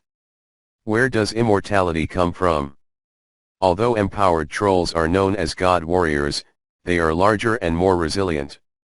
Carlos, who has rich theoretical experience, read countless monsters and quickly discovered the weaknesses of these god warriors, penetrating injuries and slashing injuries. The recovery speed is very fast, but the regeneration speed of the severed limb is much slower, and the volume will be reduced after the severed limb regenerates. Cut them all into adult sticks. Facing the increasingly frenzied Royal National Knights, even gods and warriors will only end in destruction. As the gods and warriors grew smaller and smaller, the first alienated troll that added wounds and couldn't keep up with the speed of regeneration was hacked to pieces by the humans. Isn't one of these trolls going to fight? With these monsters in battle, we just need to rush up to more than 500 trolls, and we will feel uncomfortable. In fact, they let Carlos have fun fighting monsters. Others and us just look at it like this. Turaleon couldn't take it anymore and couldn't help but ridicule. This is impossible. The warrior god is invincible. My hate also found that his biggest hole card didn't look so easy to use. People of Zumashar, rush forward and destroy the enemy. Master Turaleon, can you please stop chattering on the battlefield, the troll has sent troops. Aslan Qian gave Turaleon a wordless target. Ahahaha, this is an accident, you don't care, send the order, and 400 people will copy it from the left and right sides. Turaleon gave the order. Your Majesty. Execute an order. Yeah. Carlos, your subordinates still need training. Turaleon sighed. The frontal battlefield was filled with more than 500 human combatants, all of whom were high-level combat power. Were they already suspected of wasting manpower and increased their troops? It can be configured. War is not a game. The painless battle type has different requirements for the individual combat slot. Fighting monsters like the Spirit Warrior head-on, the larger the movement space, the better. If there are more people, will the Spirit Warrior kill 7 with one hit? Seeing that more and more gods and warriors fell, the troll priest Maihade panicked, and the ordinary trolls who rushed to the battlefield were far from human soldiers in terms of training and equipment, and were unable to turn the tide of battle. The battle and the riots that occurred in the city of Zumasha gave Maihade a bad premonition. I am Il-Shahans. Mikhaid murdered the patriarch, the warlord, and the priest Marika. People, trust this traitor no more. The priestess was surrounded by a group of trolls with strips of white cloth tied to her left arms. She appeared behind Mikhaid. You broke a female watch that takes refuge in humans. Maihade roared ferociously. Nonsense. It's not like you kidnapped humans, and Zumasha won't be attacked by humans. After Il-Shahans regained the lead, the IQ was also in line and he opened his mouth after one bite. Stupid, ha ha ha ha. Mikhaid suddenly discovered something in his favor. That is to say, Il-Shahans was too close to him, as far as the ancestor staff could feel the call of the 3 sacred artifacts. Power and status are all appendages to power. Why don't you understand? Maihade raised the ancestor's sacrificial staff high, and then used the sharp tip of the staff to fiercely insert his heart. No. Il-Shahans, who felt the power pass quickly, groaned and finally collapsed to the ground. Maihade, who had absorbed all the power of the 3 sacred artifacts of death, gradually grew larger, then slowly shrunk, and finally turned into a strong troll with a height of 3 meters and an explosive deterrent from his muscles. King of humanity, die. Maihade said viciously, and then swept away all the obstacles that blocked him. Whether they are trolls or humans. Where do you trust? Carlos saw Maihero running, speaking disdainful words, but he did not dare to be half careless in his hands. The wings of holy light behind him twisted and tangled and gradually merged into one. Eula Euler. Accompanied by the appearance of the holy light giant who didn't know how to make a sound, Carlos used the strongest holy light technique on Azeroth for the second time. What is this? Turaleon was completely stunned. The holy light can still be used like this. Go to hell. Maihade threw his fists at him heavily, but was constantly caught by the holy light giant. Boom. The sonic boom of the double fist silenced the entire battlefield. The trolls and human soldiers who were still fighting at the last moment turned their attention to Carlos and Maihade. Discovering that the deified Mikhaid did not have an overwhelming advantage in power, Carlos knew that this forced him to pretend to be stable. Little god in the mortal world, you did your best. After Carlos finished speaking, he deliberately struck a slow-motion pose. Mikhaid discovered that the power of the light group monster that caught his fists was not under him, and it was extremely difficult for him to withdraw his fists. And Carlos, who was sandwiched between the holy light giant and Maihade, posed for a long time, accumulating energy for a long time, and did not think of more beautiful lines, anxiously angry, a good opportunity to pretend to miss it. May you be born in a place filled with holy light in your next life, Iman. After Carlos finished speaking, the Arcanite axe cut mercilessly, splitting Maihade from his left shoulder to his abdomen. The holy light released its fists and stood silently behind Carlos. Ha ha ha ha, the warrior god is immortal. Maihade said these words weakly, but the injury was too serious and it took time for him to heal his physical injuries. Say harsh words when you have the upper hand. Carlos smashed the Arcanite axe to the ground, and the light giant floated behind Maihade. Carlos and the giant of light pose at the same time. Double. Eula Euleri. Eula Eula. Crushing Maihade with a fist containing the power of holy light, Euler Euler for a full minute did not give the warrior god Maihade, who integrated the 3 deathly hallows, a chance to act handsome. No, it's useless, as long as you can't completely destroy my body, I will eventually resurrect. Mikhaid, who was angry and squirming, was still speaking cruelly. I finally determined one thing. Carlos looked at Mikhaid's puzzled eyes and said to himself, you don't know how to fight at all, and you're not even a qualified fighter.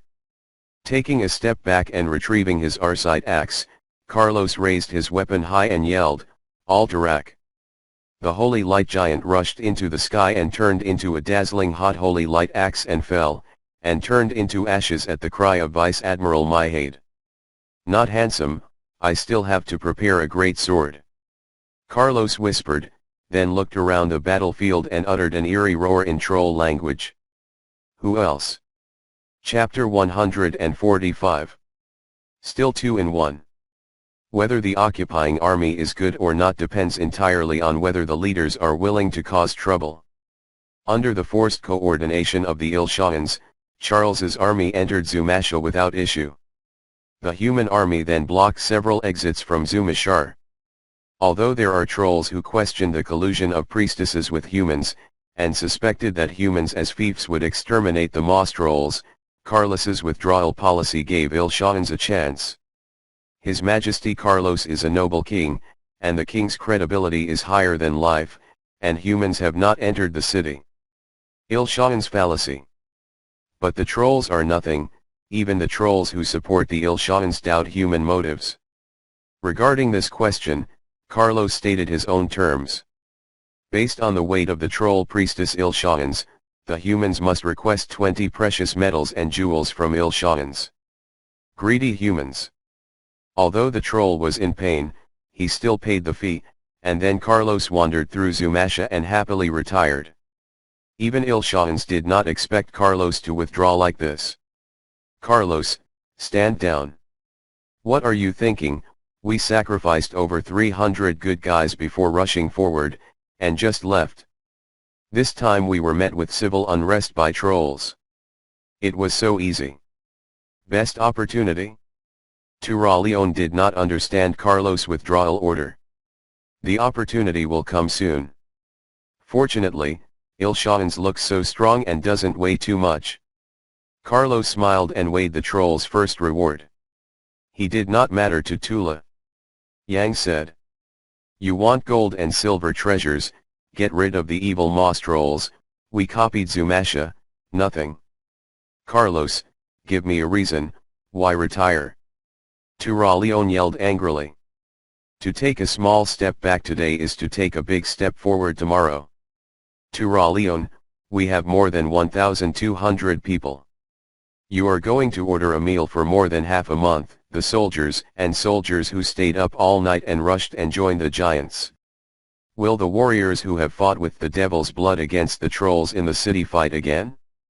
There are more than 4,000 trolls in the city of Zumasha. Do you want us to fight the desperate if you want to do something outside?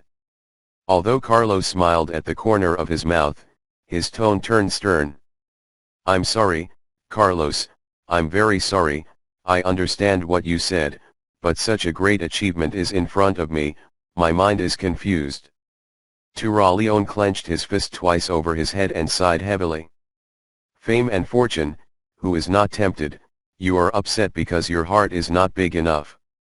Carlos stood up and gave the order, go to Mr. Dufang, let him come to see me, and then see ours. Did the warriors wake up? General Turaleon and I will reward these warriors on behalf of the Alliance. Trolls aren't stupid either. After dispatching the heavy treasures of 2 Ilshan, they asked the humans to withdraw, then pay for the rest. Carlos insisted on receiving 5 treasures from Ilshans before leaving, but he secretly ordered Mr. Dufang to inform Ilshans that his patience and sincerity are limited, so he won't irritate everyone. Too scattered. Mr. Dufang accepted Carlos's secret order and left the human camp and returned to the troll for communication and negotiation. While the trolls were lifting up treasure, Carlos took the time to meet with the survivors of the assassination squad. Garrison Lieutenant Junior Grade, due to your excellent performance, I have promoted you to a senior on behalf of the League, and all command members have been promoted to a level. Although the Alliance unified the military ranks, the kings of the various kingdoms are fully promoted to their subordinates. The alliance process is just to make this military rank high in gold. After all, Altarak's major and the League's major are completely different. So Carlos asked Turaleon to chair the promotion ceremony. In this life, be loyal to the king and serve the alliance. Command Commander Garrison Lieutenant Junior Grade, no. At this time Major Garrison burst into tears and took over the rank certificate and epaulets issued by Alliance Adjutant Turaleon. Through his own efforts, a farmer's son eventually rose to the position of senior officer before the age of 30. This made Major Garrison forget that his credit was earned in exchange for his life. He forgot that only 3 of the 100 brothers survived to the end.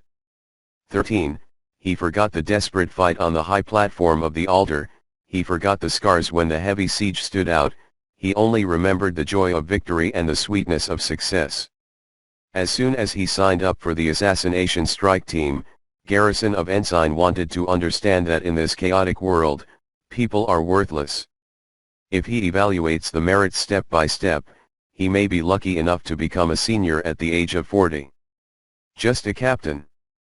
If you want to be prosperous and rich, you have to change your life. Very well, General Turaleon has given you honor and status. Then I, the king, will give you something royal. Carlos finished speaking, snapped his fingers, and 8 guards carried a large box. Carlos came out from behind the table, walked over to the large box, and kicked the heavy box, spraying ingots of silver, dog-head gold, and multicolored gems all over the floor. Brothers who died in the war, I have another sympathy. These are rewards for you warriors, share the joy of victory. Carlos's bandit cake stimulated everyone present and followed the king to eat meat. However, although the commando team soldiers breathed heavily, no one stepped forward to fight for the scattered treasures. Cough cough. Turaleon coughed twice with an unknown meaning. Your Majesty. Senior Garrison was also embarrassed and did not know what to say. Why not take your reward? My warriors. Carlos put aside his arrogance and asked calmly. Because we hope to receive His Majesty's reward with our own hands. Garrison responded immediately because he was resourceful too. Slippery, I want to hear the truth. Carlos asked step by step. It's too much, so much that I'm afraid. Garrison held back for a long time, unexpectedly squeezing out such a sentence, which surprised Carlos. Ha ha ha ha ha, well, you're good. Carlos said with a grim expression after laughing wildly. My knights went to carry out this mission that seemed to have been sent to death. In the end, I didn't expect so many people to sign up. Later, I checked the list, and it turned out that my father, the Grand Duke of Altarak, pardoned the prisoners. Prisoners, they were all sent to serve as soldiers. Carlos toured the place twice and continued, thieves, assassins, gangsters, all kinds of scum. I never thought that there are so many talents in my army. Garrison, you too, it's not a good thing, assaulting superiors, disobeying orders. Your punishment record is 26. But Carlos took a deep breath.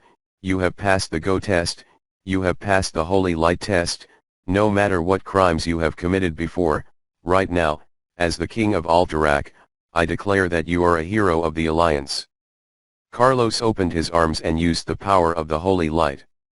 The commandos who dropped to one knee were pierced with tears by the emerald light, but the physical pain eased quickly. I will maintain your organization. From today, you are the Garrison Death Squad. You will directly follow my special combat team, Scum, and enjoy your identity as a hero, warriors, to prove to everyone that you are not a scum. Carlos withdrew the holy light, applauded, and immediately someone sent 33 new military uniforms. Hey, did you modify the Alliance uniform? Turaleon saw that the style of the uniform had changed at a glance. Of course, the special troops naturally have special outfits. I always think there is a problem with Sir Lothar's aesthetics. Carlos responded naturally. I can't speak ill of the marshal. Turaleon seemed entangled. The members of the garrison expendables who donned new clothes at camp are all different in their spirits. Indeed, what the Führer said is reasonable. Beautiful military uniforms can greatly improve morale and loyalty. Now, all the irrelevant personnel are leaving. Carlos finished speaking, and the generals and guards who had not received special orders left the camp. My warriors, listen up. The garrison death squad will always carry out only the most dangerous missions, and at the same time, they will also receive the most generous rewards. Now, those who are afraid take off their military uniforms and take the treasure that you can handle. Get out of here. Nobody left. Very good, when you accept this task, then this reward is not much. After Carlos finished speaking, after organizing a new mission for the garrison hit squad, all the hit squad members showed fierce faces and smiled at the corners of their mouths.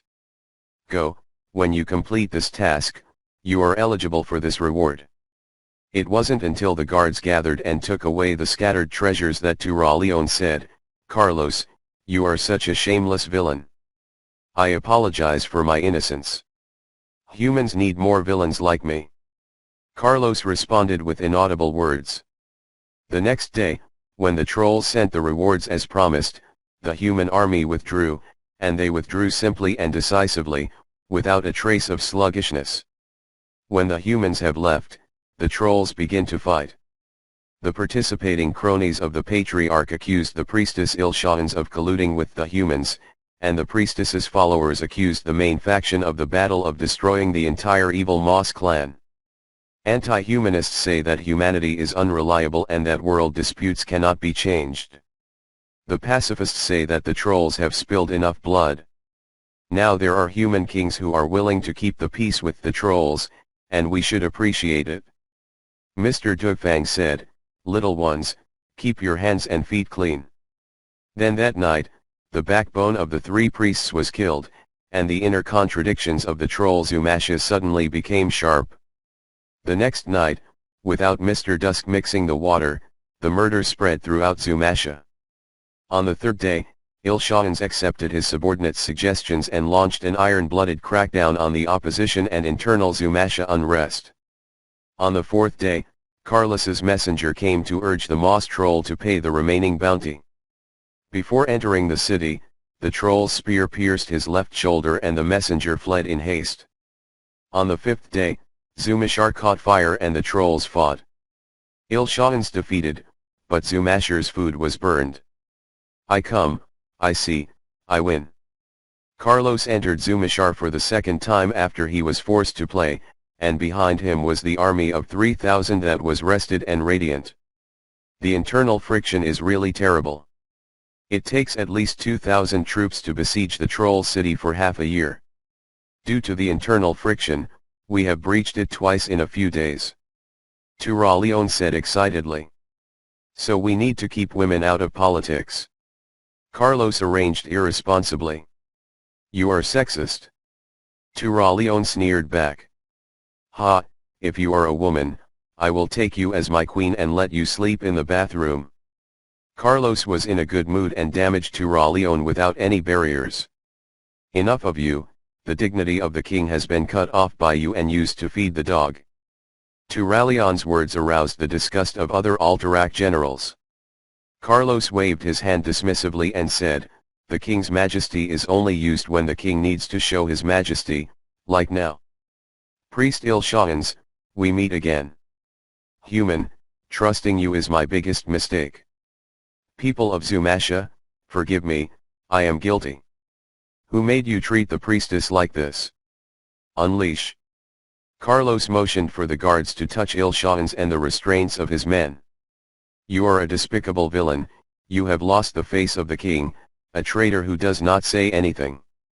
I'm sorry, I don't agree with your accusation. I have not violated any treaty between us. The king of Alterac is a liar. Zumasha's sacrifice is a fool. Executioner. Do you want to build another skeleton pyramid in your capital with the head of the Moss troll? It's up to you, honorable priestess. When Il-Shahans heard this, he was shocked for a moment. Although you made an agreement with me for the purpose of exploitation, I came for the purpose of peace. Carlos moved closer to Il-Shahans, touching his knees with his hands, lowering himself, keeping his eyes level with the priestess. State your purpose. Although Il-Shahans is prone to emotional extremes, he still has a basic political view. Look, I just blocked the exit from Zumasha, but I didn't go to the city to slaughter the trolls, nor did I have any intention of destroying the city. Carlos said calmly. You're just afraid that the fish will die and the net will break. No, you know my kind of exploding arrow. You are fish, and I and my army are not nets. Then what do you want? Peace.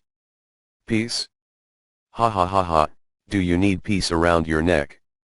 Carlos stood up and said condescendingly, are you going for a proud war or a peace that I give you? It doesn't matter. You are a threat. Il-Shahans bit her lip with her teeth, and his blood trickled down the corner of his mouth to his chin, dripping dust. Carlos turned and walked to the side of the bush, took a small bag of wheat from the saddlebag and tossed it in front of Il-Shahans. A handful of grains of wheat jumped from the loose rope and fell to the ground. This is the threat. What do you want? Il-Shahans succumbed. There is no food and only hunting. Zumasha will starve at least half of his town by the time the summer grain is harvested next year. Except for you and your peace-loving people, all militants must die. Carlos made the first condition. Well. Il-Shahans agreed. You and your people shot my messenger, and at the same time you owe me 15 Il-Shahans treasures. I want you to pay twice. I hate this unit, well. I can sell you food and buy it with treasure. Well.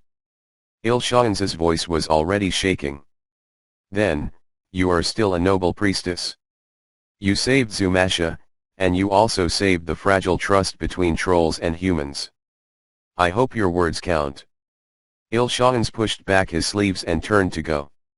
Carlos, now we have enough troops and the trolls are short of food. As long as they are hungry for a week, they will have no effort to kill. Why are you? Although hesitant, Turaleon did not directly question Carlos's decision. Kill 100, don't kill, then it will be endless.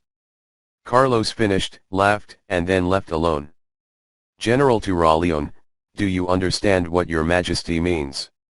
Seeing that his colleagues had the final say, Aslan Qian didn't care about the look, or looked blank, or frowned thoughtfully, so he walked to Turaleon and wanted to find out.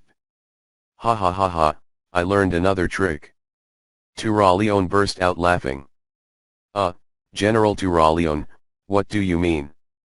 Kill them, we are 100, don't kill them, all trolls are infinite, your king is really a villain, ha ha ha.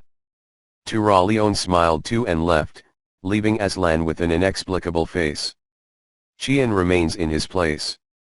Chapter 146 New Troll Completion Plan. How many humans are there in the world of Azeroth? Lordaeron's taxpayer population is 2 million, Alterac Kingdom is less than 200,000, Gilneas is more than 1 million, Dalaran and Kul Tiras suddenly feel the supply, and the southern kingdom of Stormwind can be counted as 210,000, plus tax-evading mountain people are also savages. Before the orcs invaded, there would have been more than 7 million. The first Orcish war crushed the Stormwind Kingdom. A third of the population died in the war, and the ensuing Orcish suppression and famine took at least a third of the population. The second Orc invasion has hit so far. The Hillblad Hills, the original rich land, have also been beaten into a piece of white land. The number of soldiers killed in the Lordaeron alliance is nearly 70,000, and it is not considered disabled, and the bandits and famine who were seriously injured, lost order at the same time. They do not know how many human lives will be taken away. According to rough statistics, human beings now look like fewer than 6 million people. Where is the troll? How many trolls are there? Even in ancient times, the two empires of Amani and Gurabashi were defeated on the ground by the newly risen Kaldore Empire. The skinny camel was bigger than the horse, and the ethnicity of the overlord who once ruled the entire ancient continent of Kalimdor still remains. Under the great explosion of the Well of Eternity, the new order was recast, humans rose in the eastern realm and elves receded in north-central Kalimdor. And trolls are everywhere in the world. Northrend, Kalimdor, Eastern Kingdoms, Pandaria, in addition to the Broken Isles abroad, there are almost all traces of trolls anywhere you want. Don't look at the trolls who seem to be doing it wrong right now, but are terrified when they think about it. What a terrible force this is. Not to mention the distance, the disc clicked on the troll forces of the Eastern Kingdom. On the northern continent of Lord Aaron, the remnants of the Ameni trolls were struck down by the old enemies renowned and the humans emerging in ancient times, and the social order collapsed. Thereafter, Lordaeron's trolls have lost their civilization and heritage, divided into countless clan societies, scattered in Lordaeron's deep mountains and forests, using beast Tartar tools, living like a wild man.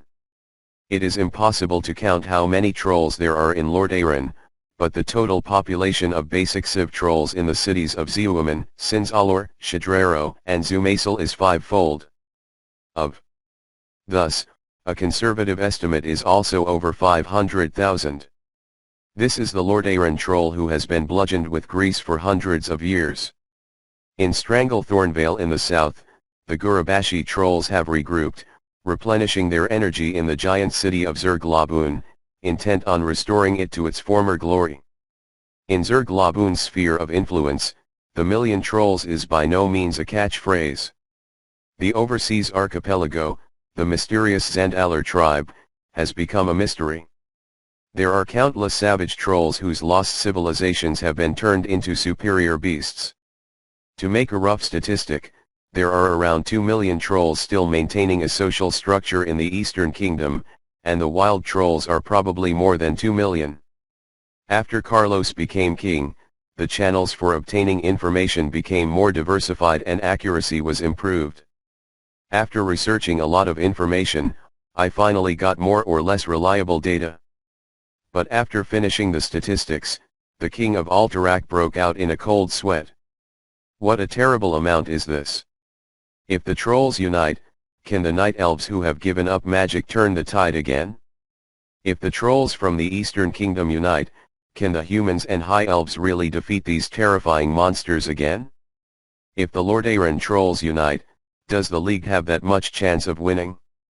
Fortunately, the battle of 2,000 years ago completely destroyed the social structure of the trolls, and the fragmented clan tribes were unable to fight against the kingdomized humans. Although humans are inferior to trolls in terms of size, physical strength, and physique, the fire of civilization burns the barbarian body, and trolls that are stronger than humans live a life that is worse than that of a dog. Pet. However, who can guarantee that this situation will last forever? Carlos, who has more memories than Azrotha's aborigines, is profoundly worthy of bringing back the trolls of civilization. How terrible it is, either the Gurabashi troll from Zerglabun or the giant led by the Zandalar clan. Demon, the two trolls' counterattacks nearly subverted the entire world. It is impossible to know what is happening in the world, but Carlos can feel it, touch it, and experience it with his heart, so the world is real to him. In the real world, Carlos dare not bet that a group of explorers can crush the terrifying frenzy unleashed by the trolls. The trolls will rise sooner or later. The enormous ethnic base of the troll and the surviving species of Zandalar from ancient times determine that the troll will rise up sooner or later. Since the increase of trolls is inevitable, and humans don't have the power to kill all trolls, what should we do? Perhaps this question makes countless philosophers and thinkers desperate to commit suicide. But Carlos, who is a soldier, has his own way of thinking. The troll will eventually find his own civilization, which is inevitable. Then he lets the trolls rise according to my wishes and civilization according to the human model. This plan was listed as top secret by Carlos, and was called New Troll Project or Troll Completion Project by those insiders. The general steps of the plan are divided into 5 steps. The first step is to discharge a group of trolls threatened by both humans and compatriots through white terror. The second step is to give them cruel hope and realistic despair. The third step is to guide such a troll to accept human civilization. The fourth step is to use these humanized trolls to assimilate and fight more trolls. The fifth step is to create and intensify the conflict between the old and the new trolls, and transform the hatred between humans and trolls into the incompatibility between the new thought trolls and the conservative groups. At this point, human society will be freed from the shadow of the entire Azeroth by tens of thousands of trolls.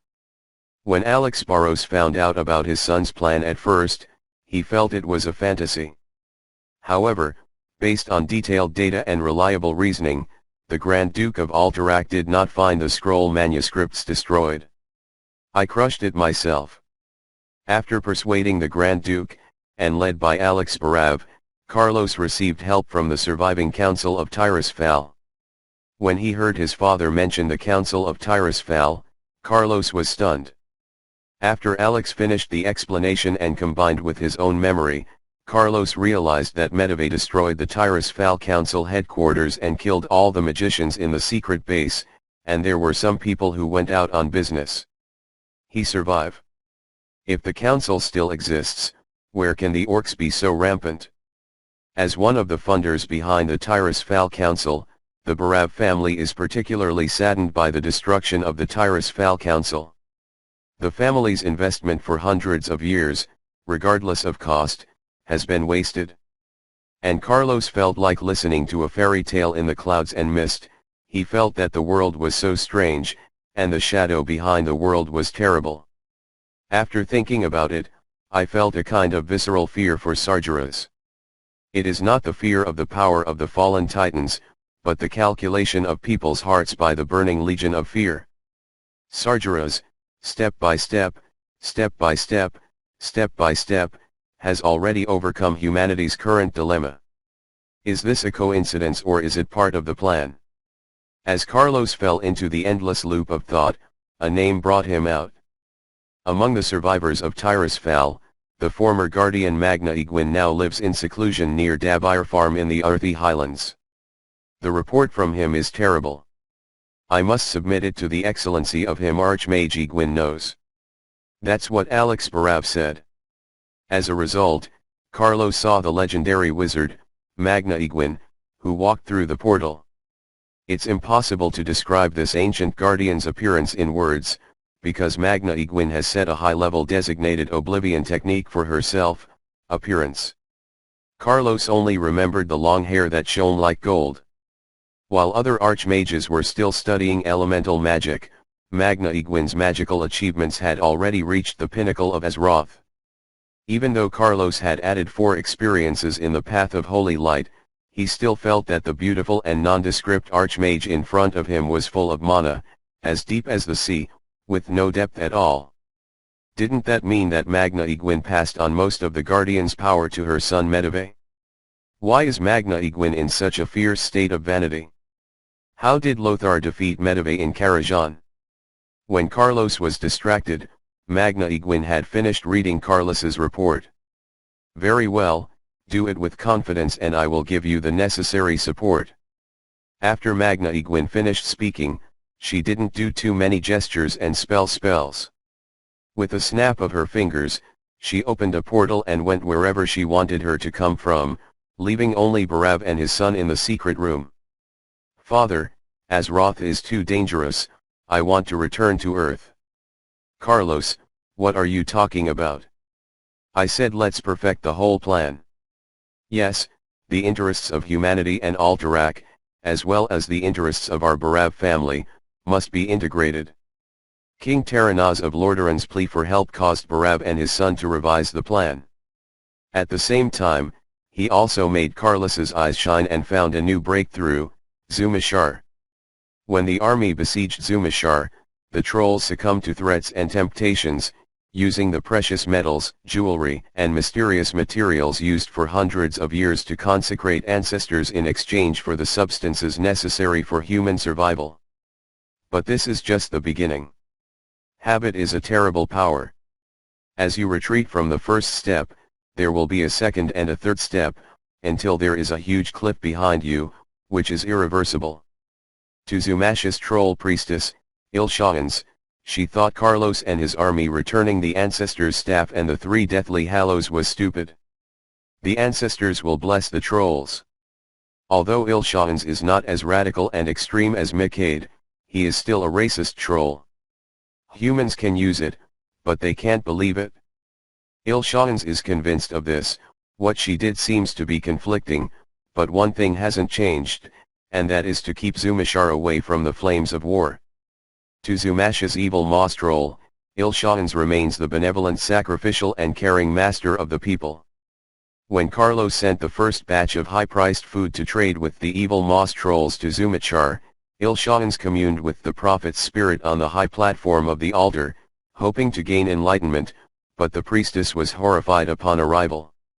"Find out I can't contact any god." The anxious and desperate priestess blew the cold wind all night on the high altar platform, but found nothing. What Ilshans did not know was that the evil Moss troll enshrined the spirit of the ancestors for almost 1,000 years. It was almost a desert in front of the demigod Magna Iguin, and she used it. The ancestors' sacrificial staff and the 3 holy instruments of death that had moved their hands and feet communicated with the spirit of the ancestors, and completely murdered the weak spirits. "King of Alterac, I have fulfilled my responsibility and I will leave the rest to you." It was just a direct message from the bottom of my heart, proving that Magna Iguin had done it, and there was no idea that the Archmage had appeared on Zumasha. The troll does not need a god. Carlos whispered to himself, then we can start the follow-up plan. Immediately afterwards, Carlos made a request to Ilshans. The Alliance did not believe in other trolls, and asked Ilshans to determine his position on the Moss trolls and formally sign documents to consolidate the pact. After losing the blessing of the gods, Ilshans woke up like an electric shock, and it was unbelievably amazing. Human beings were really ready to keep their promises. 10 days, long enough for the Zumasha troll to give birth to a new leadership. Under the Ilshans, the big and small chiefs and the petty chiefs have initially determined their authority. Under the pressure of Mr. Tooth and the pressure of the human army, the ex-priests bloodily suppressed the opposition and sent the matted-looking Ilshans to the throne of the patriarch of the evil Moss clan. However, Carlos, or the Alliance, did not recognize the status of this patriarch, Ilshans. Either it is Ilshans, the lord of the city of Zumashar, or Ilshans, the queen of the Moss troll, which is the patriarch. "Didn't you just die?" Carlos's face-to-face words and secret instigation made Zumashar fall into the 4th chaos. It is a pity that the opposition, even fate, weapons, and equipment, did not have food. Ilshans wanted to resist, but he was held back by his subordinates and sent to the throne. Carlos, is this useful? Turaleon admired the sudden changes in the past few days as if he were watching a drama, feeling the ups and downs of the plot, the twists and turns, and it was extremely nice, but he wasn't sure how effective it would be. "The climax will come soon." Carlos stretched his waist and answered Turaleon. At the Queen's enthronement ceremony, the Prime Minister of Zumasha, Mr. Evil Tooth, gave an impressive speech that touched the mind of the troll Evil Moss. "I know that some people are dissatisfied and think that this is a trap. Sooner or later the humans will kill us.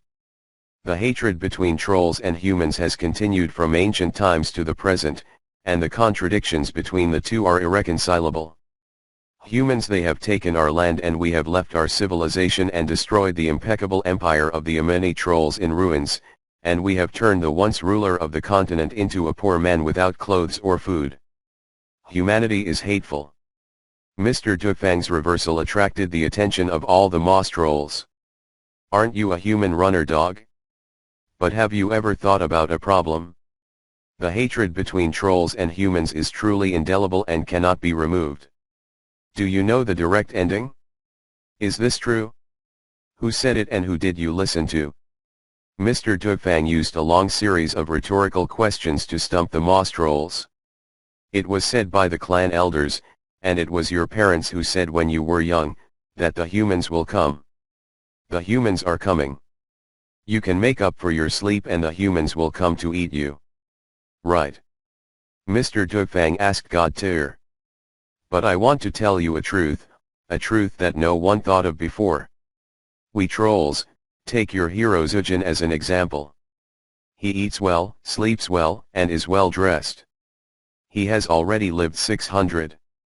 How old? And some old men can live up to 1,000 years. Trolls can live 1,000 years as long as they don't starve. But what about humans? Eating and drinking is 100 years of life. When was hundreds of years ago? The old man said to human beings of tens of years, invaders, who have to pay for the crimes of the grandfather's crimes of the grandfather's grandfather of the grandfather's grandfather of the grandfather's grandfather, what do you think of you? Most humans today have forgotten that year's war, the war that brought us down to the dust trolls and muddy faces. Humanity has forgotten the year's hate, but we still remember it. Mr. Dufang finished speaking and walked a few steps on the spot. Let me tell you one thing that you have been deceived for hundreds of years, thousands of years. Mr. Tooth took a deep breath. Humans don't eat trolls. Listen well, humans don't eat trolls. You're fooled. Because it's very important, I repeat, trolls eat humans, but humans don't eat trolls. Mr. Tooth roared in an almost roaring voice, you resent the humans for stealing the glory from our troll ancestors, but humans hate trolls just because they are cannibals. Yes, you, not us, not me, a tooth from the evil Tooth clan. I don't eat people, so I befriended humans and the king of humans, and you are fighting with humans. I have tasted Lordaeron's unsaved cheese and ate Otto Rank's cheese. I want to use the wine made by elves on the opposite continent, damn the humans, with silk clothes and magic forged weapons. Why? Because I don't eat people. Mr. Dufang said that he shed the same thing and did not know how he put the stuff in his body. We trolls were defeated in ancient times, but it's not humans who defeated us, but ourselves. We gave up our dignity as intelligent creatures and became beasts. We can eat humans and treat humans like pets. How can humans? Can he not hate us? It's our troll who closed the door to peace, and it's our troll who considers himself a beast. Mr. Tooth Horse knelt on the ground and let out a cry. Now, the dawn of peace has appeared again.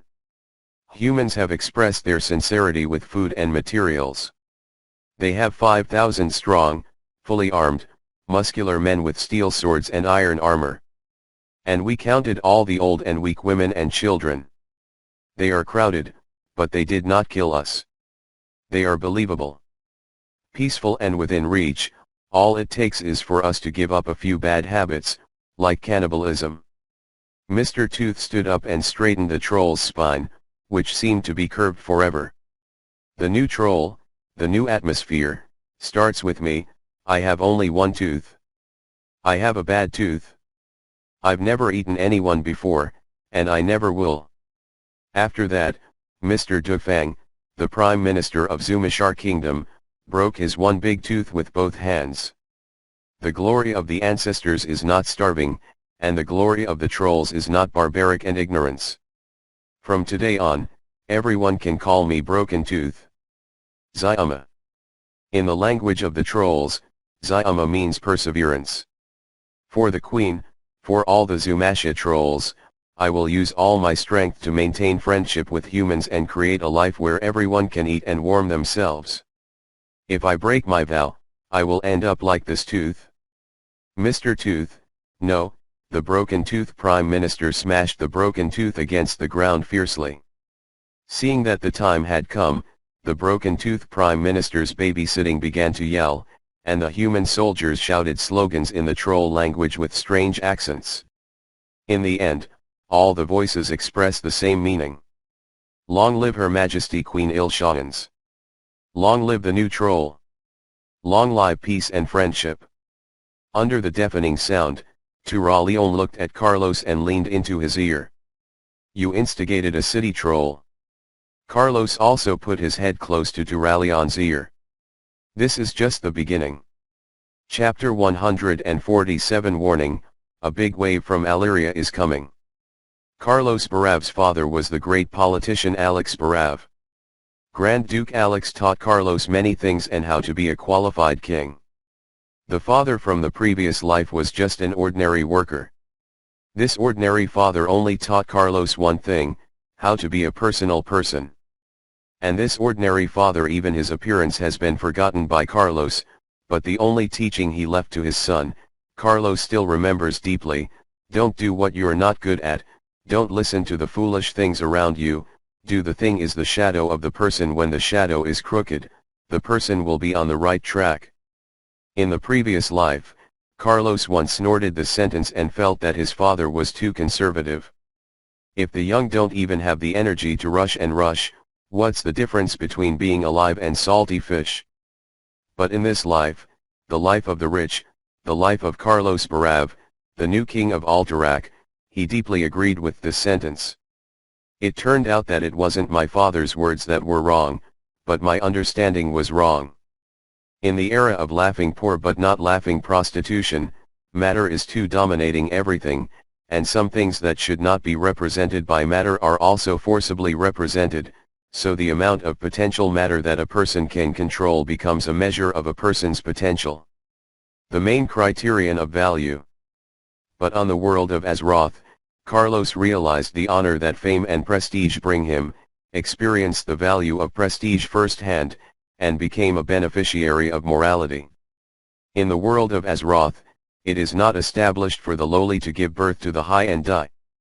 All human society has powers, conspiracies, and conspiracies, but all human beings collectively reject people or things that are dishonorable. On the contrary, great or noble people will receive the corresponding treatment in this society. Therefore, the glorious His Majesty Carlos made the human soldiers who were hostile to the trolls obey the king's orders simply by using words. Even if he is reluctant, the king's order must be obeyed.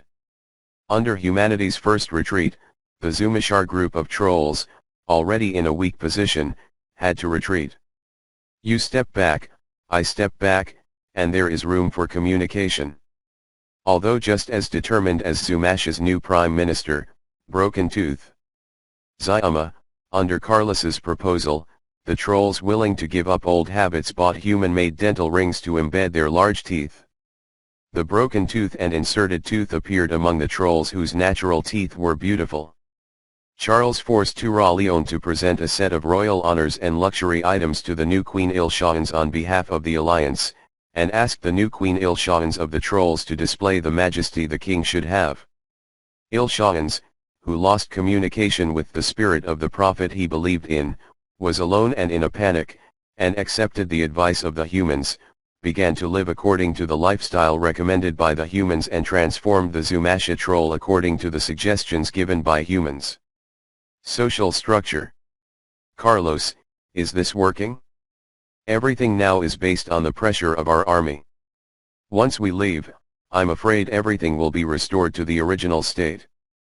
The trolls will use everything we gave them to turn around to deal with us. Carlos, I am very afraid that all we do is raise tigers. Turaleon, as one of the witnesses to history, is both novel and full of worries.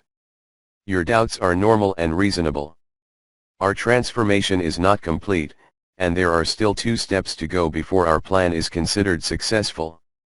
Carlos comforted Turaleon with confidence. What 2 steps? Common language and blood of the same type. Carlos said it, and he did it. Forcing trolls to learn the lingua franca of humans is a thankless task and can easily arouse racial opposition. However, the temptation of the troll took the initiative to learn the common language of humans and made a gesture that he was not willing to give you without an order. Everything was much simpler. Under Carlos's operation, a large part of the property handed over by the trolls was distributed to the soldiers. Carlos and Turaleon jointly issued an order requiring squad command level officers to supervise soldiers' use of property. You buy supplies, any supplies from the Zumasha trolls. At the same time, at the official level, The adjutant of the Turalion alliance rejected the proposal of Queen Illshavens, and her Prime Minister Mr. Broken Tooth rejected the request for loans and free assistance, insisting that food can only be purchased through the use of treasures provided to the Mostrol. On the other hand, Carlos sang Whiteface while Turalion sang Redface, allowing the trolls to privately buy their rations from the soldiers. It took so much effort and so many twists to force the trolls to take the initiative to learn the common language of humans. Comparison is common to all intelligent creatures. Under the leadership of Mr. Broken Tooth's cultivated cronies, the trolls discover that they cannot speak linguistically. A fist-sized piece of gold can only be exchanged for the same size of wheat and can communicate with humans. The troll can exchange half the size of gold for 5 bags of wheat. This is not fair. This is bullying. No, intimidate the troll. So the ordinary trolls started complaining to the boss, and the bosses started complaining to their new Prime Minister, Mr. Broken Tooth. After Mr. Broken Tooth and the alcohol-intoxicated Queen asked for instructions and report, they immediately sent the instructor, who had been prepared, to teach the common language of trolls. Don't feel that the language is difficult to learn. Under the threat of starvation and the encouragement of pink eyes, trolls will soon be able to communicate with humans in a superficial way. Once the communication starts to spread, the hate will start to fade. After another 10 days, Carlos felt that time was almost up, so Turalion let him go, and the alliance agreed to help Zumash's troll. But according to the regulations, trolls who want to receive relief food must complete a written application. Yes, please complete an application written in common human language. Those in the troll tribe who know their own words are all high-level people like noble priests.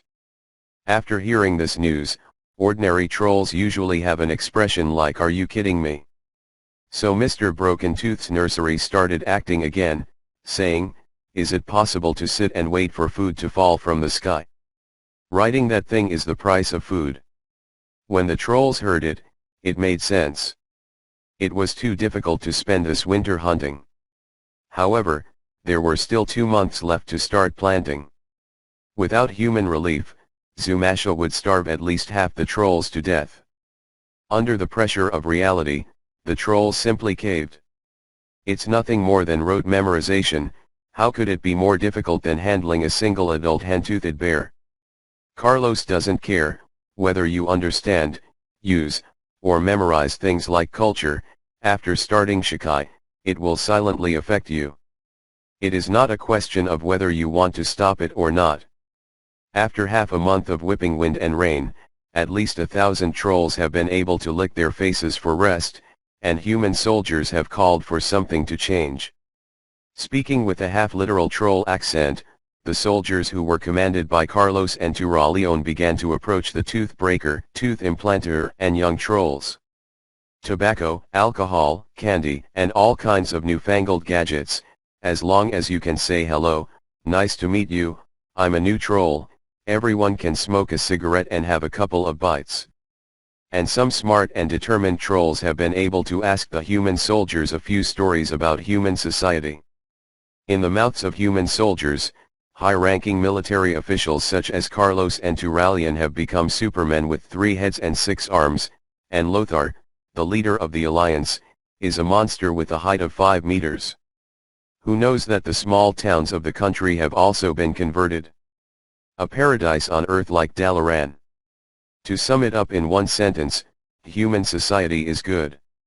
Whether the trolls believe it or not, I believe it anyway.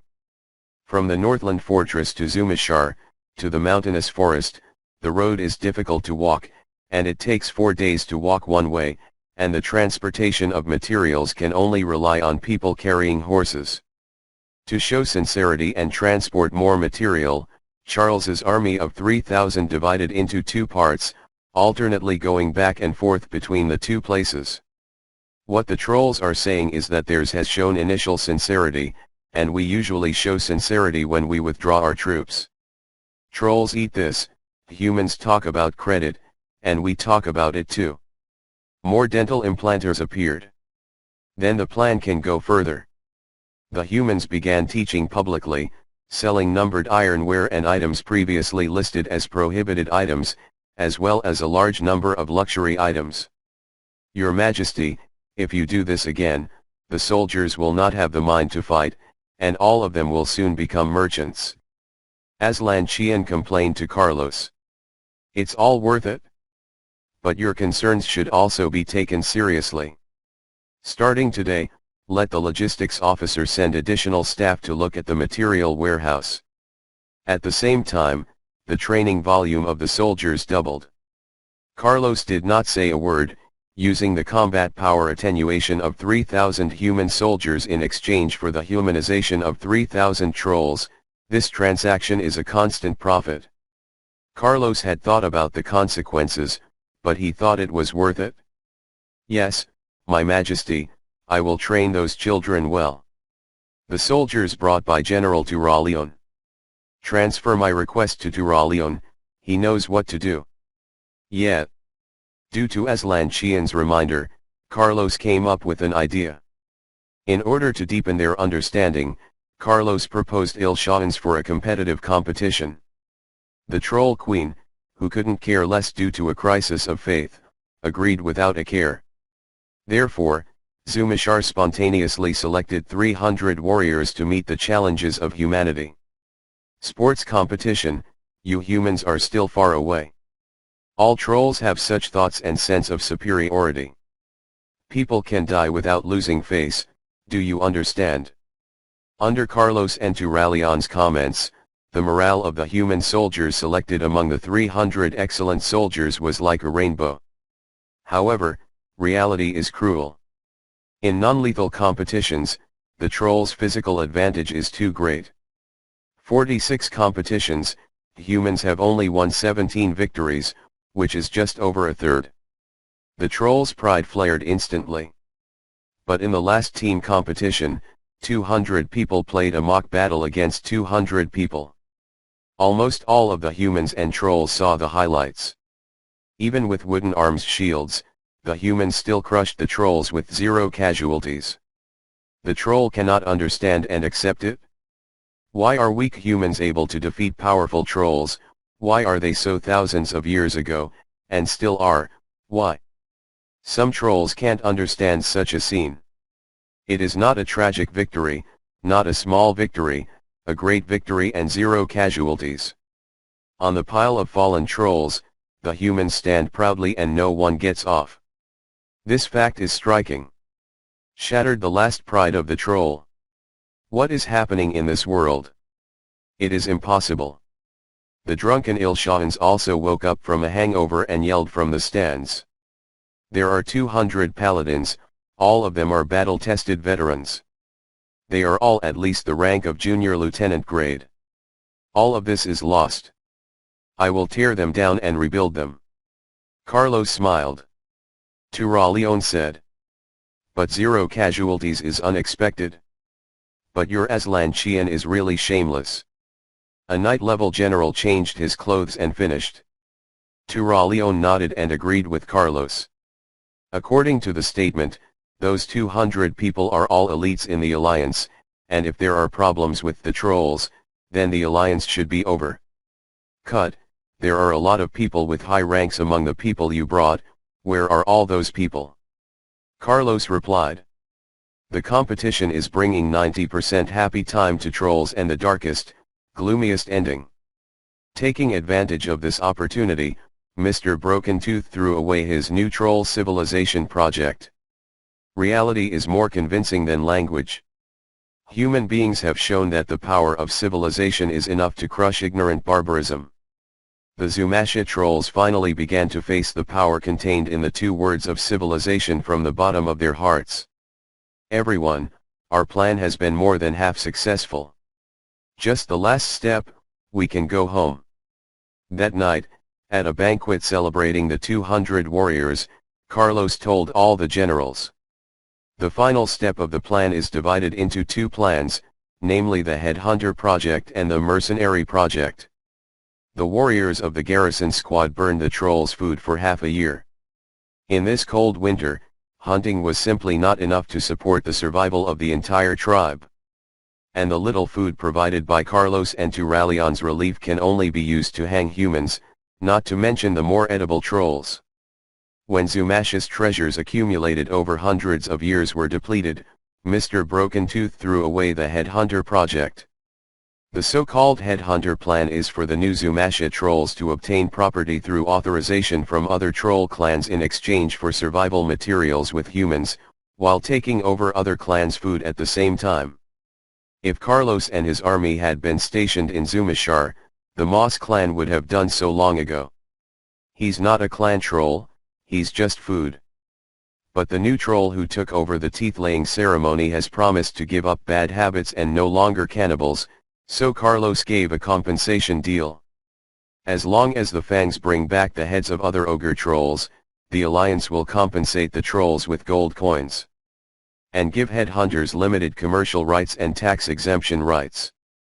Although Carlos cannot represent the Alliance, Carlos has the absolute confidence to persuade the nobles of Stratholm and Terranaz to stick with this deal. After all, the earnings are too lucrative. In an uneasy mood, the first batch of headhunters set out with a weapon and armor sponsored by Human Friendship. After 14 days, the tooth-mounted headhunters returned to Zumasha with a small amount of things and a great deal of treasure to reveal and many young captives. Your Majesty Carlos, your plan has basically succeeded. Look at those scouts who are laughing so happily. The Moss Troll has changed, and Zumasha will return to the embrace of civilization. Brafang Zyuma said. Mr. Tooth, this is the last time I call you Mr. Tooth. If I remember correctly, in the Evil Tooth clan, only the patriarch can break his teeth, right, you cunning fellow? Carlos did not answer. The words of the Prime Minister of Broken Tooth. Yes, this is my lack of determination and ambition. One day, I will let the stupid and wild guys inside know that I am the right one. Adhering to tradition cannot bypass the trolls and have a better life. Tomorrow.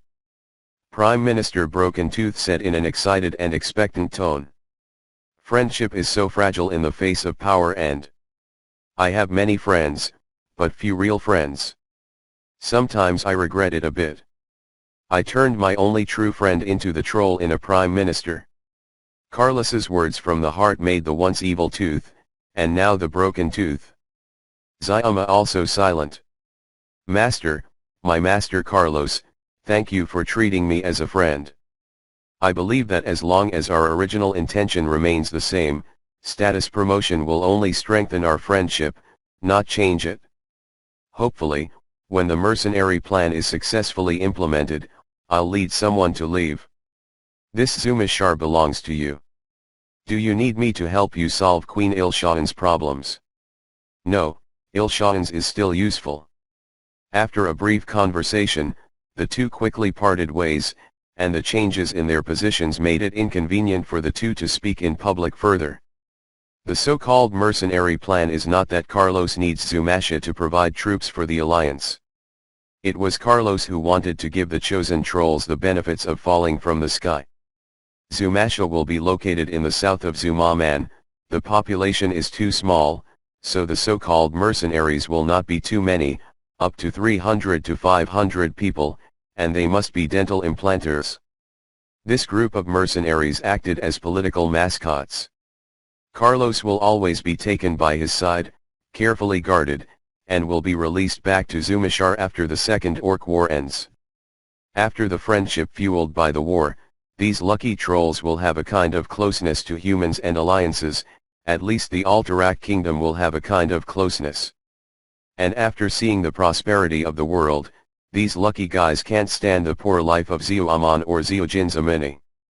From frugal to quirky easy, from quirky to simple, this group of mercenaries will be based on the identity of the people who came to teach other trolls the China-Japan friendship, no, the importance of friendship between humans and demons.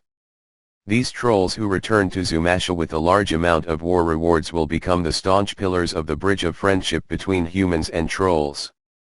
As long as these trolls live for 20 years, the general situation of humans and trolls on the continent of Lord Aaron will be rewritten. With the banner of Zumasha, human intervention in the internal affairs of the troll race bears the name of justice. As long as the entire plan succeeds, humanity will be freed from the shadow dominated by rising trolls.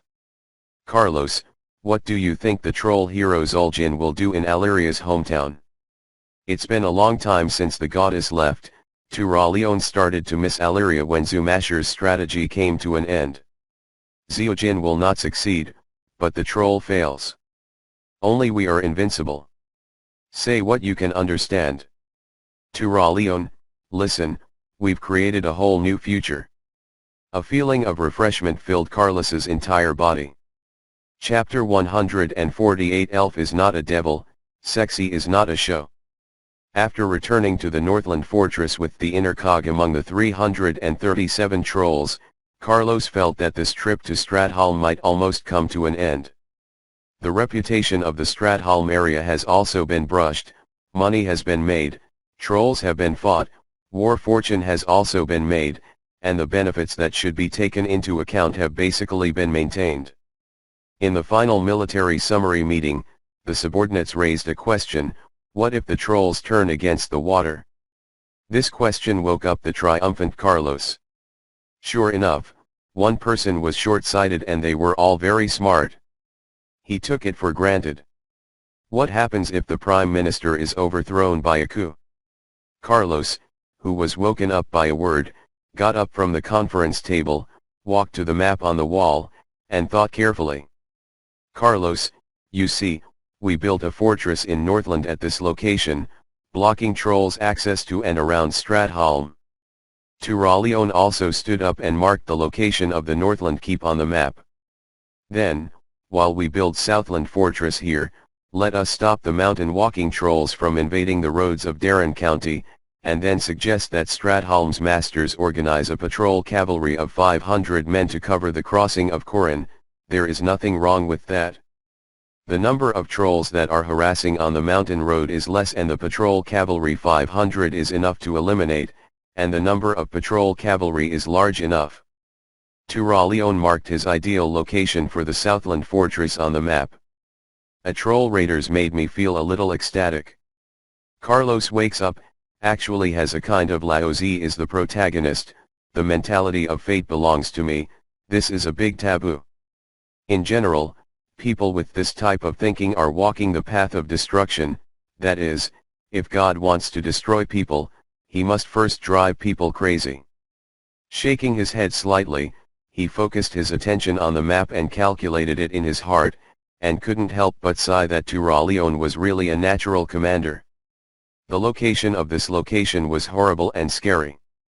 At that time, Carlos made a decision on the direction of the Northland Fortress after consulting Sedendathan and researching the site for several days. Turalion chose the location of the Southland Fortress only through observations and observations during his journey. Map research and trial made a trial. The result of the sentence is almost the same as the location of the Southern Sentinel in Carlos's memory. I underestimated the heroes of this world. Fortunately, I have good friends around me, and I didn't get puffed up. Carlos was very grateful to have discovered it early, so he kindly accepted everyone's proposal. After completing the defense of the Stratholm area and then retreating, Terranaz's commission will start off well. The nobles of Stratholm learned of Charles's victory at Zumasha, and they set to work. After hearing Carlos' strategic plan, he praised the everlasting friendship between Lord Aaron and Alterac. Kind Carlos kindly did this. I don't have enough money to eat and drink for nothing. I just go and help the host patch up the hole in the wall before leaving. This is really nice. So the rich and powerful in the city of Stratholm paid more for the army. During the construction of the Southland Fortress, Aleria returned. Aleria was alone when she left, and she returned with only 2 assistants. Your Majesty Carlos, it's really great to meet again. Aleria smiled brightly when she saw that those greeting her were old faces. Carlos, I need help. In the small meeting room where no other people were left alone, Aleria made her request concisely and concisely. What happened? Aleria, speak up. Facing the goddess in his mind, Turalion is always unable to show his proper demeanor, and seems as if he is in a daze. Carlos is completely unable to talk about Turalion right now and the image of him at the military meeting. Leon considered as a person. Aliria, I do not know in what capacity you are speaking to me now, friend, or messenger from Colthalas. Carlos had come from the province 2 days ago, and now he is in a very fair position. Friend. Aliria responded. Then say it. Carlos agreed. So Aliria opened up about the unfortunate experience that she and her family had encountered. Under his melodious voice and his deep, hot but contained emotions, Carlos felt that he had heard the best musical. I'm sorry Aliria, please I'm sorry. Turalion made a blessing gesture on his chest and told Aliria. After that, I used my personal reputation and relationship to form a 500-member volunteer army in a very short period of time, and it gradually grew stronger in battle. Now there are more than 1,000 people. But, the Aliria's countenance turned hideous, the idiots at Silvermoon City Hall actually thought that providing me with weapons and equipment is supporting me. I only have 1,000 people, and the enemy is 10 times bigger than mine. I can't save those compatriots who they are suffering, just like me. Powerless to save Lilith, my poor brother. Aliria said to her sadness and sobbed quietly. Carlos, how can we help our mutual friends? Turalion's question was entirely about Carlos' accident, and made Carlos believe that this friend is worthy of entrusting his life. Even if the goddess is crying, Turalion can clearly recognize her status and situation, without any overwhelming, not overwhelming, but highly respected by the royal coach Carlos.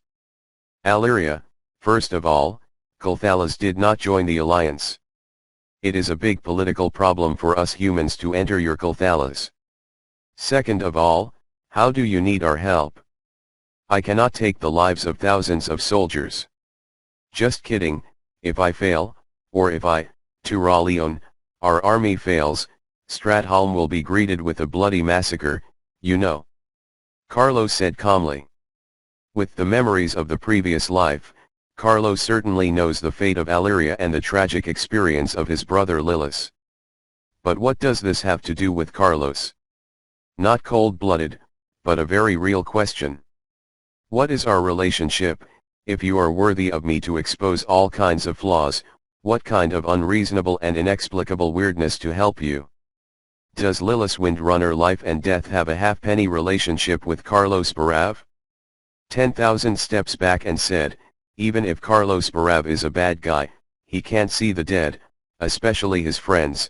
The beautiful friend has a dead person at home, and sent troops to save Lilith's Windrunner. How do you deal with the question of Colthalas?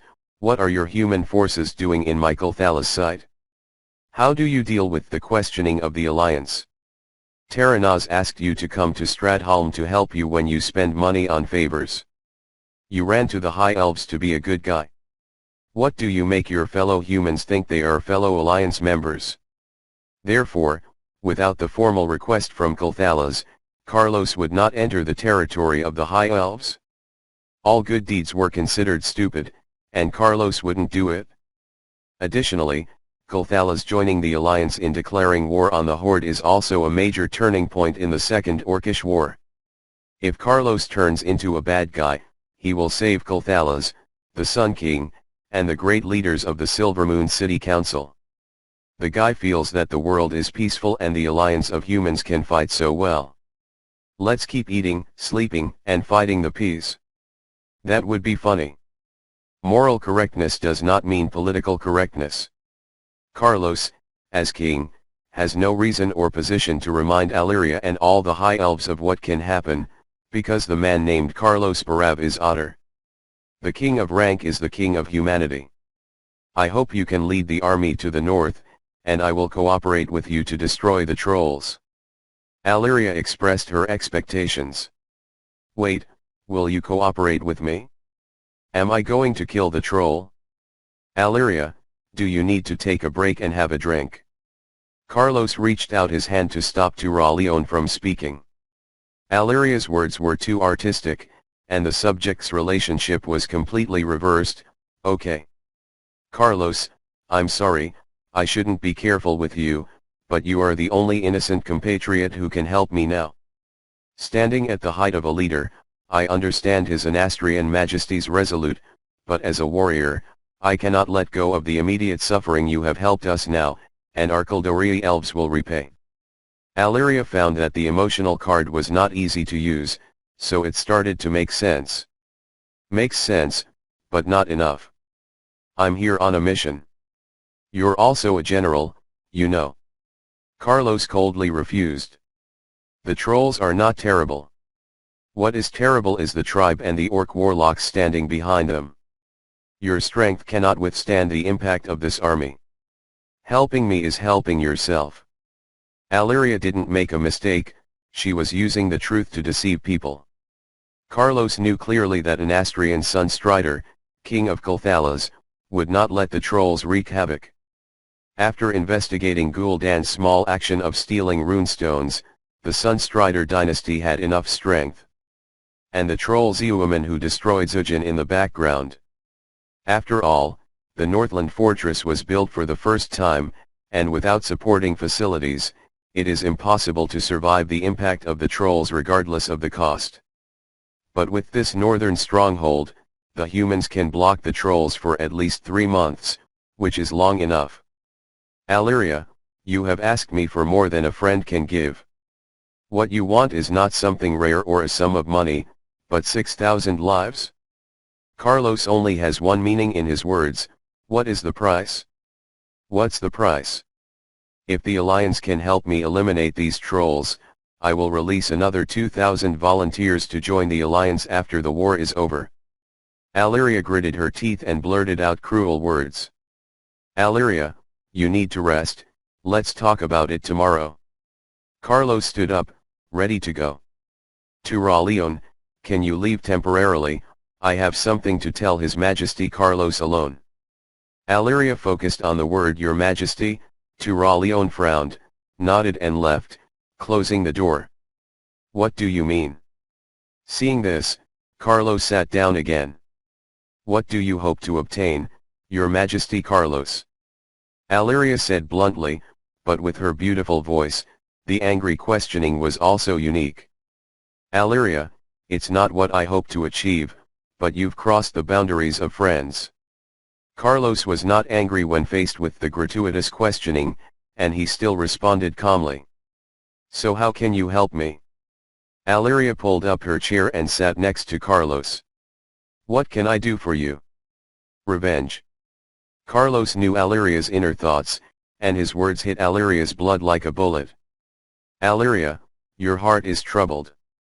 Now you are not the wind runner that was as free and easy as the bright moon in the mountains and the breeze in the forest. From a friend's point of view, I don't want you to be like that. Seeing Aleria remain silent, Carlos exhorted. Do you want me to give up my hatred? Aleria's voice trembled. No, of course not.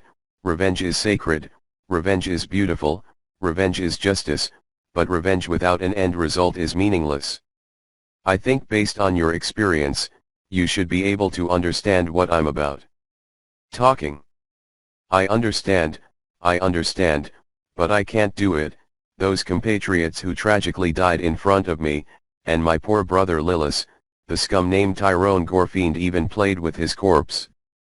After Aleria finished speaking, tears fell silently. Carlos struggled for a long time, he still wiped Aleria's tears with his fingers, and comforted himself, don't be like that, it's not like you. Carlos suddenly hated him for not being in the habit of wearing a handkerchief. Carlos, at this time and in this place, really only you can help me, help those innocent people who are suffering, help us, help me. Aleria interceded one last time. Then I ask you, Aleria, to help yourself, besides your friendship and gratitude, what can I get, what can the Alterac kingdom get, what can the Alliance get? If I'm not a king, I can mention it right away. Raise the axe to help you cut down the trolls. But I am a king. I have 6,000 soldiers under my hand. Well, there are more than 5,000 besides Turalion. I can't make them pay for my friendship. Orally, yeah, I think you're a friend, so that I tell you these things that you shouldn't have said directly. Carlos scratched his head, feeling that a woman in an irrational state is so difficult to communicate. Although I have resigned, there is no new Ranger General in Silvermoon City. Carlos, the Windrunner family is not a small family. If you help me this time, you will win the friendship of the Windrunner family. Magic knowledge, martial arts mystery, wealth, political solidarity, what do you want? Carlos's words reminded him of Alleria, and he began to talk about the benefits and set out the conditions. I want Colthalis to join the alliance and fight the Horde together. I want to gain a greater voice in the alliance through your support of Colthalis. In this small room with just him and Alleria Windrunner, Carlos spoke his own words. You'll get what you want. Alleria in Hillblad is just a ranger lord, Alleria in Colthalis is a hero of the country. Alleria smiled confidently. Alleria, I need valuable collateral. You're about to sell me on, but it's still a bit. This deal makes me insecure. Carlos frowned and said, this feeling of turning a friend into a business partner is not good. Alleria was silent for a while and said, I need to prepare, you will get a valuable guarantee. After the meeting, Turalion entered. Carlos, what are you going to do? Turalion asked. What do you want me to do? Carlos asked rhetorically. I am in a dilemma. Turalion responded. I'm very mixed up. Carlos sighed. Chapter 149. After talking with Alleria, Carlos and Turalion babbled for a while, and then they felt that the troll mercenary group was going to see the situation. The human soldiers who stayed in the Northland fortress looked at these trolls who were being showered with doubts, worries, and curiosity. I'm leaving, what a big dick. How did these trolls grow, such a big one without enough food? It's so normal. When you go out to be a mercenary, you should choose a strong man. Inside, I didn't fight trolls. I was a big bird and I didn't do it. To be taller, comparable to His Majesty Carlos. The beacon of humane society. Puff ha ha ha ha. Smile, Your Majesty, can you laugh too? Okay, I'm not laughing, so who do you think is Your Majesty and the troll? Well, it's hard to say, but I think mine is big. Court. After listening to the conversation of the onlookers with a black line on his face, Carlos couldn't help but hum twice. Your Majesty. Your Majesty. How about these trolls, just for being teammates? Carlos approached the older brother and asked him. The report, Your Majesty, seems quite strong, but I don't know how the discipline is going, I don't care personally. Hundreds of trolls can't turn the sky, and they can't save the world. The soldier raised his hand in salute and then responded to the king. Interrogation. Well, keep watching. We spend money to hire them to fight, so we have to be critical. Carlos stood on the human side speaking, patting the older brother on the shoulder and indicating to himself that he didn't care about the strangeness of the soldiers. Communication and communication are not achieved overnight, and the views of the generals or leaders will affect the views of the people below. Although the military order may also allow soldiers to accept these trolls, it will eventually make human soldiers uncomfortable. It is better to minimize this influence, and it will be natural. Therefore, after discussing with Turalion and his generals, Carlos gave the statement that these trolls are new trolls who have received re-education in human civilization, and they are jungle warfare experts hired by King Carlos with money. During the employment period, any act that harms these trolls is convicted of theft of real property. With this argument, the treatment of troll mercenaries has increased, and their status has been lowered, and the soldiers will not be so unacceptable.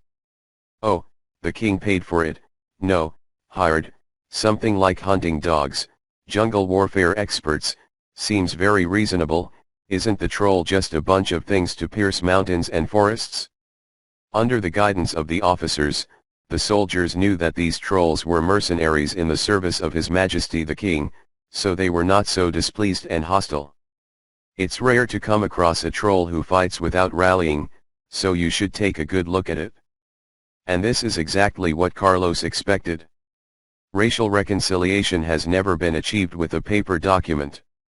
It is the first step to let the two species meet and not fight, and it seems that the effect is not bad. This bathroom order was given by Hendrik. The Great Knight believed that the troll was not clean and required that the troll perform a thorough cleaning before entering the camp. Emir also agreed with this opinion.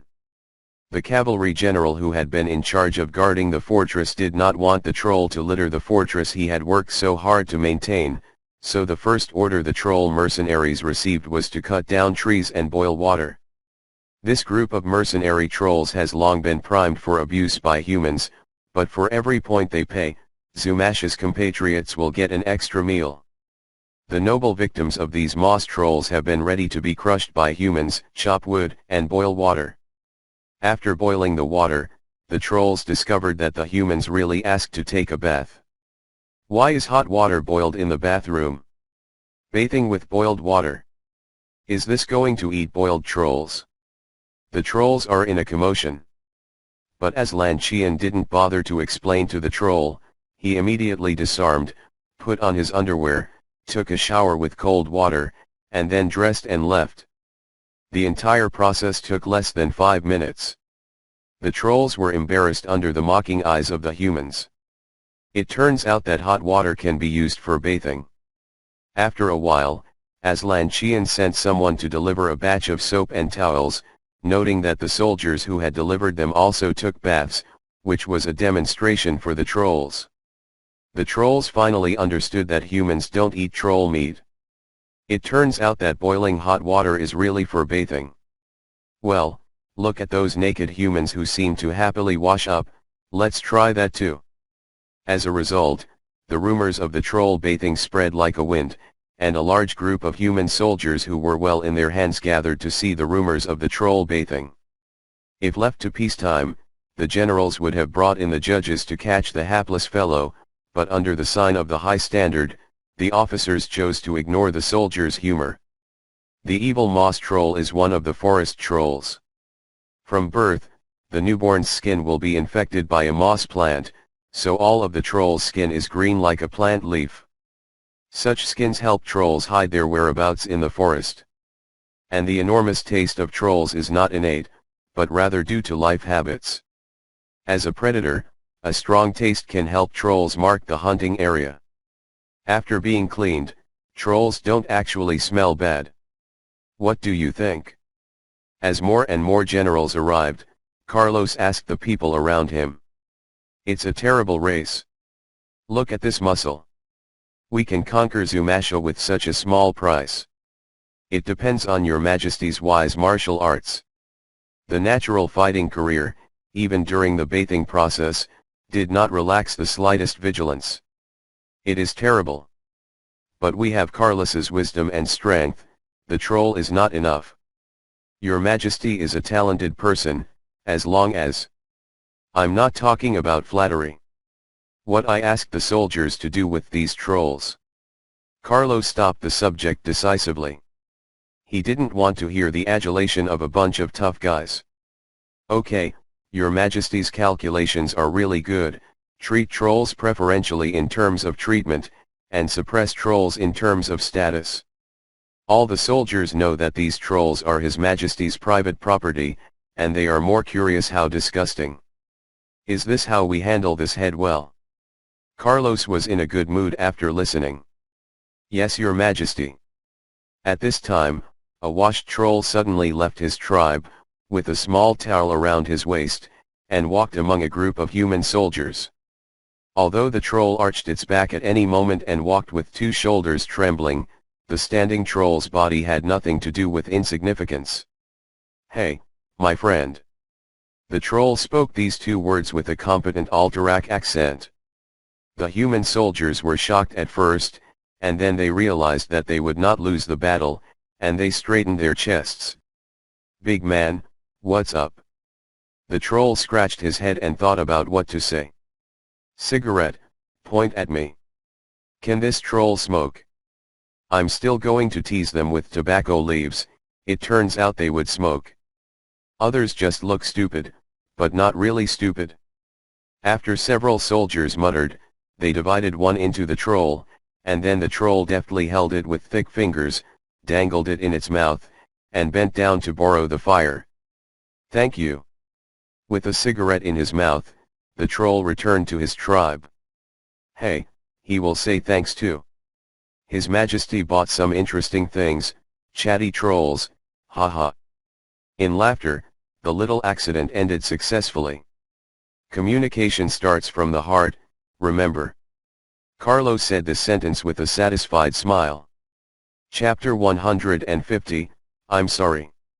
After dealing with the problems of the trolls camp and the distribution of logistical supplies, Carlos stopped to Raleon and took 7 or 8 guards to the wind reception dinner. Don't be stingy, just use a wave of human audacity to stun these unprecedented trolls.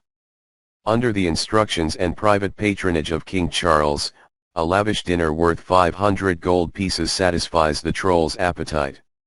Your Majesty, can humans eat such food? The troll couldn't help but ask. How is it possible? Those who are capable are qualified to eat good things, but they eat white bread if they do not have the ability.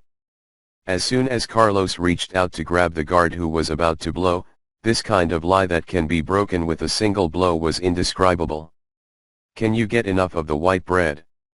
Yes. On our human side, those who are willing to work don't starve. Carlos used the correct posture to expand the strategic level of blinking. It's a wonderful world. You can do it too. What is the greatest meaning of being worthy of peace? Carlos felt that the heat was almost over and began to teach brainwashing. I don't know. The troll answered honestly. The meaning is to create value. Leave time for the troll to think, Carlos continued. Peace allows you to use mindless gold to buy meaningful food, and it allows you to use the game you've spent an afternoon hunting in exchange for the tobacco leaves tobacco farmers spend a year planting, so you can use your extra money in exchange for what cannot be produced. This is the enormous significance of trolls to keep peace with mankind. The world is so big that it can accommodate both races of humans and trolls. But Your Majesty, you plundered Zumasha. The troll's words made the scene instantly cool. I brought food. Your Majesty, we are not fools. You brought the chaos of Zumasha. I took you out. So we don't kill you right away. To Raleon's troll's words were so-so, but combined with the atmosphere of the scene, there was something wrong. What do you think about the description of the new troll? Carlos knew he was playing a great game. He only thought of being surrounded by an army. More than 300 trolls were unable to achieve any weather. 1 or 2 trolls couldn't hurt him. Only when he went alone to the meeting did he seem proud and sincere, but he didn't consider if this troll. What to do if the mercenaries are shaken as a whole? So Carlos hastened to shut down the subject and gave himself time to think. Now it's obviously the pace of going all out on the arms when talking about it. It's beautiful, it's far away. The troll helplessly shook his head and took the time to grab a piece of cheese in his mouth. The troll is not firm. Carlos watched the movements of the trolls, adding a bit of confidence. Carlos, I need. Turaleon leaned in and said softly, interrupted by Carlos. Sit down and stay well, how to eat and how to eat? Carlos responded to the troll's words, the troll stopped talking, and the banquet continued amid the sound of chewing. Your Majesty, we are also very divided internally. After all, Zumasha's relatives are waiting for us to feed, but some lonely guys think that this is a good opportunity to take revenge. Then let those lonely guys bear it first and don't disturb everyone's interest in eating. Carlos hasn't figured out how to deal with it yet, and he forges hard to be in the middle. As a result, The trolls ate this set. The chef and waiter went in with the guards twice to add dishes. Turalion wanted to suggest something, but he didn't get a chance, so she anxiously sat down next to Carlos. In the end, the night darkened, and only a mess was left at the banquet. Carlos, who was full and drunk, stood up. "The world is so big, don't you want to go out and see? Zumashar is so small, do you like living there forever?